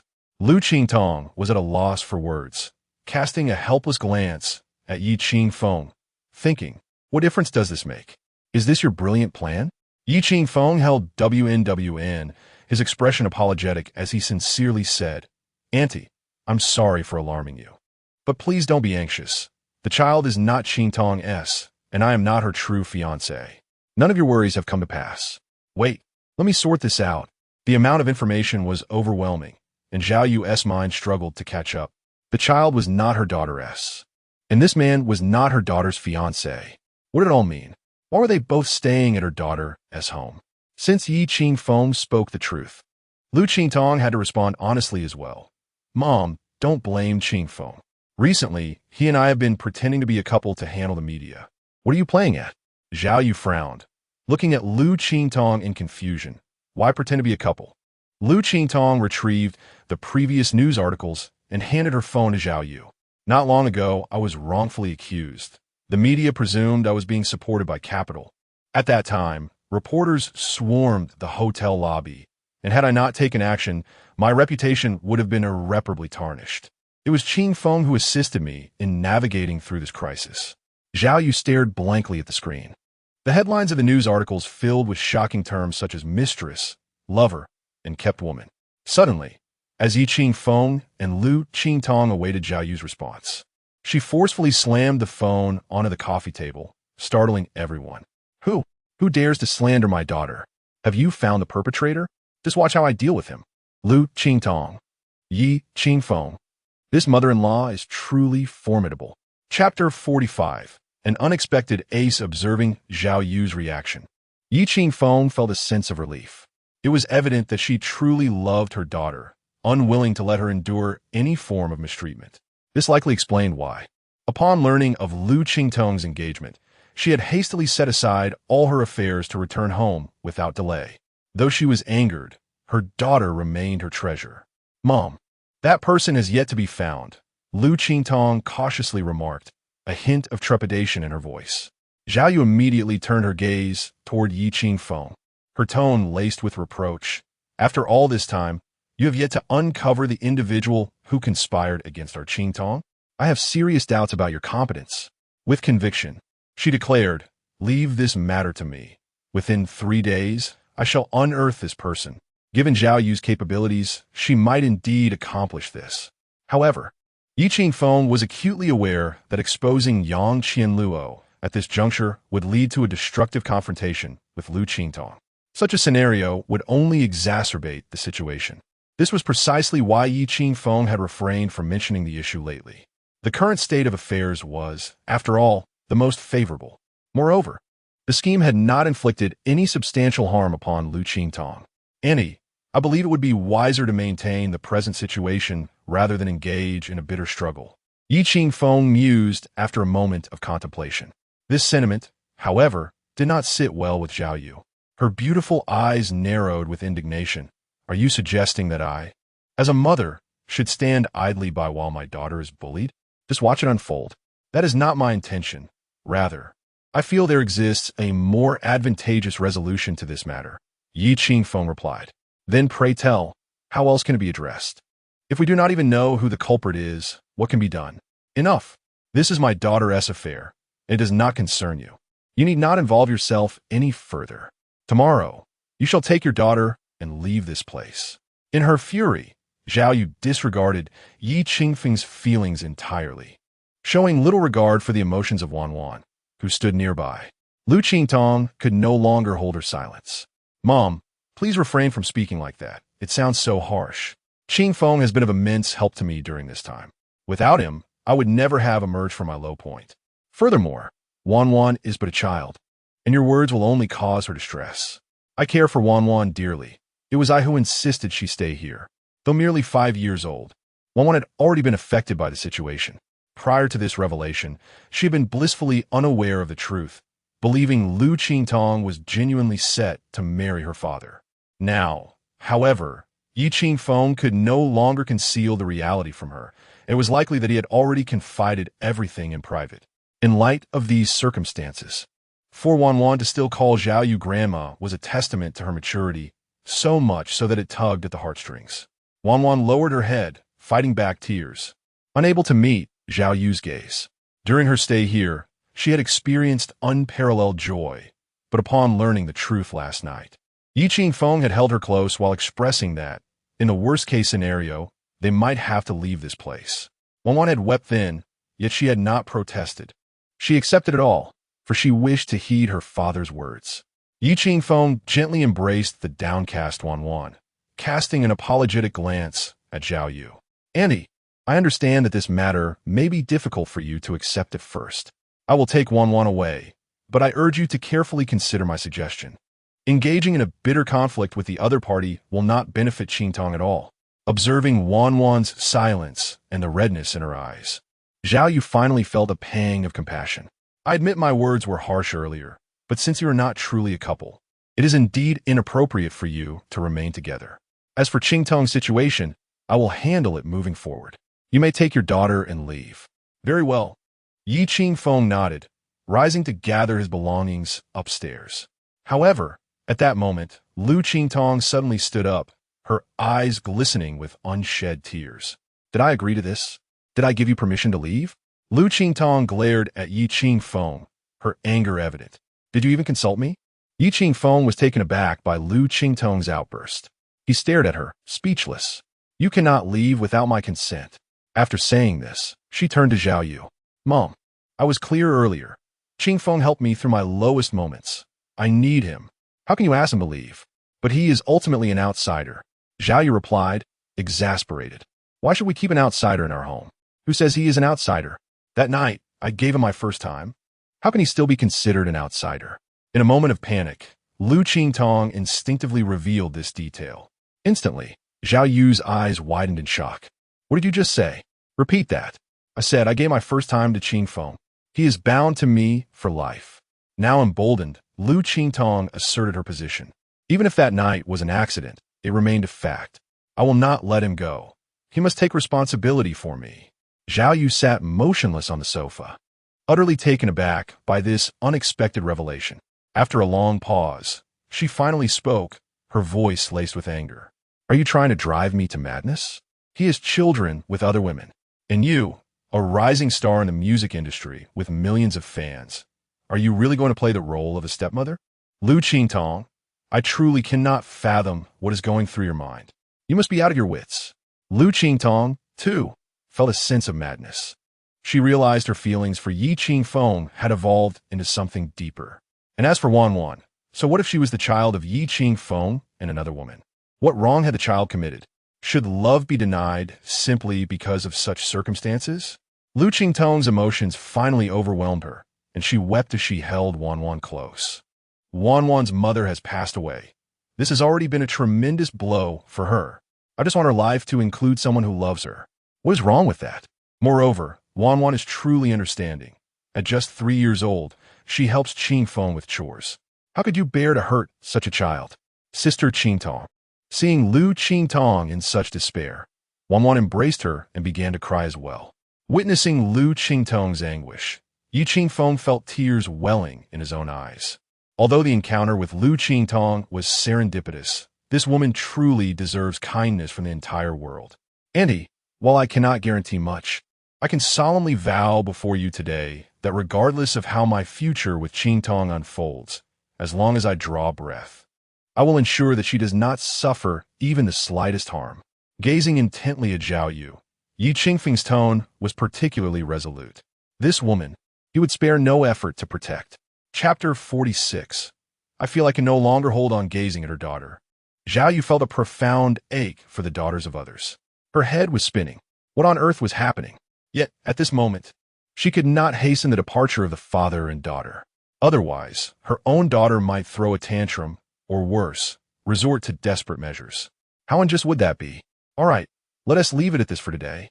I'm quite exhausted and shall retreat to my room, Zhao Yu said with resignation, casting a glance at Liu Qingtong before making her way to her chamber. Liu Qingtong quickly wiped away the corners of her eyes. Mom, let me fetch you a blanket. Isn't there a housekeeper? Zhao Yu replied, speechless. I shall take care of it. Yi Qingfeng interjected, rising to assist. Given the peculiar nature of my relationship with Qingtong, I've sent the others away for now. With that, he ascended the stairs. Zhao Yu stared blankly at Yi Qingfeng's retreating figure, then turned to Liu Qingtong and inquired, without a housekeeper, how will you manage? Mom, we can manage just fine without a housekeeper. Qingfeng is quite adept at taking care of things. What kind of man? Who does not focus on his career, spends his time on household chores? What future can such a man have? Zhao Yu scoffed. I truly do not understand what charm he has over you, my stubborn daughter. Nevertheless, I think Qingfeng is rather wonderful, Liu Qingtong murmured softly. After saying this, she hurried upstairs and entered the guest room, where she found Yi Qingfeng preparing the comforter, while Wanwan assisted by putting on the pillows. Watching Wanwan carefully fluff the pillow, Liu Qingtong felt a wave of tenderness wash over her. She did not wish to create a sense of being unwelcome. She hoped they could regard this place as their home. "I'll help you," Liu Qingtong offered, stepping forward to grasp a corner of the comforter. In her recollection, the task of fitting a comforter seemed to require the cooperation of two individuals. Yi Qingfeng glanced at her gently and replied, "It's all right. I can manage. You should go keep your mother company." It was my oversight. The psychological impact on her was rather significant. "How can you say that?" Liu Qingtong playfully shot him a glare. "I nearly scared myself to death, let alone my mother. However, I know her well. She has a sharp tongue, but a kind heart. I will explain things to her later. She will understand." "Qingtong, thank you for standing up for Wanwan. She is 5 years old and already comprehends quite a bit. Your words earlier will surely stick with her." Yi Qingfeng expressed his gratitude towards Liu Qingtong. Wanwan flashed a broad smile at Liu Qingtong, even with tears lingering in her eyes. "I genuinely adore Wanwan," Liu Qingtong said softly, looking at her. "In any case, from now on, without my permission, you two are not to leave. Since you have come, I will not let you depart so easily. Ye Qingfeng similit appreciative. I shall remember your words. Next time you try to send me away, I will not budge. By the way, how do we manage this comforter?" Liu Qingtong asked, grasping one corner but finding it impossible to locate the corresponding corner of the duvet cover. After several attempts, it felt like a perplexing geometry problem, leaving her utterly bewildered. "I can handle it," Yi Qingfeng chuckled. No way. Unable to even manage a duvet cover, she feared the ridicule that might ensue should this fact come to light. "Give me a minute, and I shall figure it out." Liu Qingtong meticulously searched for the corresponding corners on the sheet, and after a minute, she finally succeeded. Subsequently, she and Yi Qingfeng worked together to insert the comforter into the cover, each grasping a corner to smooth it out. Just then, Zhao Yu entered the room and was momentarily taken aback to see her daughter assisting Yi Qingfeng with the duvet. The transformation in her daughter during this period had been quite remarkable. A girl who had been accustomed to being pampered since childhood was now willing to engage in household chores alongside the man before her. "Auntie, once the duvet is finished, you can rest," Liu Qingtong said. Since she had her back to the door, it was Yi Qingfeng who noticed Zhao Yu first. Liu Qingtong quickly turned around and said, "Mom, you should rest early." After speaking, she intended to leave with Yi Qingfeng, but was halted by Zhao Yu at the threshold. Zhao Yu closed the door and regarded Liu Qingtong, saying, "Qingtong, you must tell me honestly, you're not truly falling for this man, are you?" In Zhao Yu's eyes, such a profound change in a woman could only be attributed to love. Faced with this inquiry, Liu Qingtong's cheeks flushed with warmth, leaving her momentarily at a loss for words. After a brief hesitation, she finally spoke. "Mom, Qingfeng is really quite wonderful. If you spent some time with him, you would come to appreciate him too." Zhao Yu was taken aback. Liu Qingtong quickly rephrased her statement, clarifying, "What I mean is, you would admire him. Qingfeng is truly remarkable. Mom just wants to remind you, not all men are to be trusted. Finding one who truly cares for you is exceedingly rare." Zhao Yu expressed her concerns about Liu Qingtong being deceived. "Is Dad not a good man either?" Liu Qingtong pouted. "Your father is hardly any better. He didn't even come back this time. How could he be any good?" Zhao Yu rolled her eyes. "In any case, during this time, I will keep a close watch on Yi Qingfeng. Should I discover that this young man has ulterior motives, do not expect me to spare his feelings. Even if you plead with me, I will not allow him to remain in this household." Although Zhao Yu endeavored to project an air of authority in front of Yi Qingfeng, once alone in her room, she felt as deflated as a punctured balloon, her heart brimming with resentment. Soon, she retrieved her phone and called her husband. "Hurry home. I feel like I can't hold on much longer." The moment the call connected, her tone was filled with a playful softness, a stark contrast to the earlier demeanor. At that moment in America, it was daytime, and Liu Qingtong's father was leisurely fishing by the lakeside. "What is going on? Is your son-in-law that difficult to handle? Have you been frightened to this extent?" he inquired with concern. Sitting on a bed, Zhao Yu whispered, "Difficult, quite difficult. The moment I stepped into the room, I nearly had a heart attack. Do you know what happened? As soon as I entered, a 5-year-old girl called me grandma." "What?" With a sudden crack, Liu Qingtong's father exerted too much force, snapping his fishing rod. "That brat already has a child with our Qingtong, and he's 5 years old. I'm coming back immediately. Initially, he could accept his daughter engaging in a normal romantic relationship. Yet now, it seemed as if she had been deceived by some rascal. Don't be hasty. The little girl is not Qingtong's. Zhao Yu deliberately withheld the full truth, wishing her husband could experience the tumultuous emotion she had just endured. Crack! The sound of a fishing rod breaking echoed again from the other end of the line. This time, it was Liu Qingtong's father who had forcefully snapped it. Has Qingtong lost her mind, choosing a man with a child? Zhao Yu found amusement in the situation, hoping to incite a sense of urgency in her husband. It was only when Liu Qingtong's father was truly anxious to rush over that Zhao Yu fully explained the circumstances. Upon learning the truth, he began to regret his rash actions regarding the fishing rod. Relatively speaking, Liu Qingtong's father was more composed. He quickly grasped the underlying interest behind Yi Qingfeng's impersonation as Liu Qingtong's fiancée. After a moment of contemplation, he remarked, "That lad possesses some wit. He is correct in asserting that maintaining the status quo is indeed preferable. Do you truly believe that? But our daughter has been wronged," Zhao Yu exclaimed. "What do you think Qingtong feels for him?" At this point, Liu Qingtong's father inquired. Zhao Yu sighed, responding, "I sense that our daughter genuinely likes that boy. Yet Yi Qingfeng already has children with other women. I cannot accept this. Do not fret. I will investigate him first," Liu Qingtong's father said, furrowing his brow. "Very well." Zhao Yu nodded. However, just 5 minutes later, Liu Qingtong's father sent a message. Upon reading it, Zhao Yu's lips twitched involuntarily. Chapter 47. Morning Fury. Zhao Yu had anticipated that her husband would send someone to investigate Yi Qingfeng's background. However, to her surprise, 5 minutes later, he merely forwarded a few news articles. They were precisely the trending topics related to Yi Qingfeng. That young man possesses quite a depth. The president of Huangji Company, Bei Hongfei, whom I have previously encountered, is a person of considerable insight. Few can earn his recognition, came the remark from her husband. Zhao Yu scrutinized the trending topics, her heart swelling with doubt. Yi Qingfeng hardly appeared to be a person of such capability. "What should I do next?" she inquired. "Regardless, you must uphold your mother's prestige," he insisted. Zhao Yu remained silent, pondering his words.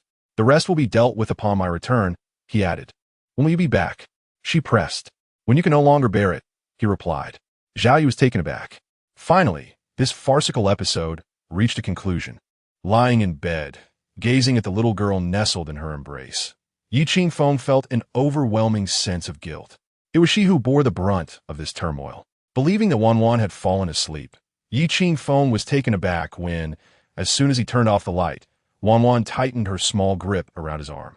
Through the moonlight streaming in from the window, he noticed her wide-open eyes. "What is the matter?" he asked gently, stroking her hair.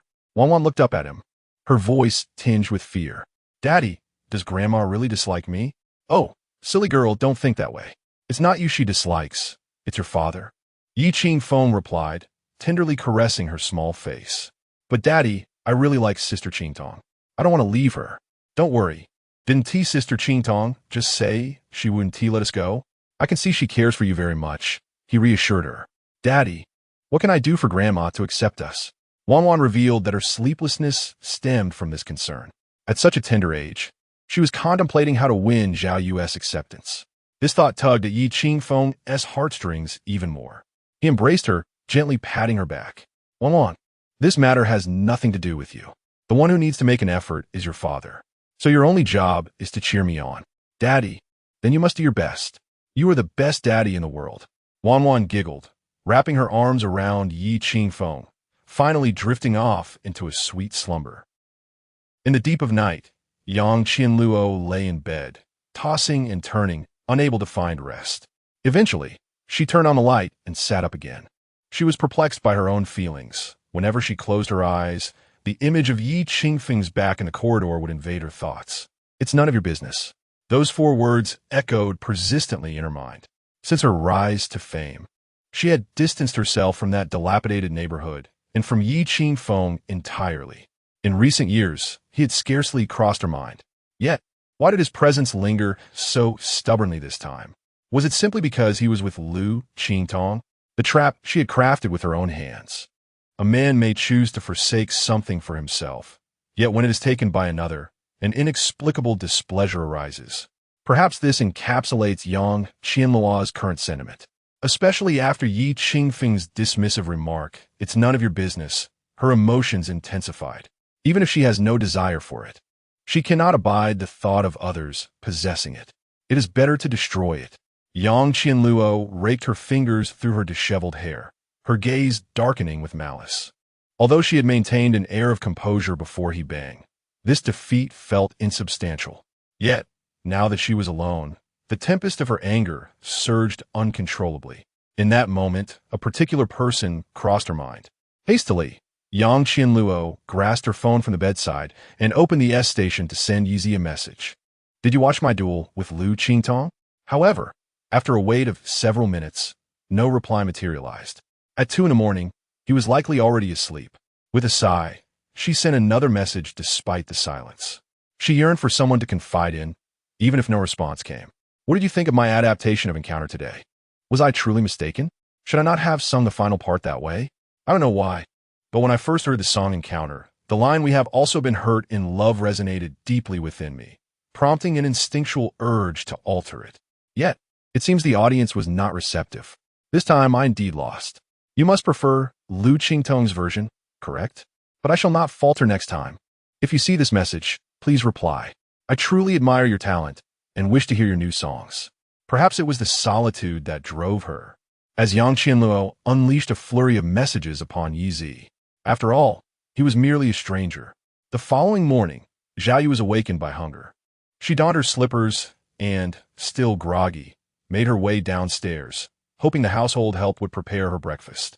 Yet upon reaching the empty living room, she realized that her daughter's home had no domestic assistance whatsoever. Breakfast was her responsibility. This revelation ignited her irritation. Liu Qingtong had been spoiled since childhood. Was she not the same? She too was utterly helpless. Entering the kitchen, Zhao Yu opened the refrigerator, discovering it stocked with a variety of ingredients. But what good was abundance?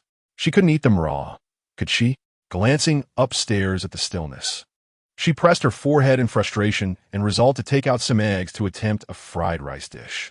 Little did she expect that visiting her daughter's home would turn into an ordeal. Chapter 48. Do you not feel ashamed?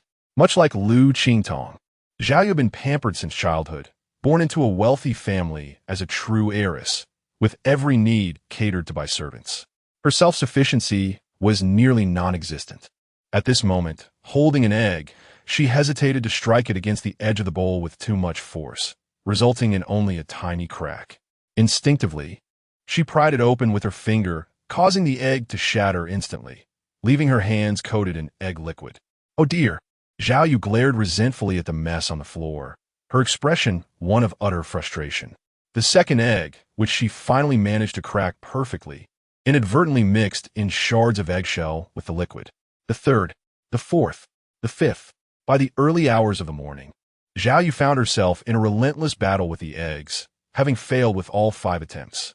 Would it be the end of the world to hire a nanny? Cracking an egg had nearly driven Zhao Yu to madness, completely unaware that Yi Qingfeng had already appeared at the kitchen door. "Auntie, allow me," came a sudden voice, startling her. Zhao Yu, clutching the bowl, intended to discard the egg mixture that had been sullied with shells into the garbage. But Yi Qingfeng stopped her. "Auntie, it would be a waste to throw it away just because of a few eggshells. Please wait in the living room. I'll handle this." He took the bowl and, with a pair of chopsticks, carefully extracted the offending eggshells. Zhao Yu watched Yi Qingfeng with skepticism. Was it truly necessary to be so meticulous over a single egg? Yi Qingfeng merely smiled, choosing not to respond. Zhao Yu lingered nearby, curious to see just how delectable a dish could be when prepared by a man. However, she was soon taken aback by Yi Qingfeng's skilled technique while making the fried rice. His movements were fluid, akin to those of a seasoned hotel chef. 10 minutes later, a fragrant and visually appealing bowl of egg fried rice was ready. Liu Qingtong and Wanwan happened to descend from upstairs at that moment. Having spent time with Yi Qingfeng, Liu Qingtong had grown accustomed to rising early, eagerly anticipating the breakfast he prepared each day. "Mom, you should try this," Liu Qingtong urged when she saw Zhao Yu sitting still. Zhao Yu scoffed. "I refuse. How good could a dish made by a man possibly be?" "Mom, Qingfeng's culinary skills are truly impressive. Liu Qingtong praised. Seeing Zhao Yu still unmoving, Liu Qingtong inhaled the aroma of the fried rice and exclaimed, "It smells delightful. Are you sure you don't want to taste it?" "Not all. Then I shall indulge first." Liu Qingtong took a spoon and began to eat heartily. Observing Liu Qingtong's unrefined manner of eating, Zhao Yu frowned and reproached her. "As a young lady, could you not eat with a bit more decorum? Take smaller bites." "Mom, when I'm out, I'll be mindful, but at home, with family, why bother?" Liu Qingtong replied dismissively, prioritizing the joy of eating. Watching Liu Qingtong relish her meal, Zhao Yu finally felt unable to resist any longer. "Perhaps I should taste it, if only to give Yi Qingfeng some credit." She then picked up a spoon and took a mouthful. This fellow has some talent. Starved as she was the moment she took her first bite, she was instantly captivated, unknowingly devouring the food voraciously. "Mother, mind your manners. Don't smack your lips. Mind your own business." After finishing an entire bowl, Zhao Yu still felt somewhat unsatisfied. To win a woman's heart, one must first conquer her stomach. This adage rings undeniably true. That rascal Yi Qingfeng indeed possesses a myriad of talents. No wonder he has ensnared his daughter so thoroughly. Zhao Yu dabbed at the corners of her mouth with a tissue, and upon noticing Wan had finished her meal, she picked up her bowl and headed to the kitchen, feeling a twinge of embarrassment. If she allowed Yi Qingfeng to collect the bowl, it would reflect poorly on her upbringing, rendering her less dignified than a mere child. Thus, she carried the empty bowl towards the kitchen. However, just as she reached the kitchen door, her delicate figure trembled suddenly. "Qingtong, don't rush. This requires coordination. Haste will not yield results. Just relax for now." The thought of her daughter having given her first time to Yi Qingfeng left her aghast. Had the sweetness of the experience led her to lose all restraint? In broad daylight, in the kitchen, was this madness? Zhao Yu recalled her youthful days, having engaged in similarly reckless acts with her own unrefined partner. From the kitchen to the living room, they had nearly left traces of their happiness throughout the entire house. Yet now, here she was, the mother, standing aside, seemingly unashamed. Standing at the kitchen's edge, she found herself at a loss, unsure whether to intervene or quietly retreat to her room, pretending she had heard nothing. Until, "Grandma, can you hand me the bowl? I'll put it in the kitchen." Wan emerged from the kitchen, gazing at her innocently. Only then did Zhao Yu realize that with a child present in the kitchen, they must have truly lost their minds to engage in such antics. It was evidently her own thoughts that had strayed. Zhao Yu's face flushed with embarrassment as she stepped into the kitchen, where she saw Liu Qingtong placing a bag of vegetables into the refrigerator. It turned out that Yi Qingfeng had vacuum-sealed the vegetables to prolong their freshness. Due to a malfunctioning vacuum machine, he had resorted to using a straw. "Mother, why is your face so red? Are you running a fever?" Liu Qingtong noticed Zhao Yu's flushed complexion and instinctively reached out to touch her face. Discovering it indeed felt warm, Zhao Yu was clever enough to seize the opportunity, quickly feigning weakness and responding, "I do feel a bit unwell. I might really have a fever. Hurry, fetch me a thermometer. I'll go get it right away." Liu Qingtong rushed upstairs. Zhao Yu then sighed in relief, grateful for her quick thinking.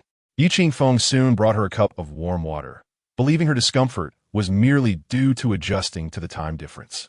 At that moment, a timely phone call alleviated her awkwardness.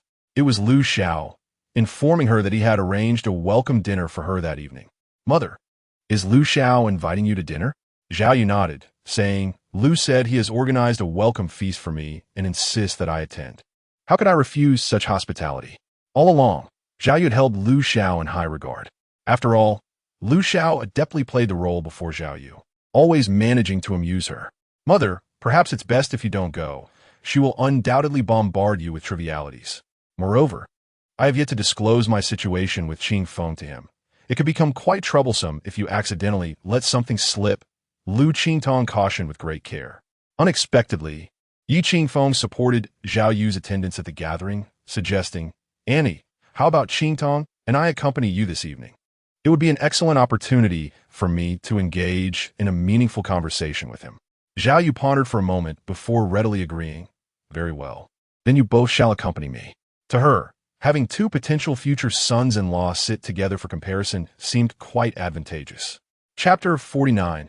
Who else would think he is unworthy?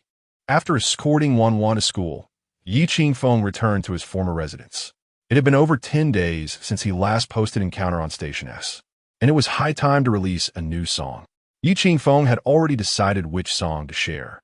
Inspired by the words Liu Qingtong spoke in front of Zhao Yu the previous night, he recalled a once popular piece from the past, Liang Jingru's courage. Having made his decision, he resolved to disregard others' opinions. As long as Liu Qingtong's affirmation remained steadfast, he was willing to traverse the ends of the earth with her. Fully aware of the challenges that lay ahead, his heart continually rehearsed, persuading himself, fearing only that she might suddenly declare her intent to give up. Each lyric resonated with poignant relevance. Retrieving his guitar from the cabinet, Yi Qingfeng settled onto the sofa, adjusting the filming angle of his phone. Initially, he contemplated reorienting the shot to avoid the painting on the wall. Although Liu Qingtong had not noticed this detail during her last visit, it did not assure him that she would overlook it this time. Yet, after some contemplation, he deemed it unnecessary. What difference would it make if she did notice? His concealment of identity was merely to keep his true self hidden from fans for the time being. There was no need for Liu Qingtong to deliberately hide anything. It was merely a matter of when she would notice. As for Yang Qianluo, though she had once been the mistress of this home, she had not returned since the renovation, entirely unaware of the painting's existence. Nevertheless, Yi Qingfeng deliberately avoided capturing the guitar in the frame, for it held a multitude of memories. It was a gift he had given to Yang Qianluo on the day Wan was born, sharing a birthday with her. Wan was a present from Yang Qianluo to Yi Qingfeng, while the guitar was his gift to her. Consequently, both Wan and the guitar now belonged solely to him, as Yang Qianluo had discarded both. Throughout the morning, Yi Qingfeng remained in the old house, recording multiple takes until he finally achieved a version that satisfied him. Upon opening Station S, he was greeted by a flurry of messages. It was then he realized that both Liu Qingtong and Yang Qianluo had reached out to him. Among them, Yang Qianluo's message was particularly lengthy, but Yi Qingfeng chose not to open it out of indifference. Instead, he focused on Liu Qingtong's message. Dear Yezi, did you watch today's debut stage? Thank you for your song. It allowed me to experience the joy of quietly singing a love song on stage for the first time. Wishing you all the best, and I look forward to your new song. Reading Liu Qingtong's words brought a smile to Yi Qingfeng's face. I did watch it. Your performance was outstanding. Thank you for giving this song a new soul. Wishing you all the best as well. Let's keep pushing forward together. After replying, just as Yi Qingfeng was about to upload the song, Liu Qingtong swiftly responded again. I would like to introduce you to someone. I hope you are available. This message left Yi Qingfeng somewhat perplexed. Who? He inquired. My fiancé. Liu Qingtong replied. The success of my adaptation this time is entirely attributed to him. Honestly, I believe his comprehension of your song Encounter is profoundly insightful. The night before the initial performance, he took me on a carousel ride and later on a bus, where I spotted a girl who embodied that essence of yearning for love. Ultimately, he led me to a room where I truly grasped the song's artistic conception. Yi Qingfeng was genuinely taken aback that Liu Qingtong would mention him in such a manner. Perhaps she recognized a kindred spirit, a talented singer and a musician who understands him, a thoroughbred steed and its discerning rider, destined to know one another. Noticing that Yi Qingfeng had not responded, Liu Qingtong quickly sent another message. Liu Qingtong, my fiancé is truly remarkable. You can absolutely trust him. It was he who propelled Yang Qianluo to fame, and he maintains an excellent relationship with President Bei of Huangji. You could sign with Huangji. I am confident that with your talent and his support, you will undoubtedly become the next prince of love songs in the Chinese music scene. Although I haven't discussed this with him yet, he is a kind-hearted person, and I believe he will agree. Await my good news. Yi Qingfeng. All right, I will await your news. Seeing that Yi agreed, Liu Qingtong, sitting on the terrace, was overjoyed. Just as Yi Qingfeng had surmised, it is indeed a blissful occurrence for a gifted creator to meet a musician who comprehends him, forging such a bond. At that moment, Liu Qingtong was as elated as a matchmaker. Her joy stemmed from another reason.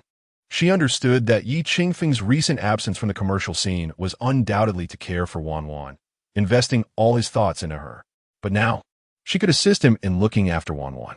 If he could transform Yi into a superstar in the music industry, his own reputation would surely ascend to its zenith once more. 5 years ago, he elevated Yang Qianluo. 5 years later, he could elevate Yi. Few musicians in the entire Chinese music scene can achieve such a feat thus. Even if the pretense of being her fiancé were to be unveiled, who would still have the audacity to criticize or disparage Yi Qingfeng? Who would dare to claim he is unworthy? As evening descended, upon returning to the seaside villa, Liu Qingtong joyfully approached Yi Qingfeng, eager to discuss signing Yi. However, upon reaching the door, she was taken aback to see a middle-aged woman with a kind demeanor beside Yi Qingfeng. What was happening? Could this woman be Yi Qingfeng's mother? Was it so soon for the parents to meet?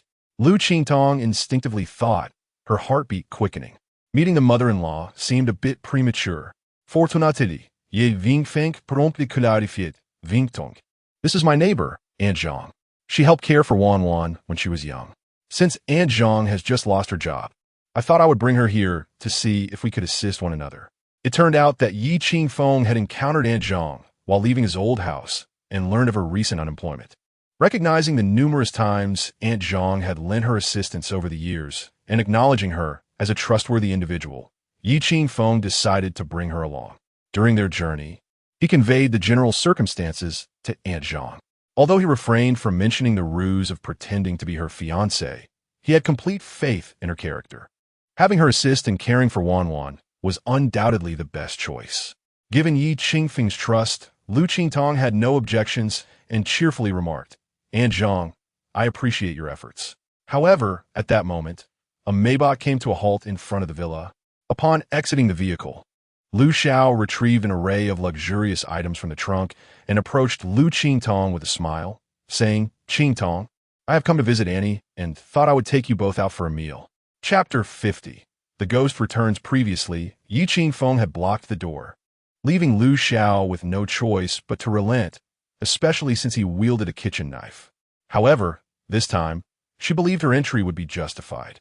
As Liu Xiao attempted to step inside, Yi Qingfeng once again halted her advance. Did I permit you to enter? He inquired coldly, fixing Liu Xiao with a piercing gaze. Liu Xiao furrowed her brows in frustration, retorting, I came to see Annie. Is that any of your concern? Do you truly consider yourself the master of this household? If Qingfeng is not the master, could it possibly be you? Liu Qingtong intergested, position in herself protective beside Yi Qingfeng. While she had previously hesitated to obstruct Liu Xiao, her resolve was now unwavering. From this moment forth, Liu Xiao would no longer be allowed to set foot through that door. She was determined to safeguard the secret share between herself and Yi Qingfeng, as well as to protect Wanwan. Should Liu Xiao discover Wanwan's existence, he would undoubtedly exploit it, potentially causing her harm. Seeing Liu Qingtong's steadfast stance, Liu Xiao felt as though he had swallowed something bitter. He had already humbled himself enough for this woman. Qingtong, your persistence is disheartening. Do you not realize that? He lamented, gazing at Liu Qingtong with a mixture of longing and desperation. As long as you remain unmarried, I will not relinquish my pursuit. You are a woman I have nurtured. Liu Xiao, Qingfeng is already my fiancé. Is there any point in your continued entanglement? Moreover, you are surrounded by women of wealth and stature. Why must you cling to me? Liu Qingtong replied, exasperated, wishing that Liu Xiao would cease his relentless pursuit. I have made it clear, until you are wed, I will not concede. My love for you is genuine. I refrained from expressing it earlier to avoid distracting you during your career's pinnacle, as romance would offer no benefit to your success. Yet, just because I afforded you that time, you cannot deny me the opportunity to be with other men. Liu Xiao protested, portraying himself as a martyr, convinced that Liu Qingtong should feel grateful for his silent sacrifices. In truth, he could not bear the thought of losing Liu Qingtong, the exquisite gem he had cultivated over the years. It was unacceptable to him to let her slip away so easily. When Liu Qingtong fell silent, Liu Xiao believed he had struck a chord within her. However, just as he prepared to press his advantage, Liu Qingtong spoke up suddenly. Is that so? Then tell me, what is your relationship with Lulu? And what about Selena? Don't attempt to convince me that you have not been intimate. Liu Xiao's eyes widened in shock at her words. How did Liu Qingtong come to know about these women, who played significant roles in his life? Nonetheless, he knew he could not admit to anything at this moment. With an expression of feigned innocence, he replied, "What Lulu? What Selena? Qingtong? I do not even know who you are referring to. I confess, as the president of Tianyin, there are indeed numerous women surrounding me, and I am often subjected to temptation. However, my heart belongs solely to you." I scarcely deign to cast a glance at these other women. Since Liu Xiao refuses to acknowledge this, and Liu Qingtong is disinclined to engage in a futile confrontation, she declares, "Fine. If you wish to take my mother out for a meal, you may do so.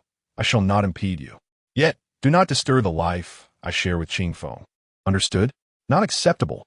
I have stated that as long as you remain unmarried, I still have my chance. Annie, I have come to see you." Liu Xiao intended to force his way in, but was thwarted by Yi Qingfeng. "Put your hand down." Faced with Yi Qingfeng's obstructive arm, Liu Xiao ground his teeth in frustration. Yi Qingfeng remained composed, regarding him with a cold gaze, and replied, "My patience is limited." "You bastard." Liu Xiao still harbored resentment from the punch he received from Yi Qingfeng at Meiyu, and it seemed he was determined to retaliate today. Fortunately, at that moment, Zhao Yu emerged. Upon seeing Zhao Yu, Liu Xiao felt as if he had found a savior and quickly sought her assistance. "Auntie, I specifically came to see you, yet Yi Qingfeng has barred me from entering. Isn't this treatment a bit excessive?" Zhao Yu had always held a favorable impression of Liu Xiao. Moreover, she was keen to discern who among Liu Xiao and Yi Qingfeng was more admirable and suitable to become her son-in-law. Thus, she turned to Yi Qingfeng and remarked, "Xiao Yi, it is truly inappropriate for you to keep Xiao Lu outside while he is a guest in your home." This statement led Yi Qingfeng to believe that Zhao Yu would side with Liu Xiao. Little did he know, the twist would arrive swiftly. Zhao Yu soon addressed Liu Xiao, saying, "Since it is already mealtime, let us not linger here. We shall head directly to the restaurant, for I am quite famished." Although Zhao Yu appeared somewhat unreasonable from the previous day until now, she remained astute enough to recognize that with Wan present in the house, Liu Xiao should not be allowed to see her. While seemingly reproaching Yi Qingfeng, she was, in fact, ensuring Liu Xiao remained outside. In employing this method, Liu Xiao had no choice but to acquiesce. As anticipated, Liu Xiao reluctantly nodded and smiled. "All right, Annie, let us proceed to dine. You and Qingtong may take my car." "No need. I shall ride with Qingfeng," Liu Qingtong promptly responded. Just as Liu Xiao was about to interject, Zhao Yu cheerfully opened the car door, saying, "It's all right. Xiao Lu, I shall ride in your car. Let Xiao Yi take Qingtong over." Liu Xiao found himself at a loss for words and unable to counter her decision. Resignedly, he acquiesced and, to demonstrate his sincerity, instructed the driver to return home first, indicating that he would personally escort Zhao Yu. In his view, as long as he could win over his future mother-in-law, he would have succeeded at least halfway. Nevertheless, watching Liu Qingtong board Yi Qingfeng's car left him feeling quite displeased. Since he seldom drove, he felt somewhat unaccustomed once behind the wheel, even struggling to recall the route with clarity. Thus, he resorted to activating the navigation system, only to be met with an unexpectedly mortifying scenario. "Darling, you're back." As soon as Liu Xiao activated the navigation, a voice filled with exaggerated sweetness echoed forth. Who on earth altered the navigation's voice settings like this? Liu Xiao was taken aback, rendered utterly perplexed. Meanwhile, Zhao Yu, seated in the back, appeared visibly distressed. "Auntie, it must be that driver of mine, meddling about. I will certainly dismiss him as soon as I get the chance. Please, give me a moment to adjust the settings." Liu Xiao began to fumble with the navigation system, fervently justifying himself. On the other side, Yi Qingfeng was driving, accompanied by Liu Qingtong. As they departed from the residential complex, the vehicle was filled with the melodies of Liu Qingtong's favorite songs, creating a sense of delightful ease.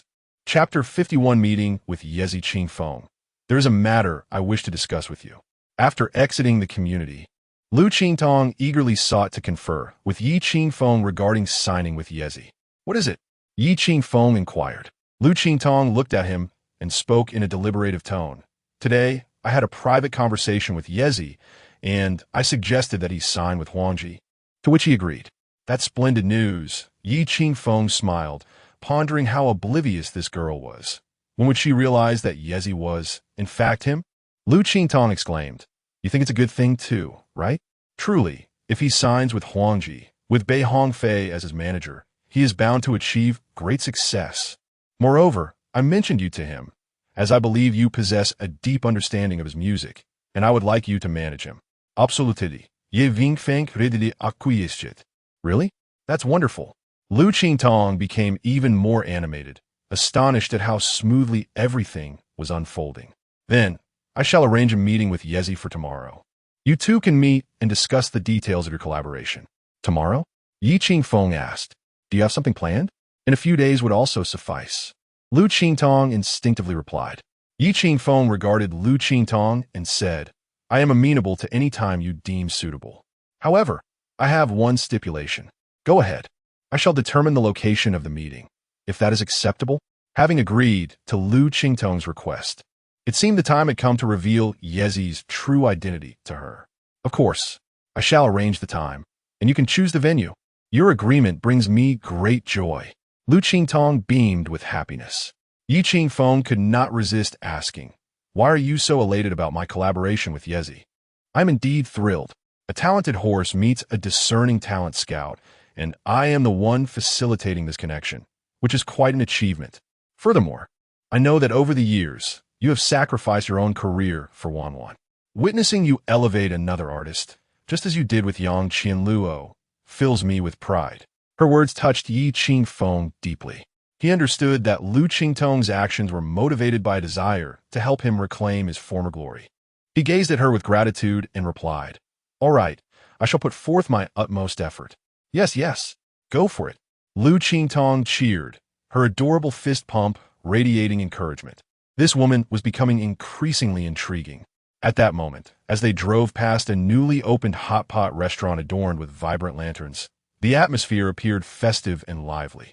Upon seeing the hot pot, Liu Qingtong unconsciously licked her lips, yet her eyes reflected a hint of melancholy as she lamented, "I long to eat hot pot. Ever since I became a singer, I have not indulged in it. Sister Yun is concerned that spicy food may harm my vocal cords, and on several occasions when I wished to partake, she denied me. Is that so cruel?" Observing Liu Qingtong's eager longing for hot pot, Yi Qingfeng abruptly made a U-turn, steering the car back. This startled Liu Qingtong, prompting her to ask, "What are you doing?" "You expressed a desire for hot pot, so let us have hot pot. Who says singers cannot enjoy it? A person's vocal cords are not so fragile," Yi Qingfeng asserted without hesitation. Liu Qingtong stared in astonishment at Yi Qingfeng. Hadn't Liu Xiao already reserved a private room? "Let him eat his meal. I only care about what you wish to have," Yi Qingfeng replied, parking the car at the entrance of the hot pot restaurant. "It has been quite some time since I last indulged in hot pot. This establishment appears quite appealing. Let's dine here. How splendid." Since Yi Qingfeng had suggested it, Liu Qingtong harbored no reservations and cheerfully exclaimed, "Wonderful. I will inform my mother. If they wish to join us, they are welcome. If not, they may have their own meal while we enjoy ours." Initially, Liu Qingtong had little interest in the dinner gathering that evening, merely intending to go through the motions. However, this delightful surprise was simply too exquisite. Everyone relishes such spontaneous joy.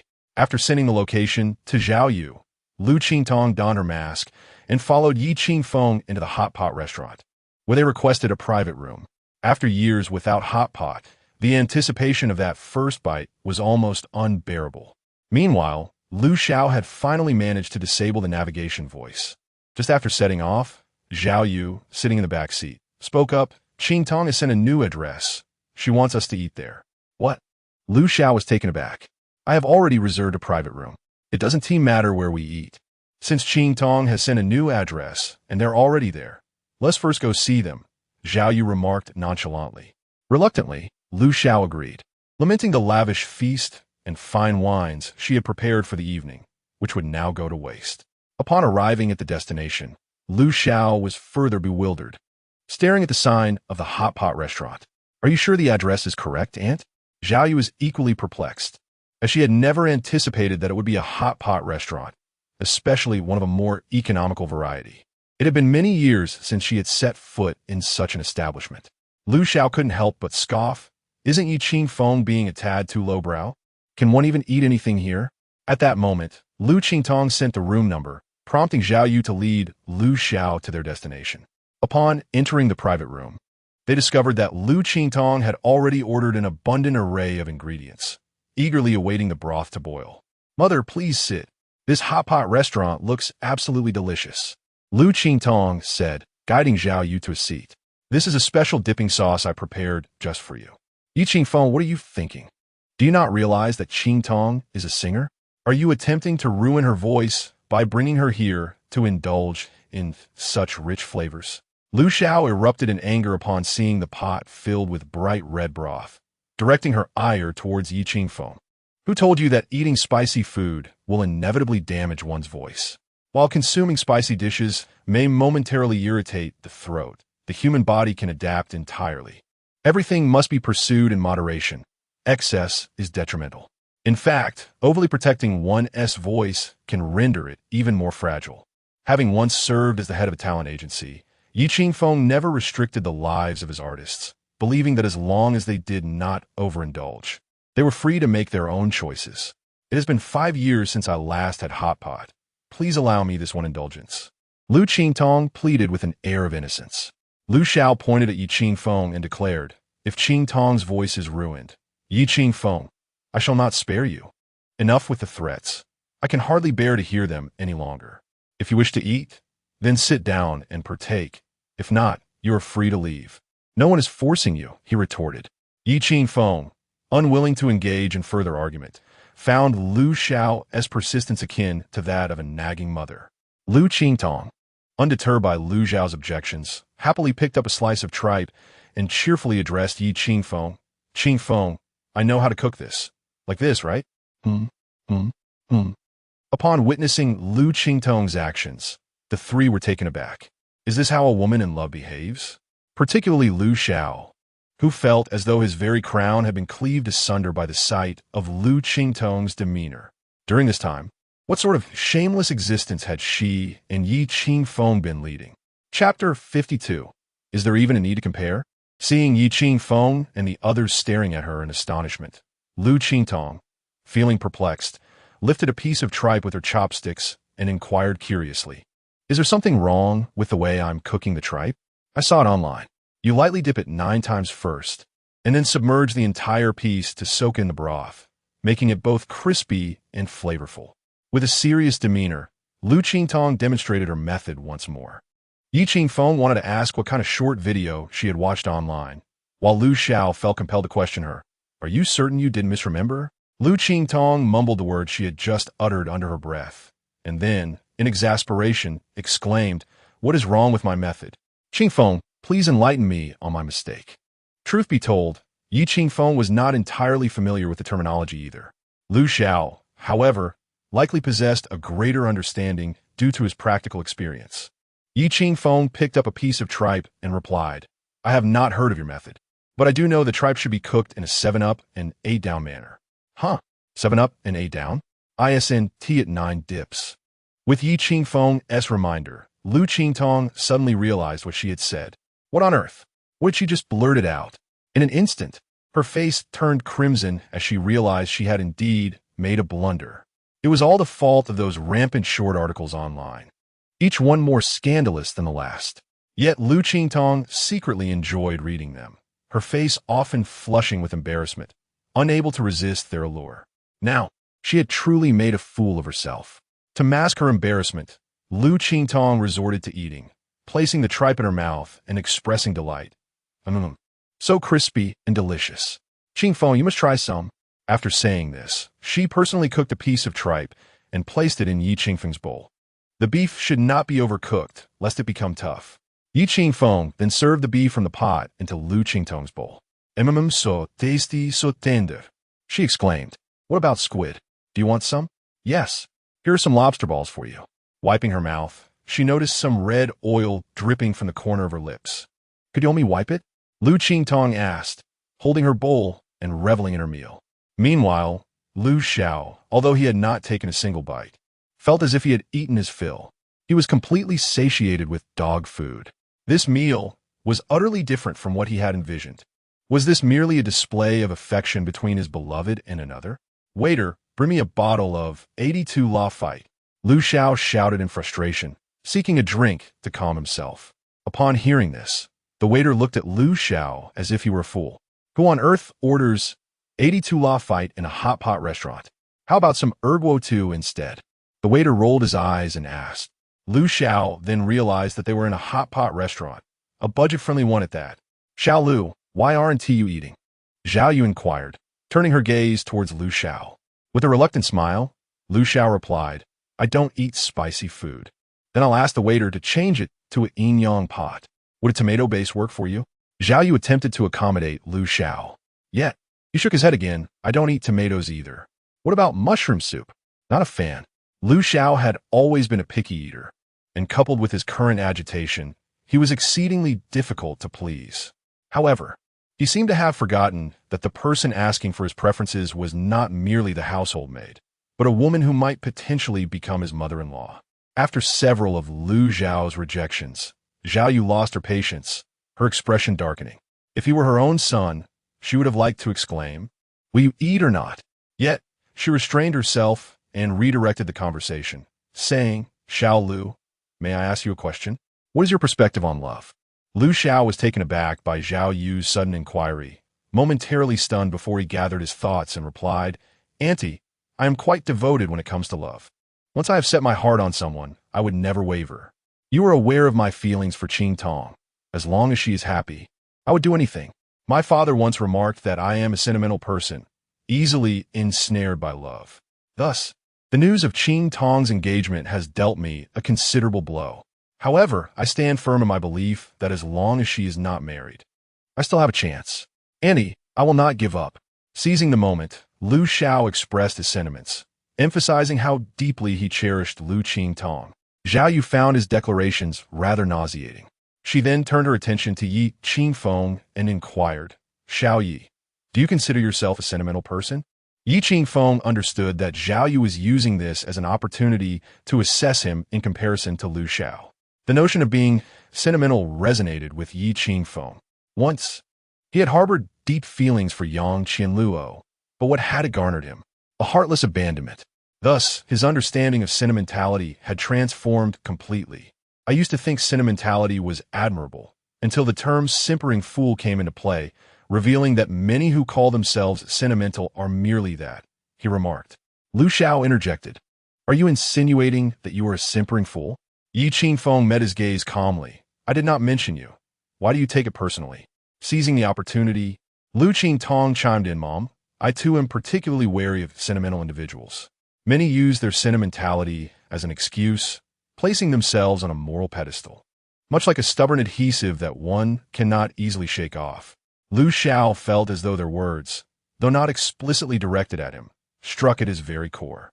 In this day and age, what sin had sentimentality committed?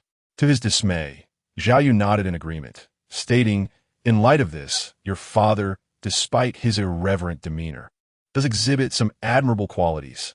Although he rarely speaks of sentimentality, when a situation demands it, he is quite bold and responsible. A man must demonstrate his worth through actions rather than mere words." Zhao Yu was astute. She discerned that her daughter held no genuine feelings for Liu Xiao. It seemed unnecessary to draw comparisons. Liu Xiao found it impossible to sit through the meal, unable to express his frustration in front of Zhao Yu. Yet his resentment towards Yi Qingfeng grew ever stronger. He even began to harbor resentment towards Liu Qingtong. This woman, in his view, was a waste of his nurturing. Since he could not possess her, he resolved to destroy her instead. A malicious thought finally emerged in Liu Xiao's mind. On her way home, Zhao Yu was in Yi Qingfeng's car. She understood the implications of the dinner they had just shared.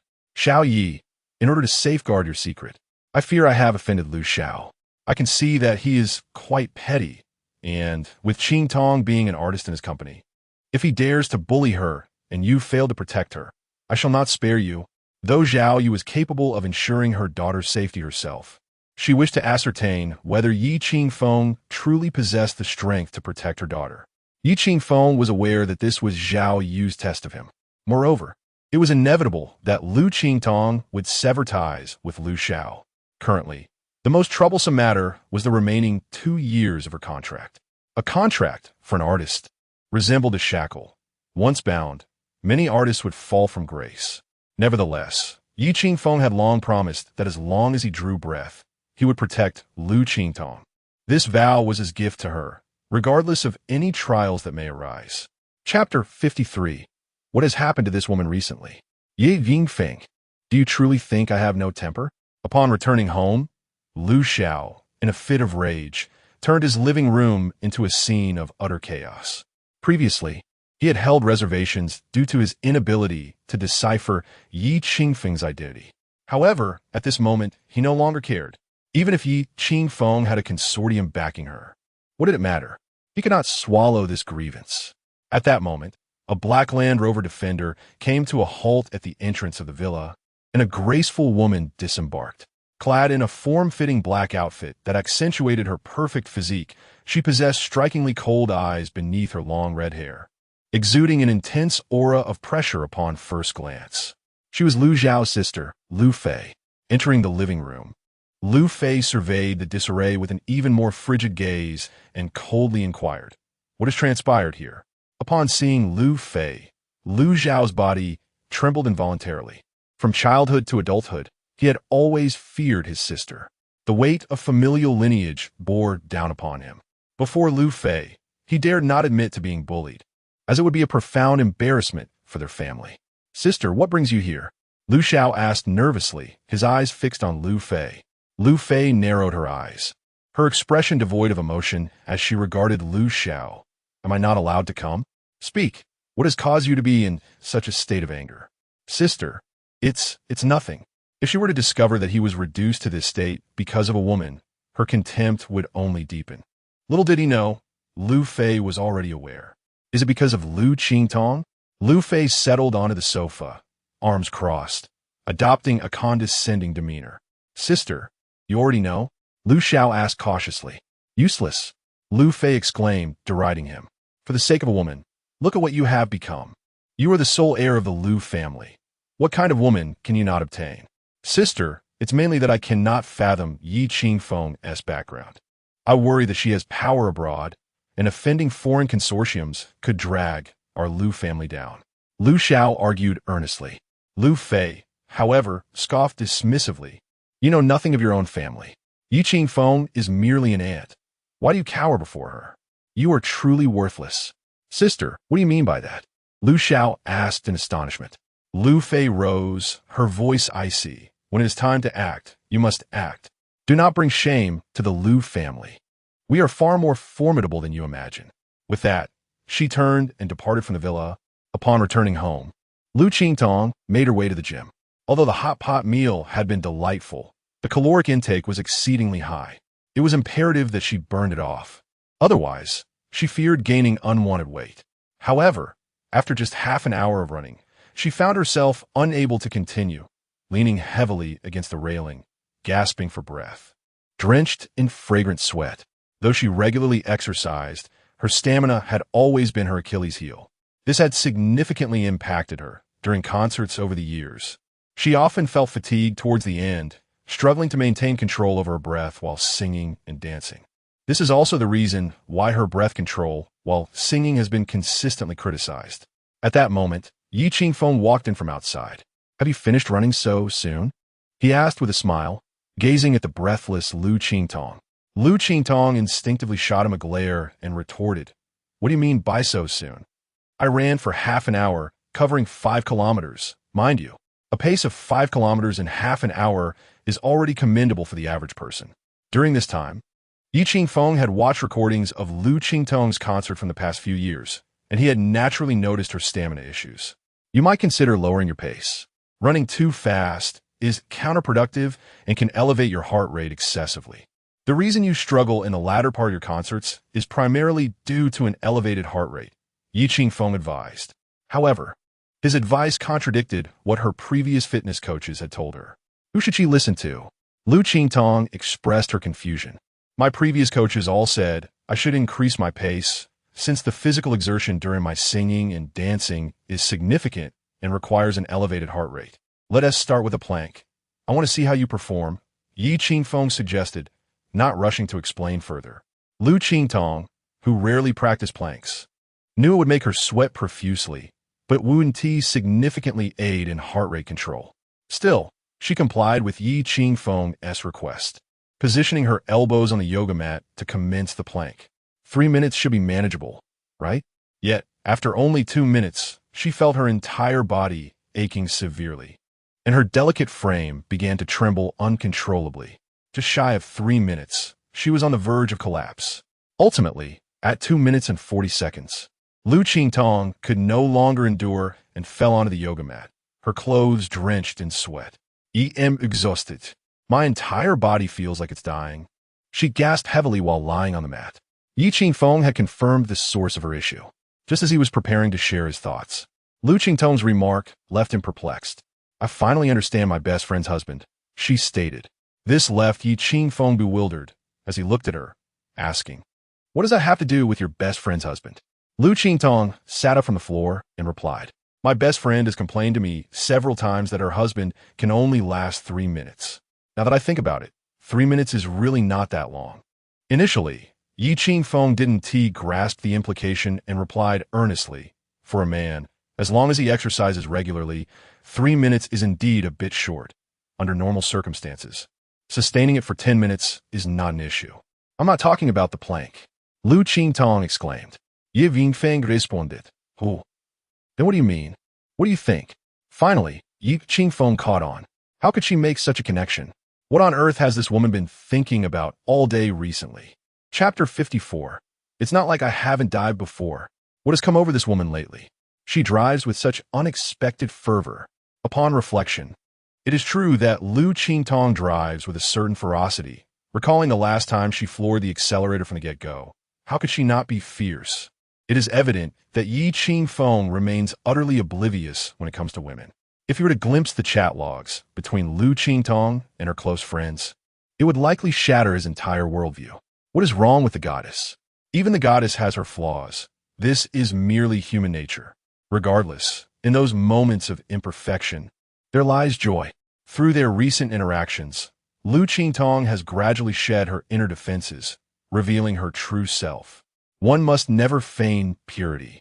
Presenting oneself as a paragon of virtue, how utterly dull. Observing Liu Qingtong, Liu Qingfeng couldn't help but chuckle. The principle is the same. With more practice, it certainly won't be limited to just 3 minutes. Is that something one can practice? Liu Qingtong exclaimed, her eyes widening in astonishment. Of course, Liu Qingfeng replied without hesitation. This prompted Liu Qingtong to reminisce about her first time, realizing that Liu Qingfeng's performance that night had indeed surpassed expectations. So how did you practice? Haven't you been alone all these 5 years? She inquired, unable to contain her curiosity.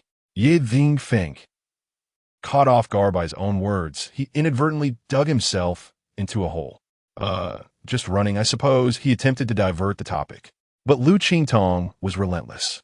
No, you must answer me first. I'm quite curious. Liu Qingfeng inhaled sharply. Do you really want to know? He countered. Liu Qingtong nodded vigorously, of course.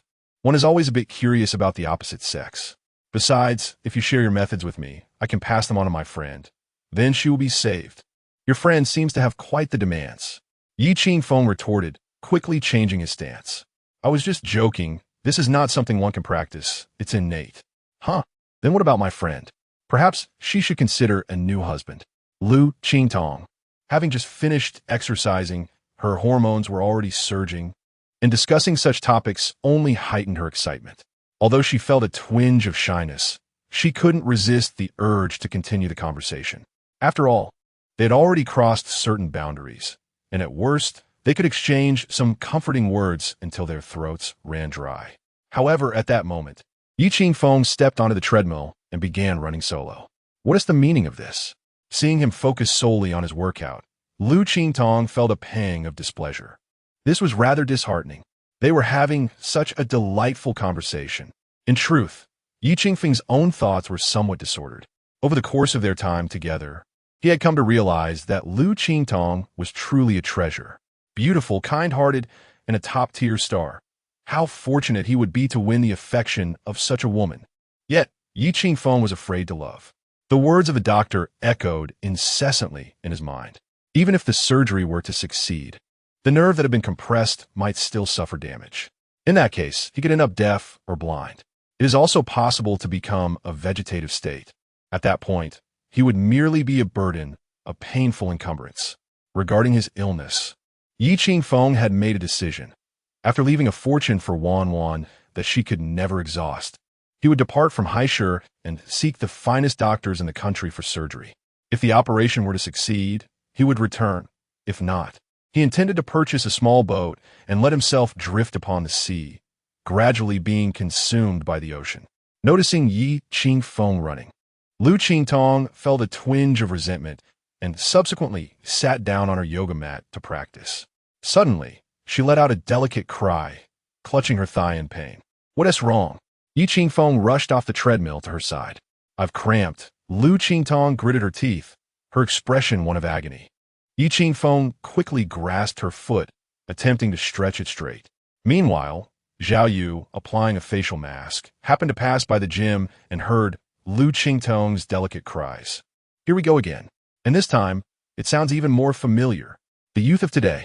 Zhao Yu chuckled to herself before promptly turning to leave. It seemed she needed to book her flight quickly. She could not linger here any longer. Are you feeling better? Seeing Liu Qingtong's expression soften somewhat, Yi Qingfeng asked gently. Liu Qingtong pouted. It's all your fault. Am I to blame for this? Yi Qingfeng replied, bewildered. Yes, it is your fault. Liu Qingtong attempted to stand, thinking that had they not discussed earlier topics, her hormones would not be in disarray, which was precisely why she had cramped. After showering, Liu Qingtong lay on her bed, her thoughts a bit jumbled. At that moment, her phone beside the pillow chimed with a message from her best friend, Yang Yuqing. Yang Yuqing, darling, what are you up to?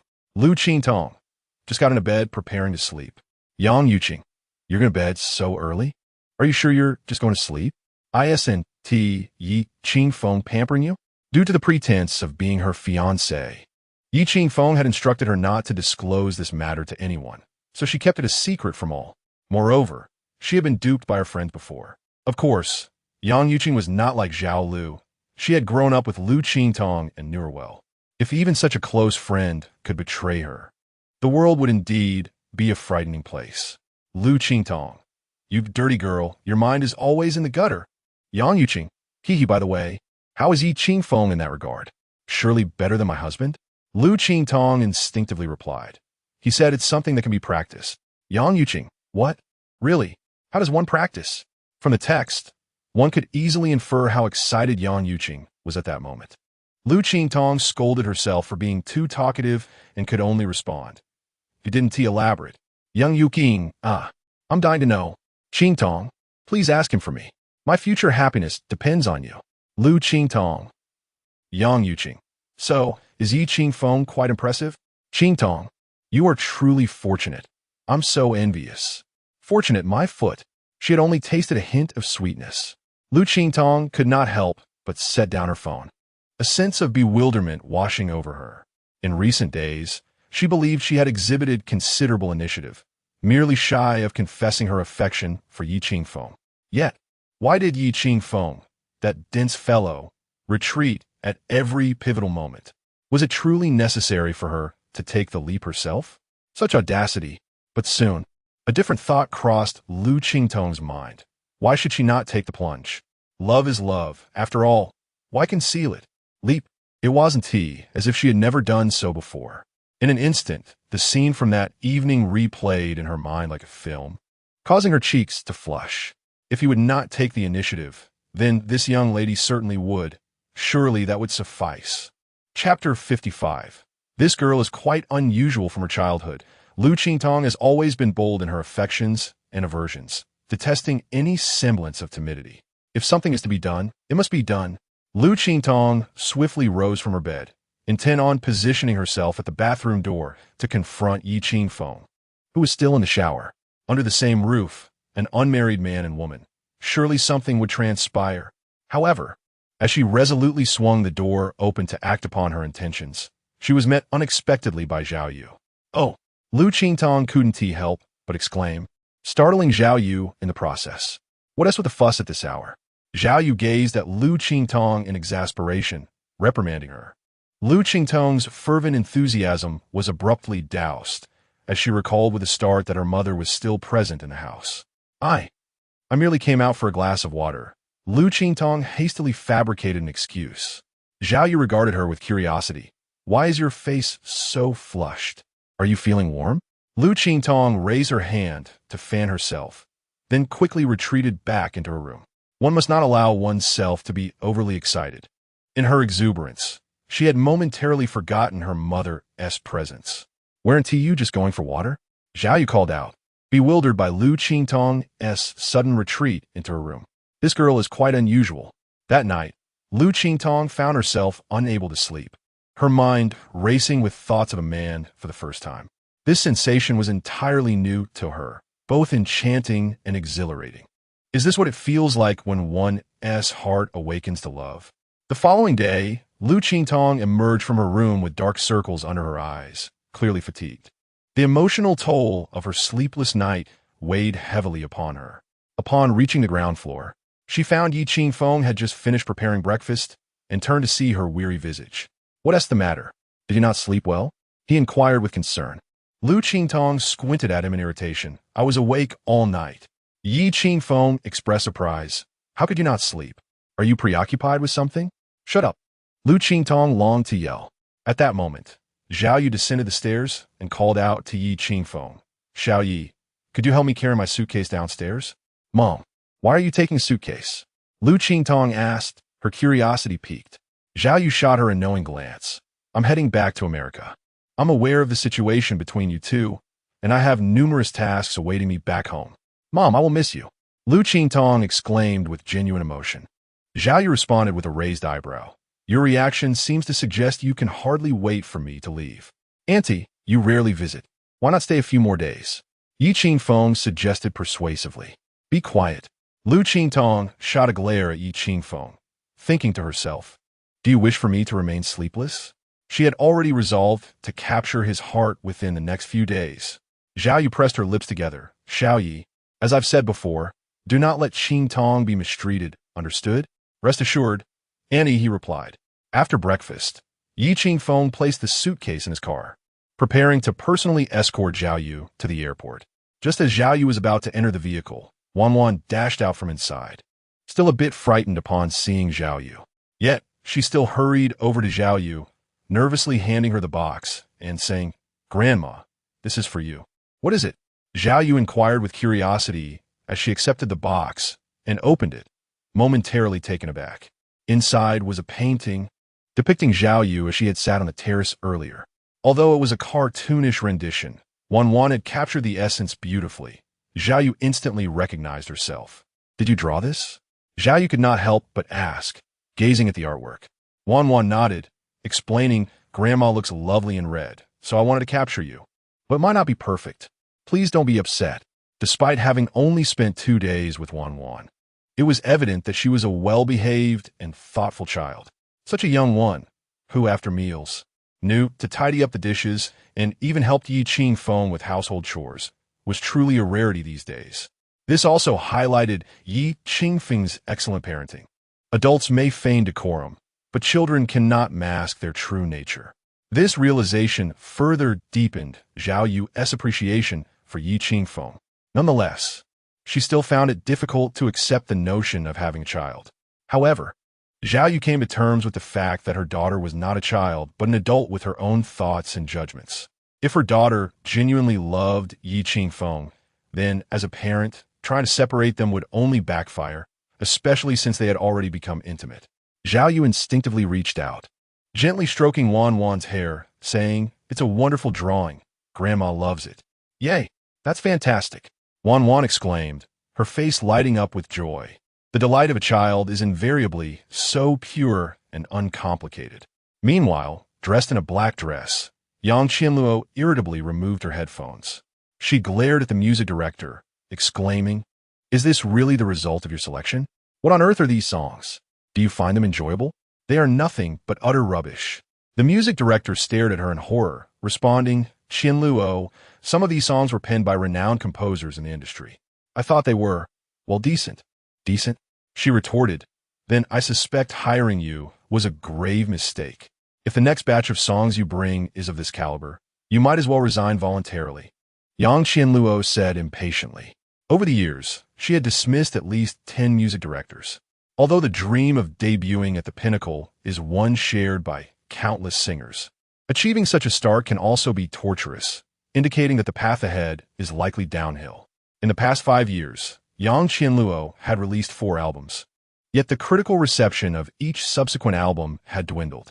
Her first album received an impressive rating of 8.9, ranking 7th in the history of Chinese music albums. This album solidified her position in the industry. However, her second album's rating fell to 7.1, the third to 6.5, and last year's fourth album plummeted to 5.3, ranking among the bottom 10. Were it not for the numerous variety shows and the support of Meiyu's resources, Yang Qianluo's popularity would have likely plummeted dramatically. Over the years, Yang Qianluo has composed a few songs herself, yet the market's response has been disheartening, with 2 of the tracks receiving overwhelmingly negative reviews, which significantly impacted the album's overall rating. Unable to resist, Yang Qianluo revisited her debut album and pondered over the identity of the composer. For her first album, both the music and lyrics were her own creation. Consequently, when it was released, many fans hailed her as an exceptionally rare talent. However, only she and Bei Hongfei knew that these songs were not truly hers. At that time, the esteemed Huangji had decided to attribute these compositions to her name, under the premise that if she attained fame, her personal charm would shine to its fullest. It can be said that Yi Qingfeng, with the best intentions, provided Yang Qianluo with all he could offer. Even after being forsaken by her, he never allowed Bei Hongfei to disclose this secret, choosing instead to keep it buried within. To destroy her would serve no purpose. A quiet separation would suffice. Yet, at this moment, Yang Qianluo found herself yearning to uncover the true authors of those songs. Even though she was reluctant to confront Bei Hongfei, especially regarding the past, after much inner turmoil, she finally decided to grab her bag and head to Huangji. In her view, money could resolve all matters, as long as the financial support was substantial. The enigmatic composer from her past would surely be willing to assist her once more in writing songs. Chapter 56. Know when to withdraw since Yang Qianluo transferred to Meiyu. This marks her first return to Huangji. Compared to the past, the Huangji building has undergone a remarkable transformation. Although Huangji has not nurtured any top-tier superstars in recent years, its artists have flourished in various fields, be it music, variety shows, or film and television. The talents under Huangji have achieved commendable development, albeit their popularity is evenly distributed between the first and second tiers. Perhaps this is a lesson learned by Bei Hongfei from Yang Qianluo. In earlier days, Huangji had concentrated almost all its resources on her, resulting in a near collapse when she switched to Meiyu. Fortunately, the songs written by Yi Qingfeng still retained their copyrights with Huangji, allowing the company to weather that storm. This gratitude towards Yi Qingfeng is precisely why Bei Hongfei holds him in such high regard. History has proven that Huangji's transformation and strategy over the years have been astute. Today, Huangji has become the most coveted talent agency for the new generation of artists. Within its ranks, the absence of top-tier stars hoarding resources allows newcomers to seize greater opportunities, with competition being less fierce. Huangji adopts an open-minded approach towards artist transfers. As long as the offer from the opposing company is satisfactory, they readily release their talents, profiting handsomely from the transfer fees. These operational insights were imparted to Bei Hongfei by Yi Qingfeng, as the agency Yi once managed resembled the current Huangji. Upon learning that Yang Qianluo sought to meet him, Bei Hongfei felt a twinge of surprise, curious about her intentions. As a seasoned veteran in the entertainment industry, Bei Hongfei possessed profound depth. He instructed his secretary to escort Yang Qianluo to the observation terrace on the top floor of Huangji, the very place where she had once expressed her desire to transfer to Meiyu. At that time, upon hearing of her decision, Bei Hongfei had even called Yi Qingfeng, who merely remarked, "Some people are meant to leave, There's no need to hold on. Today, what brings you to seek me out? Bei Hongfei had his assistant brew an exquisite cup of coffee. Holding the cup, he gazed at the bustling streets of Haishu, a faint smile gracing his lips. Years had passed, and he found little desire to dwell on past grievances. Yang Qianluo took a seat before Bei Hongfei, her face radiating confidence as she stated, "I have come to discuss a potential collaboration with you, Mr. Bei." Collaboration? Is there truly room for such discussions between us? A hint of sarcasm laced Bei Hongfei's smile. A good horse does not return to graze in the same pasture. As long as there is profit to be made for all parties involved, collaboration is indeed possible. Is it not? Yang Qianluo raised her coffee cup, taking a delicate sip, and remarked, "The flavor of the coffee remains unchanged. You know me. I am quite nostalgic and never quick to abandon the old for the new." Bei Hongfei's words held a double meaning, subtly mocking Yang Qianluo as someone who easily grows weary of the familiar. In the present day, Yang Qianluo is no longer the young girl she once was. She can discern the underlying meanings of certain remarks, yet she remains unfazed, responding with a faint smile. "Mr. Bai, I am here today to invest a considerable sum to have the composer who assisted me with my first album write a few more songs." "Considerable sum? Might I inquire how much you intend to spend?" Bei Hongfei asked with keen interest, not immediately dismissing her proposal. Yang Qianluo raised a single finger and stated, 10 million for 3 songs. This price is exceedingly exorbitant for new song copyrights.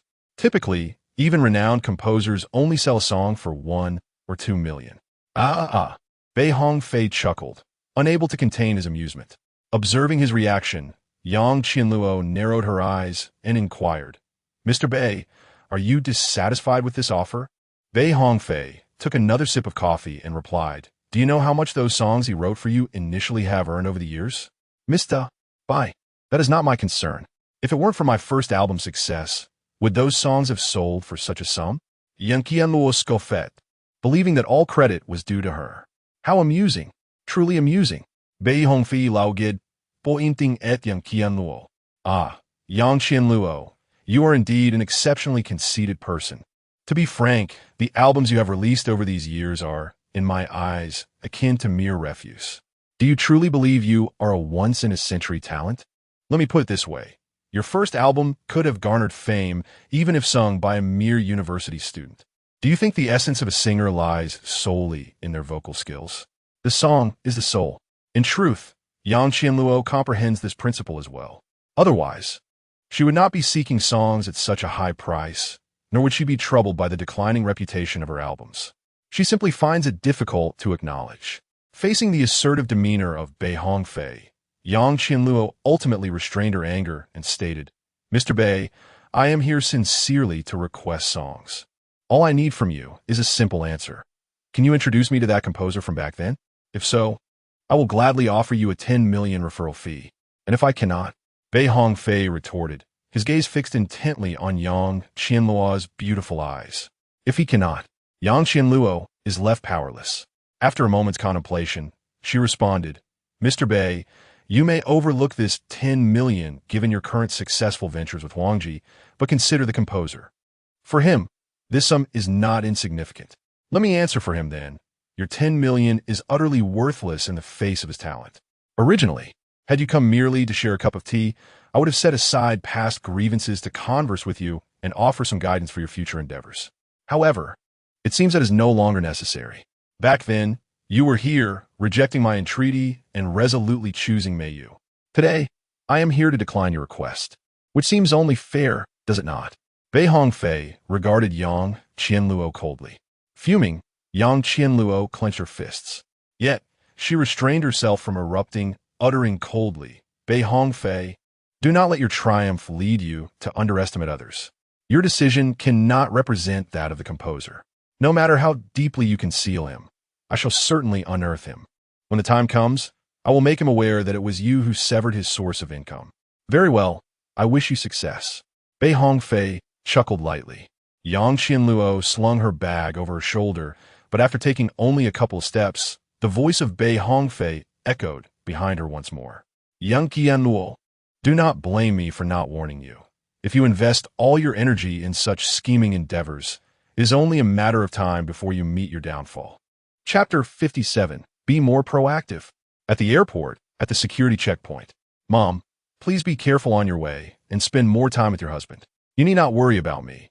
With Qingfeng here, I am perfectly fine.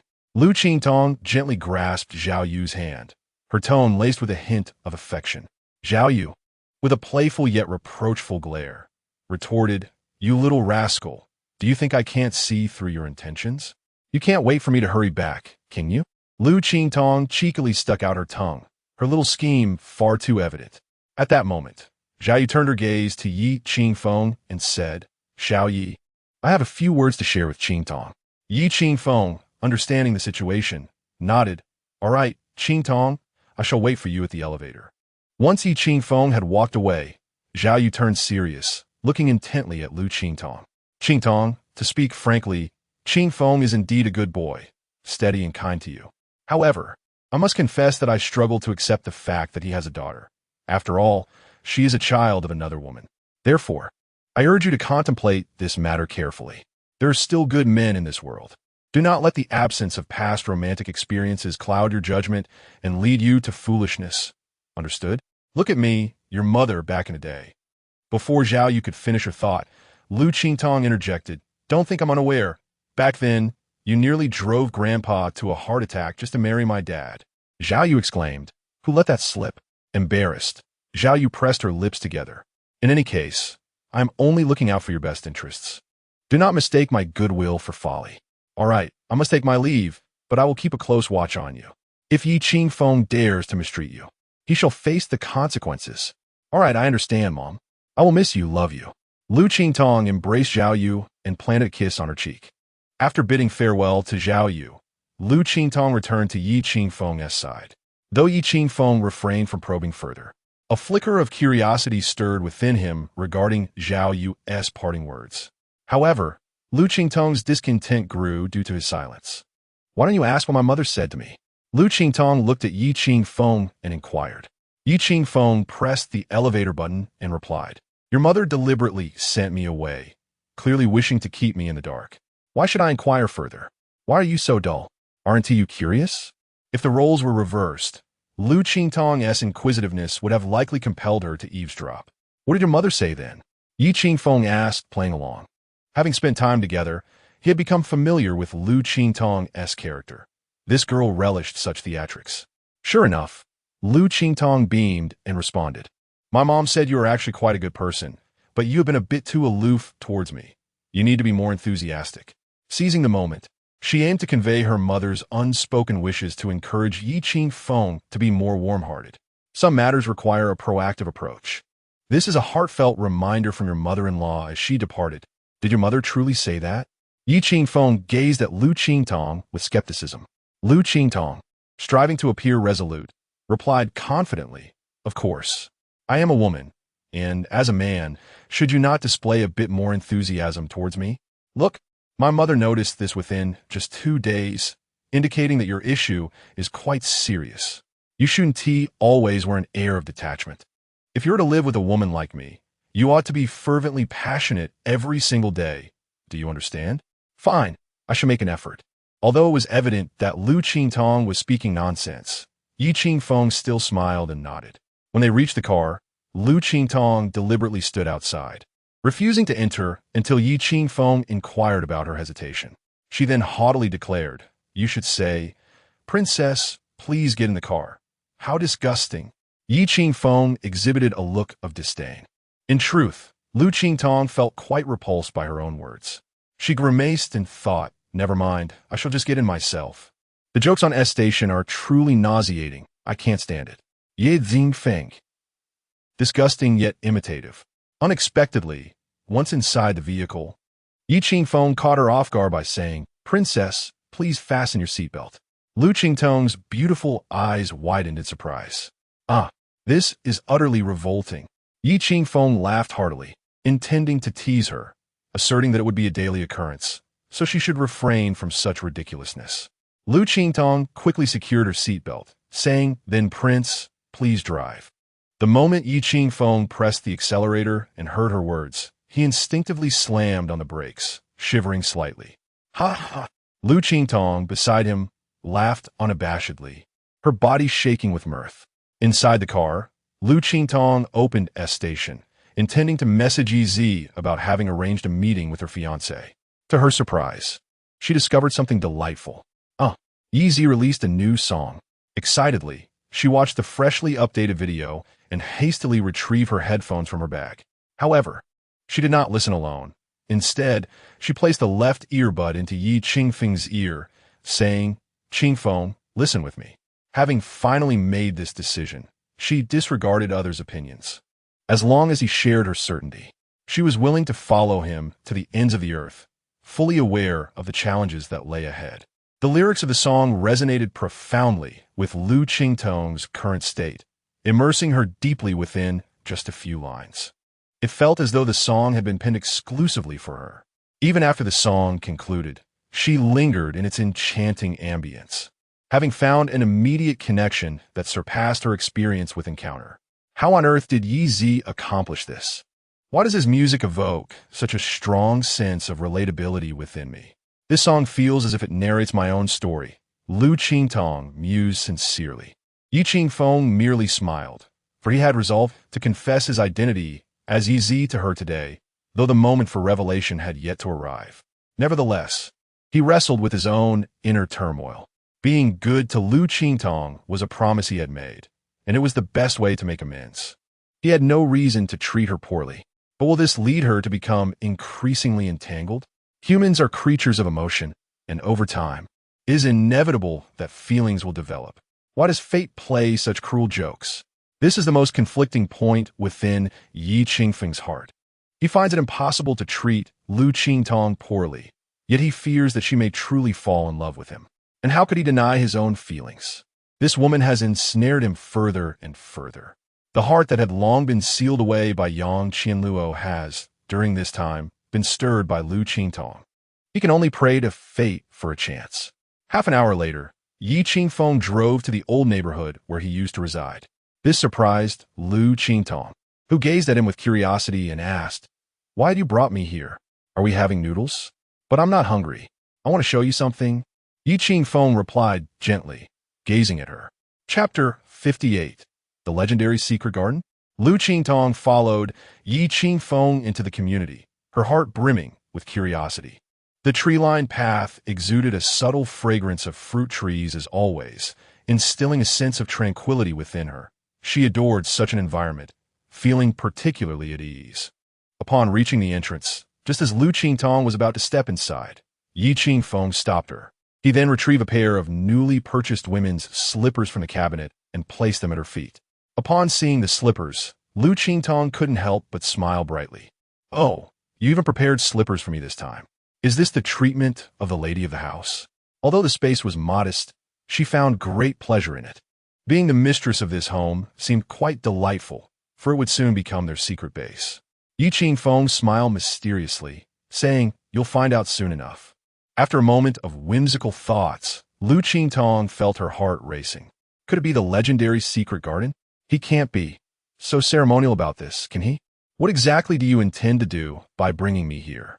Liu Qingfeng approached the storage cabinet in the living room and replied, "You'll know in no time." He then took out a guitar from the cabinet. Liu Qingtong watched him, thinking that playing a tune would certainly set the mood. "You're quite skilled." Liu Qingfeng settled onto the sofa with the guitar, pondering whether she would finally catch on. However, he was met with a puzzled silence. "What are you waiting for? Go ahead and play. I've never heard you play the guitar," Liu Qingtong urged, noticing his hesitation. Liu Qingfeng felt speechless. Was she truly this oblivious? "What would you like to hear?" he asked, bemused. Without hesitation, Liu Qingtong replied, "Play something I haven't heard before." Liu Qingfeng paused, realizing that her standing position might have distorted her perspective. "Why don't you grab a chair and sit across from me? Must you have so many demands? Or do you wish for me to act like a little fan, sitting on a small stool, resting my chin in admiration as I watch you play?" Liu Qingtong puffed her cheeks, but obediently fetched a small stool, positioning herself in front of Liu Qingfeng. Surely now she would understand?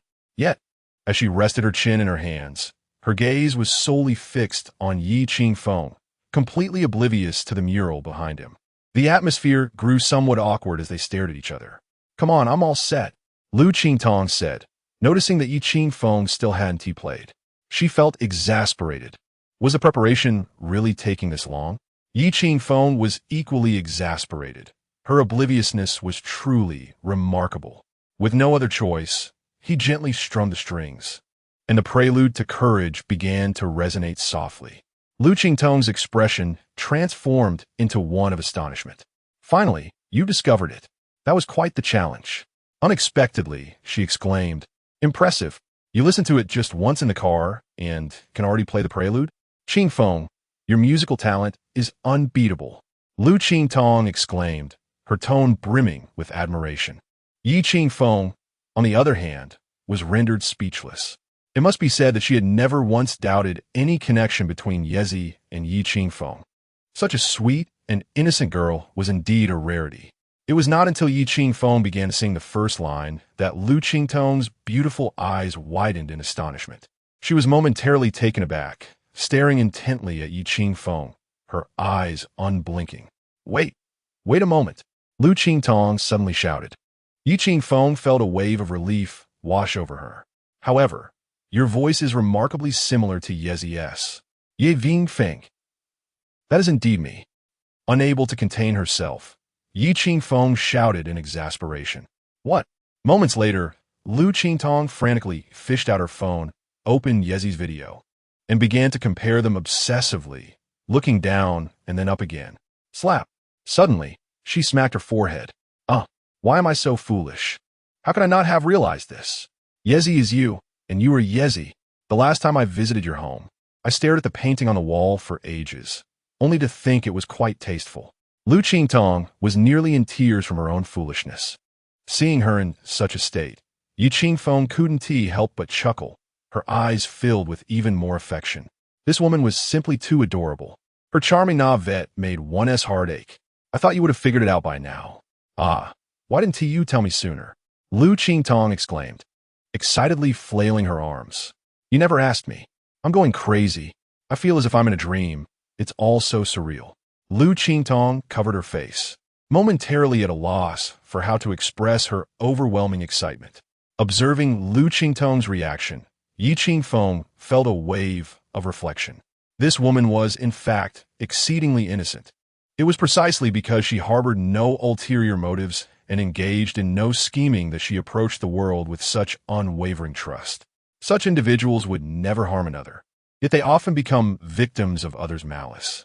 The benevolent are often taken advantage of. This society is undeniably unfair to the kind-hearted. This realization deepened Qingfeng's feelings of guilt towards her. He could not reveal the nature of his relationship with Yang Qianluo, nor dare he disclose to Liu Qingtong that Wanwan was Yang Qianluo's child. All he could do was to sever ties with that woman entirely, dedicating all his energy to Liu Qingtong. However, should Yang Qianluo continue to scheme against Liu Qingtong, an irreparable conflict would inevitably ensue between them. At that moment, Qingfeng retrieved a sheet of music from the drawer and presented it to Liu Qingtong. "This is for you." Liu Qingtong hesitantly accepted the sheet, which featured a brand new song for the world, Invisible Wings. This song had once ranked first in the top 100 songs from 2000 to 2009 in the realm Qingfeng had previously inhabited. The theme of the song is one of inspiration, having served as a spiritual pillar for countless individuals, helping them navigate through the valleys of life. Moreover, this song holds a profoundly special significance for Qingfeng. In 2008, he endured a cataclysmic disaster. His father, in that calamity, was separated from him by an insurmountable divide. It was the most agonizing and darkest year of his life. At that time, he was merely 15 years old. His father, with unwavering resolve, bore the weight of a several hundred-pound beam on his own body, as Qingfeng helplessly witnessed his father, bloodied yet steadfast, enduring until the moment the rescue team arrived. "Is this song a tribute to me?" Liu Qingtong gazed at the sheet music, humming a simple melody, and found the tune not only delightful, but also remarkably memorable. Qingfeng nodded earnestly and declared, "I wish to create an album for you. This is the first song dedicated to you." Chapter 59. The best way to counter Yang Qianluo to create an album for me? Liu Qingtong momentarily found herself at a loss. Yi Qingfeng nodded vigorously indeed. This album is my expression of gratitude, for you welcomed Wan Wan into your life, providing her with another person who loves her. I do not require gratitude. I love Wan Wan dearly myself. There is no need for you to express thanks in such a manner, Liu Qingtong instinctively replied, echoing her innermost feelings. Wan Wan, she genuinely cherished. Such a sweet and delightful girl. There was no reason not to love her. Aside from gratitude, producing an album for you is something I have long desired. It is my aspiration. Yi Qingfeng spoke with conviction, believing that once this album was released, Liu Qingtong would ascend to become a timeless classic in the Chinese music scene for the next century. Her stature would remain unassailable. In that moment, Yang Qianluo would pale in comparison. Perhaps this, too, was the most effective way to retaliate against Yang Qianluo. At that instant, Liu Qingtong recalled Yang Qianluo's debut album, which had taken the world by storm upon its release, overshadowing all other artists of that time. The accolades she received were abundant. In truth, Liu Qingtong had a fondness for Yang Qianluo's first album. She adored every single song within it. Furthermore, Liu Qingtong had always admired the immense success of Yang Qianluo's debut. After all, Liu Qingtong's rise to stardom was supported by a significant portion of resources from Tianyin, a substantial investment. However, Yang Qianluo's initial fame was solely attributable to the phenomenal sales and acclaim of her first album, which had even revitalized the struggling Huangji. Had Huangji not faced a financial crisis at that time and been able to allocate half its resources to promote Yang Qianluo's album as Tianyin did, Liu Qingtong might have never caught up to Yang Qianluo. Instead, following her transition to Meiyu, Yang Qianluo's subsequent albums had progressively diminished in quality, ultimately leading to her popularity being eclipsed by Liu Qingtong. Reflecting on this, Liu Qingtong suddenly grasped an important realization and turned to Yi Qingfeng with excitement. Qingfeng, you were the one who propelled Yang Qianluo to stardom, weren't you? Those songs on her first album were penned by you, weren't they? It was precisely for this reason that after Yang Qianluo's departure to Meiyu, she never produced songs of the same caliber as those on her debut album. Was it because she had parted ways with Yi Qingfeng? This time, Yi Qingfeng did not deny it. He nodded affirmatively. Yes. All the songs from her first album were written by me. Then why did you not take credit? Yang Qianluo claimed all the accolades for herself and was celebrated by fans as a once-in-a-century talent. Those songs were your creations. Why be so foolish? Upon uncovering the truth, Liu Qingtong felt a profound sense of injustice for Yi Qingfeng. Let us not discuss her, shall we? I have no desire to hear her name. Yet within her heart, a multitude of questions remained. She was increasingly curious about what had transpired between Yi Qingfeng and Yang Qianluo in the past. However, seeing Yi Qingfeng's reaction, Liu Qingtong realized that he truly wished to avoid the subject. Betrayal is something that no one can endure. Yang Qianluo must have done something particularly egregious to Yi Qingfeng in the past. I'm sorry, let us not mention her, Liu Qingtong said apologetically. Observing Liu Qingtong's remorseful demeanor, Yi Qingfeng's heart was a tumult of emotions. After a moment of silence, he spoke, I only wish for my presence to bring you more joy than before. Liu Qingtong smiled knowingly. I've been quite happy during this time. Compared to my life a few months ago, it's significantly improved. Each day now is filled with immense joy. Then promise me, allow me to produce an album for you. Is this heaven chasing after me to feed me? Will you partake? Of course. I wish to devour this heaven. Throughout the afternoon, Liu Qingtong remained with Yi Qingfeng in the room. It was her first time hearing him sing numerous songs, each one more enchanting than the last. What mattered most was that being with Yi Qingfeng truly made her happy.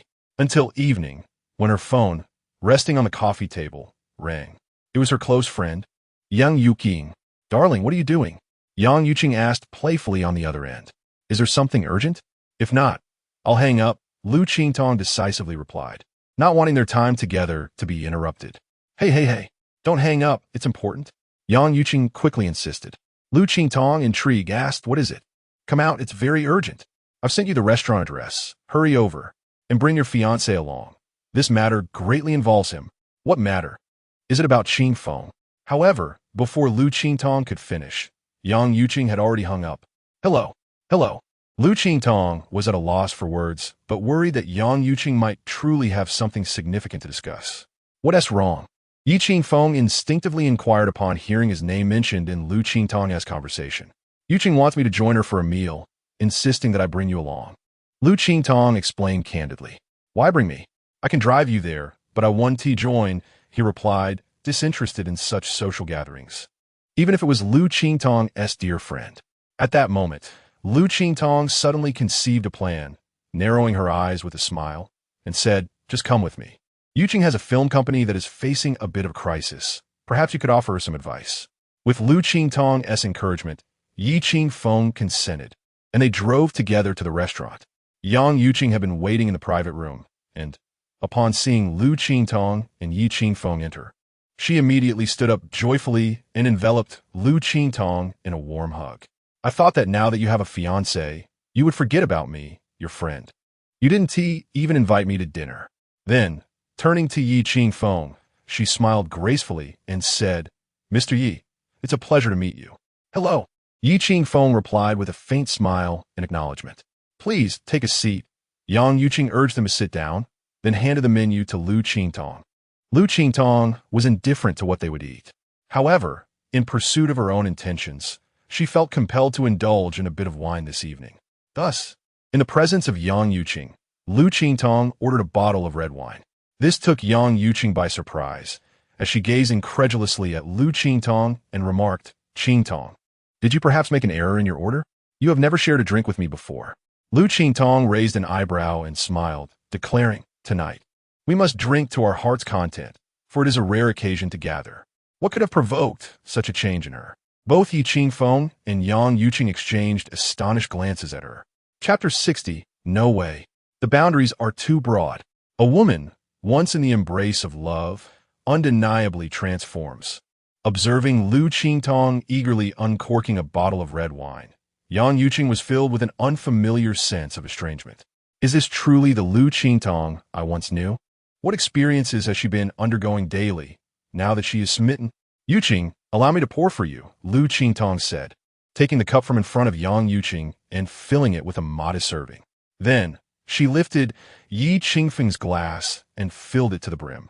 Lea Fing Yang Yuqing astonished. Is this how one serves red wine? Noticing the wine nearly spilling over, Yi Qingfeng could not help but interject.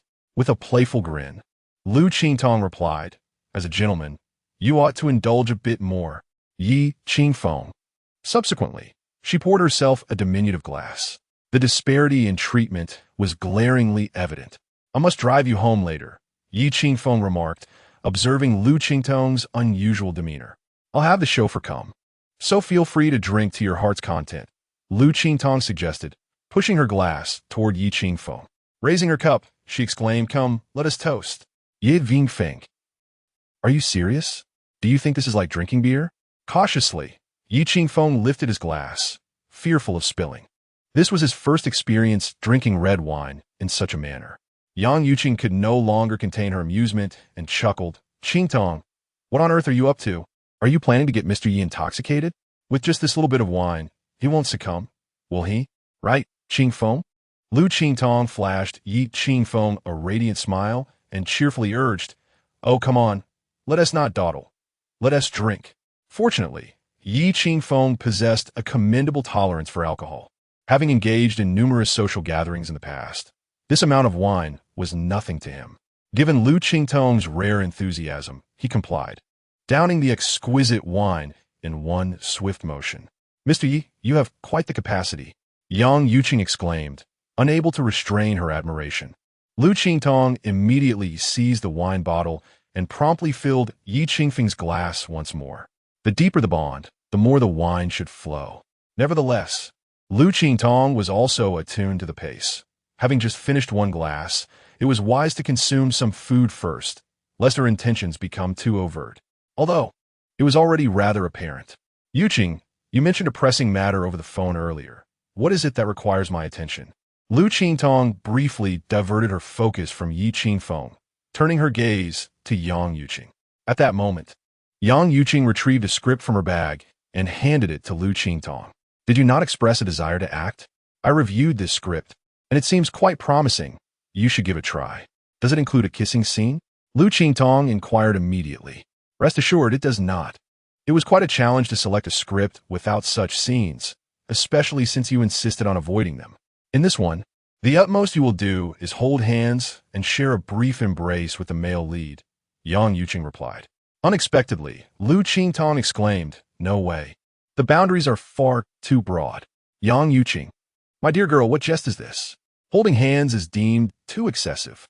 Liu Qingtong directly returned the script to Yang Yuqing, stating, "In any case, I shall not perform any scenes involving physical contact with a male lead." Yang Yuqing, perplexed, replied, "Then will you portray a widow?" Liu Qingtong, with a serious demeanor, retorted, "A widow is also unacceptable. It's inauspicious." Yang Yuqing was exasperated. "What kind of role can you play then? I can specifically request a screenwriter to tailor a part for you." Liu Qingtong reluctantly acquiesced. "Perhaps a single mother? Isn't that akin to being a widow?"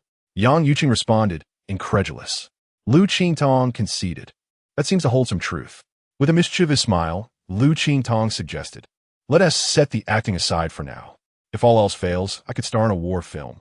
I could wield a gun and charge in a battle."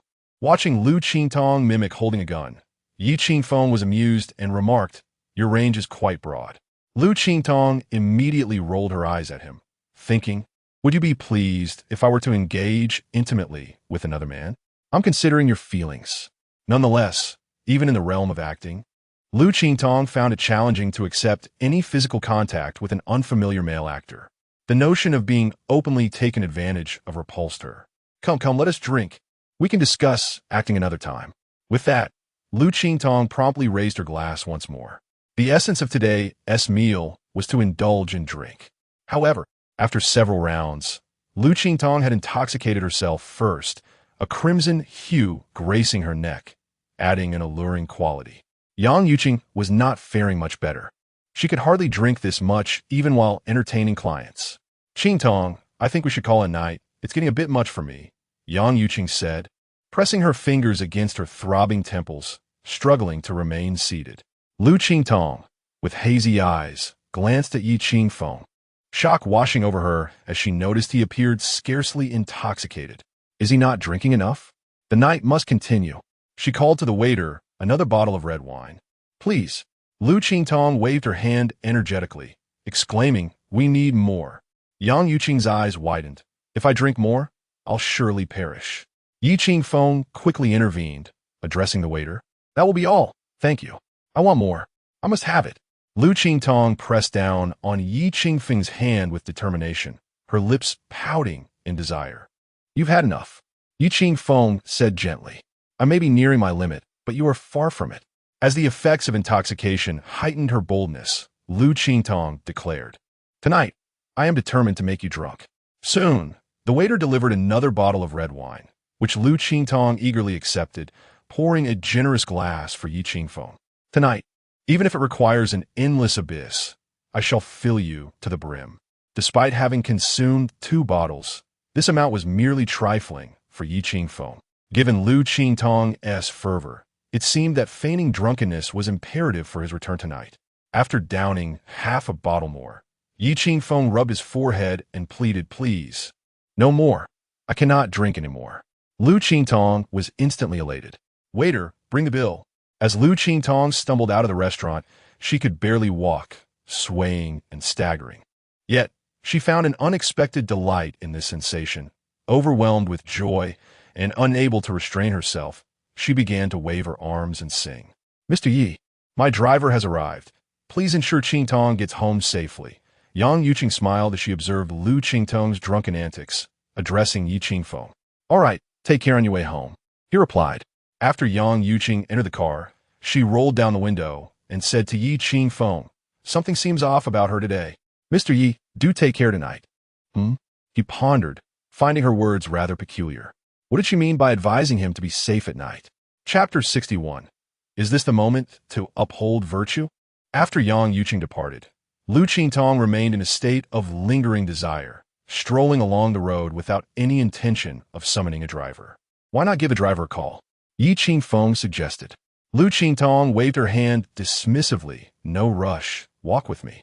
I seldom visit this ancient town, and I have suddenly realized how beautiful it is. Gazing at the historical ambience of the town's nightscape, Liu Qingtong felt her body lift, as if she were about to soar. It turns out that the sensation of inebriation could be so delightful. Liu Qingtong rarely indulged in alcohol, on occasions like today. It had only happened twice.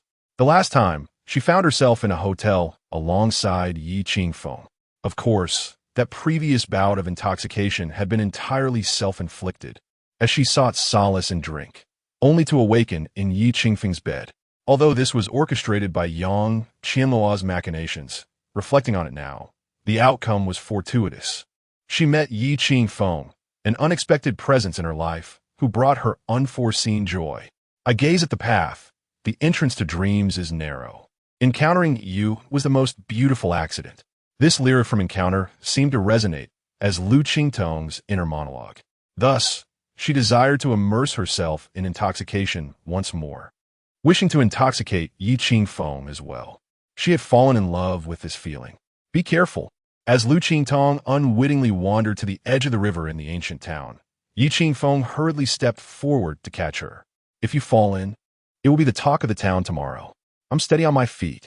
I'm not drunk, she asserted, attempting to demonstrate her sobriety by spreading her arms and stepping onto a stone pedestal by the roadside. Qingfeng, anxious about her precarious position, remained close by her side. Yet, inevitably, she stumbled, her foot slipping as she fell towards him. Fortunately, Qingfeng was there to catch her, enveloping her in his embrace. In an instant, Liu Qingtong found herself nestled in his arms, their faces mere inches apart. She maintained her gaze, unblinking, while Qingfeng, somewhat taken aback, quickly steadied her and inquired with concern, "Are you all right?" "I have an issue," Liu Qingtong responded, slightly displeased that he had distanced himself. "Have you forgotten your mother-in-law's fervent instructions? Where are you hurt?" Noticing her claim of discomfort, Qingfeng scrutinized her closely. "I can't walk. Carry me," she pouted, a hint of playful pride at the corners of her mouth. Without hesitation, Qingfeng squatted before her. Liu Qingtong wrapped her arms around his neck, and he effortlessly lifted her onto his back.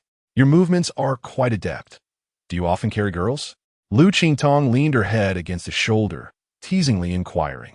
"Yes," Qingfeng replied, causing her to widen her eyes in surprise. "Who is she? I shall vanquish her." Yet, Qingfeng's subsequent remark made her smirk involuntarily. "When Wanwan was 3, she loved it when I carried her, but now that she's grown, I do it less often." What did he mean by that? Is it fair to accuse me of being less mature than a 3-year-old? If that's the case, so be it. Liu Qingtong relished this sensation. Leaning against Qingfeng's shoulder, enveloped by an indescribable sense of security. Unavoidably, she tightened her embrace. "You're going to suffocate me," Qingfeng mused. "Must you be so lacking in romantic understanding?" Upon hearing his remark, Liu Qingtong deliberately held him even closer, then burst into laughter against his back. Listening to her laughter echoing in his ears, Qingfeng could not help but smile knowingly, carrying her for quite a distance. "Are you tired?" Managing. "Then carry me home directly." By the time the driver arrived, Liu Qingtong was already on Qingfeng's back, nearly drifting into slumber. The comfort of this feeling was undeniable. Moreover, it seemed she had indulged a bit too much this evening. The drowsiness was overwhelming. Qingfeng carefully laid her onto the back seat of the car. Liu Qingtong then hazily opened her eyes, reassured to find him still beside her, and once again wrapped her arms around his. She closed her eyes, thinking there were important matters to attend to later, so a brief rest would do her good. While Liu Qingtong had intended to simply rest, the effects of the alcohol made it increasingly difficult to keep her eyes open. She could only vaguely sense Qingfeng's presence next to her, intermittently hearing the sounds of unlocking and closing doors. Soon after, she felt herself being placed onto the bed. Suddenly, the lights went out. What on earth? It was only when the lights dimmed that Liu Qingtong opened her eyes wide, staring in shock at the pitch-black room. How could that scoundrel just leave after all this? What kind of man does that? Just as she was lost in these thoughts, the room's lights flickered back on. Liu Qingtong quickly shut her eyes again, pondering Ah, Yi Qingfeng, can you truly resist the allure I bring? No worries. I can be at your whim. However, to her surprise, Yi Qingfeng entered with a towel soaked in hot water, gently wiping her face before stepping back out again. But this time he left the lights on. Surely, he would return. Liu Qingtong decided to remain still, curious to see how long Yi Qingfeng could withstand her presence. Indeed, moments later, Yi Qingfeng returned. Did he really need to be so conflicted? To her astonishment, upon returning, he lay down on the sofa at the foot of the bed.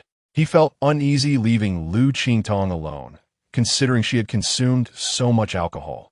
The risk of her becoming ill was too great. Thus, he resolved to sleep on the sofa, keeping her company. Pretending to sleep for a few minutes was easy enough. Yet, maintaining the facade grew increasingly challenging for Liu Qingtong. What was this silly fool doing? Was this truly the time to be so virtuous? Wasn't tea the temptation sufficient? With that thought, another clever plan surged to her mind. Liu Qingtong deliberately made a commotion, then vaguely exclaimed, "It's hot, so hot." As she spoke, she tugged at her collar, revealing her alluring collarbone. Indeed, upon hearing the noise, Yi Qingfeng opened his eyes and approached her, pressing a few buttons on the air conditioning panel on the wall to activate the cool air. Ye Qingfeng, are you a fool? Liu Qingtong was becoming increasingly exasperated. She intensified her actions, forcefully pulling at her collar, appearing to be extremely overheated. Ye Qingfeng, Leonid Kolosov, slightly bending his body, and softly inquired, "Are you feeling uncomfortable? Would you like some honey water?" "No," Liu Qingtong shouted internally. "Who would want your honey water?" Subsequently, she feigned a roll, letting her head dangle over the edge of the bed. Yi Qingfeng gently cradled her head, attempting to assist her back, but at that moment, Liu Qingtong could no longer contain herself. She wrapped her arms around his neck and kissed him directly on the lips. If enthusiasm could not be awaited, then perhaps she should initiate it herself. Surely that would suffice. Chapter 62. They are the same kind. Liu Qingtong clung tightly to Yi Qingfeng's neck, savoring the warmth of his lips. Regrettably, her actions were rather awkward, stemming from her lack of experience. After all, it was only the previous encounter at the hotel where she had bestowed upon him her first kiss and first night, and that was in a rather muddled state, leaving her with no lessons learned. This time marked her inaugural attempt at kissing a man in earnest. Yet, why was Yi Qingfeng as stiff as a plank? Surely, having been married, he should possess a wealth of experience, should he not? Could he not offer some guidance? Or perhaps, in such matters, practice makes perfect, and prolonged absence from such endeavors leads to clumsiness? Regardless, it mattered little. They were both novices in this endeavor, destined to learn from one another and grow together. Just as Liu Qingtong was preparing for her next move, Yi Qingfeng's body suddenly slumped forward, as if all strength had drained from him. What was happening? Seeing him collapse onto the bed left Liu Qingtong utterly stunned, her mind blank. Was a mere kiss truly worthy of such a reaction? Had he fainted from excitement? Liu Qingtong gazed at the unconscious Yi Qingfeng in shock, her senses returning to her. Ye Qingfeng, Ye Qingfeng, what on earth is going on? Wake up. Don't frighten me like this. I promise I won't kiss you again if that's what it takes. Ye Qingfeng, Ye Qingfeng. After several attempts to rouse him yielded no response, panic set in for Liu Qingtong, tears streaming down her face, her spirit seemingly lost. Anjiang! In the dead of night, Yi Qingfeng was rushed to the hospital. Liu Qingtong was utterly bewildered, having no understanding of what had transpired, nor why he had suddenly fainted. Everything had unfolded too abruptly, leaving her unprepared for such a shock. In truth, Yi Qingfeng had been feeling unwell on the journey back. He should have refrained from drinking. It was a forbidden indulgence. Yet, he had succumbed to a sense of recklessness, unwilling to dampen Liu Qingtong's spirits on such a joyful evening. However, the brain tumor inside him had detonated like a ticking time bomb, striking without warning. Outside the operating room, Liu Qingtong held on to Wan tightly, tears cascading down her cheeks. Even though Wan should not have been present in such a situation, Liu Qingtong couldn't concern herself with that now. If something were to happen to Yi Qingfeng, would any of their secrets still hold significance? Regardless of the media's condemnation, she would resolutely declare to the world that Wan was the child of her and Yi Qingfeng. Yi Qingfeng was her fiancé. In that moment, her only wish was for Yi Qingfeng to be safe.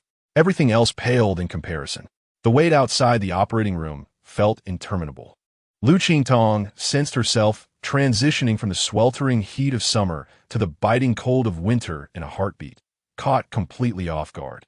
Sister Qingtong, what is wrong with Daddy? Wan, oblivious to the unfolding drama, looked up with eyes filled with fear and concern. Liu Qingtong held her tightly, unwilling to release her grip for even a moment, fearing that Wan might not withstand the weight of this ordeal, just as she herself feared she might falter. Late at night, I found myself at a loss for words, overwhelmed with remorse. Sister Qingtong, Father will be all right. He must be. Wan clutched Liu Qingtong's arm tightly, tears streaming uncontrollably down her cheeks. Time seemed to stretch endlessly until the operating room door finally swung open. Liu Qingtong and Wan rushed toward the doctor with fervor. Who is the patient's family member? I am. Liu Qingtong responded promptly. At that moment, she was not wearing a mask, and the doctor was taken aback upon recognizing her. Isn't this Liu Qingtong? Yet, the doctor quickly set aside any surprise, gravely informing Liu Qingtong. The patient has a large tumor in his brain, pressing on the nerves. It must be removed immediately. Here is the surgical consent form that requires your signature. However, there are risks involved due to the brain tumor and the nerves. Upon hearing the term brain tumor, Liu Qingtong felt as though a thunderous echo reverberated in her ears, followed by a buzzing sound and intense tinnitus. She could no longer discern the doctor's words. All she comprehended was that without the surgery, Yi Qingfeng's life was in jeopardy. Without further contemplation or choice, she hastily inscribed her name on the consent form. It was only after the doctor re-entered the operating room that she collapsed onto a nearby bench. The phrase brain tumor lingered incessantly in her mind. He had such a large tumor in his head, and yet she had indulged him with so much alcohol earlier that evening. An overwhelming tide of self-reproach surged within Liu Qingtong. The hours stretched on interminably, from deep night to the early morning. At last, the operating room door opened once more. Exhausted, Liu Qingtong stumbled toward the doctor. She had never felt such anxiety in her life. Fortunately, she heard the answer she yearned for most. The surgery was highly successful. The patient's brain tumor has been successfully excised. With that news, Liu Qingtong finally exhaled a long-held breath of relief. However, the doctor's subsequent words reignited her tension. Nevertheless, the patient's nerves have sustained some degree of damage, and there's a high likelihood of post-operative blindness. Blindness? Would he be unable to see anything? Doctor, is there no chance of recovery? Liu Qingtong inquired urgently, for if Yi Qingfeng were to lose his sight, he would no longer witness the world around him. He would never see Wan grow up, nor would he behold himself again. The prognosis depends on the patient's recovery. If he heals well, he might regain his sight in a few months, but if recovery is poor, it could take years, even decades, or perhaps a lifetime of blindness. For Yi Qingfeng, this situation was already considered a relatively favorable outcome, far better than what he had anticipated. As afternoon approached, with the effects of the anesthetic waning, Yi Qingfeng gradually opened his eyes. Just as the doctor had stated, the damage to his optic nerves left him in complete darkness. He could see nothing at all and was utterly unaware of his surroundings until he heard the joyous voices of Liu Qingtong and Wan. Qingfeng, Daddy. Upon hearing their voices, Yi Qingfeng realized that he was, indeed, alive. Am I in a hospital? His voice trembled slightly, as the inability to perceive the world around him instilled a sense of fear within him. Would he be blind from now on? Everything had transpired too swiftly. He had not had the opportunity to prepare for any of it. The doctor had assured him that the surgery was highly successful and that his blindness would be temporary. With proper recovery, he would soon regain his sight. Liu Qingtong grasped his hand tightly, eagerly explaining, particularly emphasizing that he would soon be able to see again. She had learned from the doctor the reason behind Yi Qingfeng's initial reluctance to undergo the surgery. If she were in his position, she might have made the same choice. She too did not wish to burden those around her because of her own circumstances. They truly belonged to the same kind of people. Chapter 63. Shall we marry? Liu Qingtong's words bestowed upon Yi Qingfeng the greatest hope. With the removal of his brain tumor, he would soon regain his sight. The dark clouds that had loomed over him for so long began to dissipate. Simultaneously, a profound sense of gratitude and a heavy burden of remorse surged within him. The woman before him belonged to an entirely different realm. By a twist of fate, they had come to know each other. He had intended to protect her, only to find that, in the end, it was she who saved him. In the days that followed, Liu Qingtong devoted nearly all her energy to Qingfeng. Most of her time was spent at the hospital by his side, seldom visiting Tianyin, even as the new recording approached. This caused considerable distress for Sister Yin. When Liu Qingtong left the practice room after merely an hour, Sister Yin could no longer contain her frustration and inquired, "Qingtong, what is going on with you lately? The second performance is the day after tomorrow, and you haven't even finalized your song list. The production team has already pressed for updates. Let us discuss it tomorrow." Liu Qingtong replied dismissively, glancing at the time, as she was eager to bring food to Qingfeng. However, this time, Sister Yin stopped her. "Qingtong, I am addressing a serious matter. The second performance is imminent, and I am genuinely concerned about your state. You won the first round against Yang Qianluo with overwhelming advantage. But do you intend to lose the next round with absolute disadvantage? Tell me, what has transpired? I have noticed your distraction lately." Naturally, Liu Qingtong would not divulge the details of Qingfeng's hospitalization to Sister Yin. There was no need, nor was it appropriate. Her prior agreement to participate in Heavenly Voice was a decision made by Tianyin, aimed at elevating her popularity through this trending show, while ultimately determining a victor against Yang Qianluo. Yet, Liu Qingtong had never been concerned with the outcome. She had never intended to compete with Yang Qianluo. Singing was not about who was superior or inferior, but about providing her fans with the best music. There were numerous other avenues to achieve that. She preferred to dedicate more time to refining her album rather than rushing through various engagements and competitions. Thus, when Sister Yin spoke, the dissatisfaction that had been suppressed within Liu Qingtong finally burst forth. "I do not care about winning or losing. If Yang Qianluo wishes to win, let her. What does it matter if she triumphs? If she wins, will my songs go unheard?" Liu Qingtong declared with unwavering resolve, meeting Sister Yin's gaze.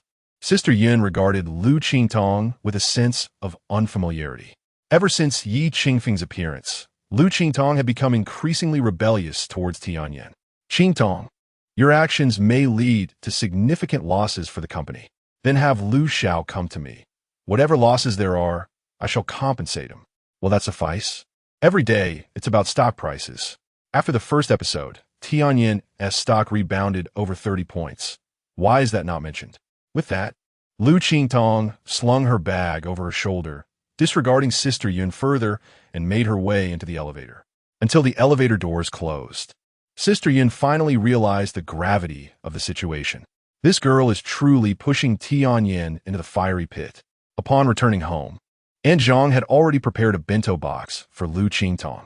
"Miss Liu, you are so kind to Mr. Yi," Aunt Zhang remarked, unable to contain her admiration. After all, in her eyes, Liu Qingtong was a lofty star who had now taken on the role of a devoted wife for Qingfeng. Liu Qingtong smiled gently, replying, "It is because Qingfeng has always treated me well." In pursuit of tranquility, Liu Qingtong reserved the most luxurious hospital room, attended by 7 nurses alone. Yet, she took it upon herself to manage the daily affairs. "Qingfeng, does your head still ache today?" Due to post-operative syndrome, Qingfeng experienced headaches almost every day following the surgery, sometimes mild, other times excruciating. Not at all. However, each time Liu Qingtong inquired, he would insist that he felt no pain, not wanting her to worry excessively. Liu Qingtong carefully adjusted the bed and settled beside Qingfeng, gazing at him with tenderness. "Come, it's time for your daily eye exercises." This was a doctor's recommendation. She needed to gently press on his temples daily to aid in his neurological recovery. She had never missed a session, performing it 3 times a day. Extending her delicate, fair fingers, she gently pressed against Qingfeng's temple, her touch soothing. Over the days, she had become quite adept at this. As she applied pressure, Qingfeng soon felt a significant alleviation of his headache. After completing the task, Liu Qingtong opened a small table and placed the bento boxes upon it, lifting each lid one by one. Given the strict dietary requirements post-surgery, Yi Qingfeng's meals were exceedingly bland, so Liu Qingtong chose to eat lightly alongside him. Her only wish was for him to recover swiftly. After finishing their meal, Liu Qingtong began to tidy up the dishes, but this time, Yi Qingfeng stopped her. "Let me handle it." Seeing him fumbling to cover the bento box, Liu Qingtong felt a pang of sympathy. She understood that he was eager to regain his strength. "Qingfeng, I wish to discuss something with you." After they had cleaned up the bento boxes, Liu Qingtong gazed into Yi Qingfeng's eyes, speaking cautiously. She was aware that the decision she was about to unveil would be rather audacious. "What is it?" Yi Qingfeng inquired with curiosity. "I want to withdraw from the competition. I no longer wish to participate in the subsequent performances of Heaven's gift of voice," Liu Qingtong confessed, taking a deep breath. After all, this decision would create quite a stir. "Is it because of me?" Yi Qingfeng asked. Although she knew he could not see her eyes at that moment, she steadfastly held his gaze, nodding firmly. "Yes, it is because of you. I can take care of myself. Please do not make such a significant sacrifice for my sake," Yi Qingfeng instinctively replied, feeling a deep sense of guilt during this time. Upon hearing this response, Liu Qingtong revealed a knowing smile. She gently grasped Yi Qingfeng's hand and said, "Qingfeng, my decision is not born from your illness, but rather from the realization you have imparted to me regarding the true essence of a genuine passion for music. For years, I have been confined by the constraints of my company, never once embracing my authentic self. Therefore, this time, I yearn to reclaim my identity and pursue only that which brings me joy. I wish to bid farewell to my former self and embark on a new chapter of life, a life with you by my side. Will you marry me?" Chapter 64. I anticipate our future marriage? Are you serious? For a moment, Yi Qingfeng doubted the reliability of his own hearing. Liu Qingtong wished to marry him. Was this merely a figment of his imagination? The suddenness of all was overwhelming. "Do I appear to be jesting with you?" Liu Qingtong's expression was earnest. She genuinely desired to marry him. This was not a fleeting impulse. Her affection for Yi Qingfeng was undeniable. Over the past few days, she had contemplated this decision thoroughly. Even if he were to lose his sight permanently, she would willingly remain by his side. "I cannot see what you look like right now," Yi Qingfeng remarked. Liu Qingtong, in her excitement, momentarily forgot this reality. Thus, she took his hand and placed it against her fair cheek. "Yi Qingfeng, I have fallen in love with you. I truly wish to marry you. With all my heart," she declared softly. Her tone was imbued with sincerity, a level of seriousness unprecedented in her demeanor. "But I am blind. Should I never again behold this world, why would you choose to marry someone like me?" Yi Qingfeng's gaze fell, a hint of melancholy in his voice. After all, the probability of regaining his sight was uncertain. "I do not care, not in the slightest. Even if you were to lose your sight forever, I will be your eyes for a lifetime," Liu Qingtong asserted resolutely. "Qingtong, your parents would never consent to our marriage. I will persuade them. Yet, this could adversely affect your career." Before Yi Qingfeng could finish, Liu Qingtong, now visibly agitated, interjected, "Yi Qingfeng, you are being overly cautious. I simply ask you, do you love me, and are you willing to marry me?" "Love? How could I not? Willing? Absolutely." Yet, Yi Qingfeng remained preoccupied with concerns, believing that marriage would impose undue burdens upon her. Liu Qingtong awaited his response, her gaze unwavering, yet as the silence lingered, disappointment began to cloud her eyes. Did he not wish to marry her? Was her affection truly one-sided? "I apologize. Perhaps I've acted too impulsively," she murmured, tears brimming in her eyes as she slowly released his hand. She did not want to compel him. The psychological pressure of such a demand was immense. However, in that fleeting moment, as she relinquished her grip, Yi Qingfeng suddenly wrapped his arms around her neck and kissed her lips. Why dwell on uncertainties? What kind of man lacks the courage to love? Even if the future held myriad challenges, so what? Having survived this far, what else was insurmountable? Was it justifiable to relinquish this woman out of fear and cause her pain? Absolutely not. Should he hesitate today, regret would linger for a lifetime. As Yi Qingfeng kissed her, Liu Qingtong quickly reciprocated with fervor, embracing him tightly, wishing to give him everything.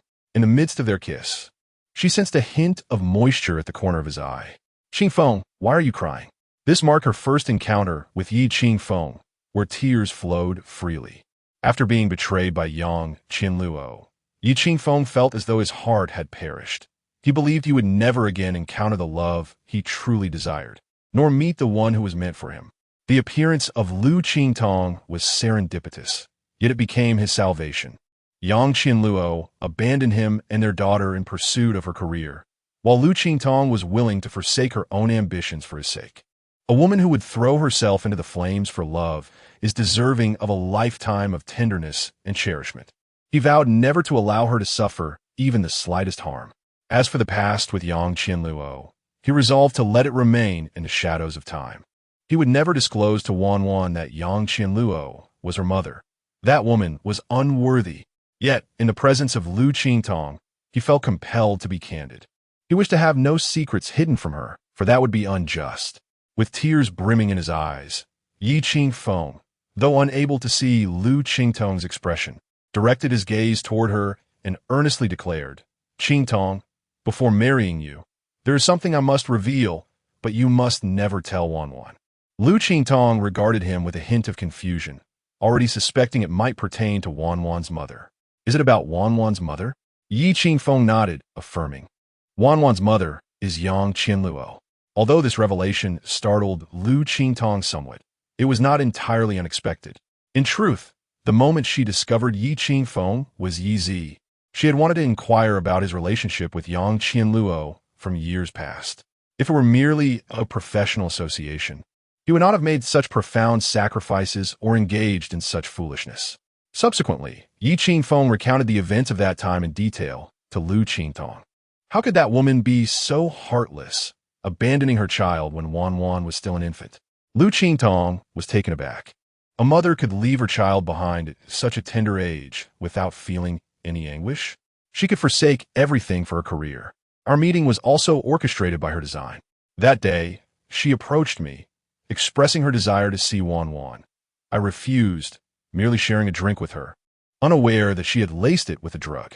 I had no inkling that her wish to meet Wanwan was merely a ruse, her true intention solely to manipulate that drink. Even at such a moment, she used Wanwan as an excuse.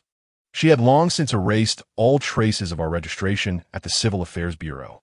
Yet, fearing I might use Wanwan to threaten her and jeopardize her career, she concocted this scheme to suppress you while binding me to you against our wills.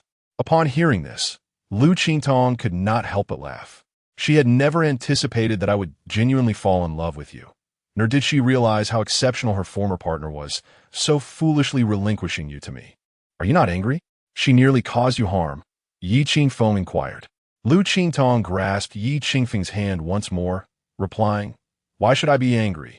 Without her, would I have ever met you? Though her intentions were to harm me, did she not ultimately fail? Moreover, I have never aspired to compete for the title of first with her. What I know now is that although our encounter was orchestrated by her design, the outcome aligns with my desires. Does that not suffice? However, Wanwan is her child, not ours. In Yi Qingfeng's perspective, any woman would regard this matter with significance. It is inherently challenging to raise another's child. Yet, at this moment, Liu Qingtong appears remarkably rational. Firstly, while Wanwan is indeed Yang Qinluo's child, could she have chosen otherwise?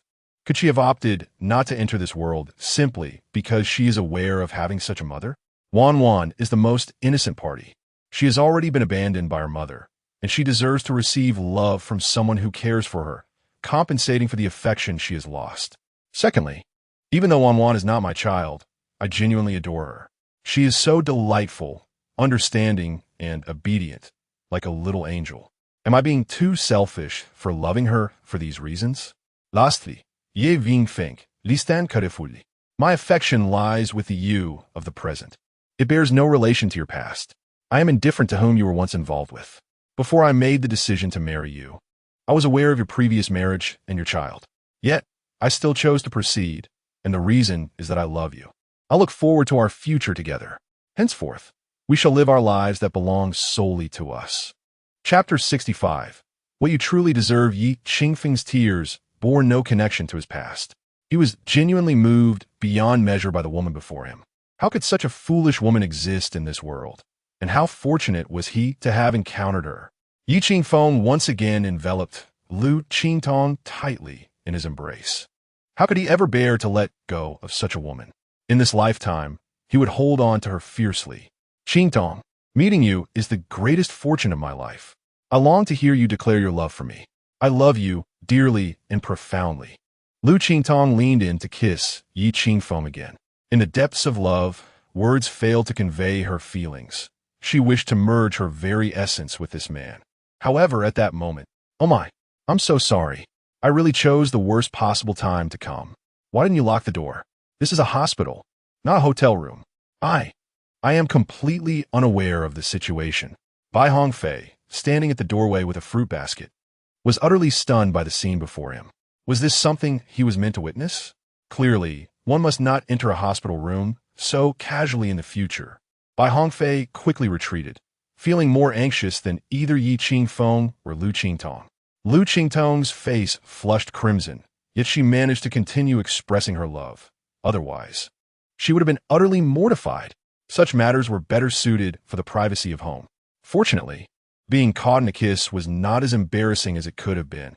It could simply be considered as Bai Hongfei having witnessed a romantic scene. Blushing, Liu Qingtong reopened the door to the hospital room. Bai Hongfei stood awkwardly outside, apologizing. "Qingtong, I'm really sorry. I'll be more cautious next time. I truly intruded this time." "Hongfei, you two continue your conversation. I'll go find the doctor to discuss the recovery situation." With that, Liu Qingtong hurriedly left, her cheeks still flushed. Only then did Bai Hongfei awkwardly step into the room, relieved that Yi Qingfeng could not see him. Otherwise, he would have been too intimidated to face him. Regarding Yi Qingfeng's blindness, Bai Hongfei felt a pang of sadness. After placing the fruit beside Yi Qingfeng's pillow, he said, "Qingfeng, don't worry. Over the past few days, I've contacted several renowned ophthalmologists in the country. They believe there is a significant chance of recovery in your case. This is already one of the best post-operative scenarios." Yi Qingfeng smiled faintly. "Well, I'm just grateful to be alive. Here, take this. You must accept it." At that moment, Bai Hongfei placed a black gold card into Yi Qingfeng's hand. "What is this?" Yi Qingfeng inquired with curiosity. "This card holds 200 million. You must accept it this time."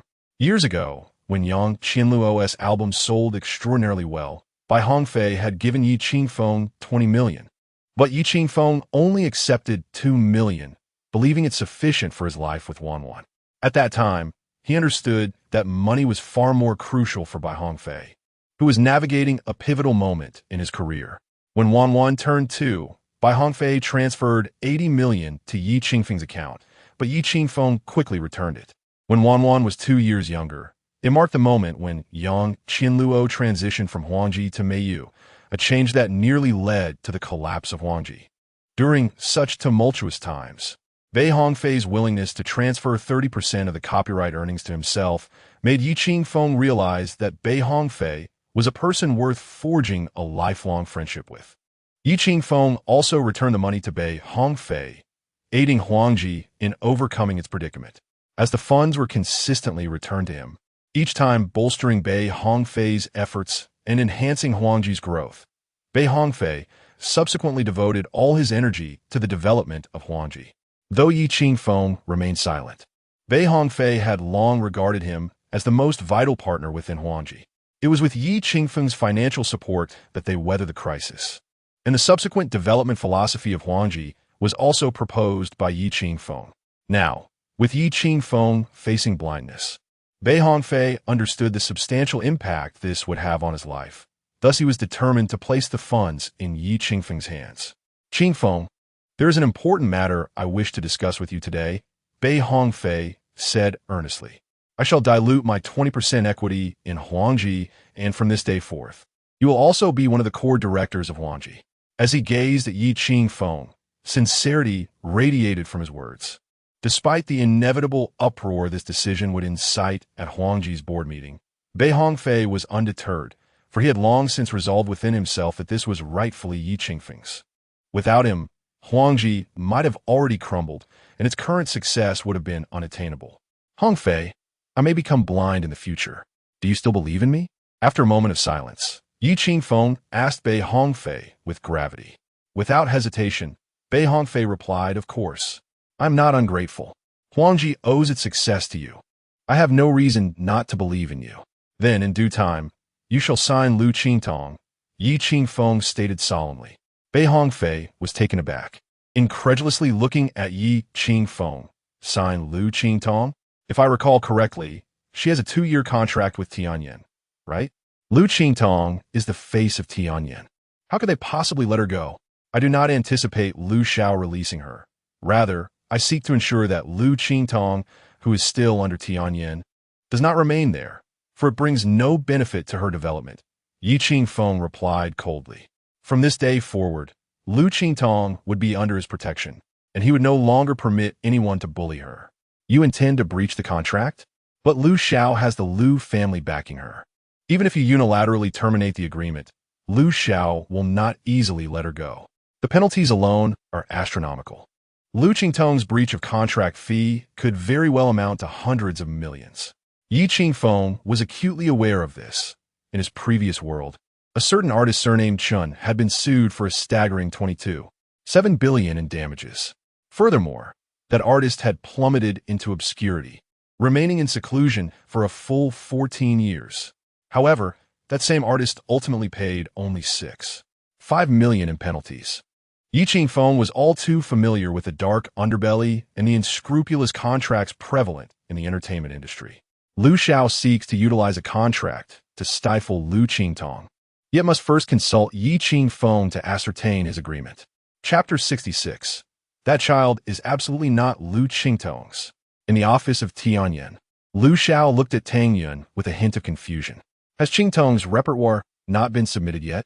The production team had already contacted him, and with the performance just 2 days away, time was of the essence. Tang Yun gazed at Liu Xiao in trepidation, uncertain of how to respond. Liu Qingtong's capriciousness was largely attributable to her role as Qingtong's manager. Previously, Tang Yun found her job rather effortless. Every engagement she arranged for Liu Qingtong was executed obediently without any need for her oversight. However, since the arrival of Yi Qingfeng, she found herself unable to manage Liu Qingtong, who was now akin to a wild stallion that had broken free. Taking a deep breath, Tang Yun replied, "I just inquired with Qingtong, but she did not answer me and hurried away." "She left again? Do you know where she went?" Liu Xiao asked, exasperated. "No, I don't.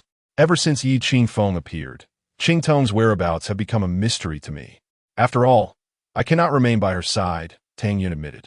"If you cannot accompany her, why haven't you dispatched someone to follow her?" Liu Xiao reprimanded sharply. "What time is it? The repertoire is still undecided. And does Yi Qingfeng intend to ruin Qingtong?" Liu Xiao had invested an immense amount of resources and energy into Liu Qingtong. Despite facing setbacks before Yi Qingfeng multiple times, he could not afford to give up on her. Furthermore, Liu Qingtong's influence was pivotal to Tianyan's stock price. The vigorous rebound of the stock post her first performance was irrefutable evidence. She was not only Liu Xiao's beloved protege, but also a lucrative asset. "Go to Qingtong's home immediately. I do not care what means you employ. Bring her back to the company and finalize the repertoire," Liu Xiao commanded, his tone leaving no room for dissent. Tang Yun could only nod in acquiescence. As she turned to leave, Liu Xiao's voice echoed once more. "This time, bring several people along. We must gain entry into Qingtong's home.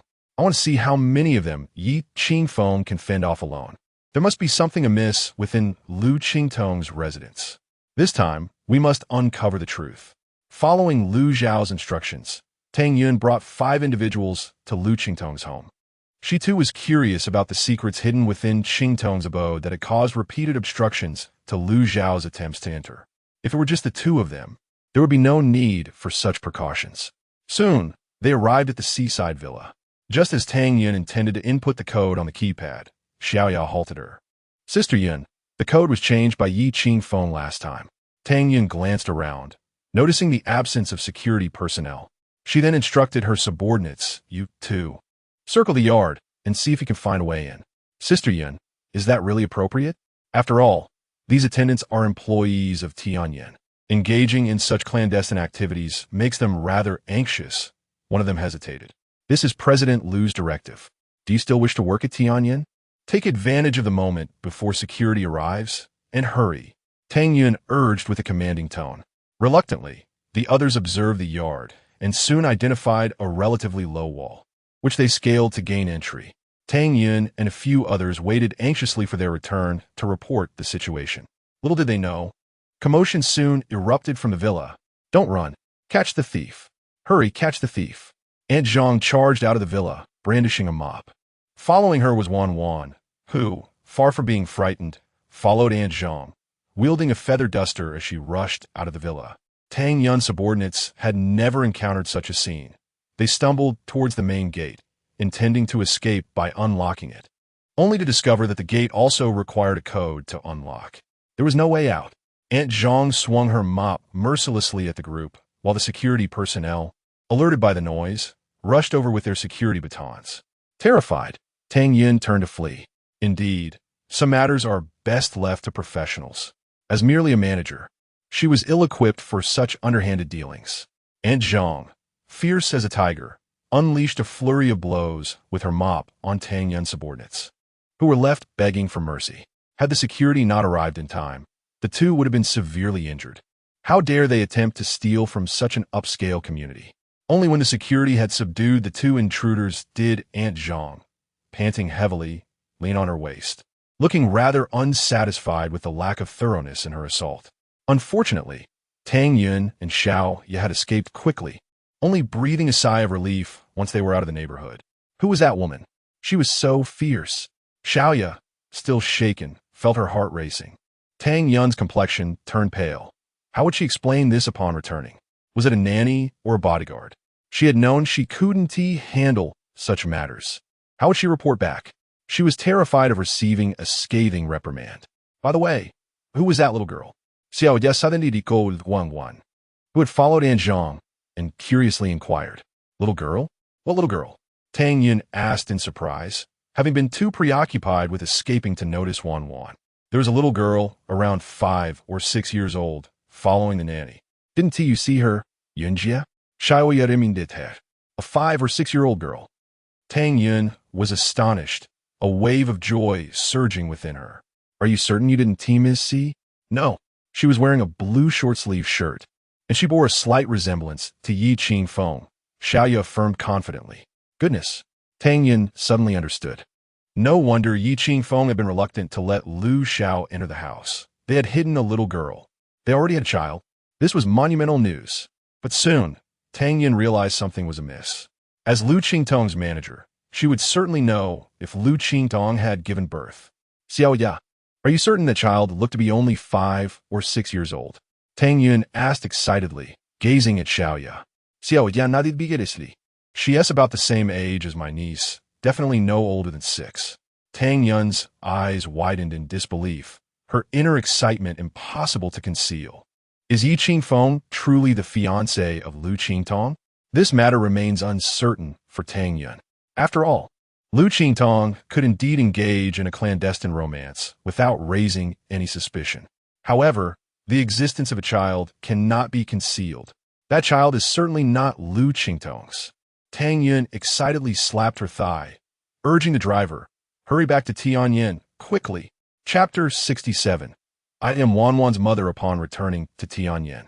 Tang Yun rushed into Liu Zhao's office in a frenzy.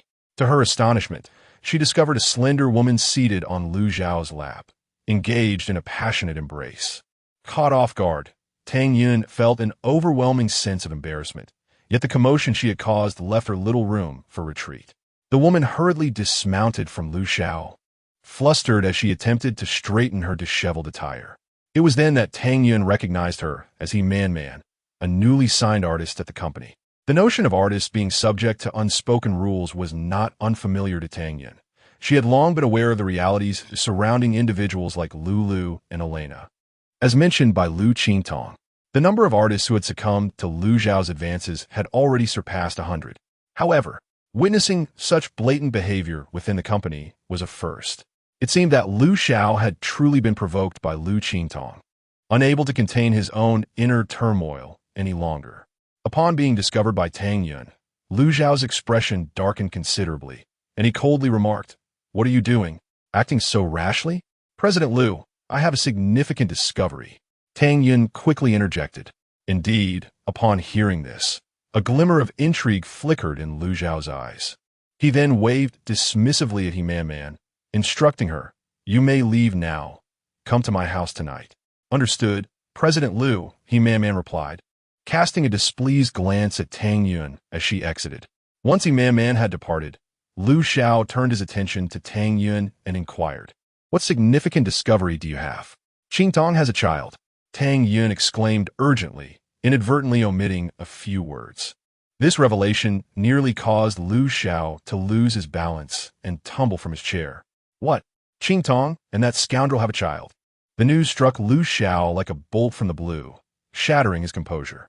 Realizing her excitement had led to a misunderstanding, Tang Yun hurriedly clarified, No, it's not that.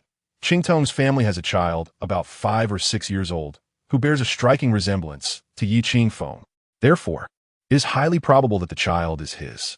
However, Qingtong has been under my watch for the past 5 years, and it is impossible for her to have had a child. Liu Xiao felt his heart racing. "In the future, could you please convey your thoughts in one go? You nearly gave me a heart attack." After processing the information, Liu Zhao's spirits lifted, and he gazed at Tang Yun with excitement, confirming, "So, that child is not Qingtong's?" "Indeed, it is absolutely not Qingtong's," Tang Yun affirmed resolutely. Liu Xiao rested his chin on his hand, lost in contemplation.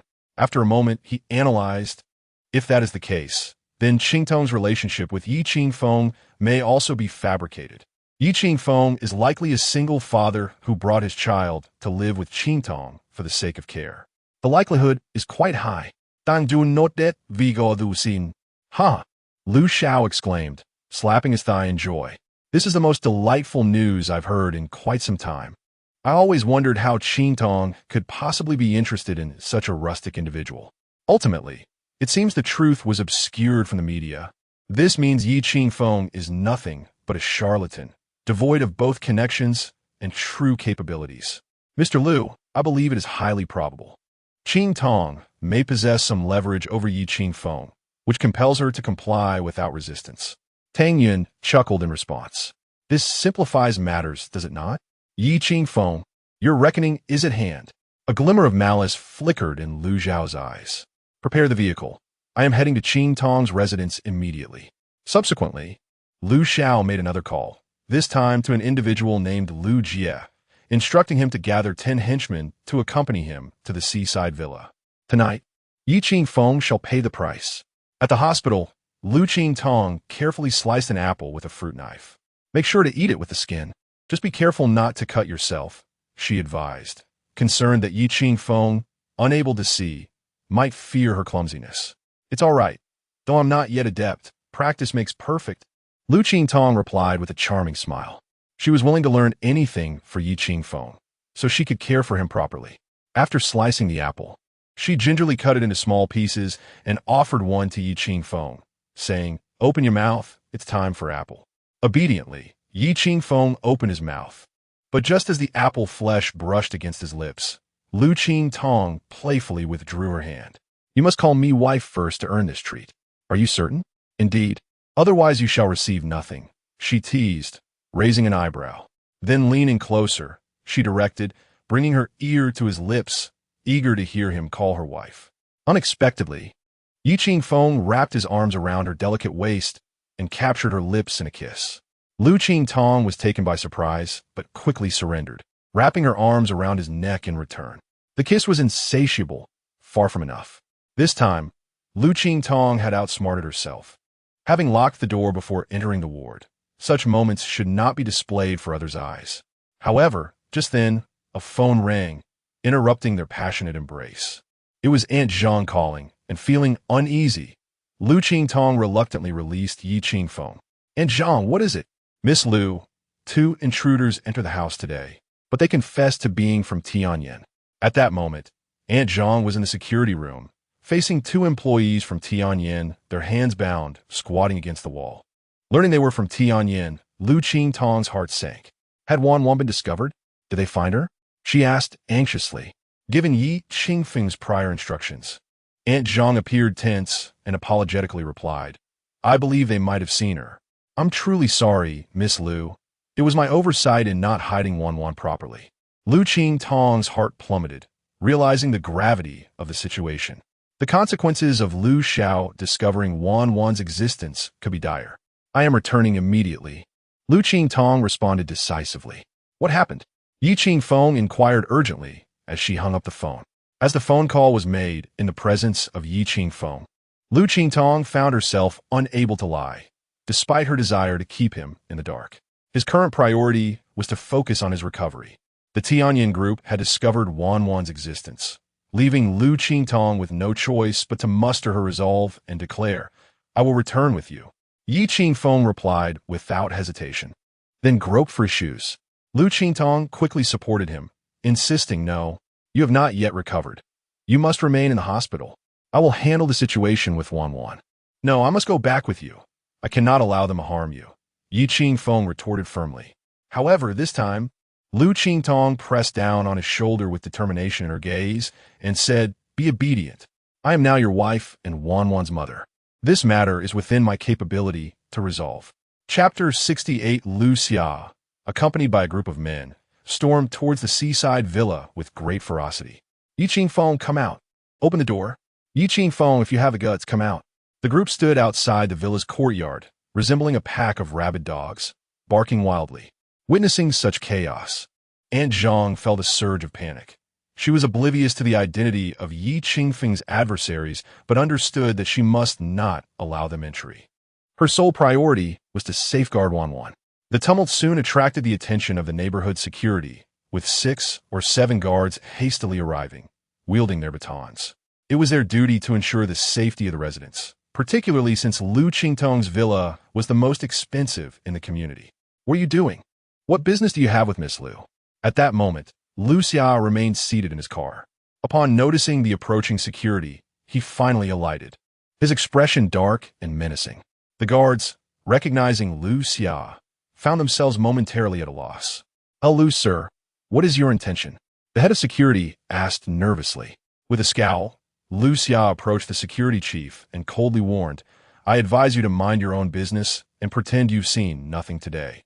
Sir, that may not be appropriate. Why don't you try to intervene, then?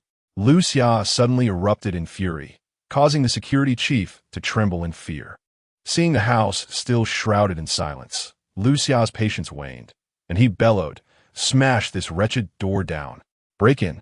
He had long harbored a deep-seated hatred for this door, having been repelled by it for the 3rd time. Only by demolishing it could he quell his pent-up resentment. Before long, the door succumbed to their violent assault. As Liu Xia and his men broke through the courtyard door, Aunt Zhang's heart sank. With no other option, she quickly scooped up Wanwan and carried her to an upstairs room, urging Wanwan, stay in the room and do not come out, no matter what happens outside. Do you understand? Grandma Zhang. The child, unaccustomed to such turmoil, soon burst into tears. Aware of Wanwan's fear, Aunt Zhang locked the door behind her, then armed herself with a mop from the storage room and rushed downstairs alone. Miss Liu and Mr. Yi are not home. What do you intend to do? This is trespassing. Aunt Zhang gripped the mop tightly, fearfully confronting Liu Xia and his entourage. Yi Qingfeng isn't home, is he? But his daughter is here. Isn't she? Bring that little girl out and get her out of here. This is Qingtong's home. That scoundrel Yi Qingfeng has the audacity to bring his daughter here. Liu Xia waved his hand, and several subordinates prepared to rush upstairs. Aunt Zhang immediately positioned herself at the staircase, indignantly declaring, How dare you bully a child? Do you have no shame? Slap. Liu Xia struck her across the face with a resounding blow. Who do you think you are to speak here? Get out of the way. I'll fight you all. A slap across the face did not intimidate Aunt Zhang. Rather, it ignited her fighting spirit as she brandished a mop and hurled it at Liu Xiao. Unfortunately, Liu Xiao was accompanied by numerous ruffians, and upon witnessing Aunt Zhang's defiance, one of them raised a foot and delivered a brutal kick to her abdomen. At over 50 years of age, Aunt Zhang was not equipped to withstand such an assault, and she collapsed to the ground, her face pale and contorted in agony. Don't hit Grandma Zhang. In the room, Wanwan, unable to see what transpired downstairs, was terrified by Aunt Zhang's anguished cries, leading her to burst into hysterical tears. Soon after, there came a fierce pounding on the door. Terrified, she curled up in a corner, clutching her knees and trembling with fear. Fortunately, at that moment, Liu Qingtong arrived. Seeing Aunt Zhang writhing in pain on the floor, fury ignited in her beautiful eyes. Without a moment's hesitation, she rushed forward and delivered a resounding slap to Liu Zhao's face. Is it human to bully the elderly and children? Liu Qingtong's chest heaved with rage as she took out her phone to call the police, only to have it snatched away by Liu Xiao. Liu Qingtong, are you hitting me? Liu Xiao looked at her with resentment, believing that all his actions were for her benefit. Yet, she had come forward without warning and struck him. Liu Xiao clutched his face, feeling a sharp sting from the blow. This is a matter between you and me. How dare you bully the elderly and children? Leave now. I will resolve our issues. Liu Qingtong furiously pointed at Liu Xiao before helping Aunt Zhang to her feet. Liu Xiao suppressed his inner fury, for his true target was Qingfeng, and he was reluctant to completely sever ties with Liu Qingtong over this incident. Qingtong, do you have some leverage over Qingfeng? You can tell me. I will help you deal with him. That scoundrel forced his daughter into your home. Such a person deserves to be punished. Don't flatter yourself. Wan is my daughter, my own flesh and blood. Liu Qingtong replied without hesitation. A wave of disbelief washed over Liu Xiao. How is that possible? Qingtong, stop joking. That little girl is only 5 or 6 years old. You had already come to Tianyin by then. How could I not know if you had children? He said with a bitter smile. For regardless of the truth of Liu Qingtong's claim, he had already lost. Liu Qingtong helped Aunt Zhang to sit on the couch, her expression frigid. She then slowly approached Liu Xiao and spoke. Liu Xiao, listen carefully to what I am about to say. First, Wan is my daughter, Liu Qingtong. Secondly, Qingfeng is my fiancée. If you dare to harm them, I will not let you go. Each word Liu Qingtong uttered was resolute and left no room for dispute, piercing Liu Zhao's heart like a series of sharp daggers.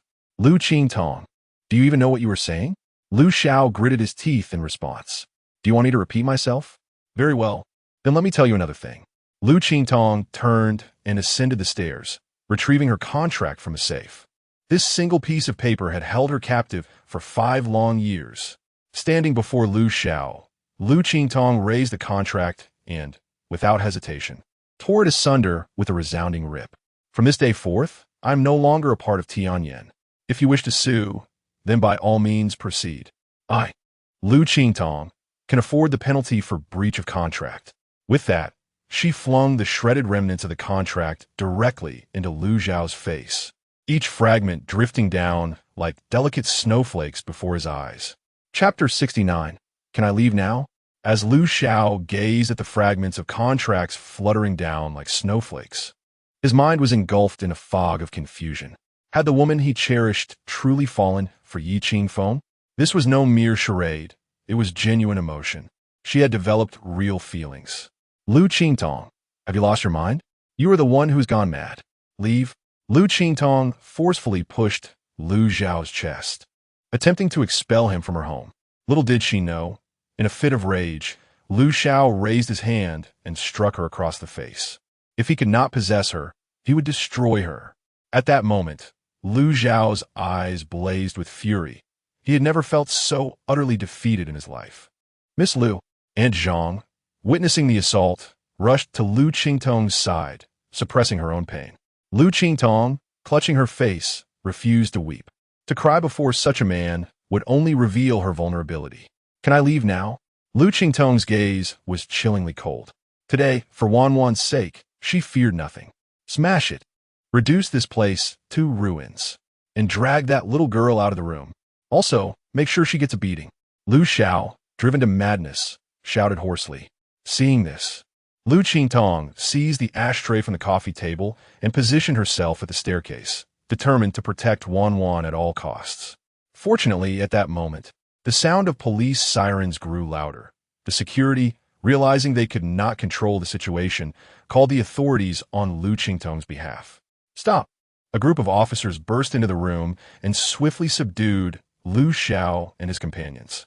Yet, Liu Xiao wore no semblance of fear.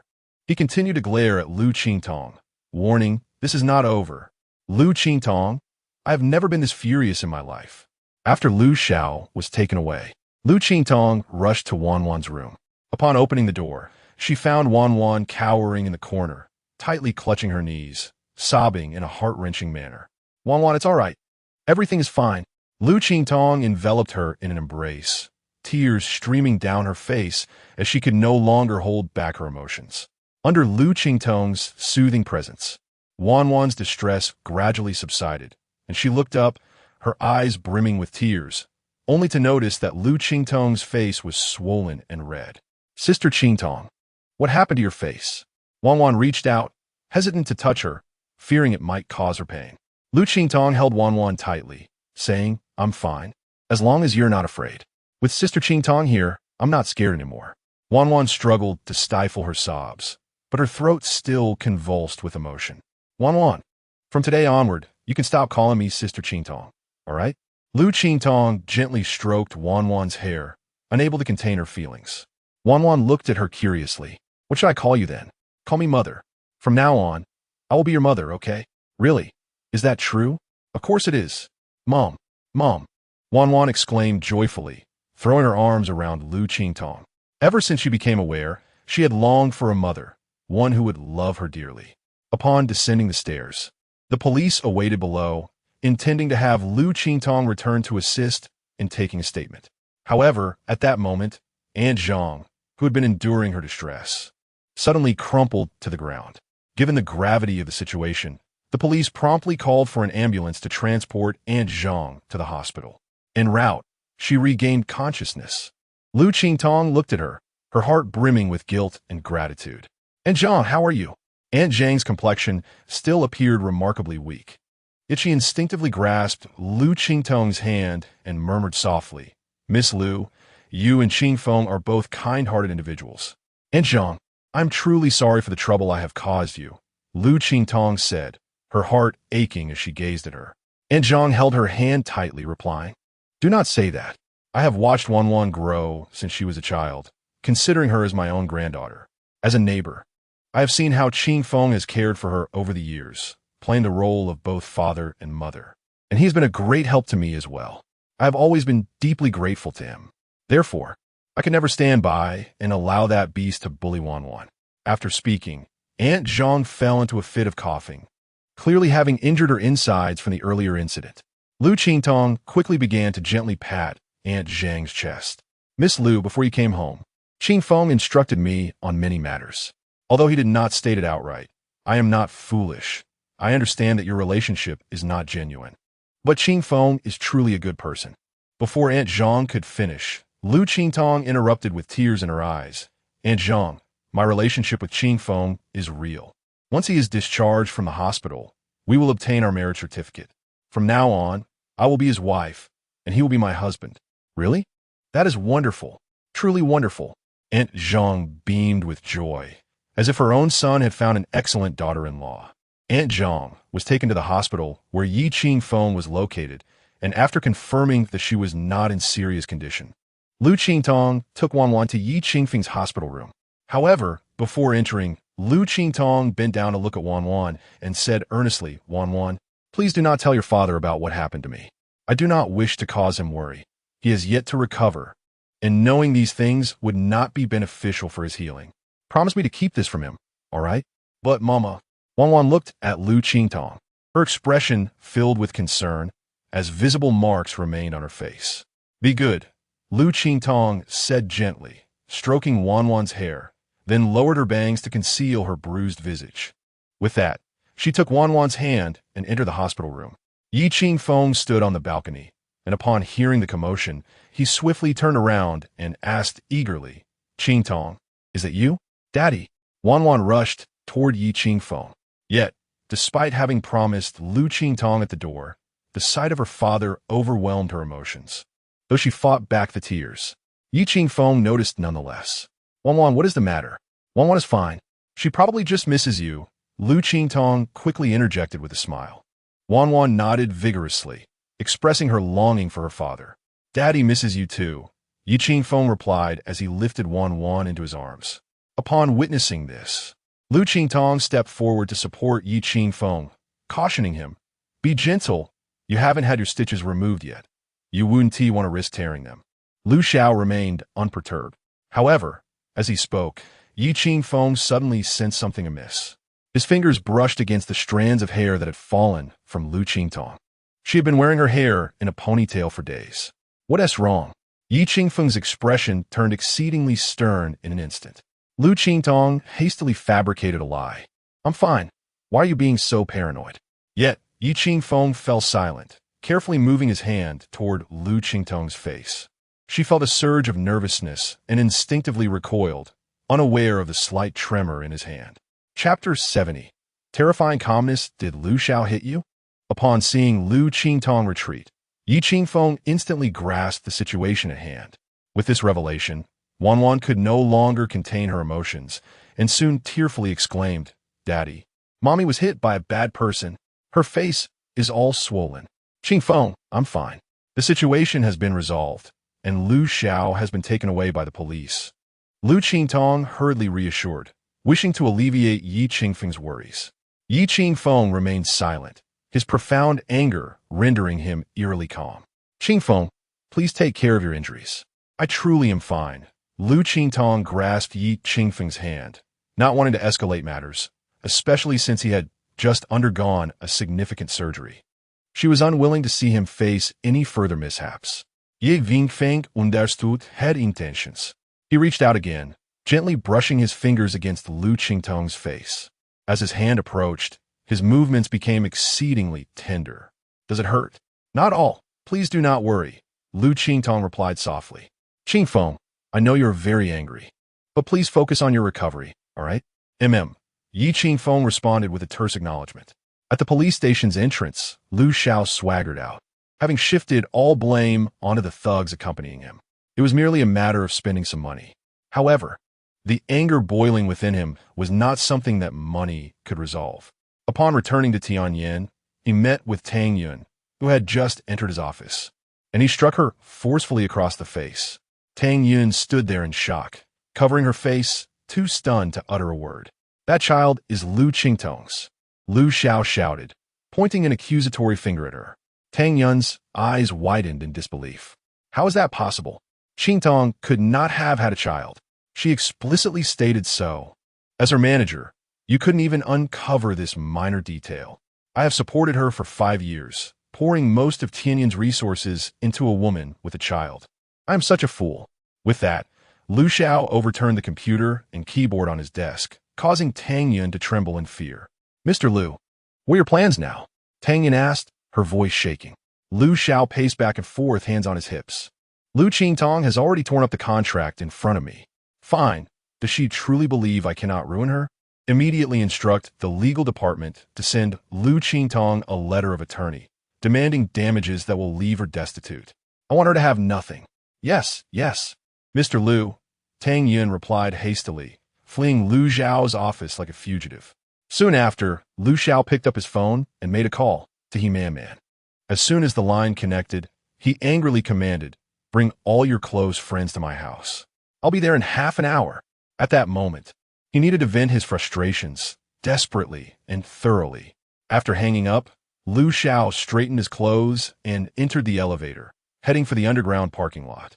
In his mind, only one thing consumed him: desire.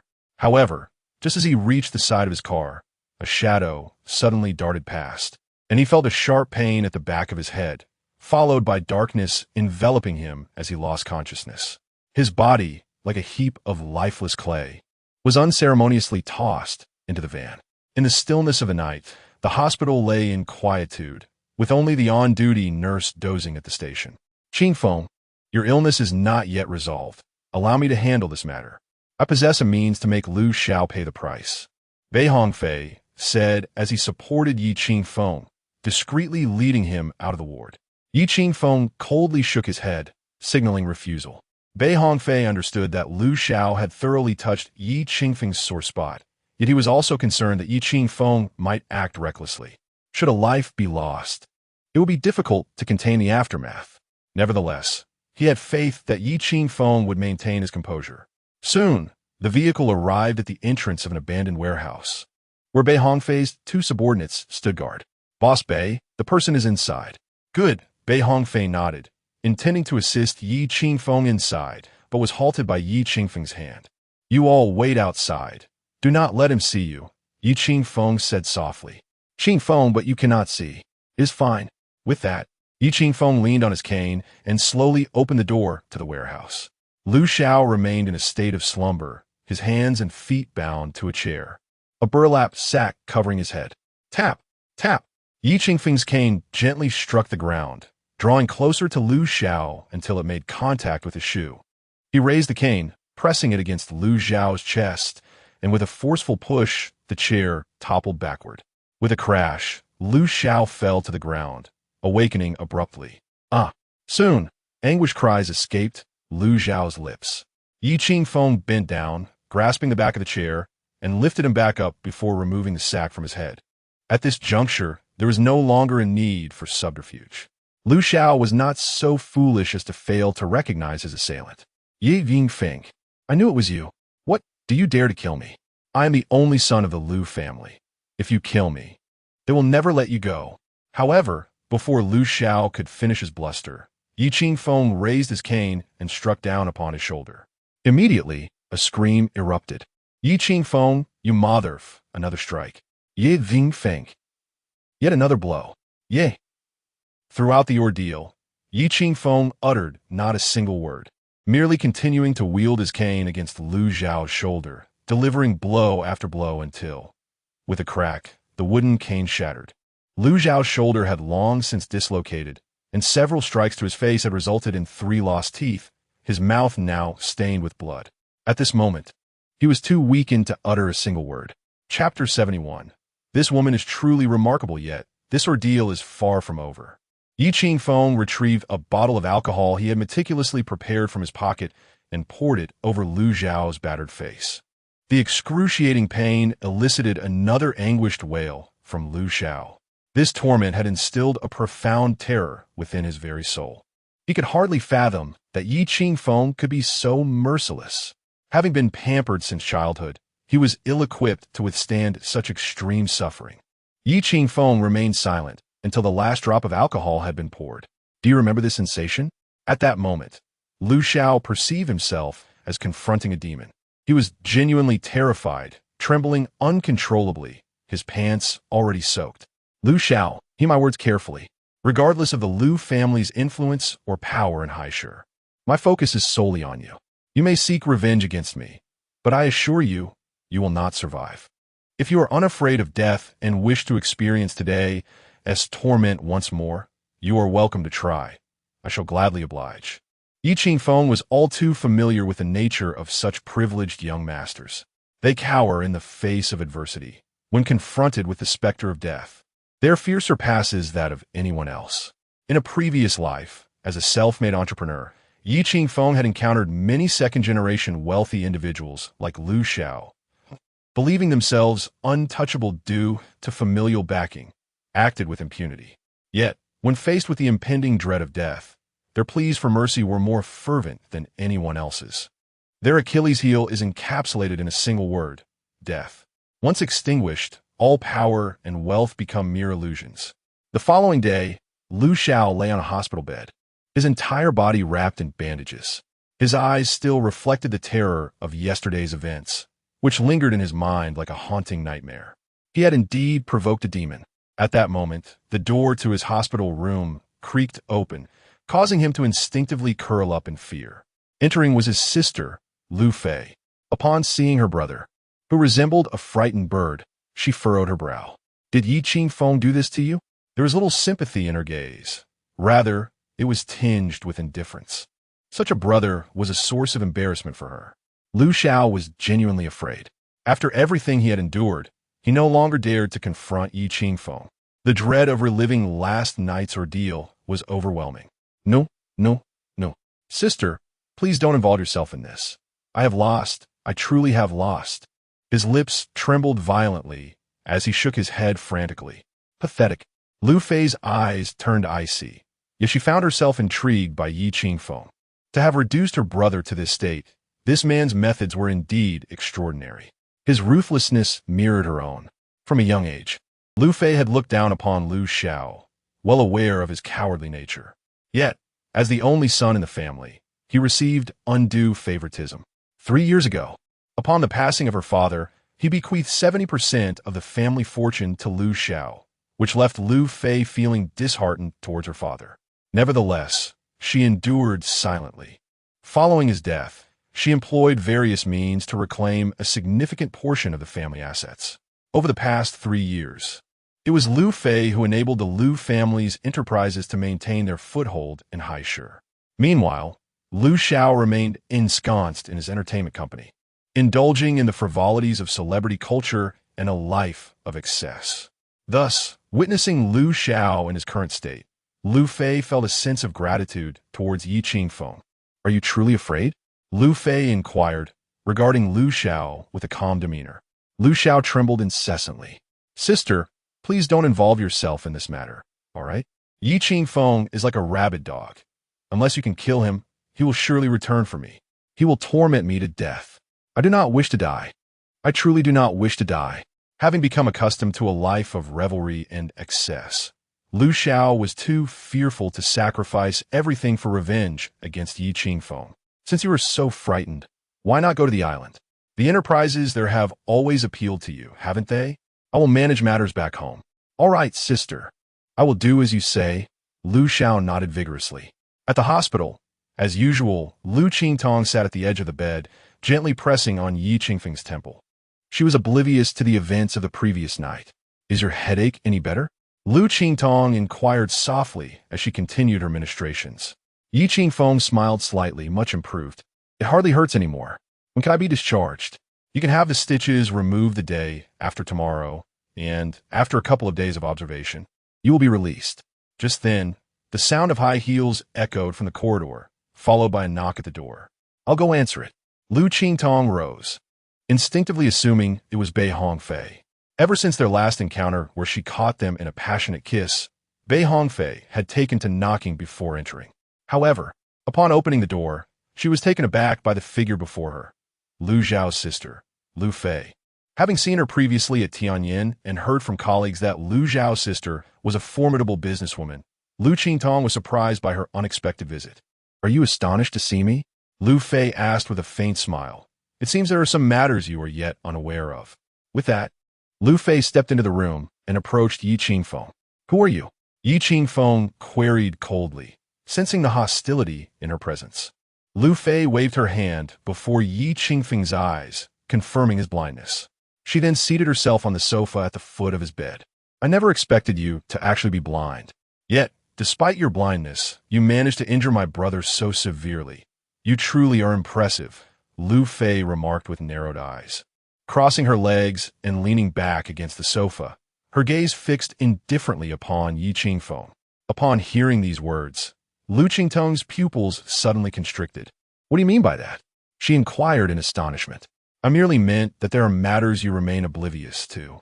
Last night, the man before you nearly killed my brother," Liu Fei remarked, casting a sidelong glance at the astonished Liu Qingtong, her lips curling into a smile, as if she relished the thought of Qingfeng eliminating her sibling. "So, you come seeking vengeance?" Although Qingfeng could not see Liu Fei directly, her terse remarks conveyed to him that this woman was indeed formidable. "Heh," Liu Fei replied with a nonchalant smile. "That worthless wretch is hardly worth my effort. I have come today solely to ascertain the nature of your character. Now that you have seen, you may leave," Qingfeng retorted coldly. Liu Fei arched an eyebrow. "No, I have yet to gain a clear understanding."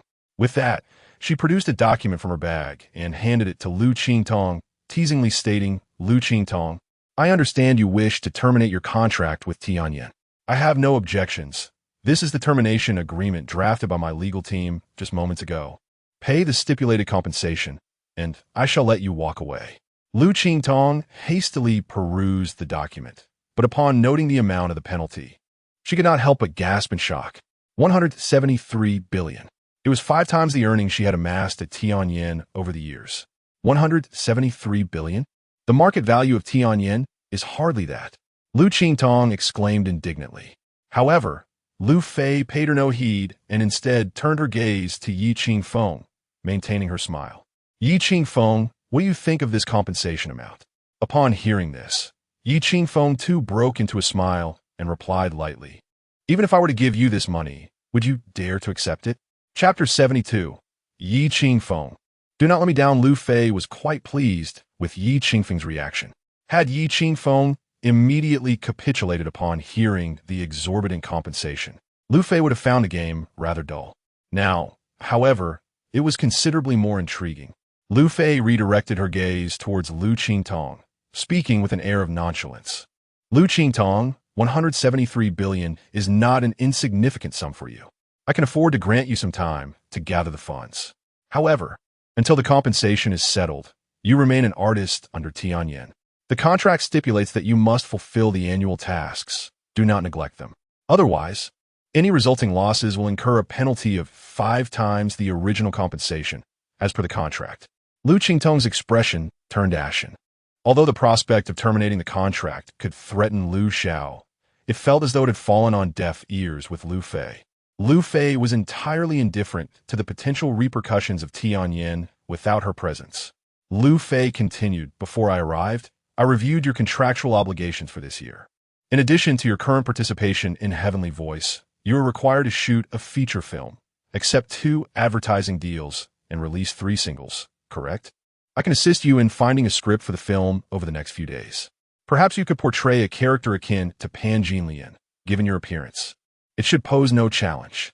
As for the advertisements, I shall secure 2 lingerie campaigns for you. With your physique, they are bound to yield excellent results. Regarding the 3 singles, refrain from plagiarism. Such works can never be your own. Instead, take the time to compose several genuine pieces, for you are a singer, and do not tarnish that title." Liu Fei's words flowed with a casual indifference, yet each syllable struck harshly. The crux of matter was that Liu Qingtong found herself momentarily at a loss for a rebuttal. These stipulations were the very reasons she had once complied so obediently with the company's demands.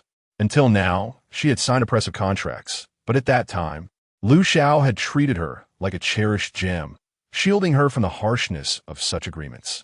Yet now, without paying the penalty for breach of contract and before fully severing ties with Tianyan, she was left at their mercy. Otherwise, the greater the number of breaches, the higher the penalties would escalate. As Liu Qingtong grappled with her inability to respond, Yi Qingfeng's voice broke the silence.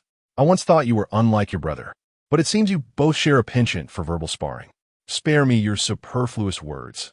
I have stated that I will provide the funds, but whether you dare to accept them is your own concern. You are not welcome here. Please leave." Liu Fei narrowed her eyes, a flicker of curiosity igniting within her. She wondered how Yi Qingfeng would navigate this predicament and what strategies he might employ to assist Liu Qingtong in resolving her crisis. She even mused that a man like him, should he truly be blind, would be a tragic loss. After all, such a condition would undoubtedly have a profound impact on his life. Liu Fei slowly rose, a subtle smile gracing her lips as she remarked, "Very well, Yi Qingfeng. I hope you do not disappoint me." As soon as Liu Fei departed, Liu Qingtong immediately leaned closer to Yi Qingfeng, her expression laced with concern as she inquired, "Did you truly go looking for Liu Xiao last night? Are you uninjured? Did Liu Xiao harm you in any way?" Yi Qingfeng had anticipated that Liu Qingtong would fret over the penalty fees, yet her foremost concern was for his well-being. This revelation stirred a warm current within him. "I am quite fine. I merely dealt Liu Xiao a blow," he replied, grasping Liu Qingtong's hand gently. "He dared to strike you, and I simply incapacitated one of his arms. He was fortunate to escape with so little." At that moment, Liu Qingtong cast her gaze downward. A hint of worry etched across her features. Noticing her silence, Yi Qingfeng curiously asked, "What troubles you?" "I fear he may seek revenge against you," Liu Qingtong confessed candidly. Yi Qingfeng chuckled helplessly, knowing Liu Xiao's temperament. He would not dare retaliate. Yet, he had not anticipated that Liu Xiao had such a formidable sister. This woman was evidently far more challenging to contend with. "I could liquidate all my assets. Although I would still fall short, I have cultivated numerous connections over the years. With a little effort, I should be able to gather the necessary funds to repay her promptly. Liu Qingtong, however, seemed indifferent to money. Even if she were to find herself impoverished once more, what of it? She had attained her heart's desire, being with Qingfeng, and she believed that happiness awaited them in the future. Money was not of paramount importance. During their time together in the villa, how much could they possibly spend each day? The groceries were purchased by her, and the meals prepared by her own hands. This hands-on approach to life imbued Liu Qingtong with a greater sense of ritual and fulfillment. Though she felt a twinge of reluctance to part with the seaside villa, the prospect of moving into Qingfeng's modest old house seemed appealing. A grand residence exuded luxury, while a smaller one radiated warmth. Fool, she thought. At that moment, Qingfeng reached out, affectionately tousling her hair. Do not concern yourself with that woman. She cannot claim such an exorbitant penalty, nor would she dare attempt it. For the time being, you need only focus on your own matters. I will handle everything. Qingfeng, what are you planning to do? Liu Qingtong asked. Her curiosity piqued as she gazed at him. To alleviate her worries, Qingfeng succinctly outlined his strategy, though certain nuances of the business conflict might have eluded her comprehension, leaving her somewhat perplexed. Nonetheless, she retained the essence of his pivotal statement. If Liu Fei were to secure that exorbitant penalty, the losses she would incur would far exceed the amount of the penalty itself. Meanwhile, at the headquarters of Mayu TV, the production team of the program Heavenly Gift of Good Voices was in turmoil. The chief director, Chun Xin, glared furiously at Tang Yun and thundered. The public performance is tomorrow. Tomorrow. Where's Liu Qingtong? Is she still participating in this program? To this point, we have not even received her song list. Are we all to wait for her? What has happened to the diva?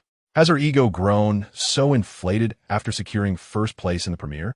Tang Yun's face reflected a profound sense of helplessness. However, she dared not speak of the recent events surrounding Tianyin. After all, even the slightest revelation could inflict a devastating blow on Tianyin's stock price. Liu Qingtong has a child. Liu Xiao and Liu Qingtong have become bitter enemies. Liu Xiao is missing, and Liu Fei has assumed the position of president. Tang Yun could only exclaim in frustration, "What on earth is happening?" Having merely invested several million in Tianyin stocks, she now finds herself consumed with anxiety over the company's fluctuating share prices. In Tang Yun's view, it is unlikely that Liu Qingtong will return to participate in the program Fiancée, Hao Xingyin, let alone resume her connection with Tianyin during this tumultuous period. Thus, her purpose in coming to Mayu was to inform the production team of Liu Qingtong's withdrawal from the competition. She certainly would not grace that stage again. Chapter 73. Have you recently been in contact with Yeji? What? Liu Qingtong is truly not participating. Upon hearing from Tang Yun that Liu Qingtong would indeed not be attending the upcoming program, the chief director of the show, Chun Xin, was thrown into a state of panic. Just moments ago, in a fit of anger, she had spoken thoughtlessly. Should Liu Qingtong genuinely withdraw, it would constitute a monumental disaster for the program. All the scripts previously established by the production team would need to be completely reworked. Firstly, if Liu Qingtong were to withdraw, the anticipated showdown between her and Yang Qianluo would cease to exist, inevitably diminishing a significant highlight for the audience. The loss of viewers would be a foregone conclusion. Furthermore, the production team had deliberately invited the Korean singer Li Jixin to serve as a substitute performer, pitting her against Liu Qingtong in a battle, intending to escalate the controversy surrounding the previous plagiarism incident to a new zenith. This, too, was a captivating aspect for the audience. Yet now, with Liu Qingtong's potential withdrawal, all such points of interest would vanish. The scripts had all been centered around Liu Qingtong. It must be said that the production team was indeed malicious, exploiting Liu Qingtong's popularity to create buzz, yet their ultimate aim was to thrust her into despair. Whether against Yang Qianluo or Li Jixin, she could not afford to lose. A single defeat would reignite the storm of public opinion against her. Yet, no one could have anticipated that Liu Qingtong, after only one performance, would consider withdrawing. While her withdrawal would certainly gravely impact Liu Qingtong's popularity and hurt many fans, the program's ratings would undoubtedly plummet. This would also represent a substantial loss for the production team. Why would Qingtong abandon the competition at such a promising start? Having claimed victory in the first public performance, it was truly unbearable for the audience. Qingfeng's tone softened considerably, laden with urgency. Xiaotang, please call Qingtong right now. I want to tell her that even if she faces some difficulties, it should not lead to her withdrawal. What issues cannot be resolved? Qingfeng gestured for Tang Yun to make the call immediately. However, Tang Yun appeared troubled, bitterly responding, Director Chun, this matter is truly beyond my handling. So much has transpired in recent days. What exactly is going on with Tianyin? Qingfeng's suspicion grew. Although Tianyin had been striving to keep the news under wraps, the truth would ultimately emerge. Director Chun, please don't ask me anymore. Tianyin, right now. Tang Yun hesitated before changing her words. I should take my leave now. You have work to attend to. With a deep sigh, Tang Yun exited the office, only to be taken aback as she spotted Liu Qingtong, elegantly clad in a long emerald dress, approaching from the opposite end of the corridor. Qingtong, what brings you here? Tang Yun exclaimed, astonished to see her at such a moment. Liu Qingtong gazed calmly at Tang Yun and replied, I have come to finalize the song selection. You're here to finalize the song selection? I thought you were withdrawing. Tang Yun's face was a canvas of disbelief. After the tumultuous events with Liu Xiao, it was astonishing that she would still return to participate in the program. It was simply moving. As long as Liu Qingtong continues to participate in the competition, Tianyin's stock price stands a chance of stabilizing. Upon hearing Liu Qingtong's voice, Qingfeng hurriedly emerged from her office, her expression one of delight. Qingtong, have you come to finalize your song selection? Indeed, Director Chun, Liu Qingtong replied. Qingfeng exhaled deeply, a smile illuminating her face. That is splendid. Just a moment ago, Xiaotang mentioned you might withdraw from the competition, which left me quite anxious. If you truly were to withdraw, the viewership could plummet by half. Director, you exaggerate. Liu Qingtong responded, a captivating smile gracing her lips, yet her eyes betrayed a hint of melancholy.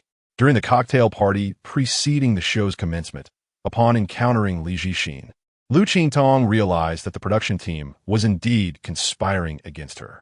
In their relentless pursuit to elevate Yang Qianluo above her, they resorted to unscrupulous tactics. Initially, Liu Qingtong contemplated withdrawing from the competition altogether, feeling exhausted and finding the contest devoid of meaning. However, Yi Qingfeng's words shifted her perspective. He asserted that even if one were to withdraw, it should not be done quietly. Firstly, it would be unfair to her fans. Secondly, certain matters ought to be disclosed to her supporters. She could no longer play the fool, silently enduring the machinations of malevolent individuals. One may embody kindness, yet one must not be perpetually subjected to bullying. Thus, Liu Qingtong returned, determined to make her presence known rather than slip away unnoticed. In the afternoon, after completing the rehearsal with the production team, Liu Qingtong prepared to return to the hospital. As she exited the broadcasting hall, she encountered Yang Qianluo, who was on her way to rehearse. Yang Qianluo appeared somewhat taken aback upon seeing Liu Qingtong. Have you finally settled on your song? She instinctively inquired. In recent days, she had been eagerly anticipating Liu Qingtong's song choice for the second performance, even speculating whether Liu Qingtong might sing Yezi's second new song, Courage. Since its release, Courage had garnered unprecedented momentum, surpassing Encounter and not only securing the top position on S Station's new song chart, but also breaking into the top 3 of the Hot Songs chart. This song, penned by an internet sensation, had become a phenomenon in a matter of days, outshining many established artists. After listening to Courage, Yang Qianluo was genuinely captivated by Yezi's talent, promptly rewarding her with $1 million, and as before, sought to secure authorization from Yezi without delay. Regrettably, in the days that followed, Yezi had not reached out to her, as if she had vanished from the earth. Yes, it's settled, Liu Qingtong replied with a faint nod. Yang Qianluo, curious, pressed on, Qingtong, what song did you choose? Is it of great importance? Liu Qingtong contret, gazing et Yang Qianluo. Not particularly, I was merely curious, Yang Qianluo replied with a playful smile. You can inquire with the production team, Liu Qingtong said, pursing her lips. I'm sorry, but I have something to attend to. I must take my leave. Is Yi Qingfeng not here to pick you up? Yang Qianluo probed tentatively, having not seen Yi Qingfeng recently. At this, Liu Qingtong halted, turning to face Yang Qianluo. He is quite busy and doesn't he have time to fetch me? Is that a problem? Are you certain he is busy? Yang Qianluo responded with a laugh, her smile laced with a hint of sarcasm. In her perspective, how busy could Yi Qingfeng possibly be? Is he merely preoccupied with being Liu Qingtong's lapdog? Given that Liu Qingtong is now aware of the connection between Yang Qianluo and Yi Qingfeng, she feels a twinge of sorrow for Yang Qianluo upon witnessing her reaction. You may not have experienced just how striking he looks when he is earnestly engaged in his work. With that remark, Liu Qingtong continued her stride toward the studio. Choosing to disregard Yang Qianluo. Yet, Yang Qianluo's voice echoed once more. Have you been in touch with Yezi lately? She yearned to discern whether Yezi was simply too occupied to attend to anyone or if she was deliberately ignoring her. Chapter 74. Are you dead? If Yang Qianluo had not mentioned Yezi, Liu Qingtong might not have halted her steps. She turned back to gaze at Yang Qianluo, realizing that she was still oblivious to the fact that Yezi was none other than Yi Qingfeng. This woman was even more obtuse than herself. Perhaps she simply could not bring herself to believe that Yi Qingfeng possessed such remarkable musical prowess. As she regarded her, Liu Qingtong's eyes shimmered with a hint of mockery and derision for the first time. The woman before her was tragically foolish. Liu Qingtong initially contemplated revealing to Yang Qianluo that Yezi was indeed Yi Qingfeng, but after a moment's reflection, she decided against it. This secret would soon be unveiled to the public during the second performance tomorrow. She was curious about Yang Qianluo's reaction when the truth was finally disclosed. With a gaze as clear as crystal, she addressed Yang Qianluo. We have been in touch all along. What of it? The moment these words escaped her lips, Yang Qianluo's beautiful eyes sparkled with incredulity, mingled with a trace of resentment and injustice. Why was he willing to maintain contact with Liu Qingtong, but not with her? Yang Qianluo, feeling a wave of doubt, questioned, is everything you said true? Has Yezi really been in contact with you all this time? Would I lie about such a matter? Liu Qingtong retorted. And no, it's nothing. A profound sense of defeat washed over Yang Qianluo, accompanied by a flicker of bitterness towards Yezi. Yet, she could not deny her admiration for Yezi's talent. She was utterly enamored with both encounter and courage. Indeed, she believed those songs perfectly suited her vocal range and style. Qingtong, despite her discomfort, Yang Qianluo gritted her teeth and quickened her pace to catch up with Liu Qingtong, breathlessly imploring, Qingtong, could you do me a favor? What kind of favor? Liu Qingtong inquired, intrigued. Taking a deep breath to compose herself, Yang Qianluo replied, I don't understand why Yezi hasn't responded to my messages lately, but I still hope he will collaborate with me as my composer. I truly admire his talent. Since you've been in contact with him, could you kindly convey my request? Tell him that he can set any salary he desires, and I will do my utmost to accommodate him. Liu Qingtong was genuinely taken aback that Yang Qianluo had called out to her for such a reason. After a moment's hesitation, she looked into Yang Qianluo's eyes and asked, First, answer me this question. What is it? Yang Qianluo asked, Buzlet. Would you be willing to relinquish all your current achievements for the sake of man? Liu Qingtong inquired coolly. Yang Qianluo instinctively laughed. Would you be willing to do so? The entertainment industry is ruthlessly harsh, and we both know how difficult it has been to attain our current status and honors. Don't you find it absurd to sacrifice all of this for a man? Liu Qingtong felt an urge to retort. So are you saying you would even abandon your child? But held her tongue. What was the point of inciting her anger with such words? After all, one did not necessarily need a biological mother. The woman before me should no longer be a part of Wanwan's life. She is unworthy. Contemplating this, Liu Qingtong gazed at Yang Qianluo, feeling pity for her. She pursed her lips and replied dismissively, I understand. I will convey your message, but I doubt he will agree. Why? Yang Qianluo's eyes glinted with defiance. Liu Qingtong replied coldly, Since he has chosen to ignore you, it is evident what his feelings are. This time, Liu Qingtong truly disregarded Yang Qianluo, departing from Mayu and heading straight to the hospital. Her parting words incited Yang Qianluo's ire, a petty person reveling in small victories. Who knows what schemes you employed to ensnare Yezi? Liu Qingtong's remarks significantly influenced Yang Qianluo's mood, rendering her distracted throughout the rehearsal. On her way home, seated in the van, Yang Qianluo retrieved her phone, unable to resist reopening the site. Upon accessing her private messages with Yezi, she noted that she had sent over 21-sided messages, none of which received a reply. "Are you dead?" Yang Qianluo angrily typed this phrase on her screen, but hesitated before hitting send. Despite her frustration, she felt a lingering attachment. In today's Chinese music scene, truly exceptional creators are indeed rare. Why can you contact Liu Qingtong, but not me? Surely, you don't have feelings for her, do you? Yang Qianluo deleted her original text and replaced it with this line before sending it off. Although she clicked send, she did not expect a reply from Yezi. However, this time, Yezi responded, "How could that be?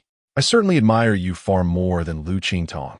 Upon reading this message, Yang Qianluo's heart soared with joy. Yezi had actually replied. Moreover, it was a sentiment she cherished.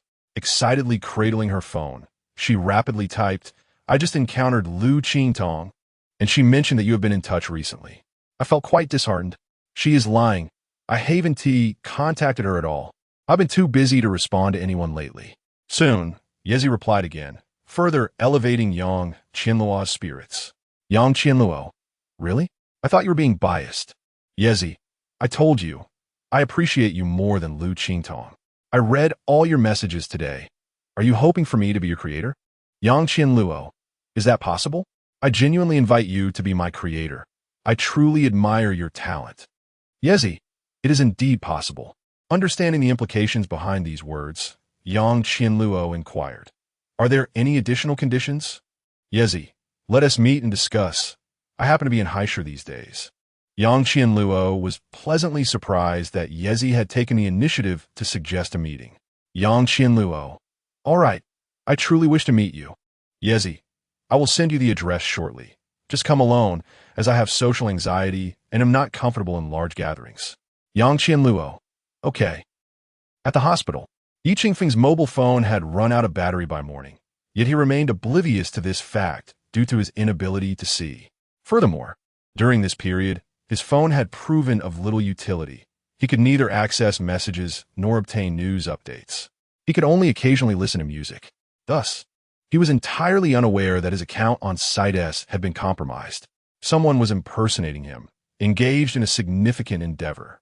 Chapter 75, Setting a Trap for Yang Qianluo. Liu Qingtong purchased some oranges from the fruit shop located downstairs in the hospital, having been informed by Yi Qingfeng of his fondness for the fruit. Previously, during their time at the villa, all provisions were acquired by Yi Qingfeng, who would simply inquire about her culinary preferences. Now, Liu Qingtong realized that asking the person she cherished what they desired to eat and subsequently fulfilling that wish was, in fact, quite a joyous endeavor.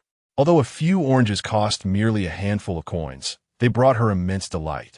Upon acquiring the oranges, Liu Qingtong cheerfully entered the hospital room. She then picked up a fruit knife and delicately sliced the oranges into small segments. The fragrance of the oranges was delightful.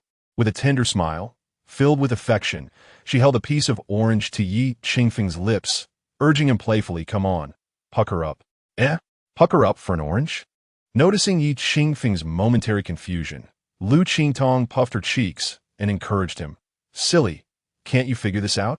After saying this, she brought the orange closer to her own lips, giving him a quick peck before presenting the fruit to him again. "Who tastes better, me or the orange?" she teased, her tone laced with playful mischief. "The orange is delicious," Liu Qingtong exclaimed. "You shan't have any. How could I possibly not be tastier than an orange?" She expressed her indignation. With a smile dancing at the corners of his mouth, Yi Qingfeng drew her into an embrace, his arms circling her delicate waist. Liu Qingtong let out a soft gasp, then melted into his arms. In one fluid motion, Yi Qingfeng leaned down to kiss her.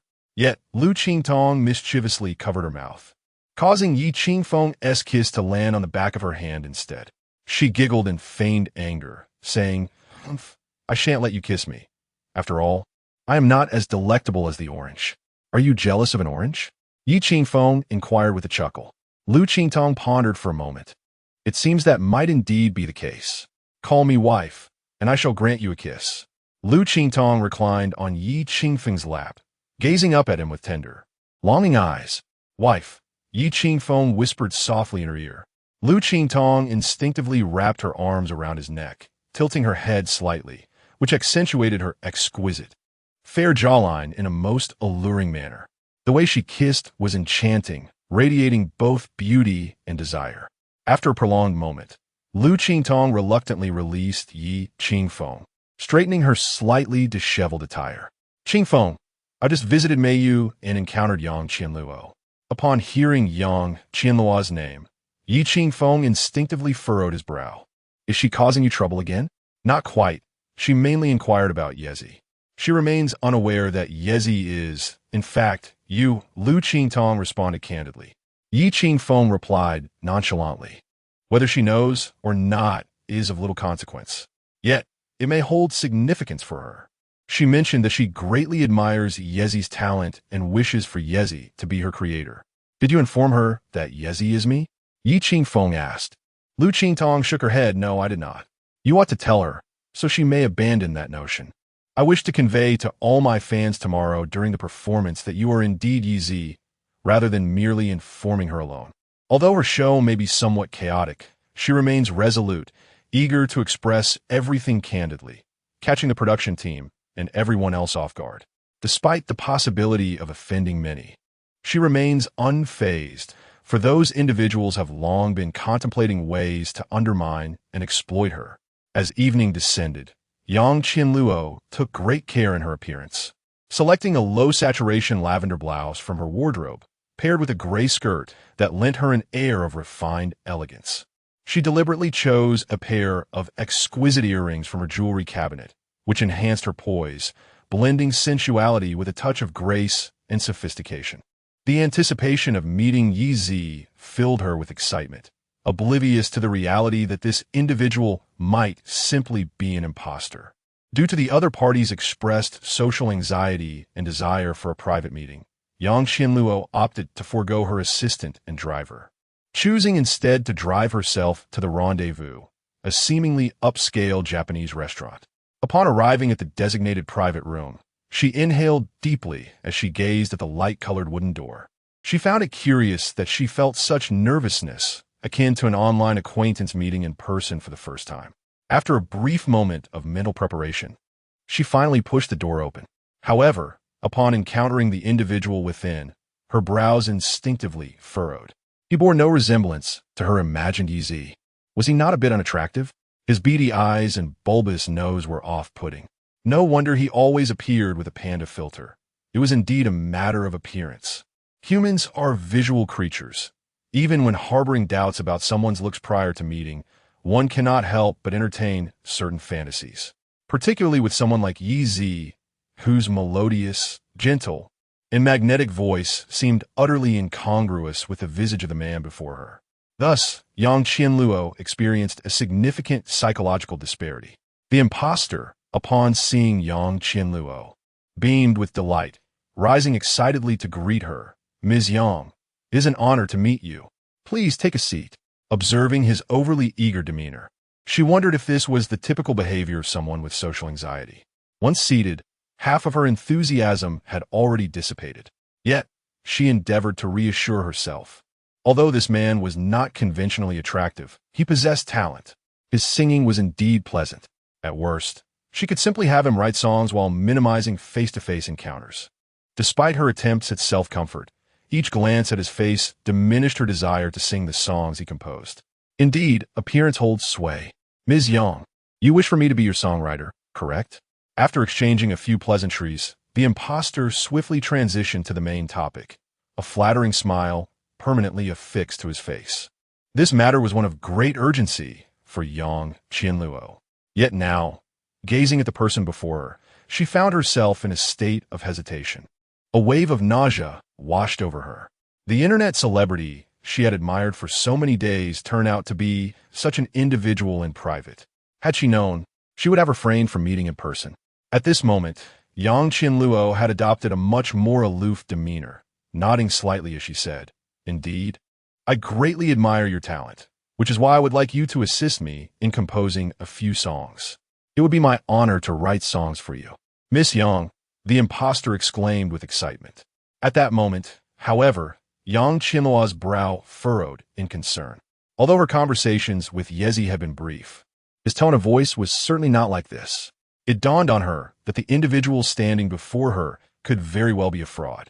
Simultaneously, a sense of anxiety crept in. She realized she should not have agreed to this meeting alone. Now, she found herself in a rather passive predicament. She even began to suspect that this was a setup, a deliberate trap laid out for her. Chapter 76. Not a moment to wait. The clandestine rendezvous of a female celebrity inevitably carries an air of secrecy, particularly when it involves a male counterpart. As such encounters are often susceptible to the prying eyes of paparazzi, leading to a plethora of unwarranted scandals. Over the years, Yang Qinluo has found herself entangled in several such rumors. Yet each time, they were deftly suppressed by He Bang, the illustrious president of Meiyu. Ultimately, He Bang and Liu Xiao belong to the same echelon of society, both scions of affluent families, with one nurturing Liu Qingtong and the other fostering Yang Qinluo. However, the public portrayal of He Bang and Yang Qinluo's relationship appears more transparent. He Bang has repeatedly professed his affection for Yang Qinluo in public forums, expressing his intent to marry her in the future and usher her into the He family. Thus, it can be surmised that He Bang remains oblivious to Yang Qinluo's past, completely unaware that she is living with Yi Qingfeng and raising a child. It can only be said that Yang Qinluo has excelled in her disguise before He Bang. As she gazed upon the impostor before her, Yang Qinluo harbored suspicions that he might be a pawn sent by a rival company, deliberately concocting rumors with her. Should the image of their rendezvous be unveiled, coupled with a headline portraying her as dating an impostor Yi, it would undoubtedly render her the subject of ridicule. In a more severe scenario, allegations of her being duped for money and affection would invite even greater derision. It is lamentable that unscrupulous media will fabricate any tale to garner attention. However, having encountered such scenes frequently, Yang Qinluo felt a renewed sense of calm upon confirming the other's fraudulent nature, her mind swiftly devising a response. She refrained from exposing him immediately, offering a serene smile as she remarked, "I shall excuse myself to the restroom. Let us discuss the particulars of our collaboration upon my return." "Of course, take your time," he replied eagerly. As Yang Qinluo rose, she deliberately left her exquisite handbag behind in the booth, an effort to lower his guard. Once in the restroom, she promptly dialed He Bang, urging him to come find her without delay. After the call, she touched up her makeup before returning to the booth. Confronted by the shifty-eyed impostor, she found herself devoid of revulsion. After all, this individual was not the genuine Yi, and his unattractiveness bore no consequence. Her fantasies of Yi remained intact, at least for the time being. Until He Bang's arrival, she opted to engage with the impostor under the guise of formal collaboration. "Would you be able to compose 5 songs for me each year?" "Certainly. However, before we can formalize our collaboration, Miss Yang, I will require a deposit." "Not a problem. Financial matters are trivial." When the demand for a deposit arose, Yang Qinluo realized she had overcomplicated her perception of the impostor. This was likely not a scheme, but rather a straightforward con, motivated solely by financial gain. How utterly lowbrow to disregard Yi's reputation for such paltry sums. This revelation only intensified Yang Qinluo's inner fury. Yet, until He Bang arrived, she dared not act rashly, fearing the impostor might become desperate. Until He Bang opened the light-colored wooden door to the private room, Yang Qinluo finally exhaled in relief, a triumphant smile gracing her lips as she said, "I will transfer the deposit to your account right now. Is that agreeable?" Upon hearing this, the other party was instantly elated, nodding vigorously. Little did he know, Yang Qinluo seized the cup from the table and splashed water directly onto his face. "You dare impersonate Yezi? Just take a look at your own character." At that moment, Yang Qinluo felt as if her idol had been sullied. The impostor turned pale with fear, attempting to flee, but was restrained by He Bang. He Bang's assistant firmly grasped his arm, pinning his face against the table. Yang Qinluo activated the camera, her expression icy as she glared at him, seething, Look into the camera and admit that you have impersonated Yezi. Declare that you have stolen Yezi's account on S Station, deceiving others, and take full responsibility while apologizing to Yezi. Exposing this fraud brought an inexplicable sense of satisfaction to Yang Qianluo. She thought to herself that once she uploaded this video online, the real Yezi would surely be grateful. Soon, Yang Qianluo uploaded the relevant video online, and under her influence, the views surged to over 1 million in a short span of time. Wow, this worthless fool actually dared to impersonate the great Yezi. Unbelievable. This is absurd. Qianluo is amazing. If it weren't for her exposing this fraud, the image of Yezi in our hearts would have been tarnished. No wonder Qianluo is the #1 in online fraud detection. But does Qianluo have any real photos of Yezi? I really want to see what he looks like. Yezi's singing is so beautiful. He must be incredibly handsome. With just 2 songs, Yezi has already become my idol. Since both of Yezi's songs feature panda effects, there are now over 1 million fans on S Station who are exceedingly curious about his appearance. At this moment, Yang Qianluo's Weibo comments were almost entirely filled with fans inquiring about Yi Qingfeng's looks. Her post about exposing the fraud led many fans to mistakenly believe that her relationship with Yezi must be quite close. Seeing these comments, Yang Qianluo couldn't help but smile, and she decided to post a Weibo update, stating, "While my private relationship with Yezi is indeed quite good, I will not share his personal photos without his consent." This post not only addressed her fans, but subtly conveyed that her relationship with Yezi was quite favorable. She had no qualms about hinting at a CP with the real Yezi, especially since his online popularity was rapidly rivaling her own. The following day, at the hospital, Liu Qingtong was bustling about with various hospital documents, darting through the corridors. She was busy with payments and collecting medications, all while wearing a black mask, making it hard to imagine that she was the same Liu Qingtong who would be performing in the second episode of Heavenly Gift Voice that evening. Yet, she was filled with joy, for once the fees were settled and the medications collected, Yi Qingfeng would be discharged. Finally, they could go home. Upon returning home, she could attend to a matter of utmost significance in her life. Indeed, as soon as she arrived, having set down her luggage, Liu Qingtong grasped the household registration book in her hands, her excitement palpable as she turned to Yi Qingfeng and inquired, "Where's your household registration book? Hurry and retrieve it. We must go register." They had promised that as soon as she was discharged from the hospital, they would proceed to register their marriage. Not even a minute could she bear to wait. Chapter 77. Yi Qingfeng, you are my glory, are you not being a tad too hasty? Yi Qingfeng remarked with a smile gracing his lips. Upon hearing this, Liu Qingtong immediately puffed up her cheeks in retort. Of course, one must be swift in such matters. What if you have a change of heart? How embarrassing it would be for me, Liu Qingtong, to be jilted. With that, Liu Qingtong bent down and began rummaging through the nightstand beside Yi Qingfeng's bed. Although Yi Qingfeng could not see her flurry of activity, he sensed her earnestness in the search. "Stop looking. It's right here," he said, retrieving his household registration book from his pocket. Liu Qingtong gazed at him in astonishment. "When did you manage to bring that along?" "I had one help me find it last time," Yi Qingfeng replied with a chuckle. In truth, he was even more anxious than Liu Qingtong. He had been carrying the household registration book with him for several days. With a soft laugh, Liu Qingtong couldn't help but tease. "Who was it that just said I was too eager? Pray tell, what does it signify that someone carries their household registration book about? To be ready to act in concert with you at any moment." Yi Qingfeng responded affectionately, extending his hand to beckon Liu Qingtong to take hold of it. "Let us proceed to the Civil Affairs Bureau." Upon reaching the garage, Liu Qingtong deliberately chose the nanny van, a vehicle she rarely drove. The reason was quite simple. She had filled it to the brim with wedding candies. Once they arrived at the Civil Affairs Bureau, she intended to distribute these sweet treats to every staff member, including the cleaning lady, for they would be among the first witnesses to her love story with Yi Qingfeng. Though today was not a particularly special day, and there were few people registering at the Bureau for Liu Qingtong, this would be the most significant day of her life, without exception.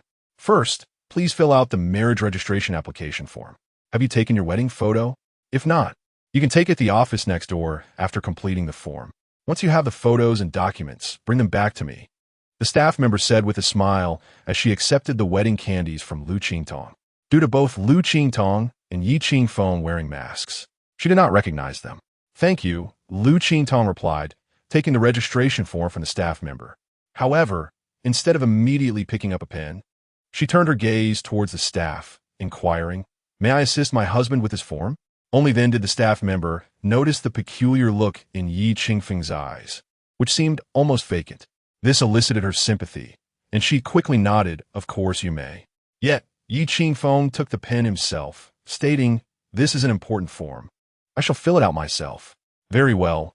Liu Qingtong smiled knowingly, guiding his hand to the name section. "This is where you write your name." Qingfeng elegantly inscribed his name. Now for gender and date of birth. Liu Qingtong patiently directed him through each field until he had completed the entire form. The staff member took the form, glanced at it, and smiled contentedly, stating that there were no issues with the completion. However, upon seeing the name Qingfeng, she felt a vague familiarity, as if she had heard it somewhere before. Soon after, Liu Qingtong also completed her form and handed it to the staff member, inquiring, "Hello, is the office for taking wedding photos the one at the end of the hall?" "Indeed, just turn right at the end," the staff member replied while gesturing with her hand as she accepted the form. Liu Qingtong supported Qingfeng and stood up, heading towards the photography area. Watching their retreating figures, the staff member couldn't help but sigh. What a pity for that young man. Thankfully, the girl is kind-hearted. In her view, marrying a blind man required considerable courage. She then began reviewing the forms. However, upon seeing Liu Qingtong's name, she was momentarily stunned. Could it be a coincidence? This girl shares a name with the famous star Liu Qingtong? Wait, after all, Liu Qingtong is a national goddess, nearly a household name. The girl's figure seemed somewhat similar. Could it be? Liu Qingtong, getting married. Liu Qingtong. Just as the registrar was astonished, shrieks erupted from the wedding photo office. "It really is Liu Qingtong. Miss Liu, I can't believe it's truly you. You're getting married. You're really getting married. And it's Mr. Yi." As Liu Qingtong and Qingfeng removed their masks, a wave of excitement ensued. Liu Qingtong's face radiated happiness, and she endeavored to lean closer to Qingfeng, feeling a tinge of nervousness in front of the camera. For this was the most significant photo among all her countless snapshots. It immortalized her joy. Click. As the steel stamp was firmly impressed into the marriage certificate, they became husband and wife in that moment. In the car, Liu Qingtong gazed at the marriage certificate. "I've decided. I want to have this certificate framed and hung on the wall." She cradled the certificate in her hands, unable to part with it. Upon hearing this, Qingfeng's brow twitched slightly. Wasn't this ceremony a bit too extravagant? Liu Qingtong realized her words sounded somewhat odd, and quickly clarified, "That's not what I meant. I meant to hang it on my honor wall alongside my other accolades." The honor wall showcased her achievements, such as Best Female Singer and Best Hit in the Chinese music industry. Now, Qingfeng was also part of her glory. "I really want to see what you look like now." Listening to Liu Qingtong's laughter, Qingfeng genuinely wished to see her. He was uncertain when his own vision would return. Hearing him say this, Liu Qingtong grasped his hand and placed it on her face, reassuring him, "It's all right. I believe that our future days will be just as joyful as today." "They certainly will be," Qingfeng affirmed gently while caressing her face. A soft kiss landed on the corner of his mouth from Liu Qingtong. She began to anticipate the evening ahead. As the night deepens, it will mark the inaugural wedding night for her and Qingfeng. However, prior to this intimate occasion, there lies a significant performance, one that will undoubtedly serve as a pivotal moment in her professional journey. As twilight descends, all participating singers have completed the final rehearsal before the performance, save for Liu Qingtong, who has yet to make her appearance. This has left Tang Yun and the production team in a state of distress. "Director Chun, I cannot reach Qingtong. Her phone remains unanswered," Tang Yun states, while attempting to call Liu Qingtong once more. The call connects, yet there is no response. With merely 2 hours remaining until the performance commences, one cannot help but ponder Liu Qingtong's whereabouts. Director Chun Xin of the production team finds himself increasingly vexed by Liu Qingtong's absence. However, at that moment, the reporters in the lobby of Mayu Radio suddenly stir with excitement. Liu Qingtong has arrived, elegantly descending from the car, arm in arm with Yi Qingfeng. Chapter 78. This is merely an appetizer, although the romance between Liu Qingtong and Yi Qingfeng has been exposed for some time. The media has maintained a skeptical stance towards this affair. Moreover, since the hotel incident where Yi Qingfeng assisted Liu Qingtong in navigating a crisis, their public appearances together, such as today, holding hands in a display of affection, have been rather rare. During the first public performance, Yi Qingfeng merely sat in the audience, only joining her backstage after the show concluded to escort her home. Many intimate moments remained unseen by the media. Thus, what prompted such a public display of affection today? As they descended from the car, Liu Qingtong, linking arms with Yi Qingfeng, radiated a smile of happiness, her demeanor infused with newfound confidence. However, keen-eyed reporters soon detected an anomaly. Yi Qingfeng's gaze appeared somewhat off. Despite his efforts to maintain focus in one direction, his visual impairment rendered this task challenging, inevitably introducing a hint of hollowness to his stare. What has happened to Mr. Ye's eyes? They seem different from last time. Indeed, there has been no news about Qingtong and Mr. Yi during this period. Have they encountered some misfortune? Why do I feel that, Mr. Ye's eyes seem to be losing their sight? Losing sight? Surely not. How could such a thing happen so suddenly? As a reporter suggested the possibility of Yi Qingfeng facing blindness, the crowd buzzed with renewed agitation. For an ordinary person, blindness represents a colossal blow. What more for someone who is Liu Qingtong's fiancée? Soon, reporters surged towards Liu Qingtong, eager for clarification, even if some of their inquiries bordered on impolite. Qingtong, what is wrong with Mr. Ye's eyes? Has something occurred? Some audacious reporters seized upon this question, imbuing it with a tone of insistence. Yet Liu Qingtong did not display anger. After all, she was prepared for this moment, having chosen to accompany Yi Qingfeng without hesitation. For the media, today was merely an appetizer. Tightening her grip around Yi Qingfeng's arm, she responded candidly, "Indeed, there's been some complication. Qingfeng underwent surgery in recent days, resulting in temporary damage to his optic nerve." Her words elicited gasps from the crowd. It turned out that Yi Qingfeng's eyes were genuinely afflicted. Even though Liu Qingtong emphasized the temporary nature of the damage, the media perceived the potential for Yi Qingfeng to face permanent blindness. This led them to ponder another pressing question. How could such a man possibly be worthy of Liu Qingtong? Could a blind man still deserve to be with her? Would such a fiancé not become a burden for Liu Qingtong? Due to the harshness of this inquiry, no reporter dared to voice it directly in Liu Qingtong's presence. However, the whispers beneath the surface were all too clear as she walked past, arm in arm with Yi Qingfeng. He, too, heard their murmurs distinctly. Nevertheless, Yi Qingfeng remained silent. Such criticism was all too commonplace in the realm of media. Explaining to them is merely a waste of breath. The tongues of gossip reporters are notoriously difficult to tame. Yi Qingfeng had initially believed that Liu Qingtong would disregard the swirling rumors just as he did. However, upon reaching the elevator, she did not step inside but instead turned around to face the throng of reporters trailing behind her. Liu Qingtong's expression bore no trace of anger. Rather, it exuded tranquility, complemented by a captivating smile that graced her lips. She addressed the assembled journalists with a calm demeanor, stating, "Stop speculating. Qingfeng and I have already registered our marriage."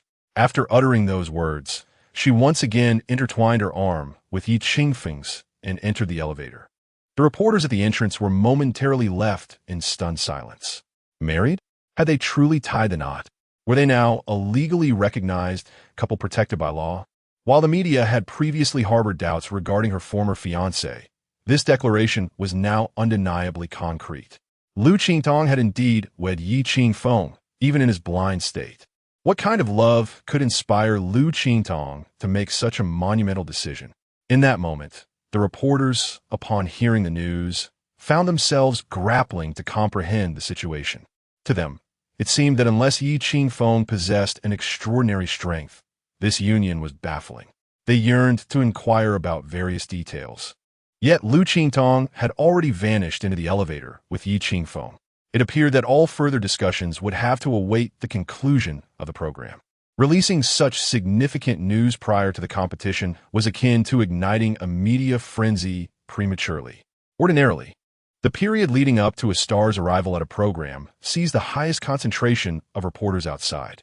Once the program commences, many media outlets would disperse, unable to gain entry to the studio. However, with Liu Qingtong's revelation of her marriage to Yi Qingfeng, the media outside became increasingly agitated. Even some smaller outlets that had not yet arrived rushed over upon hearing the explosive news. They all sought to acquire first-hand information. Little did they know, this was merely an appetizer. After the rehearsal, Yang Qianluo returned home due to personal reasons. Upon her return to the Mayu building, only half an hour remained before the program's official start. The chauffeur slowly halted the vehicle in front of the building. Yet Yang Qianluo was somewhat taken aback by the throngs of reporters congesting the entrance and lobby. Her assistant was equally astonished, staring at the sea of journalists, and could not help but exclaim, "What is going on today? The program is about to begin. Why are there still so many reporters at the entrance? Qianluo, should we have the driver take the car to the underground garage and enter through the front door? There are just too many reporters." Observing the multitude, Yang Qianluo smiled confidently and replied, "Why should we hide? Yesterday, I released the video of the impersonator as Yezi. I suspect these reporters have come to verify that matter. This is a perfect opportunity for me to have Yezi owe me another favor." With that, Yang Qianluo opened the car door, revealing her elegantly elongated legs to the cameras. In no time, the throng of reporters surged toward her. Relishing the feeling of being the center of attention, Yang Qianluo mentally prepared her strategy to further amplify the buzz surrounding her and Yezi's pairing in the media. However, Qianluo, have you heard about Qingtong and Mr. Yi obtaining their marriage license? The first reporter to confront her boldly posed such a question. It nearly caused Yang Qianluo's CPU to overheat. Why should Miss Yang be asked about whether they have tied the knot? Wait, Liu Qingtong and Yi Qingfeng. Have they really gotten married? Chapter 79. Qianluo. I pity you in a mere second. Yang Qianluo transitioned from disbelief to astonishment. This marked her first failure in managing her expressions before the media, as she was genuinely taken aback. After all, in the entertainment industry, she was the sole individual privy to Yi Qingfeng's impersonation of Liu Qingtong's fiancée. Moreover, she was the architect of this scheme, compelling Yi Qingfeng to assist Liu Qingtong in extricating herself from her predicament in such a manner. Yet now, they have registered their marriage? Was the pretense truly cast aside? Yang Qianluo gazed at the journalist who posed the question, incredulously retorting, "Is what you say true? When did this transpire? Is it merely a rumor? Surely it has not been verified?" The journalist's lips twitched involuntarily. How is it that the one who inquired was now being interrogated? Furthermore, Yang Qianluo appearet excessively agitated. Was there truly a need to compete for first place? Even in matters of marriage registration? Another journalist interjected, "Qianluo, just moments ago, Qingtong was seen linking arms with Mr. Yi, declaring it in our presence." Realizing that her continued probing might seem peculiar, Yang feigned a curious demeanor, exclaiming, "How exhilarating! It appears that to secure first place today, Qingtong is resorting to any means necessary. I had thought my revelation about the counterfeit Yi would suffice to capture attention. Yet I am astonished that Qingtong has unveiled such thrilling news. It seems that winning against her today will pose quite a challenge." In her effort to steer the conversation towards Yi, Yang Qianluo found herself compelled to employ the tactic of baiting.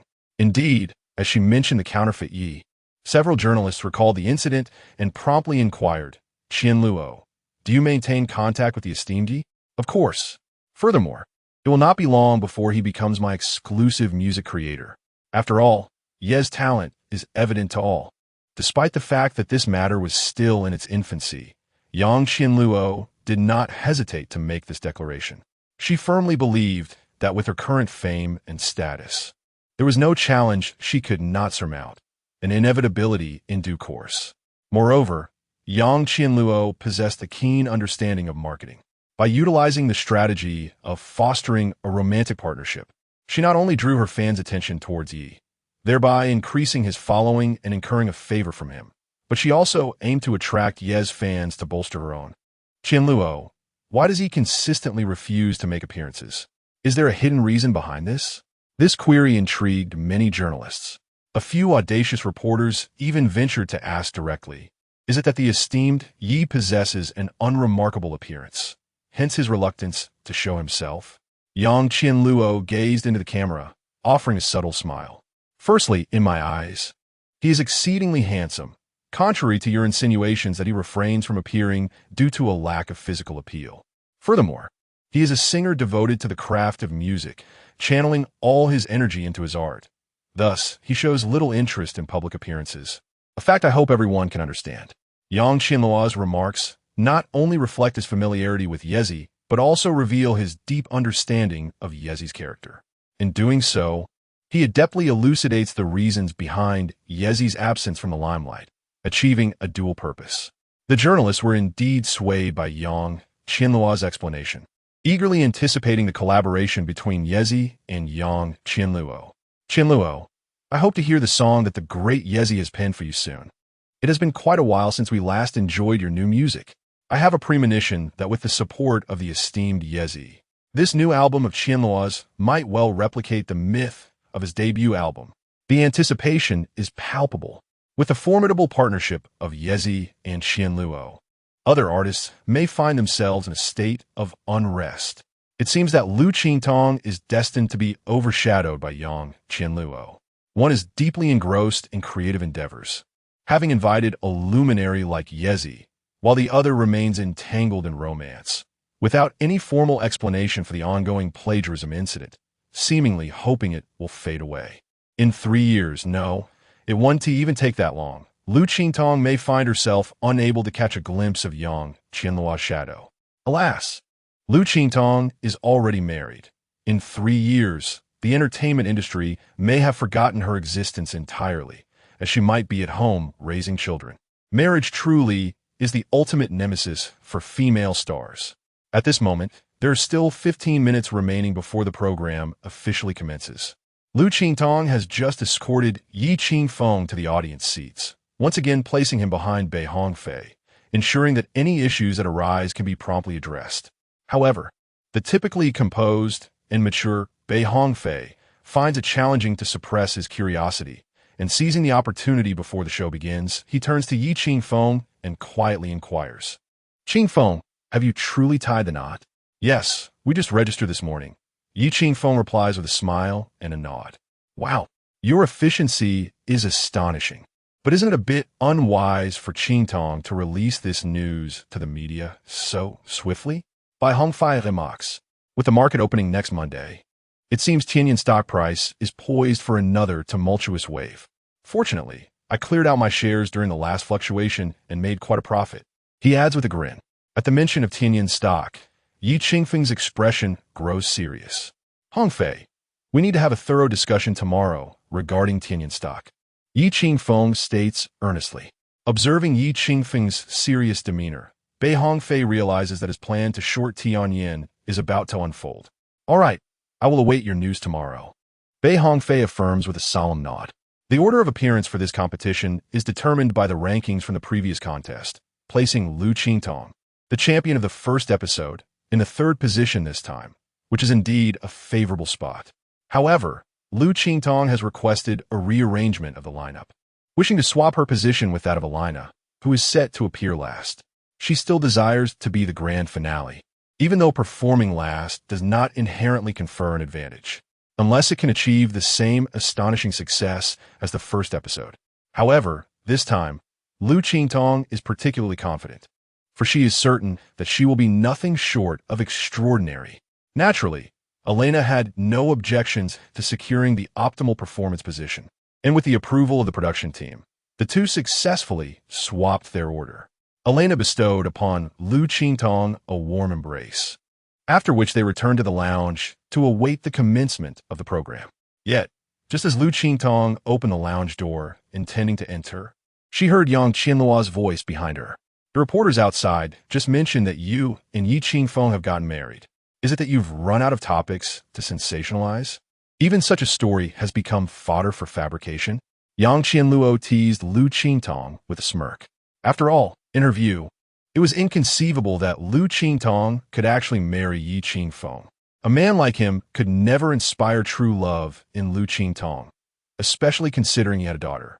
Observing Yang Qianluo, still intent on mocking her at such a moment, Liu Qingtong couldn't help but chuckle, and with a hint of pity in her gaze, she replied, "Qianluo, I find you quite pitiable." Chapter 80. The song that released Yi Qingfeng pitiful? Yang Qianluo could hardly fathom that Liu Qingtong would use the term pitiful to describe herself. It was truly absurd, who in fact was truly pitiable. Marrying a man abandoned by her, consuming what others deemed unwanted, and yet Liu Qingtong found joy in it, claiming to be the one deserving of pity? Yang Qianluo couldn't help but let out a laugh, her face adorned with mockery as she regarded Liu Qingtong, her tone dripping with sarcasm. Liu Qingtong, are you speaking of yourself? You, a superstar with millions of fans, have chosen to wed a man who comes with a child. Frankly, I cannot comprehend what thoughts occupy your mind. What do you possibly see in such a man? How do you know he is a child? Liu Qingtong feigned ignorance. Fully aware of the truth, Yang Qianluo then realized, in her moment of agitation, she had let slip a secret. However, she remained unfazed and retorted, "Yi Qingfeng is merely an ordinary man. His secrets are hardly beyond my reach. Liu Qingtong, you ought to be grateful to me for this matter. For should I choose to expose it to the media, do you think you could withstand the fallout?" In response to Yang Qianluo's deception, Liu Qingtong's gaze remained serene, devoid of any ripple of emotion. Observing Yang Qianluo's continued defiance only made Liu Qingtong feel a deeper sense of pity for her. With a calm demeanor, Liu Qingtong replied, "Do you dare? If this were to be exposed, I think it would be you who would find yourself in a predicament. This is not about my gratitude towards you. Rather, it is you who should be thanking me." In this statement, Liu Qingtong had laid bare the relationship between Yang Qianluo and Yi Qingfeng. Indeed, Yang Qianluo's beautiful eyes widened in shock, a flicker of rage igniting within them. "That scoundrel Yi Qingfeng, has he revealed our affair to you? We are already registered as a couple, yet he still conceals this from me. I simply cannot fathom how you, as the biological mother of Wanwan, could abandon her so ruthlessly for your own ambitions. Does your heart not ache? A woman who has stooped to such levels is truly enough." Liu Qingtong's tone was laced with vehement reproach. Yang Qianluo's brows began to tremble uncontrollably. "Yi Qingfeng, you are truly duplicitous."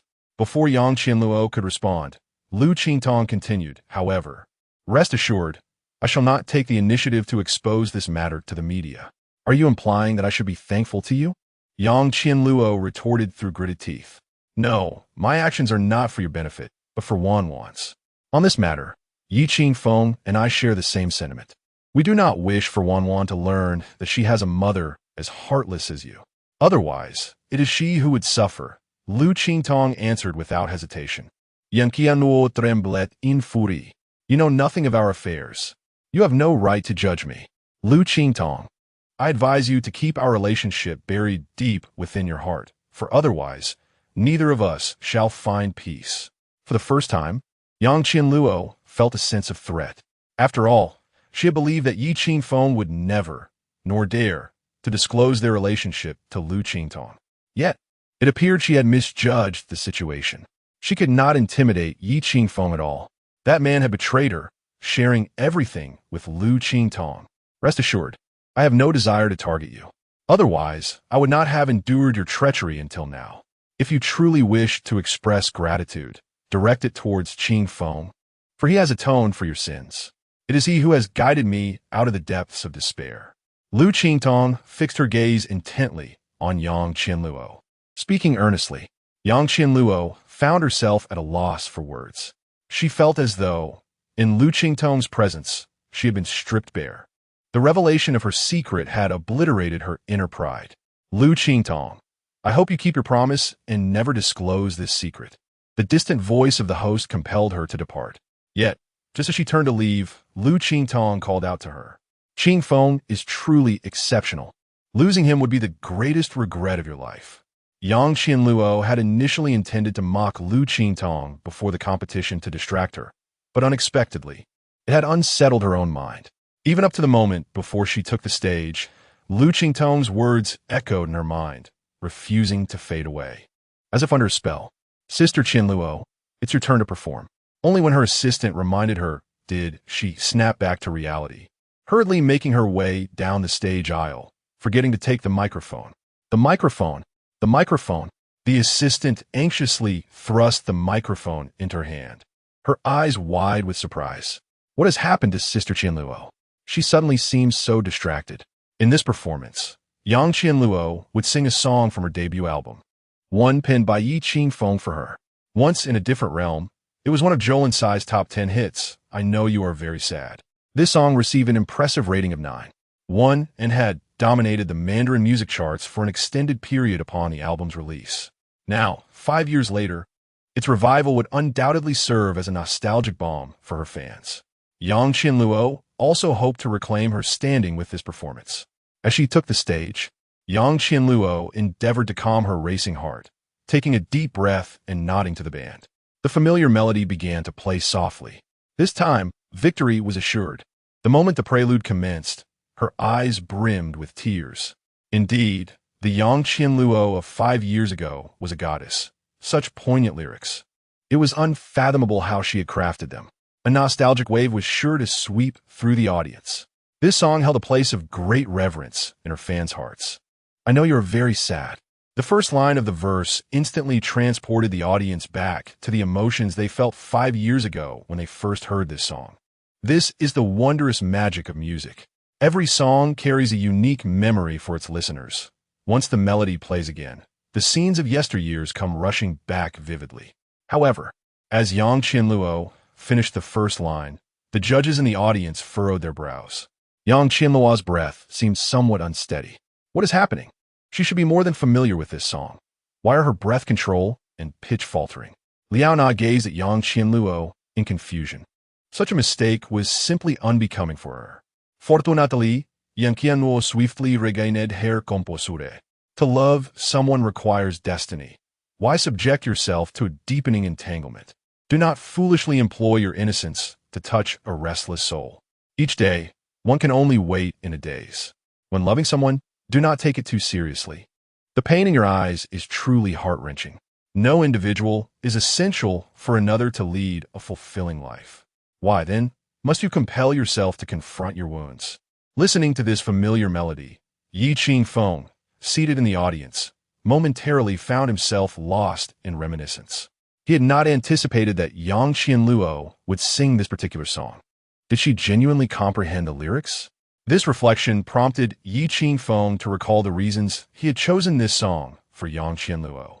It was the final piece he composed for her in her debut album, and it symbolized his true decision to let go. Chapter 81. Was the decision of that year truly correct? The memories of that time, replaying in vivid detail, were nothing short of torment for Yi Qingfeng. He vividly recalled the day of Wanwan's full moon celebration when Yang Qianluo harshly threw her onto the bed. Stop crying. It's so infuriating. Why do you only know how to cry all day long? Yang Qianluo's eyes brimmed with anger as she cast the newborn Wanwan onto the bed. At that moment, Yi Qingfeng had just returned from grocery shopping and was horrified by her demeanor. He quickly scooped up Wanwan, who continued to wail incessantly. A deep sense of helplessness enveloped him. At that time, he empathized with Yang Qianluo. Her severe postpartum depression had morphed her feelings towards their child into resentment. Cradling Wanwan in one arm, he attempted to comfort Yang Qianluo with the other, only to be forcefully pushed away. Why did you make me have a child? Why? Is this child here to torment me? I feel like I'm going insane. Can you understand? Yang Qianluo cried out in a hoarse voice, frantically tugging at her hair. Yi Qingfeng had no choice but to place Wanwan in her crib and then envelop Yang Qianluo in a tight embrace. Qianluo, I'm so sorry. It's my fault. Please don't be like this. I promise to take care of Wanwan. Once you've recovered from your confinement, I will help you find a record company. I will do everything I can to make your dream of becoming a singer a reality. Please stop torturing yourself. During that time, Yi Qingfeng immersed himself in literature about postpartum depression, gaining insight into the profound suffering it inflicted upon women. He genuinely understood Yang Qianluo's pain and took upon himself all the blame. In the days that followed, he balanced caring for Wanwan while seeking out record companies for Yang Qianluo, eventually crossing paths with Bei Hongfei. He greatly admired her singing talent. However, Yi Qingfeng hesitated to reveal his relationship with Yang Qianluo to Bei Hongfei, nor could he disclose that she had just given birth, as it was a taboo for artists, especially for a newcomer. After meeting Yang Qianluo, Bei Hongfei expressed his satisfaction with her qualifications and vocal skills, signing her on the spot. That evening, Yi Qingfeng prepared a lavish feast to celebrate and intended to present the songs he had written as gifts to Yang Qianluo. However, upon her return home, she appeared far from joyous, her brow furrowed in distress. This puzzled Yi Qingfeng, prompting him to inquire about what troubled her, even suspecting if Bei Hongfei had hinted at any unspoken rules. "Qingfeng, I've signed with Wangji," Yang Qianluo said, taking a seat, her gaze complex as it met Yi Qingfeng's. "This is good news, but why do you seem unhappy?" he asked. Yang Qianluo lowered her head, tugging at her garment, hesitating for a moment before responding. "Qingfeng, you know this opportunity is incredibly precious and significant to me. I cannot allow anything to go awry. Thus, I may need to distance myself from you for a while. I cannot allow the company to be aware of our relationship." However, Wanwan is yet to be weaned, Yi Qingfeng instinctively remarked. The mention of Wanwan only tightened Yang Qianluo's brow further as she retorted, "Isn't formula feeding an option? Did you not promise me that you would care for Wanwan?" "Qingfeng, although Huangji is not the top-tier agency, it possesses decent resources. I have painstakingly secured this opportunity. Do you wish for me to squander it all because of a child? All right, please do not be agitated. As long as you can overcome postpartum depression, I support your decision."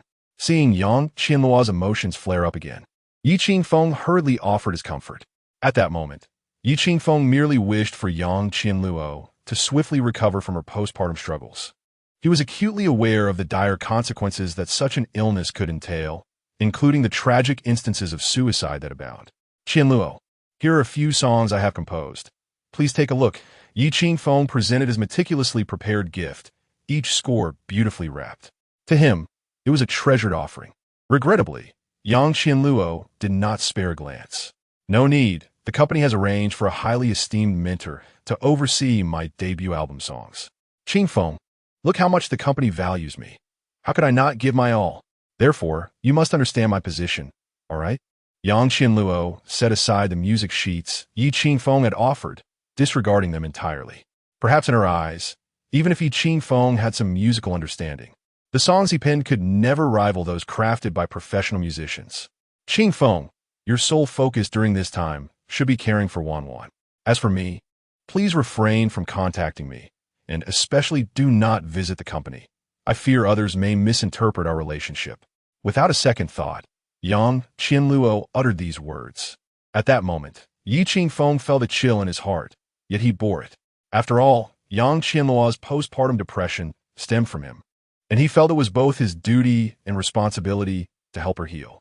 However, he gradually discerned that Yang Qianluo was willing to forsake everything for her career. It seemed she did not love herself as much as one would hope.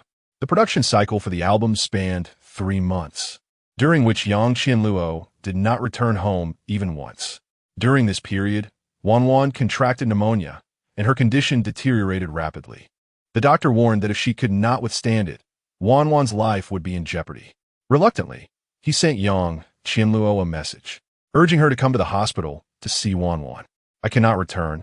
I am filming an MV in another province. Is Wanwan's cold really that serious?" Although pneumonia can indeed arise from a common cold, pediatric pneumonia is one of the gravest conditions during infancy. She did not even comprehend this. He was left with no choice but to call her, only to be met with rejection. "I told you not to call me. I'm very busy right now." Soon after, Yang Qianluo replied, "Wanwan is your child. The doctor has stated she is in danger." Cradling the still coughing Wanwan in his arms, Yi Qingfeng felt his heart bleed. In that moment, he was engulfed in confusion. He began to question whether his decision was indeed right or wrong. This woman was far more callous than he had ever imagined. "I had foreseen that the birth of this child would serve as my punishment. Ye Qingfeng, heed my words. This is the most critical moment prior to my album release, and even if Wanwan were to perish, I could never abandon my aspirations. You are Wanwan's father. It is now your responsibility to save her." Upon reading the message sent by Yang Qianluo, Qingfeng was engulfed in fury, his entire body trembling. Chapter 82. Liu Qingtong. What exactly do you intend to do? During that period, Qingfeng lost more than 10 pounds and scarcely enjoyed a single night of restful sleep.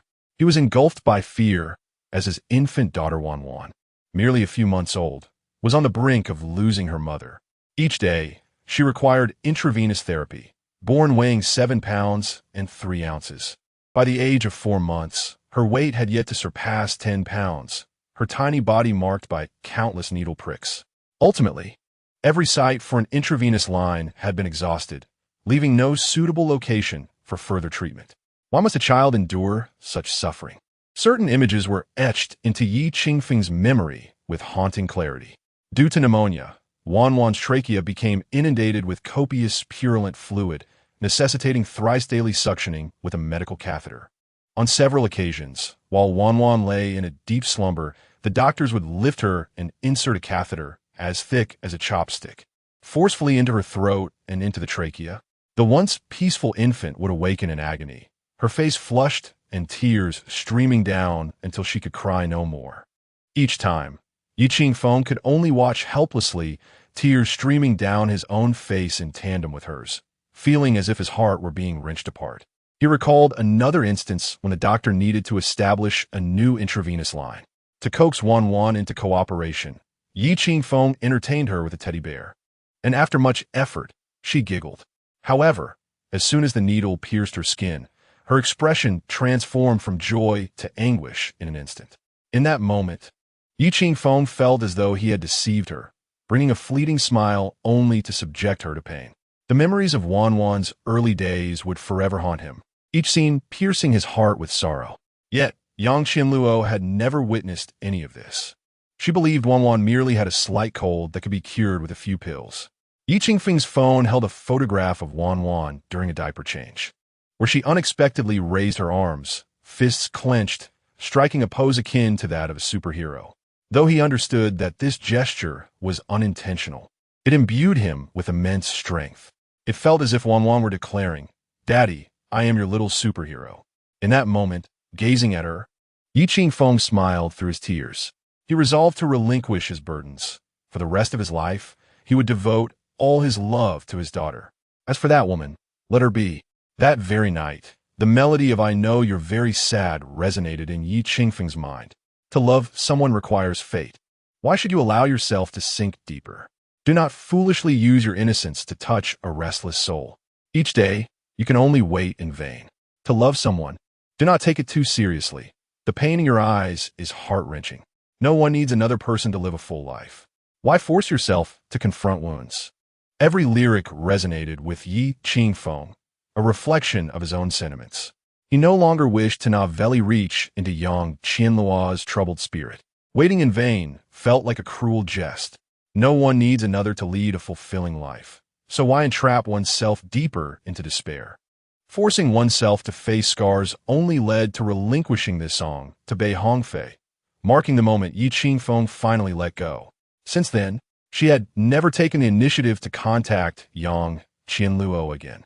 Yet today, Yang Qianluo intended to use this song to triumph over Liu Qingtong. Did she truly deserve it? To this day, she had failed to comprehend the true essence of the song's lyrics. How ironic. In fact, Yang Qianluo had never sung it with the genuine emotion that Qingfeng yearned for it was beyond her capabilities. Nevertheless, the song still managed to bring tears to many. The lyrics were imbued with such profound sorrow. Even Liu Qingtong, upon hearing the song for the first time years ago, had wept. Of all the tracks in Yang Qianluo's debut album, this was her favorite. Thus, she had once held a deep admiration for Yang Qianluo and revered her talent. Yet now, she understood that none of this truly belonged to Yang Qianluo.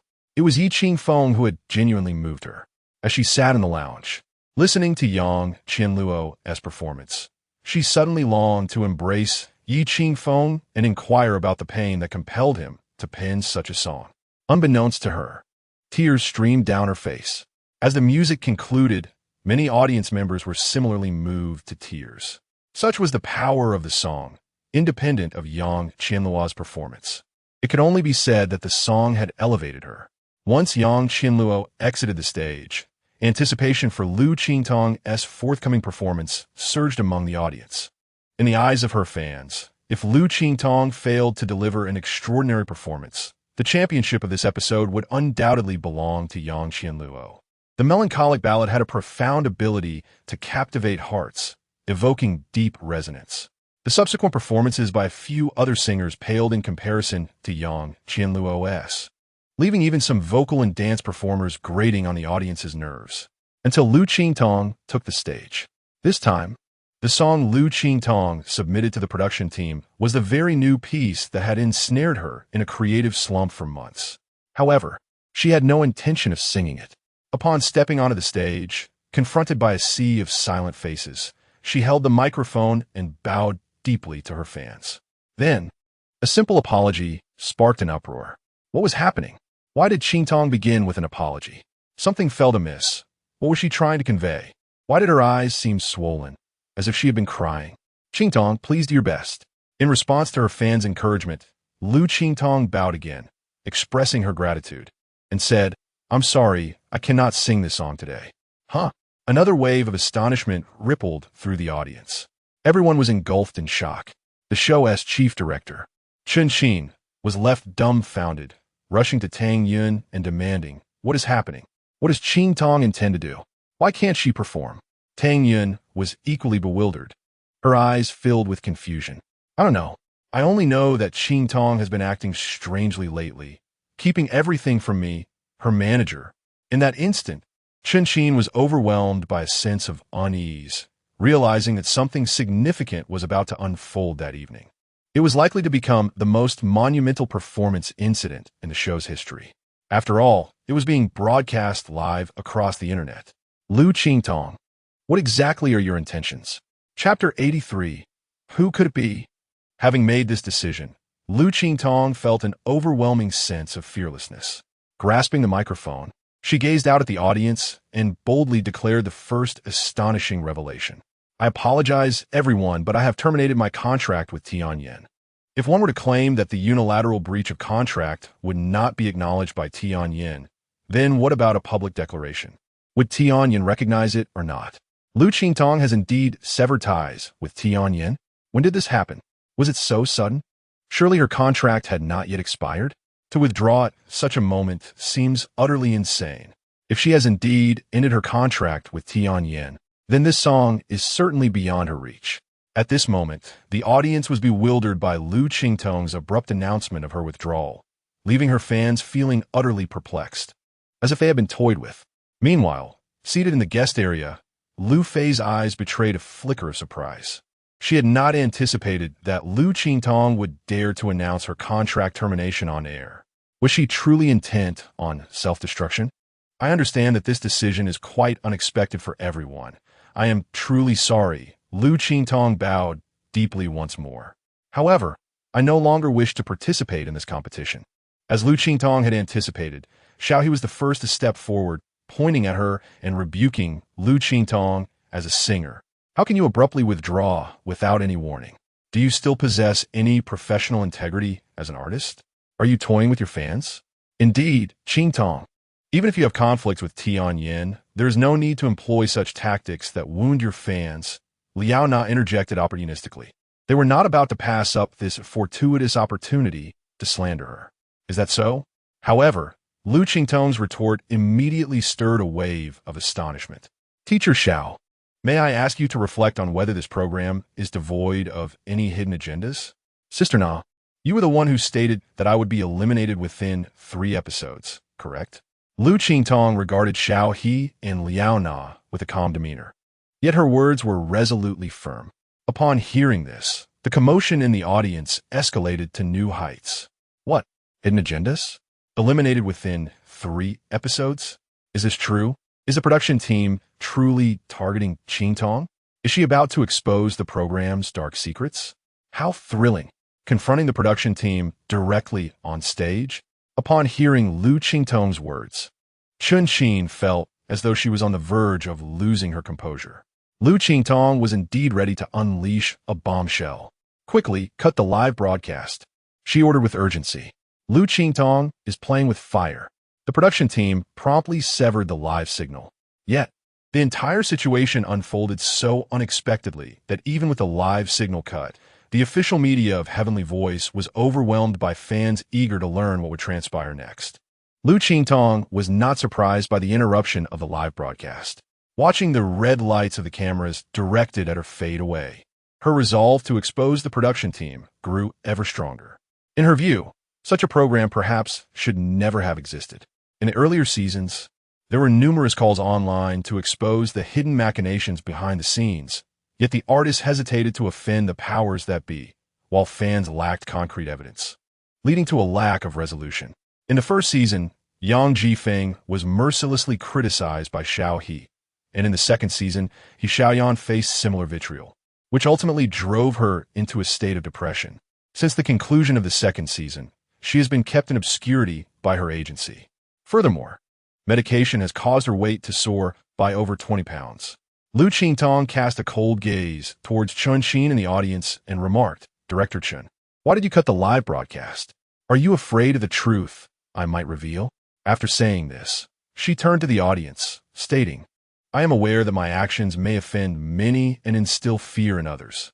However, I must speak out about the dark underbelly of the production team. I do not wish for more artists to endure such unjust treatment in the future. Therefore, I implore everyone to take out your phones, open the live stream, and ensure that my words reach a wider audience." Responding to Liu Qingtong's call, the fans present began to raise their phones and activate various live streams, thereby placing the production team in a precarious position.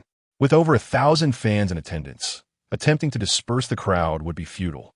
Moreover, many loyal fans of Liu Qingtong were present, and any forceful measures could potentially lead to violent incidents. Chun Xin was utterly flustered. Decades of experience in live directing felt rendered useless. At this juncture, she was at a loss as to what measures could be taken. Xiao He and Liao Na, too, were on pins and needles, harboring a deep fear that Liu Qingtong possessed undeniable evidence. If there were no substantial proof, how could she act so decisively? "Lao Xiao, would you prefer to speak, or shall I?" Liu Qingtong directed her gaze back at Xiao He, each word resembling a judgment upon him. Xiao He's complexion darkened, his expression growing increasingly unnatural, yet he stubbornly replied, "Liu Qingtong, I do not know what nonsense you are spouting. You are pushing yourself into the fire. Do you realize that?" In his view, Liu Qingtong's actions would undoubtedly alienate a significant amount of capital. Who would dare collaborate with her in the future? Capital is inherently driven by profit.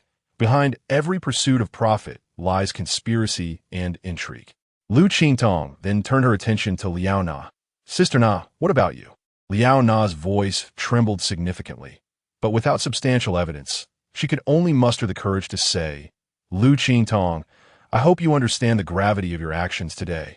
If not, I will pursue legal action against you until the end, ensuring you can never recover." In the face of this intimidation, Liu Qingtong maintained an unruffled demeanor, subsequently retrieving her phone and executing a few simple operations on the screen. "I have already posted the evidence on my Weibo. Everyone can take a look." A wave of astonishment swept through the audience, both on-site and online, as viewers hurried to access Liu Qingtong's Weibo. Her homepage featured a video showcasing Xiao He, Liao Na, and others conversing with He Bang in a tea house. "Rest assured, Mr. He, I shall ensure that Liu Qingtong is eliminated within 3 episodes. Perhaps we should invite the South Korean singer Li Jishin to join us. Liu Qingtong is already embroiled in a plagiarism scandal. If the original artist Li Jishin shares the stage with her, the show would become exceedingly entertaining." "Haha, I find your idea particularly splendid, Teacher Xiao." The internet has a remarkable memory.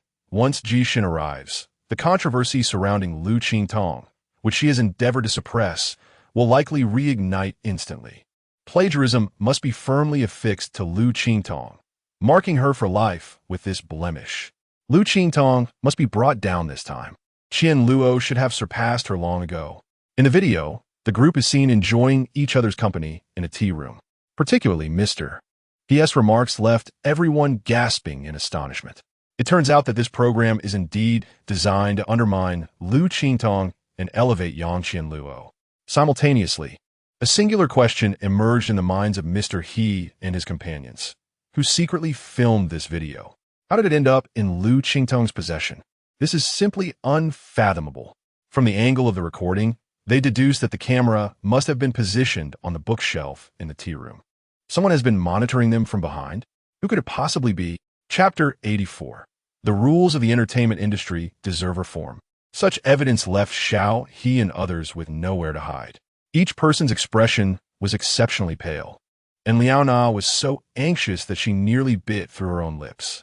Subsequently, with a trembling sound, her frail constitution succumbed to the pressure, causing her to fall directly from her chair. She understood that this video had irrevocably tarnished her career. Indeed, it was a trashy show. This group of people had long been colluding behind the scenes. A disgraceful program. They are nothing but scoundrels in pursuit of sensationalism. These individuals resorted to unscrupulous means to undermine our Qingtong. Soon, the audience erupted in vehement condemnation. He Bang, seated among the guests, was seething with anger, his veins bulging. At that moment, he was desperate to discover who had filmed this video. How had it leaked into Liu Qingtong's possession?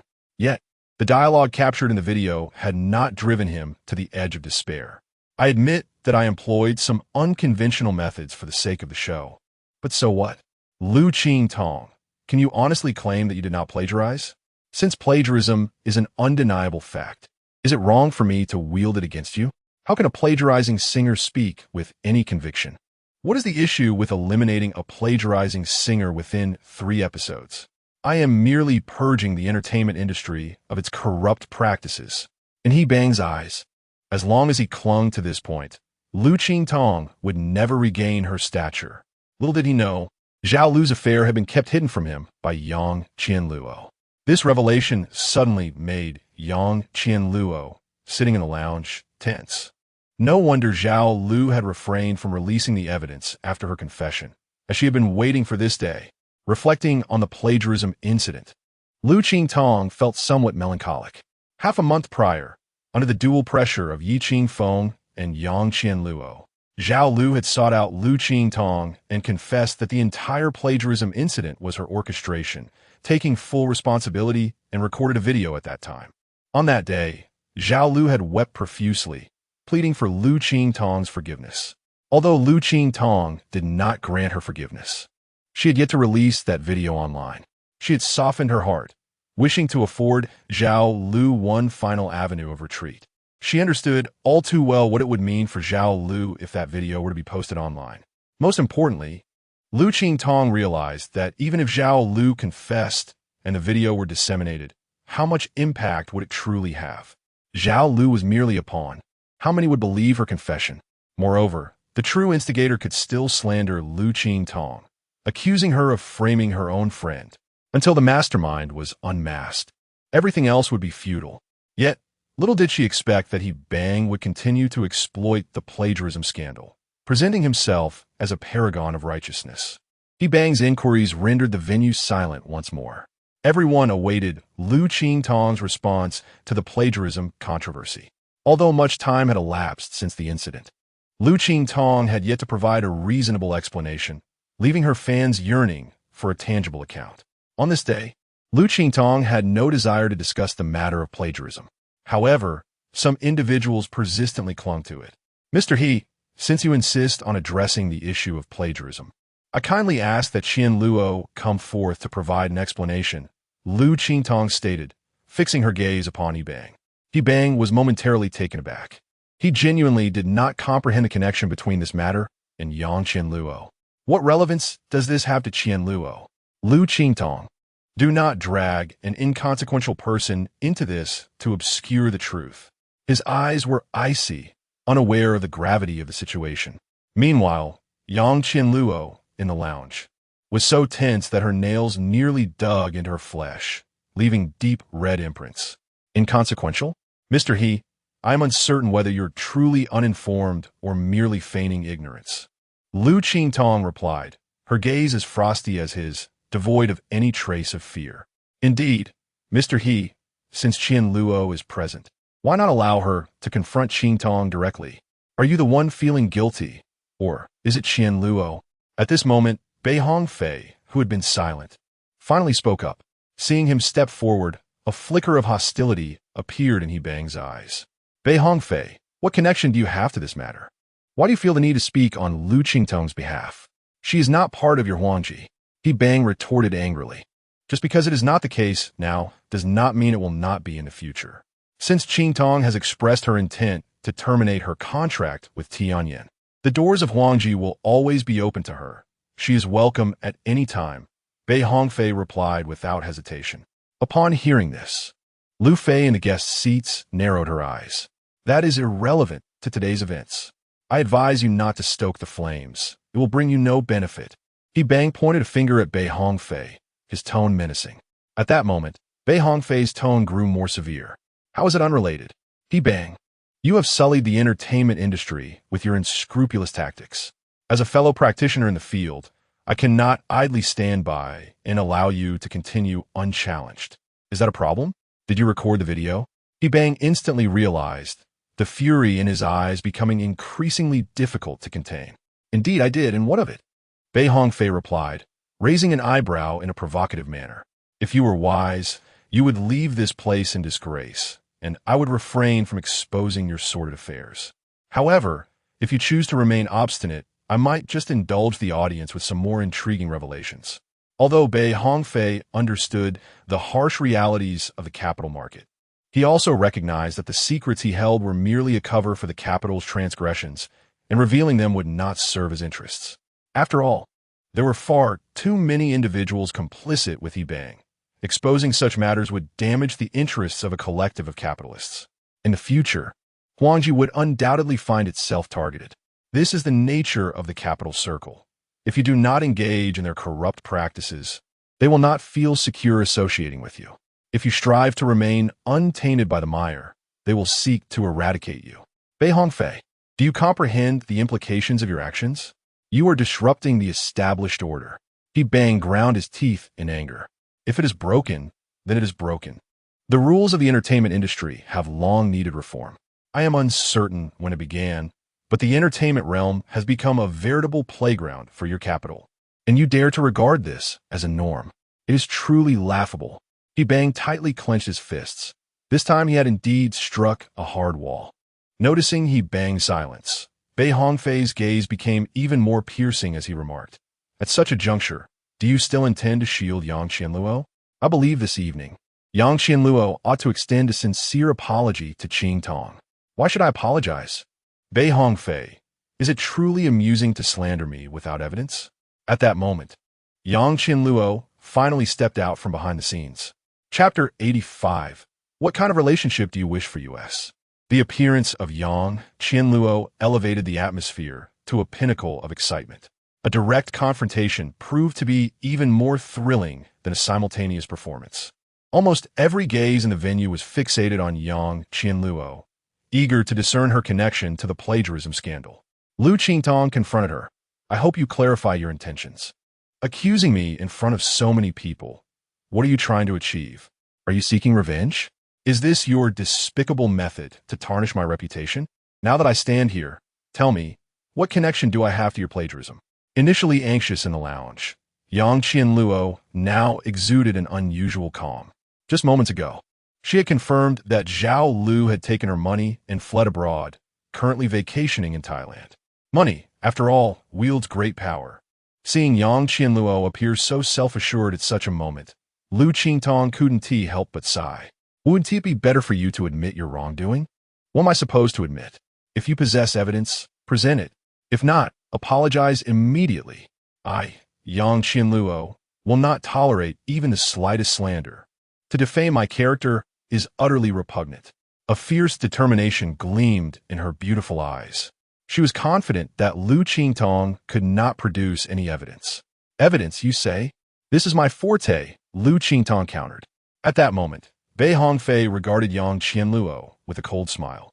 Yet, she remained composed, responding icily. Bei Hongfei, I hope your evidence is conclusive. Very well, take a look at this, he replied, sharing a video on his Weibo, just as Liu Qingtong had done. Instantly, the audience opened the video he had uploaded. The footage revealed Zhao Lu sobbing on a sofa, apologizing profusely to Liu Qingtong, admitting her sole responsibility in the matter. Is that all? What does that prove? Yang Qianluo sighed in relief after watching the video. As she had anticipated, it did not substantiate anything. With a mocking glance at Liu Qingtong, she taunted, "Liu Qingtong, how ruthless of you to have your dear friend take the blame for you. Don't be hasty." There's more, Bei Hongfei interjected, catching Yang Qianluo off guard. He had a backup plan. Soon, he uploaded a second video to Weibo. Once again, Zhao Lu was shown in tears, covering her mouth, remorsefully declaring, "Yang Qianluo made me do it. It was Yang Qianluo, Yang Qianluo." That wretched woman. Yang Qianluo clenched her jaw in frustration. Meanwhile, He Bang, a guest in the audience, grew increasingly somber. Realizing he had been oblivious to the fact that Yang Qianluo had orchestrated the plagiarism scandal from behind the scenes. Is it truly Yang Qianluo who had manipulated Zhao Lu to frame Qingtong? How malicious! The entertainment industry is indeed a treacherous realm, filled with duplicitous individuals. As the audience buzzed with whispers upon viewing the second video, Yang Qianluo remained unfazed. Liu Qingtong, while you have allowed your friend to take the blame, it is truly reprehensible that you now direct her to slander me in such a manner. Your tactics are utterly revolting. If this is what you deem as evidence, then I could easily find someone to turn this entertainment industry upside down.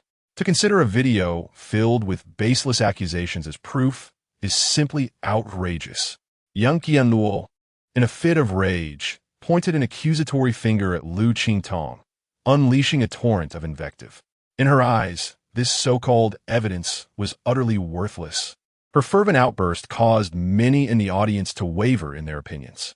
Indeed, Zhao Lu's one-sided account was insufficient to discern truth from slander. However, the subsequent words of Bei Hongfei sent a shiver through Yang Qianluo's delicate frame. "Ah, Yang Qianluo, it seems the one who knows you best is Qingfeng. Your current reaction mirrors his predictions perfectly." Upon hearing Yi Qingfeng's name in such a context, her inner fury ignited. Men, they are all bound to betray. The promises made were mere illusions, as he ultimately sided with Liu Qingtong against her. Yet, she momentarily forgot Yi Qingfeng's parting words, warning her that should she target Liu Qingtong again, he could just as easily bring her down from her pedestal, as he had once elevated her. Since the last gathering, where she learned from Bei Hongfei that it was Yi Qingfeng who had propelled Yang Qianluo to fame, He Bang had been deeply intrigued by the nature of her relationship with him. Unable to contain his curiosity any longer, he ventured to ask Qianluo, "What is your relationship with Yi Qingfeng?" His inquiry sent a chill down Yang Qianluo's spine. There was no way she could reveal the truth about her connection to Yi Qingfeng. As she glanced at him, a wave of trepidation washed over her. Her lips pressed tightly together, drained of color. Meanwhile, all eyes turned toward Yi Qingfeng, eager to glean the truth from him. "Yi Qingfeng, could you enlighten us?" With Yang Qianluo silent, He Bang turned back to him. "What do you wish our relationship to be?" Yi Qingfeng retorted. He Bang's expression darkened, his gaze fierce as he demanded, "You need only answer my question, and who are you to demand anything from me?" Yi Qingfeng replied coldly. In truth, Yi Qingfeng wished to keep his relationship with Yang Qianluo under wraps, striving to protect Wanwan. If the media were to discover that Wanwan was Yang Qianluo's child, she would undoubtedly be ensnared in a web of public scrutiny, a burden far too great for a child to bear. However, this unfolding drama delighted Liu Fei, who had remained silent until now, relishing the opportunity to stoke the flames. Finally, she spoke up with a smile, inquiring, "Yi Qingfeng, I heard you have a child around 5 or 6 years old. Is that true? My brother mentioned that it's a child you have with Liu Qingtong. Is there any truth to this?" The impact of Liu Fei's words was akin to a nuclear bomb, detonating throughout the venue. Yi Qingfeng and Qingtong have a 5-year-old child? How could that be? Wasn't Qingtong only making her debut 5 years ago? Could she have had a child back then? Surely, it could not be Qingtong's child. How could she possibly have a child? Liu Fei's question raised a perplexing possibility. Could this child be connected to Yang Qianluo? The revelations were unfolding in rapid succession, leaving the audience somewhat bewildered. All eyes were fixed on Liu Qingtong, eagerly anticipating his response. In that moment, Liu Qingtong on stage felt a surge of anxiety, uncertain of how Liu Qingtong would navigate the situation.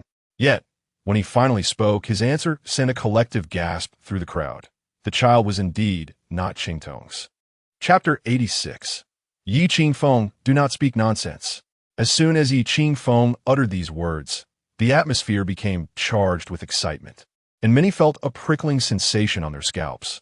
The entertainment industry is indeed chaotic. Liu Qingtong actually has a child, and it is not even Liu Qingtong's. Under such circumstances, he still married Liu Qingtong. What audacity he possesses! How foolish must Liu Qingtong be to wed such a man? Upon receiving this revelation, Qingfeng felt a jolt in his heart. Not Liu Qingtong's child? Could it truly be Yang Qianluo's? Impossible. Absolutely impossible. Qingfeng could not accept this reality. If it were true, then all his efforts over the years would have been for naught. Whose child is it then? Liu Fei continued to stoke the flames, reveling in the drama from her vantage point on stage. Though Liu Fei's expression was hidden from view, Liu Qingtong turned towards her direction, responding coldly. Liu Fei, do you take pleasure in exposing people's scars? Are you hoping to hear me say that the child is my daughter with Yang Qianluo? Liu Qingtong, do not speak nonsense. Yang Qianluo shouted in agitation. If this secret were to be revealed, her life would be ruined. Do not flatter yourself. A woman like you is beneath my notice. Liu Qingtong suddenly bellowed, shaking the room with his outburst. You! Despite the harshness of Liu Qingfeng's words, Yang Qianluo dared not retort.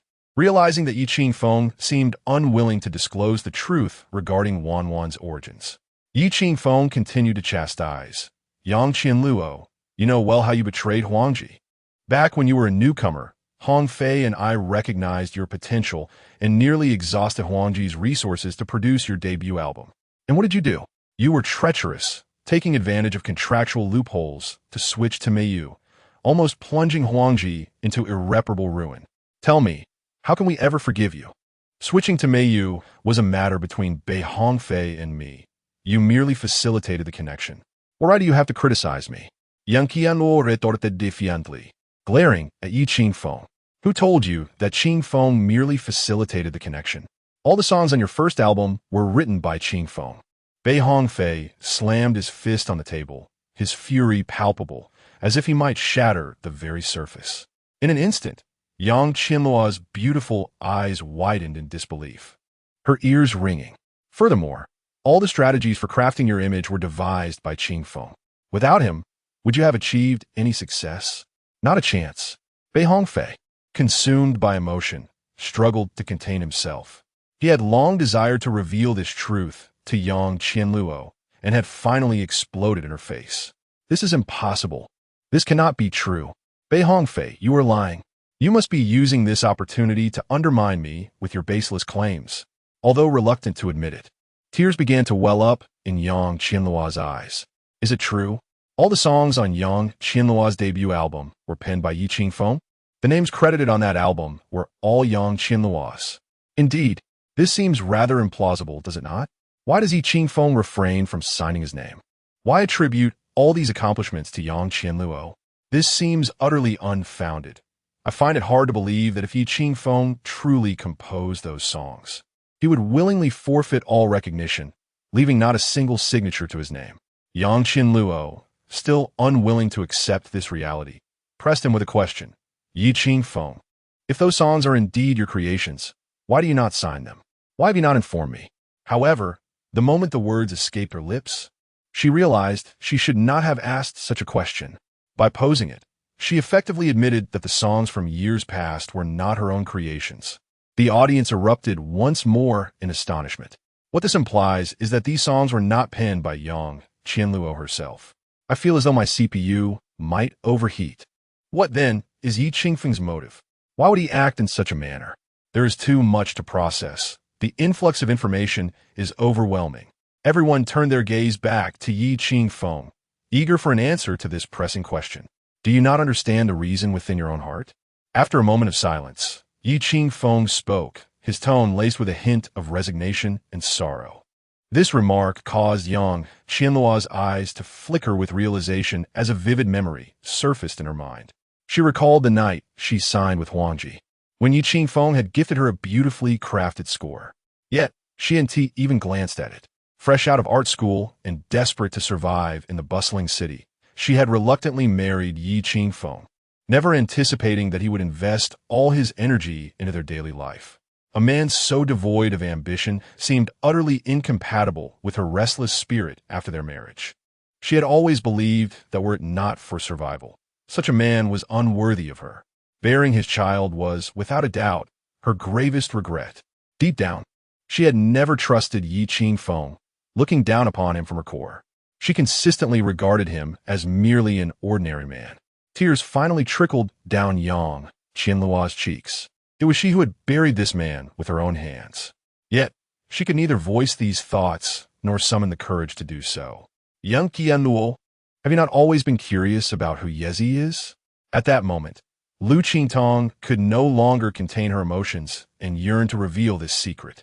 She wished to convey to Yang Qianluo how her own arrogance had caused her to overlook such a remarkable man. As Liu Qingtong spoke, the name Yi Qingfeng emerged in everyone's minds. Yezi, Yi Qingfeng, is Yezi truly Yi Qingfeng? This is utterly shocking. I'm covered in goosebumps. With a buzzing sensation, Yang Qianluo found herself unsteady on her feet. How can this be?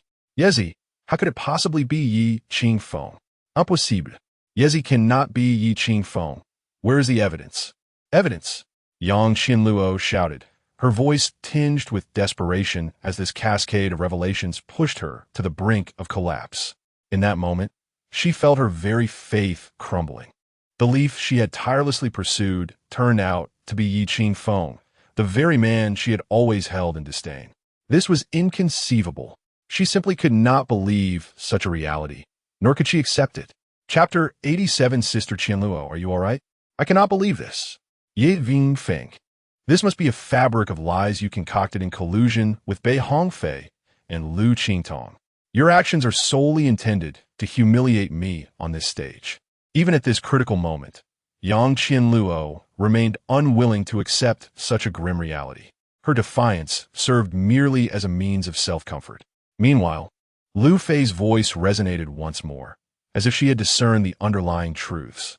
Liu Fei smiled faintly and remarked, how intriguing.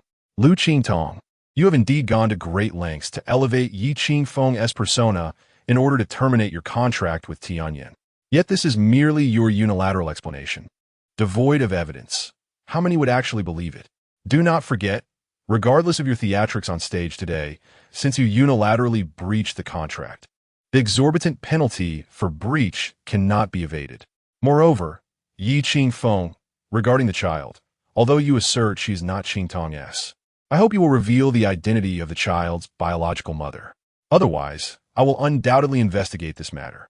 If you are lying, and she truly is Liu Qingtong's, it would imply that Qingtong deceived Tianyan to secure the contract. Do you believe I would overlook such a detail? Yi Qingfeng was not surprised that Liu Fei would stand up for Yang Qianluo. After all, their positions were surprisingly aligned in this situation. Liu Fei, you must be well aware of your brother, Liu Zhao's actions. I can inform you that the child's mother passed away before she was weaned. As for whether you believe it, I am indifferent. However, I advise you not to follow in your brother's footsteps by using my daughter as leverage. She is merely a child, and as her father, I will not permit anyone to harm her. Should you doubt me, feel free to test the waters. Though Yi Qingfeng's tone was calm, it carried an undercurrent of intimidation. Upon hearing that the child's mother had already passed away, Yang Qianluo felt a pang of unease. Nevertheless, this might serve as the most satisfactory explanation. In this light, her relationship with Yi Qingfeng could be conclusively resolved. By publicly declaring that the biological mother of Wan had deceased, perhaps this secret would never be scrutinized again. Quite well.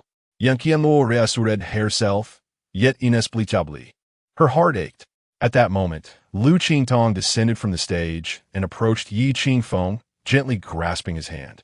Qingfeng, let's go home. For her, she had accomplished all that needed to be done today.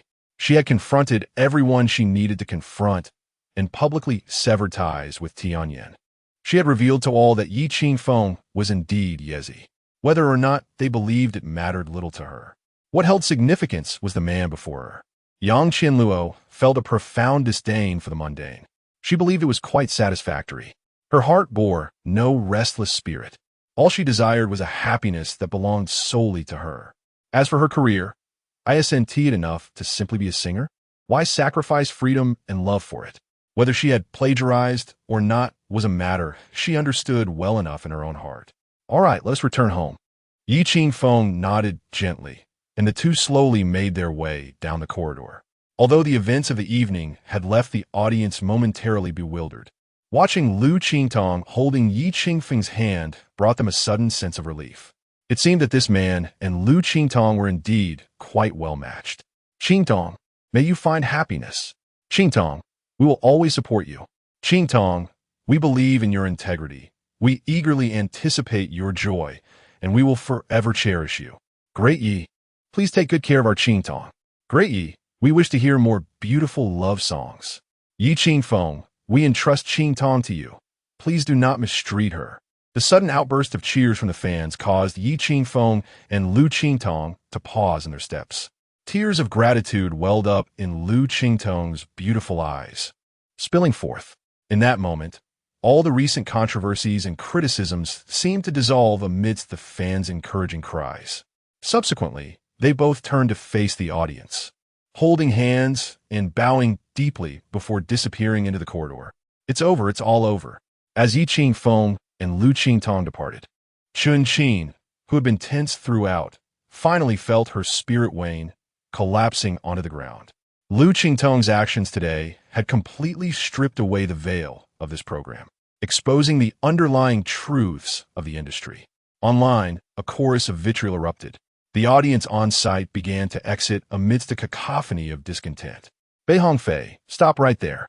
Just as Bei Hongfei was about to leave, He Bang called out angrily from behind.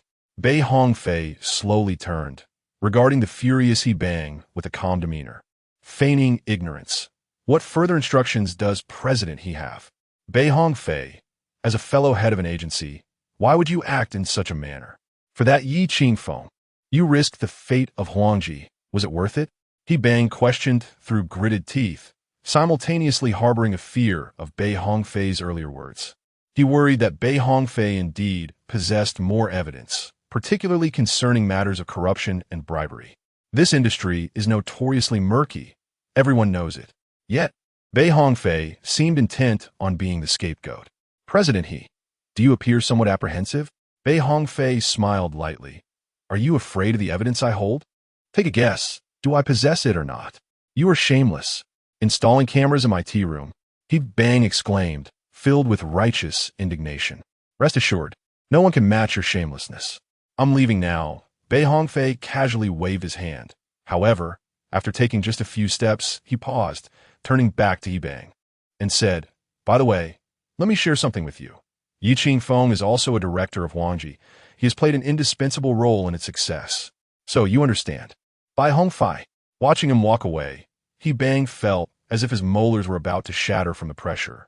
President He, are you afraid? At that moment, a voice echoed in his ears. It was Liu Fei. Her expression stood in stark contrast to He Bang's, exuding a sense of ease. Liu Fei, are you still able to smile after your leading lady from Tianyin has been snatched away? He Bang gazed at Liu Fei, whose lips curled into a smile. Liu Fei raised an eyebrow and chuckled. Isn't this all the more entertaining? Moreover, with Liu Qingtong breaching her contract, I stand to gain a substantial penalty fee. As for you, Mr. He, it seems that your company, Miu, has suffered considerable losses. The program has vanished, and Yang Qianluo's persona appears to be crumbling slightly. I can't help but feel a twinge of sympathy for you. So, you have come to revel in my misfortune? Partly, but not entirely. Liu Fei replied with a grin. At the very least, an enemy's enemy is a friend. We could collaborate. How shall we collaborate? There's no rush. We will discuss it later. With that, Liu Fei departed with an air of grace. Sister Qianluo, are you all right? The assistant cautiously approached Yang Qianluo, remaining silent. Typically, when she is angry, she is quite fearsome. The assistant had often been on the receiving end of her scorn. However, this time, Yang Qianluo exhibited an unusual demeanor. She did not scold anyone, merely stating softly, "I am fine." She then vanished down the corridor. Yi Zi, that is Yi Qingfeng. Yi Qingfeng, the same as Yi Zi. This phrase echoed persistently in her mind, along with the image of Liu Qingtong holding Yi Qingfeng's hand as they departed. At the seaside villa, a deep gray Koenigsegg came to a steady stop. Subsequently, Liu Qingtong alighted from the vehicle, grasping Yi Qingfeng's hand as they entered the villa. Today, although numerous events unfolded, none held greater significance than this. Today marks the day of their union, and tonight is their wedding night. Chapter 88. You wait for me to sneak back. Daddy, Mommy. Hearing a commotion at the door, Wanwan dashed out from within and promptly leapt into Liu Qingtong's embrace. Liu Qingtong lifted her up, joyously spinning her around. Wanwan, Mother has something delightful to show you. Wanwan, her voice laced with youthful curiosity and excitement, inquired, Mom, what is it? Can I eat it? You little food lover. Liu Qingtong playfully brushed her finger against Wanwan's nose before setting her down and retrieving their marriage certificate from her bag. She recalled how, on the first day, Wanwan arrived, Yi Qingfeng had mischievously told her that it was she who would marry him, allowing them to reside here together. Now, that was no longer a mere fib. It was a reality. Wanwan, look, Daddy did not deceive you. We are truly married. This little red booklet seemed to represent a promise made to Wanwan. Wanwan opened the marriage certificate, her eyes sparkling as she beheld the joyous smiles of Yi Qingfeng and Liu Qingtong captured in the photograph. She clapped her hands in excitement, exclaiming, Yay, Mommy really married Daddy. Now, I have a task for you, right? Yi Qingfeng said gently with a smile. Wanwan nodded vigorously. What is it, Daddy? On the day of the wedding, will you be the flower girl and help Mommy with her dress? Yi Qingfeng asked as he affectionately ruffled her hair. The mention of the wedding sparked a glimmer of surprise in Liu Qingtong's eyes. She had thought Yi Qingfeng would forego the ceremony, while she herself was indifferent to such formalities, believing that possessing the marriage certificate sufficed for their future happiness. The prospect of a wedding intrigued her. Are we really going to have a wedding? Liu Qingtong asked in astonishment. Of course. You are Liu Qingtong, and I wish to formally marry you with a grand celebration. Ye Qingfeng acerte d'ernesti. Marriage is the most significant event in a girl's life. Yet, the notion of a formal wedding caused Liu Qingtong to feel somewhat anxious. A formal wedding might be a bit challenging. My parents. She hesitated, aware of Zhao Yu's concerns regarding Yi Qingfeng's child. She had just left her parents, only to return and obtain the certificate with Yi Qingfeng. Gaining her parents' acceptance would undoubtedly be a daunting task. However, she dismissed her worries, thinking, now that they had the certificate, what could they possibly do? Soon enough, she resolved to embrace the situation. The marriage certificate felt akin to a powerful talisman. Having acquired it, there was no turning back. Having been obedient all her life, this time, for her own happiness, she certainly deserved to be a little reckless. I will make an effort with Uncle and Auntie, she assured. Yi Qingfeng gazed at Liu Qingtong with a smile, his eyes filled with unwavering determination. Half an hour later, observing Wanwan still engrossed in her drawing at the table, a hint of urgency crept onto Liu Qingtong's face. Wanwan, it's getting late. Shouldn't we be heading to bed? Wanwan looked up at the quartz clock on the wall and replied, Mom, it's only a little past 9. I want to finish this drawing. As Wanwan diligently immersed herself in her drawing, Liu Qingtong felt a twinge of regret for her earlier words. Had she known, she would not have encouraged her to depict the portrait of herself and Yi Qingfeng. I wonder, is Mother feeling anxious at this moment? On the night of their wedding, there are matters of far greater significance than mere artistry. Would it not be more delightful to bring forth a brother or sister for you? Observing that Wanwan had only sketched the framework, it dawned on her that this would stretch well past midnight. The enchanting scenery and the nuptial night are not to be trifled with. Wanwan, would you consider finishing your drawing tomorrow? Mother is feeling a bit weary. Liu Qingtong attempted to convey her hint through a different approach. Yet, it seemed that subtlety held little efficacy. After all, how could a child comprehend? Mother is tired? Then you should rest early. I am happy today, and I wish to complete this painting. Besides, having Father with me is enough. Wanwan, still clutching her brush, replied nonchalantly. Liu Qingtong, exasperated, turned her gaze towards Yi Qingfeng and subtly gestured. However, she quickly recalled that even if she blinked vigorously, Qingfeng would remain oblivious. Indeed, in moments of urgency, one's mind can falter. Since gestures were futile, a more direct approach was necessary. Seizing the opportunity, Liu Qingtong pinched Qingfeng's arm. Shouldn't he be attending to their daughter? Is time for bed? Qingfeng, taken aback by the sudden pinch, inquired, "Why did you pinch me?" Liu Qingtong pouted. "It's getting late. Wanwan should be asleep. Can you please persuade her?" Wanwan is happy, fortunately. Half of her statement prompted Qingfeng to grasp the situation, and he quickly cleared his throat, stating, "Yes, Wanwan, you should retire early tonight. Both your mother and I are rather fatigued." "It's all right, father. You and mother could go to bed first. I will wash up and sleep after finishing my painting." Wanwan responded with a considerate smile. "Very well." Qingfeng nodded. "Is that truly acceptable?" Liu Qingtong shook her head in embarrassment. Qingfeng smiled reassuringly. "There's no issue. Wanwan is already 4 and can manage her own hygiene." Liu Qingtong shot Qingfeng a glare, her eyes conveying a silent plea for him to better comprehend her intentions. Yet, she soon found herself face-palming in frustration. The power of eye contact was ineffective. Why is it that in moments of haste, she always forgets? With no other options, Liu Qingtong leaned closer to Qingfeng and said, "That is not what I meant." "What do you mean, then?" Qingfeng instinctively replied, "Wanwan is truly capable. You should trust her." Fuming, Liu Qingtong pinched Qingfeng's arm once more. "I fear we may attract too much attention," she whispered urgently. Qingfeng finally understood the gravity of her words. Coughing lightly, he straightened his demeanor and said, Wanwan, I believe this drawing might take some time, father. Can you see what I'm drawing?" Wanwan exclaimed with excitement. Qingfeng paused. "I am merely trying to find a valid excuse." "Wanwan, how about tonight? Mother cuddles with you to tell you a story?" At last, Liu Qingtong could no longer endure the situation and spoke up, thinking to herself, "You, Qingfeng, on your wedding night, is it truly necessary for you to be this anxious? Can't you devise a reason for your daughter to retire for the night?"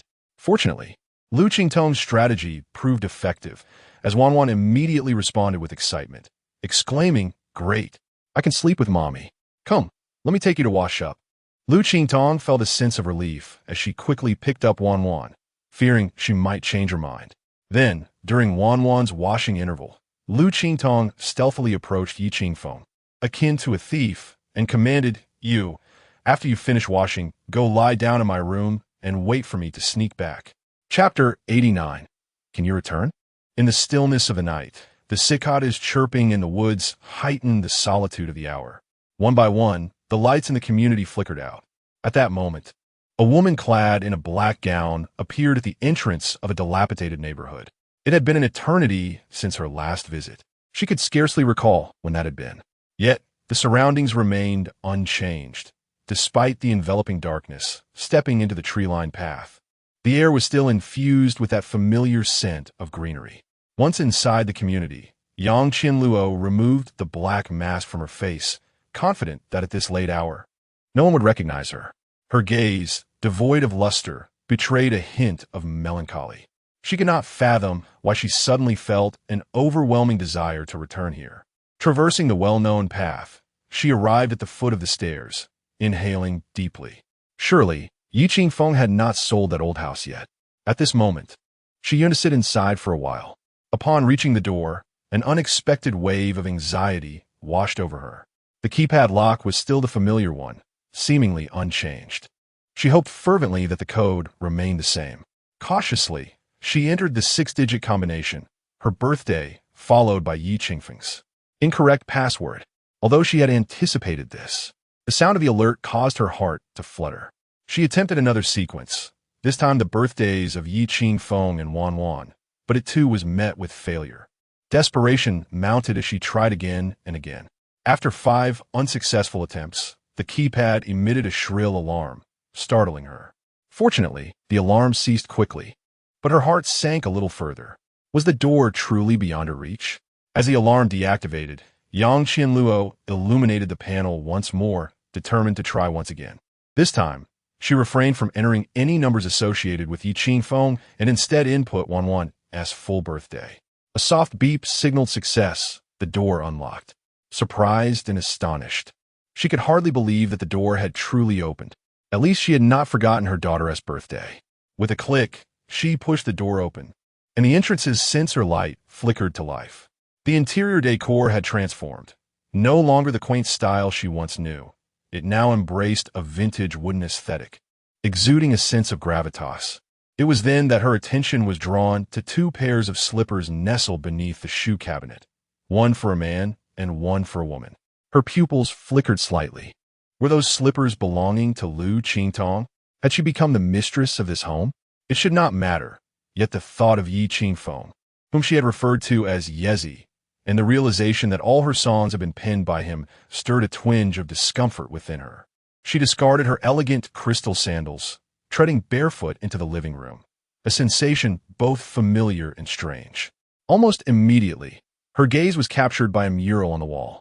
The very mural that had appeared in Yezi's videos left no room for doubt in Yang Qianluo's mind. He was indeed Yezi. In an instant, Yang Qianluo felt a warmth in her eyes, yet she held back her tears, refusing to let them fall. Subsequently, she illuminated her bedroom. The room had transformed. The bed was replaced, and even the curtains had changed color. What was once an intimately familiar space now felt achingly foreign. At last, tears streamed down her cheeks. She reminisced about the time when she and Yi Qingfeng were together, unabashedly expressing their love within these four walls. Here, she had held him tightly, whispering her affection into his ear. 5 years had passed in the blink of an eye. Time had flown, and so had she.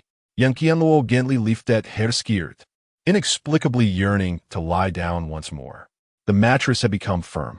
She suddenly recalled that during that period, after long hours of holding Wanwan, Yi Qingfeng had mentioned a discomfort in his back.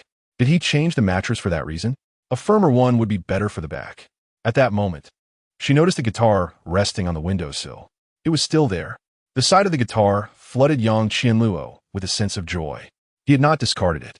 Excitedly, she scrambled off the bed, nearly beside herself with glee as she embraced the guitar, searching for the mark that belonged to her.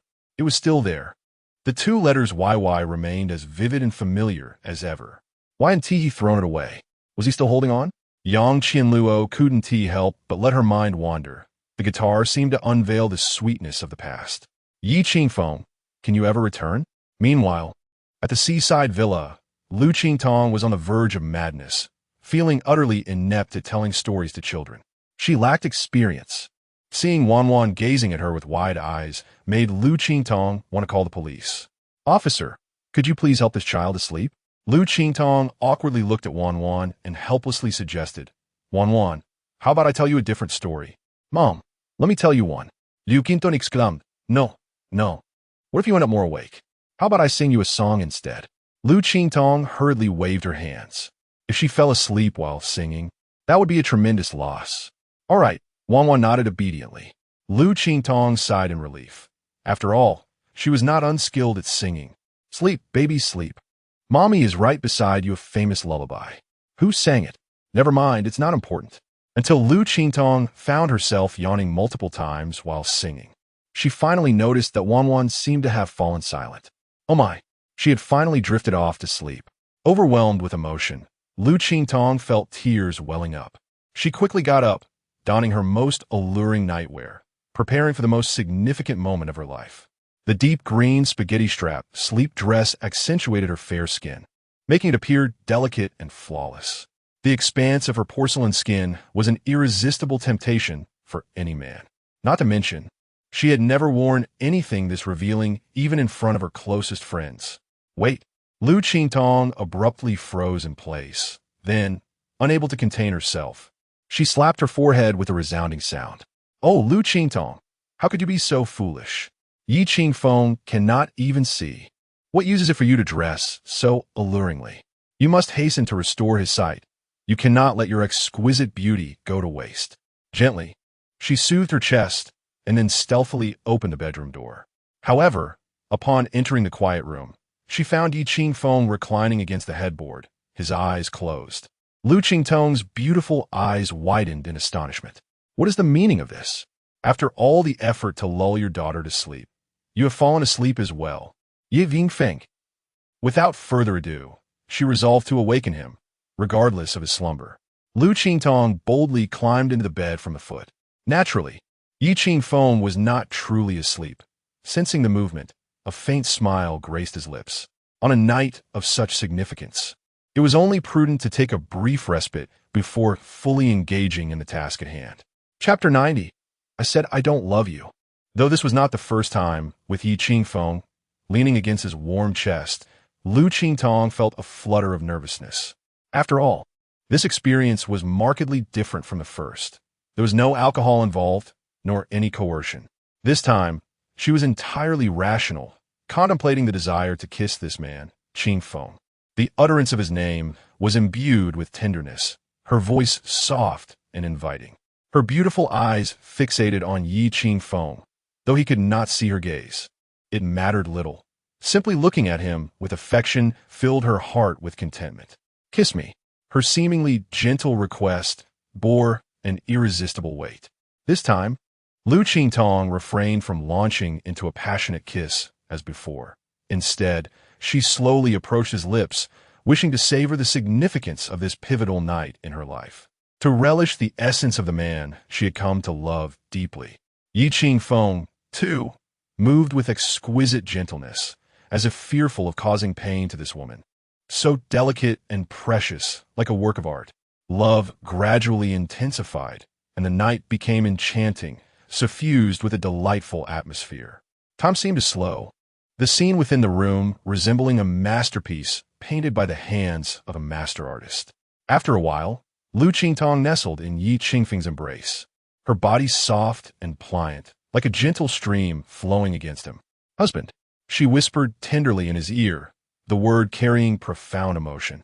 Qingfeng pressed a gentle kiss on her forehead, holding her close, his eyes blissfully closed. Their serene moment was abruptly interrupted by the cacophony of security guards outside. Both Liu Qingtong and Qingfeng opened their eyes simultaneously. Such noise was unwarranted at this late hour. What could be causing such commotion? Liu Qingtong, perplexed, rose and padded barefoot to the window. Upon witnessing the scene below, her beautiful eyes widened in astonishment. What is happening outside? Ye Qingfeng inwidit, curiosity pijuit. It seems to be Qian Luo. She is arguing with the security guards, Liu Qingtong replied candidly. Qingfeng's brow furrowed. What could she possibly want at this hour? Downstairs, 3 security guards stood in front of young Qian Luo, who appeared flushed and disoriented, swaying as she walked, evidently under the influence of alcohol. Don't stop me. Get away. Yang Qian Luo frantically waved her fair arms, and upon reaching the villa's entrance, she shouted loudly, Qingfeng, come out. I know you're inside. Come out. Seeing Yang Qian Luo's frantic outburst, the security guards grew increasingly anxious. Despite her noble status, everyone residing here was either wealthy or influential. One of the guards covered her mouth, attempting to muffle her voice while urging, Miss Yang, do you realize you're disturbing the peace? Please stop shouting. If you continue, we will have to restrain you. Qingfeng, come out. Yet Yang Qian Luo remained heedless, intoxicated and devoid of rational thought. This night, she was determined to uncover one answer. Miss Yang, the guards, now truly alarmed, attempted to pull her away toward the exit of the community. At that moment, the door of the villa swung open, and Liu Qingtong rushed out anxiously, apologizing to the security guard. I'm so sorry, I didn't mean to cause you trouble. The security guard, equally apologetic, replied, Miss Liu, we truly couldn't stop her. We disturbed your rest. In an effort to prevent the situation from escalating, Liu Qingtong pulled Yang Qianluo inside, firmly closing the door behind them. Qianluo, what on earth are you doing?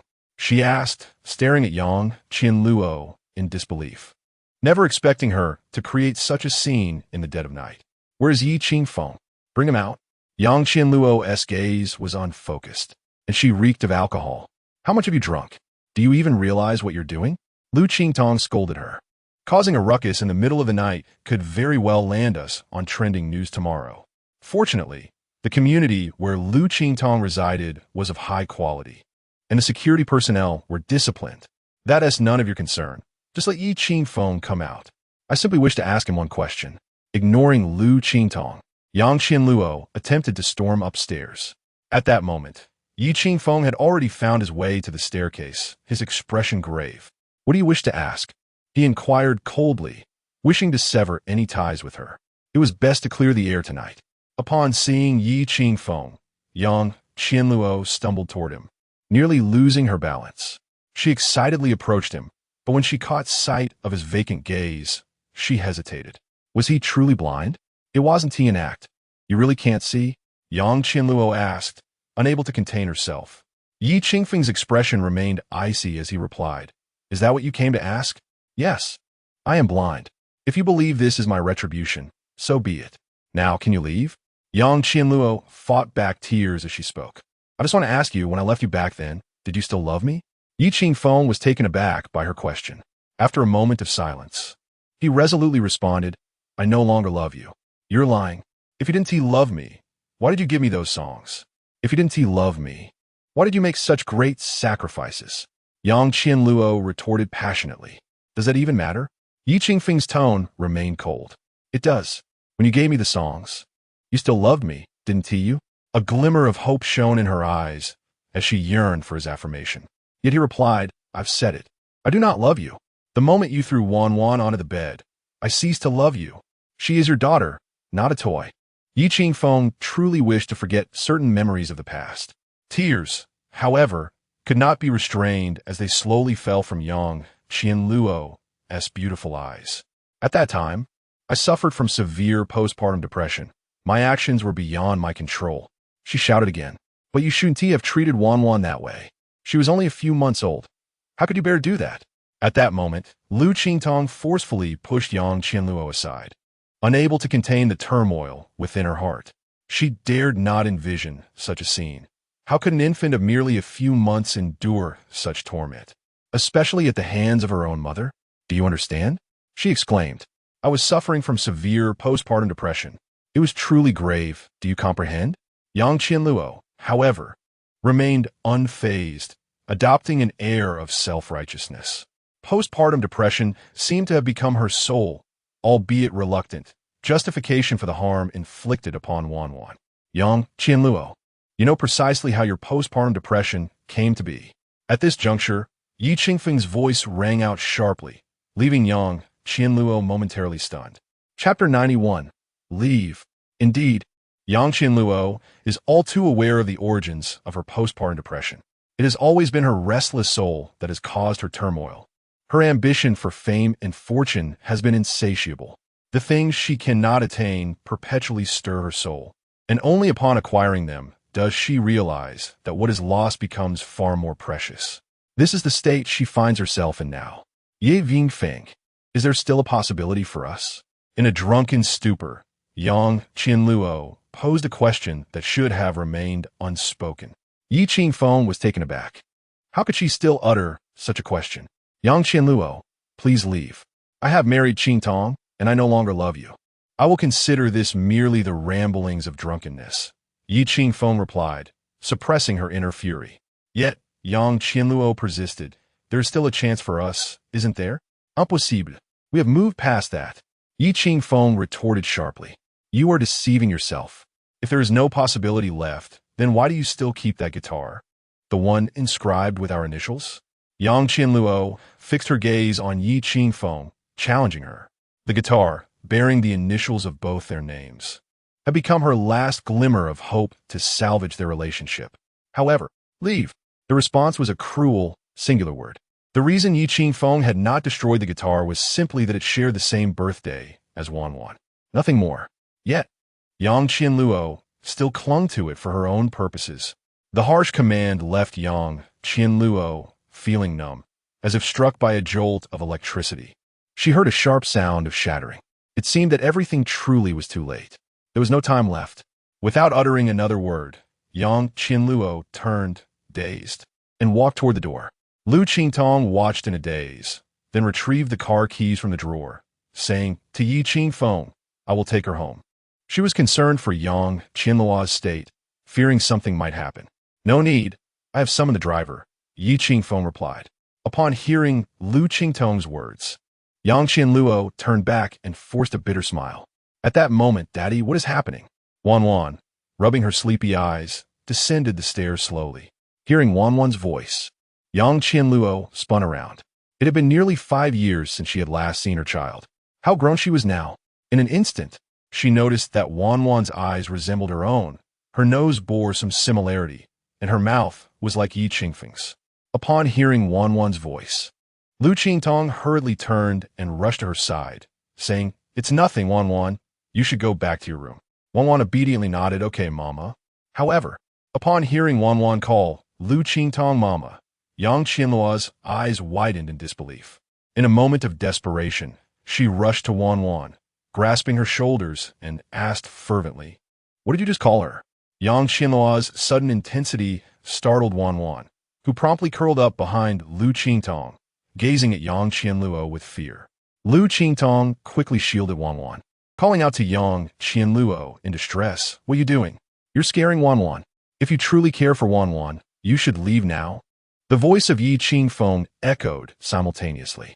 Tears flowed more freely, uncontrollably. Yang Qianluo gazed at Wanwan in agony, fully aware that revealing the truth at this moment would be too much for her tender heart to bear. Yet, as Wanwan called out for her mother, Liu Qingtong, Yang Qianluo found herself unable to accept this reality. An eerie silence enveloped the room, a silence that felt almost suffocating, until Yang Qianluo rose painfully to her feet.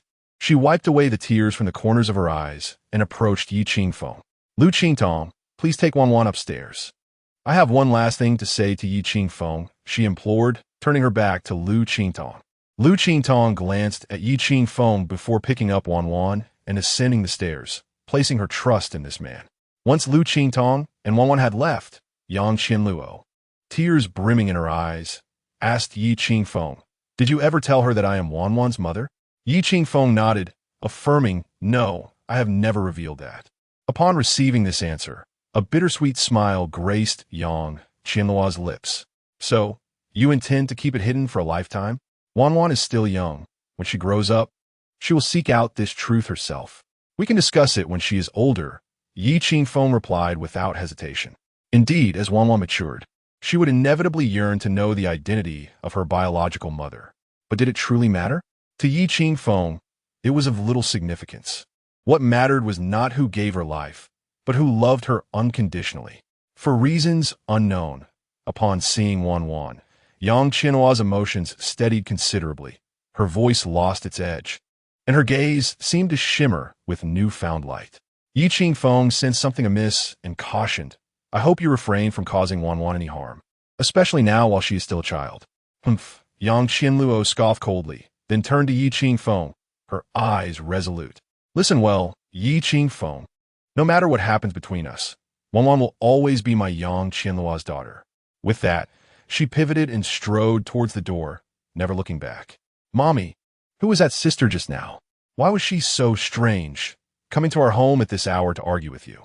Wanwan lay beside Liu Qingtong, her large eyes blinking with curiosity. For a moment, Liu Qingtong was at a loss for words, gently stroking Wanwan's hair. "Sweetheart, this is a matter for adults. It's time for you to sleep, all right?" "Oh," Wanwan pouted, responding with a soft "oh." Yet, after a brief moment, her curiosity got the better of her. She turned to Liu Qingtong and said, "Actually, I know who that sister is." These words made Liu Qingtong's heart skip a beat. She gazed at Wanwan in astonishment and asked, "You know who she is? Is her name Yang Qianluo?" Wanwan stared back with wide, innocent eyes. "How did you know?" Liu Qingtong inquired eagerly. Wanwan innocently replied, "I saw her on television before. That sister seems to be quite a big star." Upon learning that Wanwan had come to know Yang Qianluo this way, Liu Qingtong couldn't help but breathe a sigh of relief and smiled. "Yes, she is a singer, just like your mother." Wanwan then posed a question that left Liu Qingtong speechless. "Mom, does she like Dad too? Is she trying to steal him away from you?" How perceptive today's children are. Just as Liu Qingtong pondered how to articulate her thoughts, Wanwan giggled, wrapped her arms around Liu Qingtong's, and assured Mom, "Don't be afraid. Dad and I only love you. Next time, I'll help keep an eye on Dad and make sure no other woman gets close to him." Chapter 92. Mother, I saw nothing. Is Wanwan asleep? Yi Qingfeng inquired softly upon hearing Liu Qingtong emerge from Wanwan's room. The events of the night left him with a sense of guilt, as he had not anticipated Yang Qianluo's unexpected outburst. How did Qianluo return home? Did the driver take her? Despite Yang Qianluo's drunken antics, Liu Qingtong remained concerned for her safety. Yi Qingfeng nodded. Yes, the driver took her home. I'm sorry, he said, and Liu Qingtong paused momentarily, surprised by his apology, before breaking into a gentle smile. Silly, it's not your fault. Yi Qingfeng reached out, tenderly embracing her, reflecting, in hindsight, I shouldn't have kept that guitar.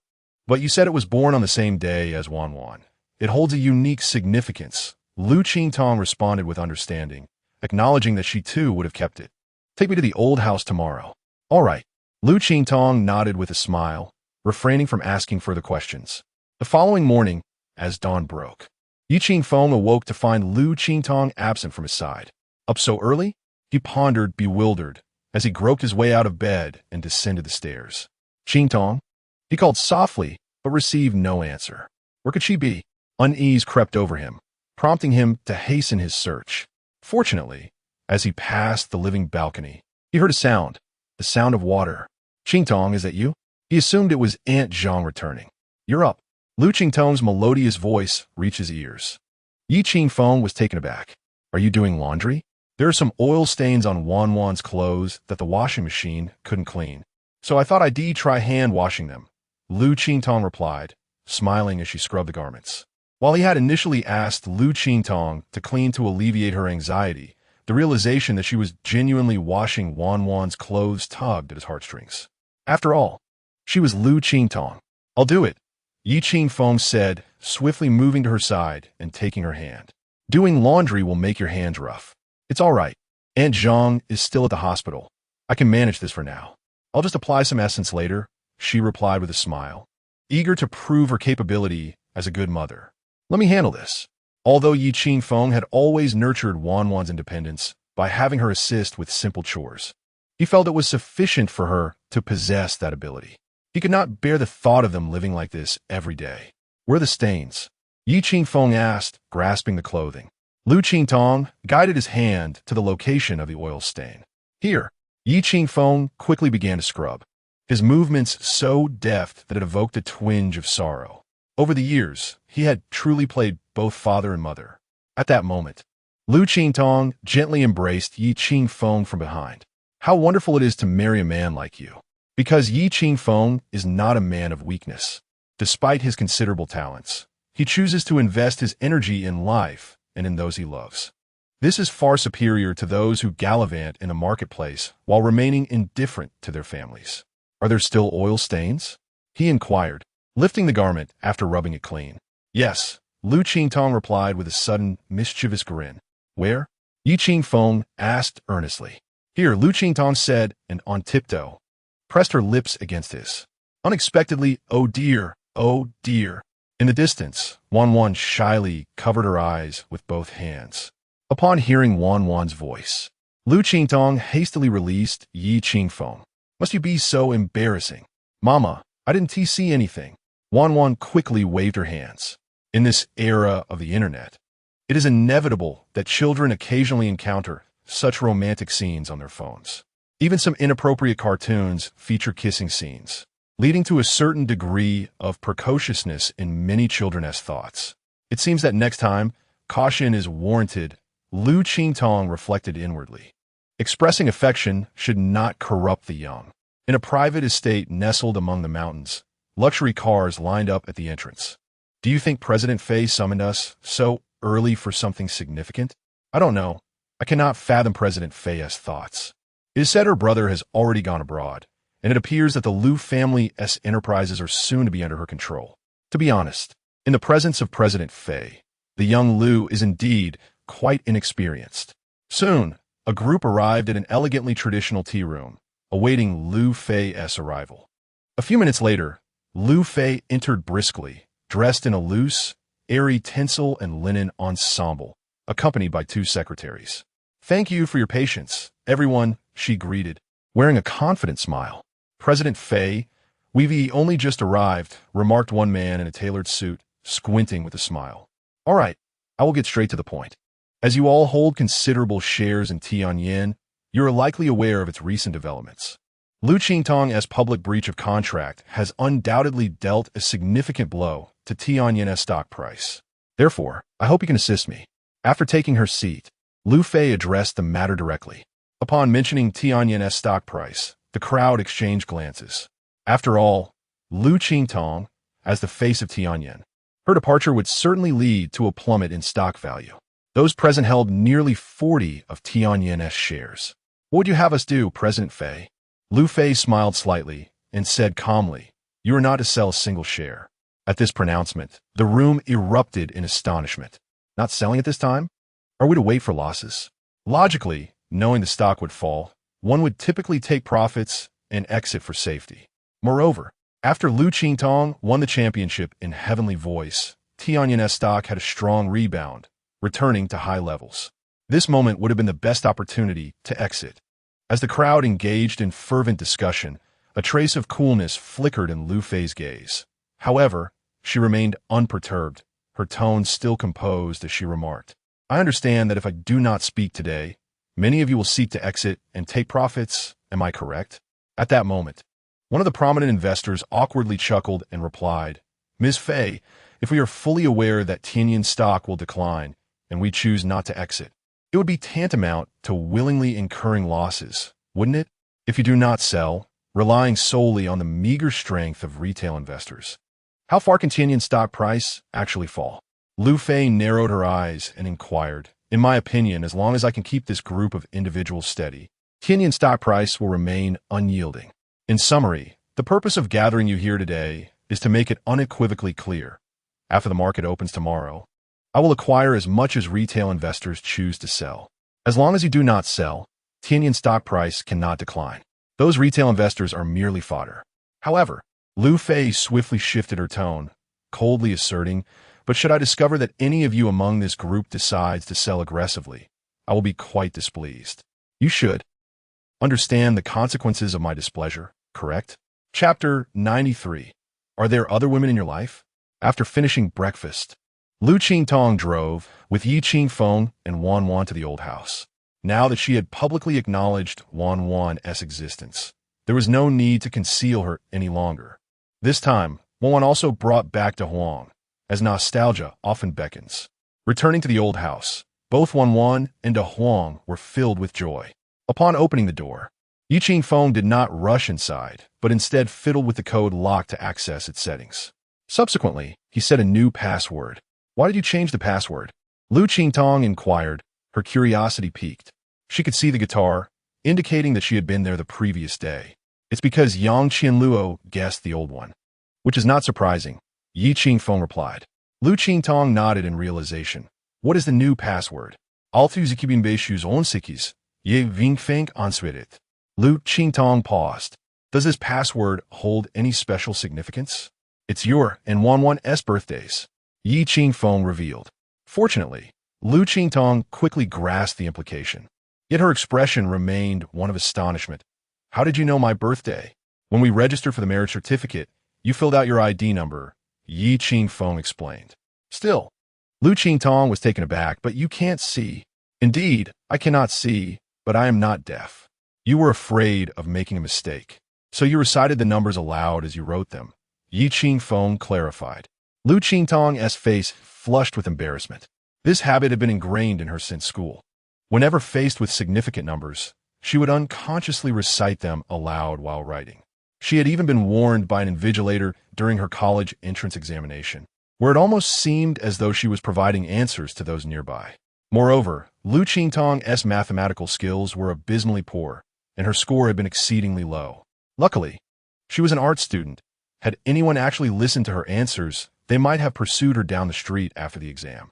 With a sheepish smile, Liu Qingtong made a mental note to remember the password this time. She resolved to amend this troublesome habit before entering it again. After changing the password, Yi Qingfeng entered the bedroom only to discover that the guitar was no longer on the windowsill. It had been taken by Yang Qianluo, which caused him to furrow his brow.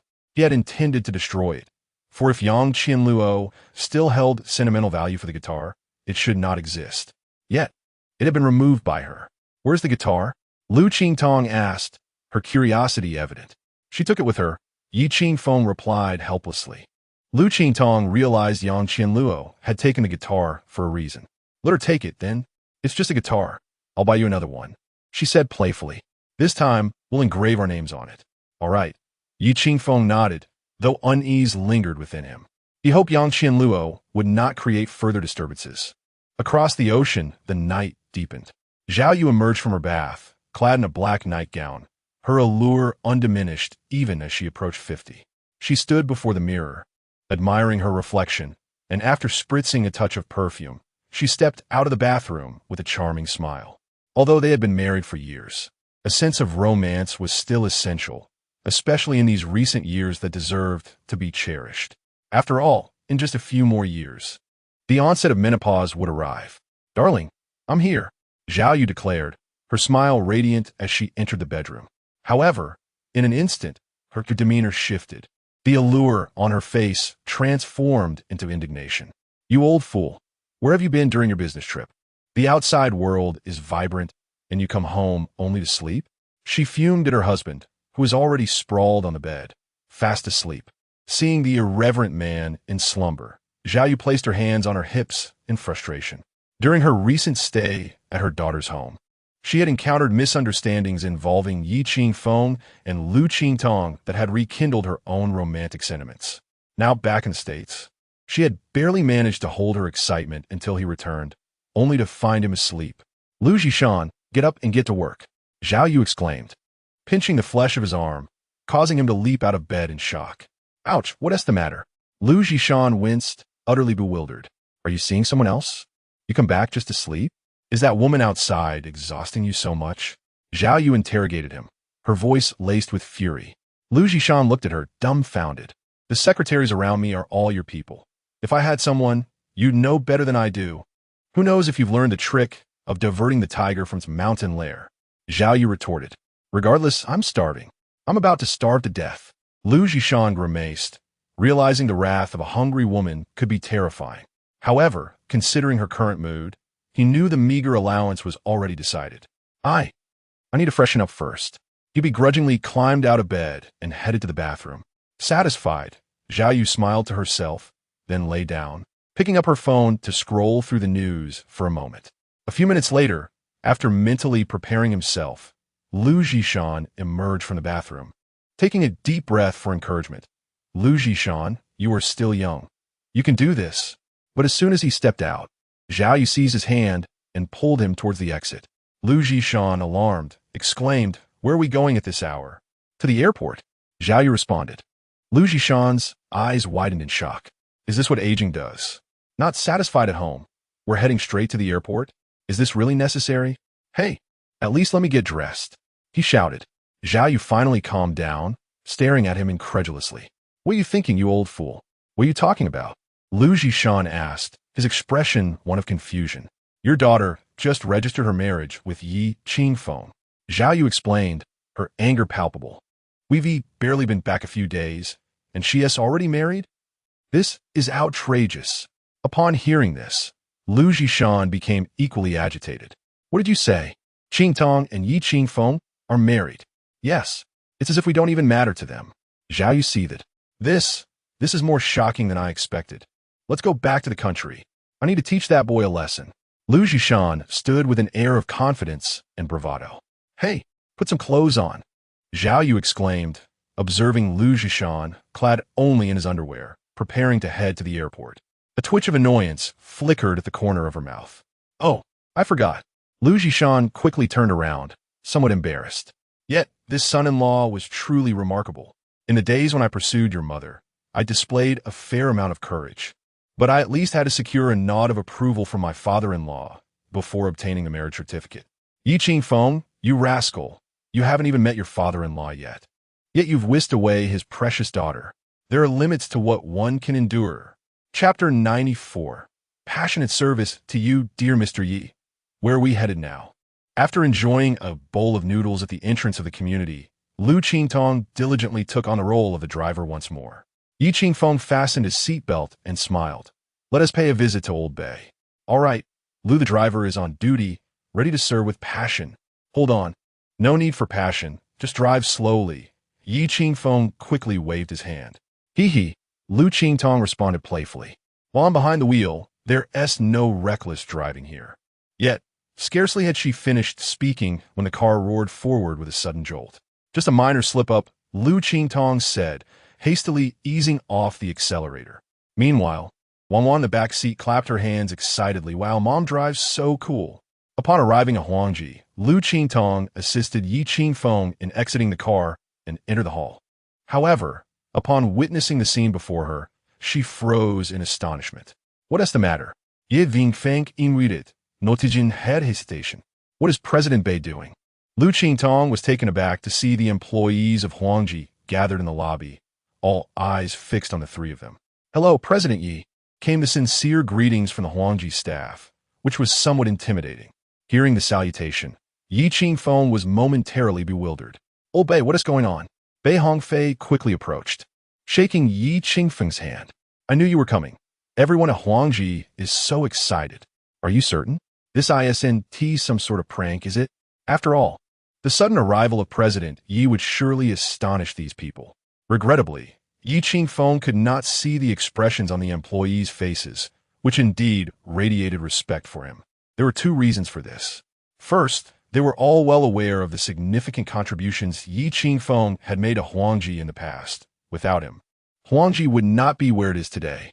Second, the employees genuinely loved being part of Huangji, which is renowned for its positive atmosphere within the industry. Here, there was hardly any backstabbing, and opportunities were equitable for all. These principles were all introduced by Yi Qingfeng. Therefore, how could they not respect someone who had made such remarkable contributions to Huangji? I should have refrained from sending you a message in advance. Yi Qingfeng patted Bei Hongfei's shoulder, feeling a swell of emotion within. He had not misjudged him. Bei Hongfei was indeed a brother worth having for a lifetime. Hello, Uncle Bai, Van chimed in, greeting Bei Hongfei vis utmost courtesy. This was also Bei Hongfei's first encounter with Wanwan, and he was pleasantly surprised by the charming little girl. Oh my, your name is Wanwan, right? Bei Hongfei's voice instantly softened. Wanwan giggled and nodded, yes. I'm Wanwan. Alas, Uncle didn't know you were coming, and I haven't prepared a gift for our first meeting. How about this, Xiao Wu? Go to the toy store and buy a present for Wanwan. Xiao Wu immediately stepped forward, brimming with excitement. President Bei, what should I buy? The question caught Bei Hongfei off guard. After a brief pause, he replied, let's purchase all the toys in the store and allow Wanwan to choose for herself. Yi Qingfeng, Liu Qingtong, Wanwan. Bei Hongfei led Yi Qingfeng and the others to the observation garden on the top floor, a place he cherished dearly. It exuded a sense of tranquility. Qingtong, do savor our specially crafted coffee. I assure you, you have never tasted anything like it before. The coffee beans, personally ground by Bei Hongfei, are not something one can find elsewhere, are they? Mr. Bei, you need not trouble yourself. We would feel quite embarrassed. Observing Bei Hongfei's relentless efforts, Liu Qingtong felt a touch of discomfort. His enthusiasm was overwhelming. Bei Hongfei chuckled heartily, then placed a steaming cup of coffee before Yi Qingfeng, stating, Qingfeng, I have contacted a seasoned ophthalmologist from the country who will be available to visit the day after tomorrow. Would you like him to take a look? Yi Qingfeng was aware that Bei Hongfei had been diligently searching for a doctor on his behalf. All right. Yi Qingfeng smiled gratefully, not wishing to squander his kindness. He too yearned to regain his sight swiftly, lest he impose undue pressure on Liu Qingtong. At that moment, Yi Qingfeng's expression grew serious as he inquired, Brother Hongfei, do you truly possess additional evidence regarding He Bang? In Bei Hongfei's presence, he would not lie. He nodded and replied, indeed, I have substantial proof of his bribery of key figures. If revealed, he would surely face imprisonment. Upon learning that Bei Hongfei indeed held such evidence, Yi Qingfeng's demeanor became even graver. He found himself increasingly concerned for Bei Hongfei's safety. After all, he understood the precarious nature of their industry all too well. It was a gathering of unscrupulous individuals, and if anyone dared to disrupt this delicate balance, they would undoubtedly pay a steep price. Yi Qingfeng fell silent for a moment before speaking. The evidence you possess, no one else is aware of it, correct? Logically, aside from the few assisting me. No one else knows, Bei Hongfei replied, gazing at Yi Qingfeng with a hint of curiosity. If you need it, I can provide it at any time. I don't need it. Yi Qingfeng interjected. I merely wish to emphasize that you must not reveal that evidence as you did yesterday. Even if Yi Bang cannot ascertain the existence of substantial evidence in your possession, he would certainly not dare to take the gamble. I fear. Yi Qingfeng hesitated, his words trailing off. Bei Hongfei understood his unspoken concern, but simply smiled lightly, saying, There's no need to worry. I am unafraid. As a solitary figure, if my life can contribute to a cleaner industry, it is worth it. We should focus on our own endeavors. Moreover, what the public truly cherishes are high-quality works. As the public's aesthetic standards elevate, those who rely solely on underhanded tactics will naturally find it increasingly difficult to thrive. He vividly recalled the catastrophic upheaval that struck the entertainment industry in 2018, when nearly 50 of film and entertainment companies across the nation collapsed, and tax evasion scandals were thoroughly investigated, leading to the imprisonment of countless executives. Yi Qingfeng's company had risen to prominence during that time. Unfortunately, he had been rather careless, and a treacherous accident orchestrated by his enemies transported him to this realm. This explains why, upon arriving in this dimension, he lost interest in the tumultuous battles of commerce. It was only in the solitary moments of his previous life that he truly comprehended what is essential in life. It is the shared experiences with loved ones, engaging in matters of mutual interest, and embracing one another as they gracefully age together. Fortunately, fate has granted him a second chance. Liu Qingtong and Wan represent the most precious bond he must cherish in this lifetime. Everything else pales in significance, as long as they refrain from causing trouble. Chapter 95. Do you love me? Very well. As long as this evidence no longer poses a threat to our safety, I shall refrain from revealing it. Bei Hongfei comprehended Yi Qingfeng's implication and solemnly nodded in agreement. Initially, he had discreetly gathered this evidence primarily for self-preservation. By the way, Qingfeng, how do you intend to address the penalty for Qingtong's breach of contract? Bei Hongfei inquired, casting a glance at Yi Qingfeng. After all, this matter was inescapable and represented their most significant dilemma at present. In response to this issue, Liu Qingtong was the first to speak, stating, even if it comes to litigation, the compensation would only amount to a few billion, perhaps over 100 billion, which Tianyin cannot possibly win, as there has never been a precedent for such a case in the entertainment industry. Moreover, Liu Qingtong could readily afford several billion. If necessary, I could sell off a few properties under my name. I shall not pay a single penny in compensation. However, at that moment, Yi Qingfeng spoke with a calm demeanor. This revelation astonished both Bei Hongfei and Liu Qingtong, who gazed at him in surprise and asked, What do you plan to do? I intend to short Tianyin and facilitate a change in ownership. Upon hearing this, Bei Hongfei expressed disbelief, stating, Currently, Tianyin's market value hovers around 20 billion. With Liu Xiao holding 32, amounting to over 6 billion. To surpass Liu Xiao, we would require at least 6 billion in funds, which I could only procure by selling off shares of Huangji. Of course, if it comes to that, Qingfeng, for your sake, I would be willing to part with my Huangji shares. Bei Hongfei's generosity moved Yi Qingfeng, yet he shook his head resolutely, replying, Brother Hongfei, I appreciate your goodwill. Although Tianyin's market value stands at 20 billion now, what if the stock price were to halve? Qingfeng, I understand your reasoning. However, even though I purchased some shares of Tianyin last time, the proportion is too small.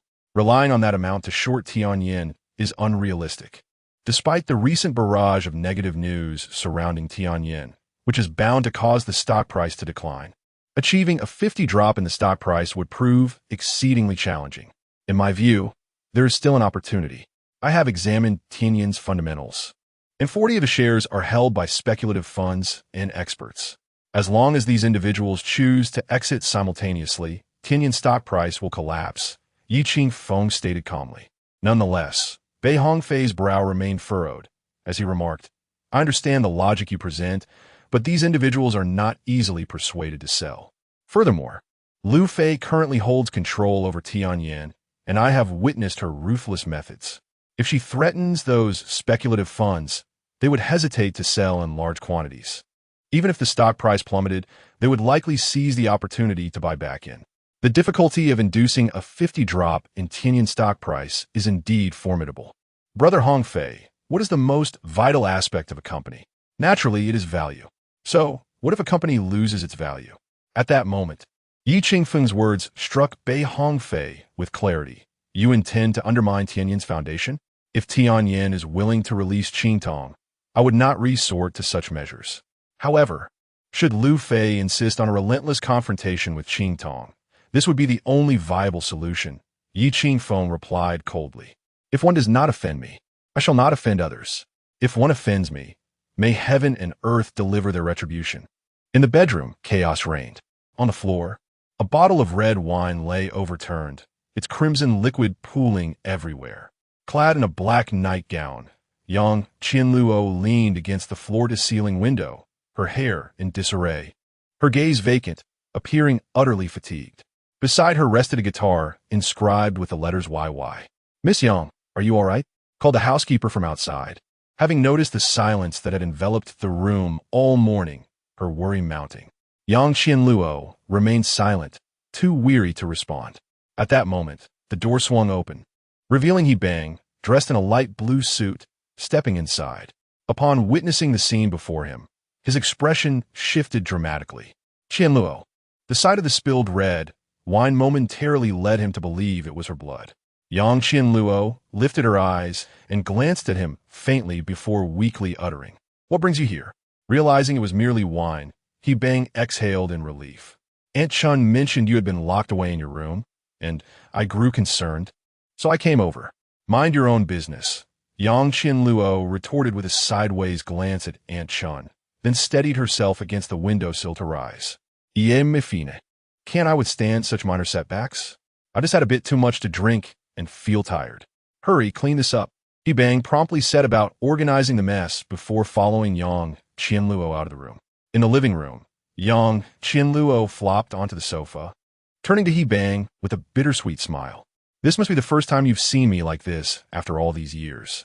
He Bang nodded, acknowledging that Liu Qingtong had indeed crossed the line this time, sabotaging the show entirely. "You're Weibo," he began, but abruptly swallowed the rest of his words.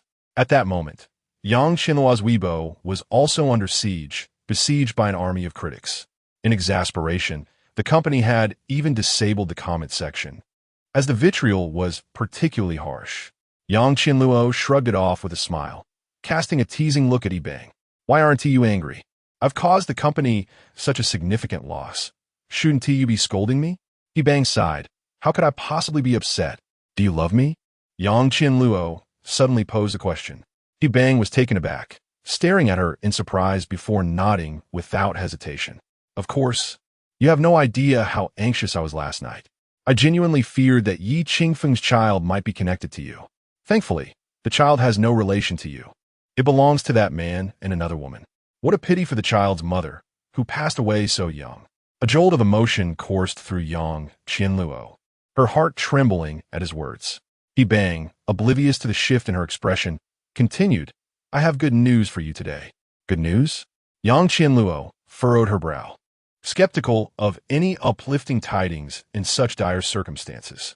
"I have a friend who has returned from Berkeley." Yang Qianluo, puzzled, inquired, "What relevance does that have to me?" His voice bears a striking resemblance to Yezi's, and his creative talent is equally commendable. He Bang raised an eyebrow and smiled. Yet, Yang Qianluo remained perplexed. And then, He Bang narrowed his eyes and smiled deviously. "I can make him become Yezi."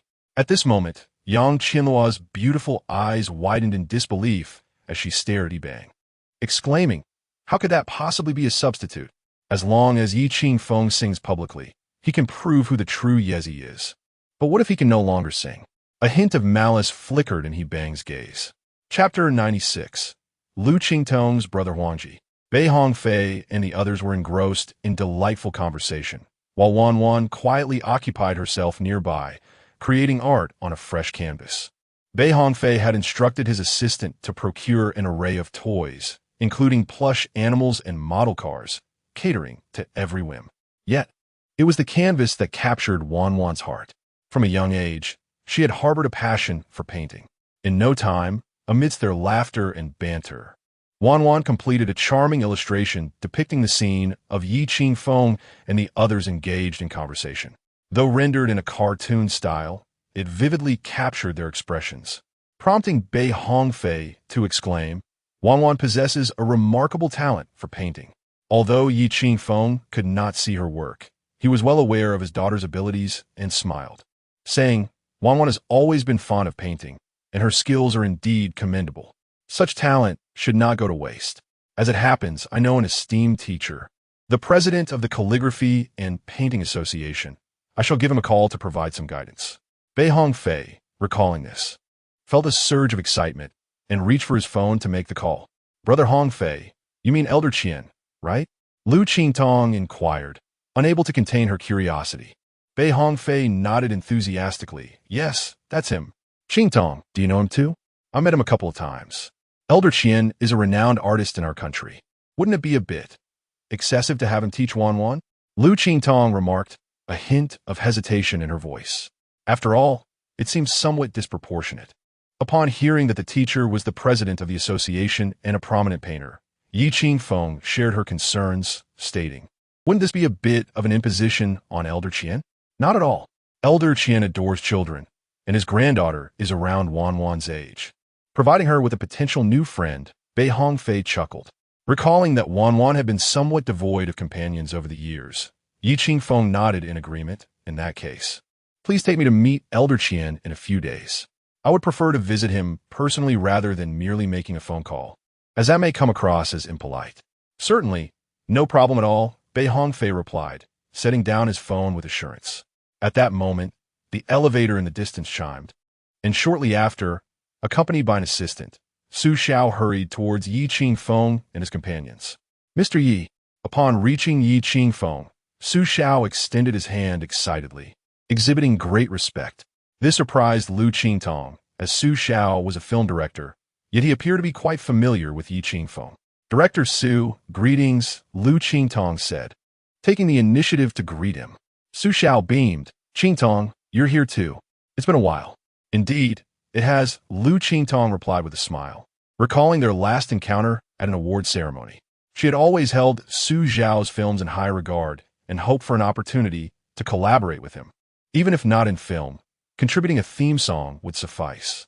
At this juncture, Su Xiao shifted his gaze back to Yi Qingfeng, noticing the vacant look in his eyes, which evoked a sense of melancholy on his face. He had certainly seen the news online. Otherwise, he would not have rushed over today. "Mr. Yi, about your eyes." Su Xiao gazed at Yi Qingfeng with a hint of concern. "Will you be able to recover? I know several reputable specialists. Perhaps I should invite them to examine you." Yi Qingfeng smiled appreciatively. "It's all right. Brother Hongfei has already arranged for a doctor. I will take it one step at a time, and I shall be fine." "Old Su, how is the film coming along?" Bei Hongfei inquired with a smile, fully aware that some issues had arisen during the recent filming. This was precisely why he had called Su Xiao to seek Yi Qingfeng's perspective. Su Xiao offered an awkward smile. "Overall, it is going well, but there are a few shots I am uncertain about, so I wanted to consult Mr. Ye's opinion." However, Su Xiao hesitated, as Yi Qingfeng's blindness presented challenges in guiding the visuals. "I apologize, Director Su. This is my fault. I should have been present on set."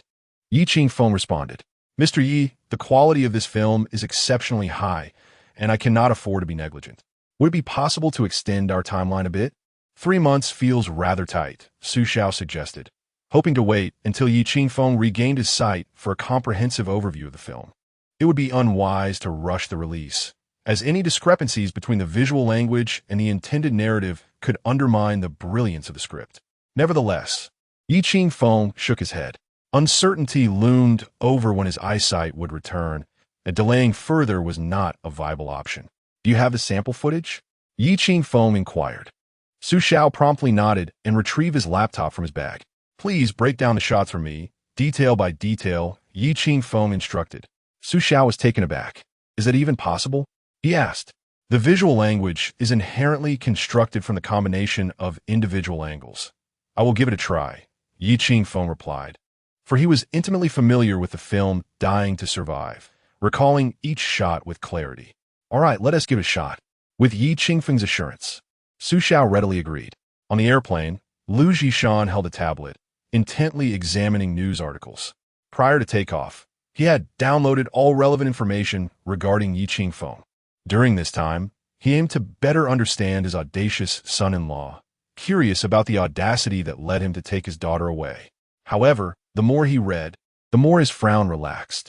"This young man has quite the depth," Liu Qingtong remarked, pointing at the screen with unrestrained admiration. Zhao Yu, who had been anticipating a scolding from Liu Qingtong, was taken aback by his approval. She glanced at her husband, somewhat speechless. "Have your standards for a son-in-law really dropped so low? This young man does have a lovely singing voice." Liu Qingtong removed his headphones and offered them to Zhao Yu. "Why don't you give it a listen?" Zhao Yu retorted, singing one tea put food on the table. "The crux of the matter is, we know nothing about Yi Qingfeng's background. At the very least, we should know what his parents do. In matters of marriage, compatibility is essential. Moreover, he has a daughter. This is our daughter. Has she not become a pawn in someone else's game?" Upon the mention of Yi Qingfeng having a daughter, Liu Qingtong's brow furrowed once more. "You see, you are quite concerned about this matter, aren't you?" Zhao Yu puffed his cheeks and remarked, "Unexpectedly, at my age, is it not a tad too youthful to become a grandfather?" Zhao Yu exclaimed, "How can you, as her father, be so heartless?" Liu Qingtong set aside his tablet, offering a slight smile, and said, "In truth, I have faith in Qingtong. Our daughter has never let us down over the years. If she genuinely cherishes Yi Qingfeng, and she is aware of his circumstances, as her father, my only wish is for her happiness. After all, I'm all too aware of the high standards Liu Qingtong holds for men. The man who captures her heart must undoubtedly possess remarkable qualities." Nevertheless, Zhao Yu's brow remained tightly knit as he responded, "What is your approval matter? Xiao Chen will surely never accept Yi Qingfeng." The Xiao Chen Zhao Yu mentioned is none other than Liu Qingtong's elder brother, Liu Xiaochen. Everything the Liu family possesses today has been forged through his relentless efforts. He has always held deep affection for his sister. How could he possibly tolerate the thought of her marrying a man with a daughter? Chapter 97. Are you marrying, or is your daughter? Upon mentioning his son, Liu Qingtong could not help but let out a sigh. Alas, there seems to be no remedy for him. What can one expect when born into wealth? Without Liu Xiaocheng, Liu Qingtong might still be managing a modest factory in his hometown, rather than overseeing a global enterprise. It is fortunate to have such a son. Liu Qingtong awkwardly touched his nose and remarked, "As for her brother, that is something she must handle herself. As a father, I cannot interject. Look at you as a father. Although Xiaocheng is not my flesh and blood, he is still your son, is he not?" "I've never seen a father so intimidated by his son," Zhao Yu retorted, casting an exasperated glance at Liu Qingtong. Nonetheless, despite Liu Xiaocheng not being her biological child, Zhao Yu held a favorable view of him. After all, he was handsome, affluent, and quite dutiful towards her as a stepmother. Liu Qingtong chuckled ruefully. "All right, you would prefer that Xiaocheng assist you." However, the matter of Qingtong's marriage still needed to be communicated to Xiaocheng. "I have already mentioned it," Zhao Yu stated. "What?" Liu Qingtong exclaimed in surprise. "At least give me a heads up. What sort of preparation do you need? Are you marrying, or is your daughter?" Zhao Yu replied, exasperated, having never encountered a father so fearful of his son. "And what does Xiaocheng have to say about it?" Liu Qingtong inquired anxiously. Zhao Yu chuckled. "He'll probably arrive in Haisher around the same time as us. Old Liu, I must remind you, if Xiaocheng becomes enraged and confronts that Yi Qingfeng today, you cannot intervene. I must assist him. You dare. I must support Xiaocheng. Mr. Yi, your skills are truly remarkable. The techniques you employed have resolved the issues that have troubled me for days." At that moment, Su Zhao's face radiated admiration for Yi Qingfeng. It was indeed unexpected that, without the benefit of visible footage, Yi Qingfeng could unravel a problem that had perplexed him for many days through mere analysis of the camera's intricate details. Moreover, even just a few sample clips had captivated Liu Qingtong, prompting her to inquire, "Qingfeng, is this film about leukemia patients? It seems profoundly meaningful. Qingtong, would you like to join this film?" Yi Qingfeng asked with a slight smile. This question took both Liu Qingtong and Su Xiao by surprise. As the casting for the production had already been finalized, there was no room for additional roles. While a cameo might be feasible, assigning Liu Qingtong even a minor part seemed excessive. Me? Liu Qingtong pointed to herself, and then posed a soul-searching question. Does this film have a female lead? Su Xiao awkwardly responded, it does, but initially she is a performer in a striptease and... Liu Qingtong interrupted. Yi Qingfeng laughed and clarified. What are you thinking? I was referring to the theme song of this film. In the original setting, the theme song of Dying to Survive was a duet by Zhang Jie and Zhang Baikan titled Only Ordinary. Though it did not become widely popular, it is a song imbued with significant meaning. In harmony with the film Dying to Survive, this song evokes profound emotions. Upon learning that she would be singing the theme song, Liu Qingtong nodded without hesitation, exclaiming, this is certainly doable. Su Xiao, brimming with excitement, thumped his thigh, proclaiming that having Qingtong perform the movie's theme song would be akin to adding wings to a tiger. This piece could be a duet. Yi Qingfeng cast a glance in Liu Qingtong's direction, yet he could not discern her exhilaration. Thus, is it you and I? Though her heart already held the answer, Liu Qingtong could not contain her inner thrill. Yi Qingfeng smiled and nodded, assuring her, I will bring you the score when I return home. Excellent. Let's head home. Bei Hong Fei. Su Xiao. Yi Qingfeng. Mei Yu. The meticulously made-up Yang Qianluo exhibited no trace of despondency. At that moment, her graceful figure stood outside the transparent recording studio, arms crossed, listening intently to the singer within. As the music ceased, He Bang turned to Yang Qianluo with an excited expression, inquiring, Qiqing's vocal timbre resembles Yezi's quite a bit, doesn't it? Yang Qianluo rested her chin on her hand, nodding in agreement. Indeed, their voices were somewhat alike, yet she felt the risks involved were still too significant. Moreover, although Yezi was quite popular, he had only released 2 singles. There was no need to impersonate him, was there? With a smirk, He Bang cautioned, do not underestimate Yezi's current popularity. During the month leading up to the release of your first album, your combined popularity was nowhere near that of Yezi's today. This is a rare and valuable IP that could generate substantial revenue for the company. Furthermore, once fans are convinced that Qiqing is Yezi, Yi Qingfeng will become a mere impersonator, and Liu Qingtong will be deceiving her fans. Both their personas will collapse. I've said it before, this charade cannot last long. While Yezi's voice may be imitable, what of his talent? Will there be no new songs in the future? Yang Qianluo found herself somewhat at a loss regarding He Bang's decision. Do you truly hold such a low opinion of me? At that moment, Qiqing's voice reached her ears. He was not angered by Yang Qianluo's words. Instead, he smiled confidently. Yang Qianluo's gaze flickered slightly. Qiqing pressed his lips together and began, firstly, I admit that the 2 songs Yezi has sung do possess some merit, but it is merely a smidgen. I could compose similar songs in a matter of days. Yang Qianluo's brow furrowed. Is everyone returning from Berkeley so arrogant? Noticing her silence, Qiqing continued, were it not for Mr. He requesting my assistance with this matter, I would not deign to impersonate Yezi.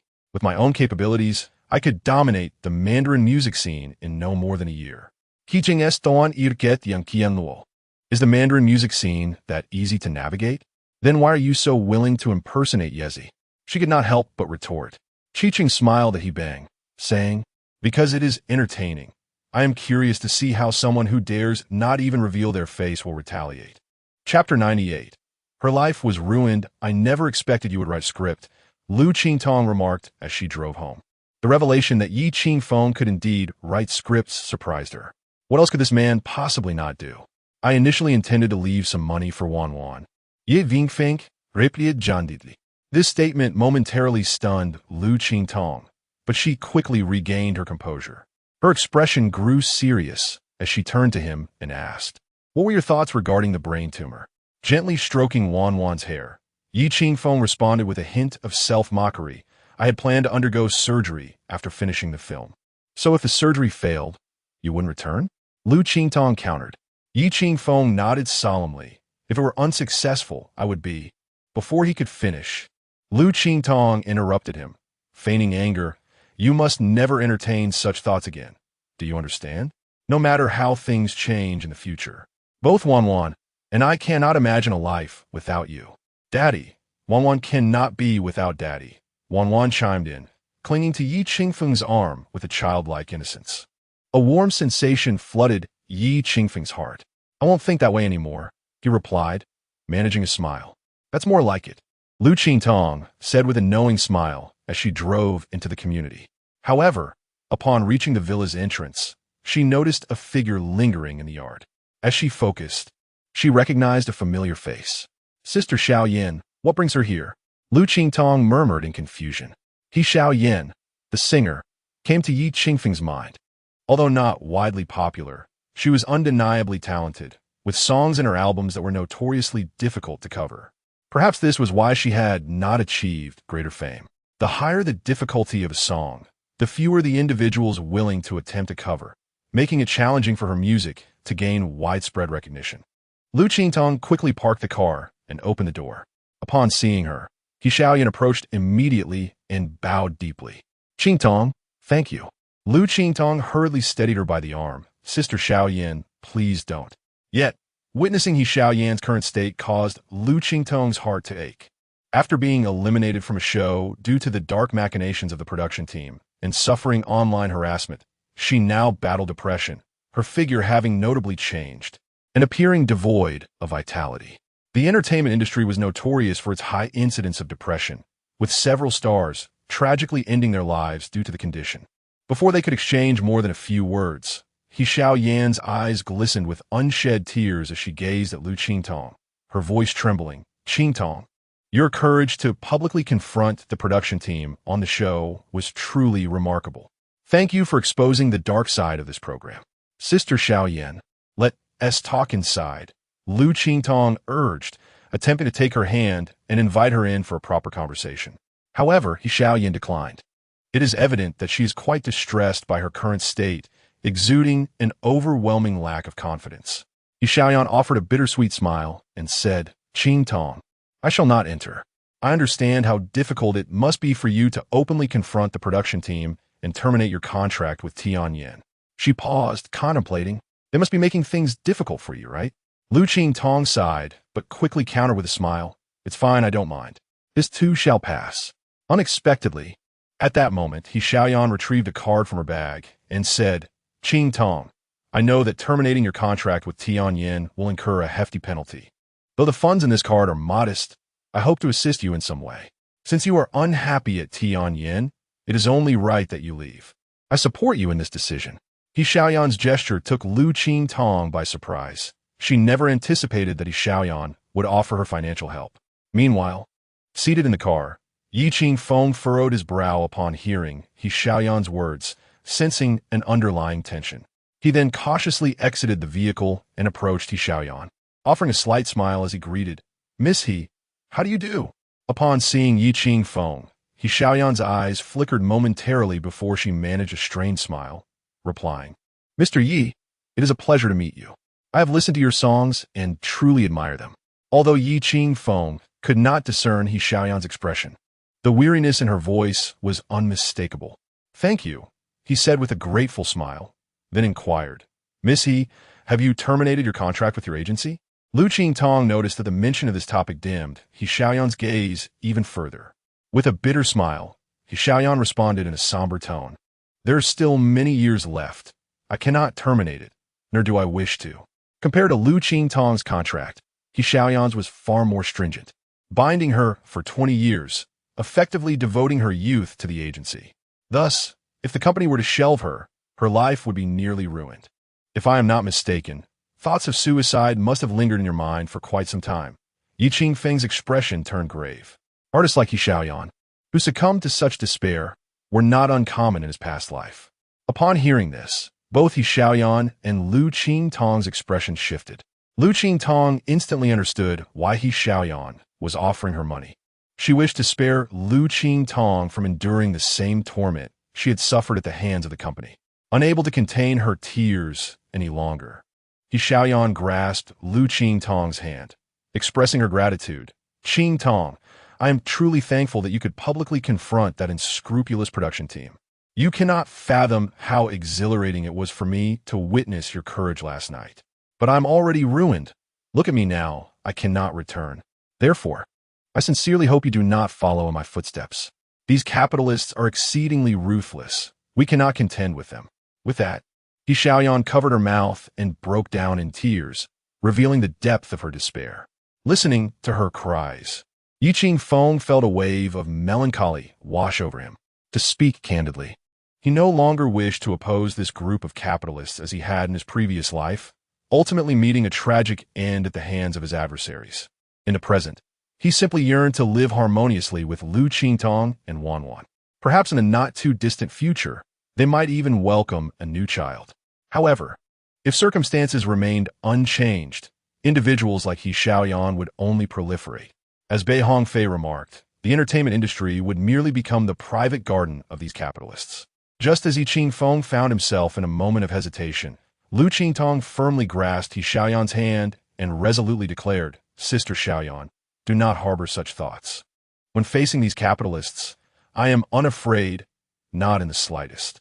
Everything will change, and you too, your talent, your life, should not be squandered by these people." Chapter 99.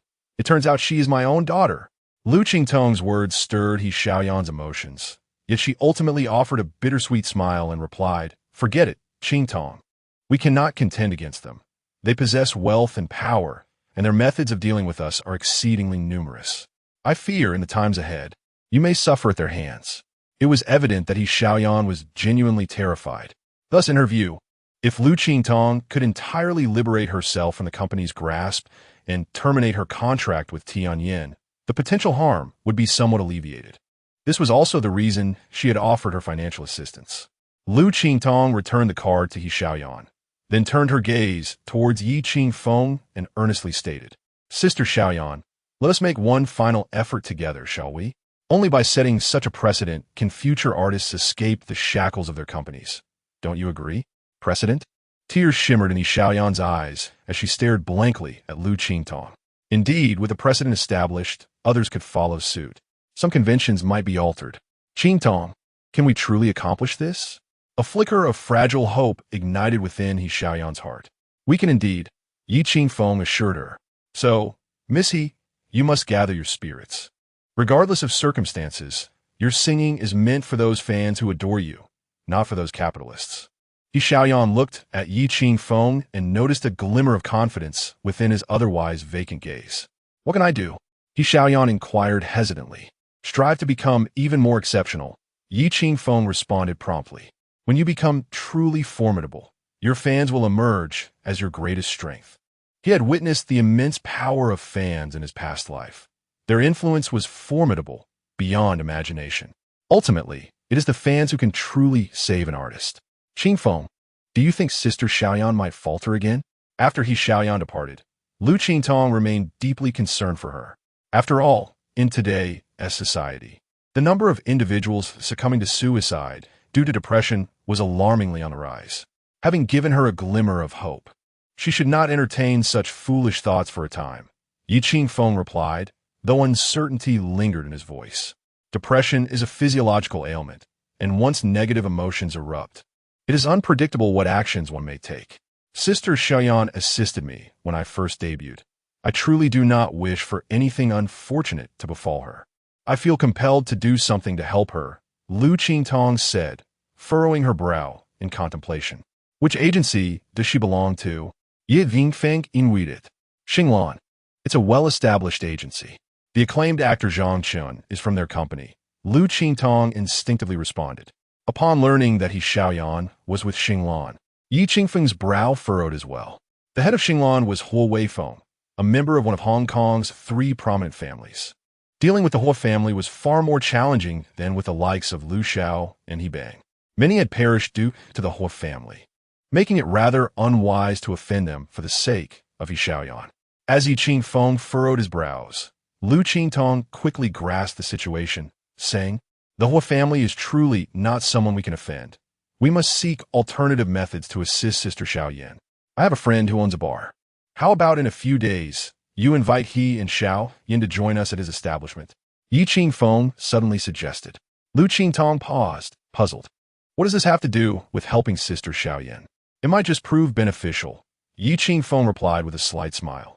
After all, confronting the whole family head-on would be unwise. Then let's take a different approach. I haven't visited a bar in quite some time. Liu Qingtong agreed with a nod, then playfully added, however, dear Mr. Yi, I urgently need your assistance with something. What is it? Yi Qingfeng inquired with curiosity.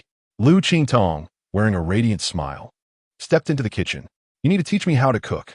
Aunt Zhang is still in the hospital, and I can't have you starving. Now, can I? You're going to cook again? Ye Qingfeng exclaimed in surprise. Liu Qingtong puffed out her cheeks. What do you mean again? Are you afraid? Can I say, just a little? I don't care. Whatever I make, you must eat. Liu Qingtong declared proudly, placing her hands on her hips.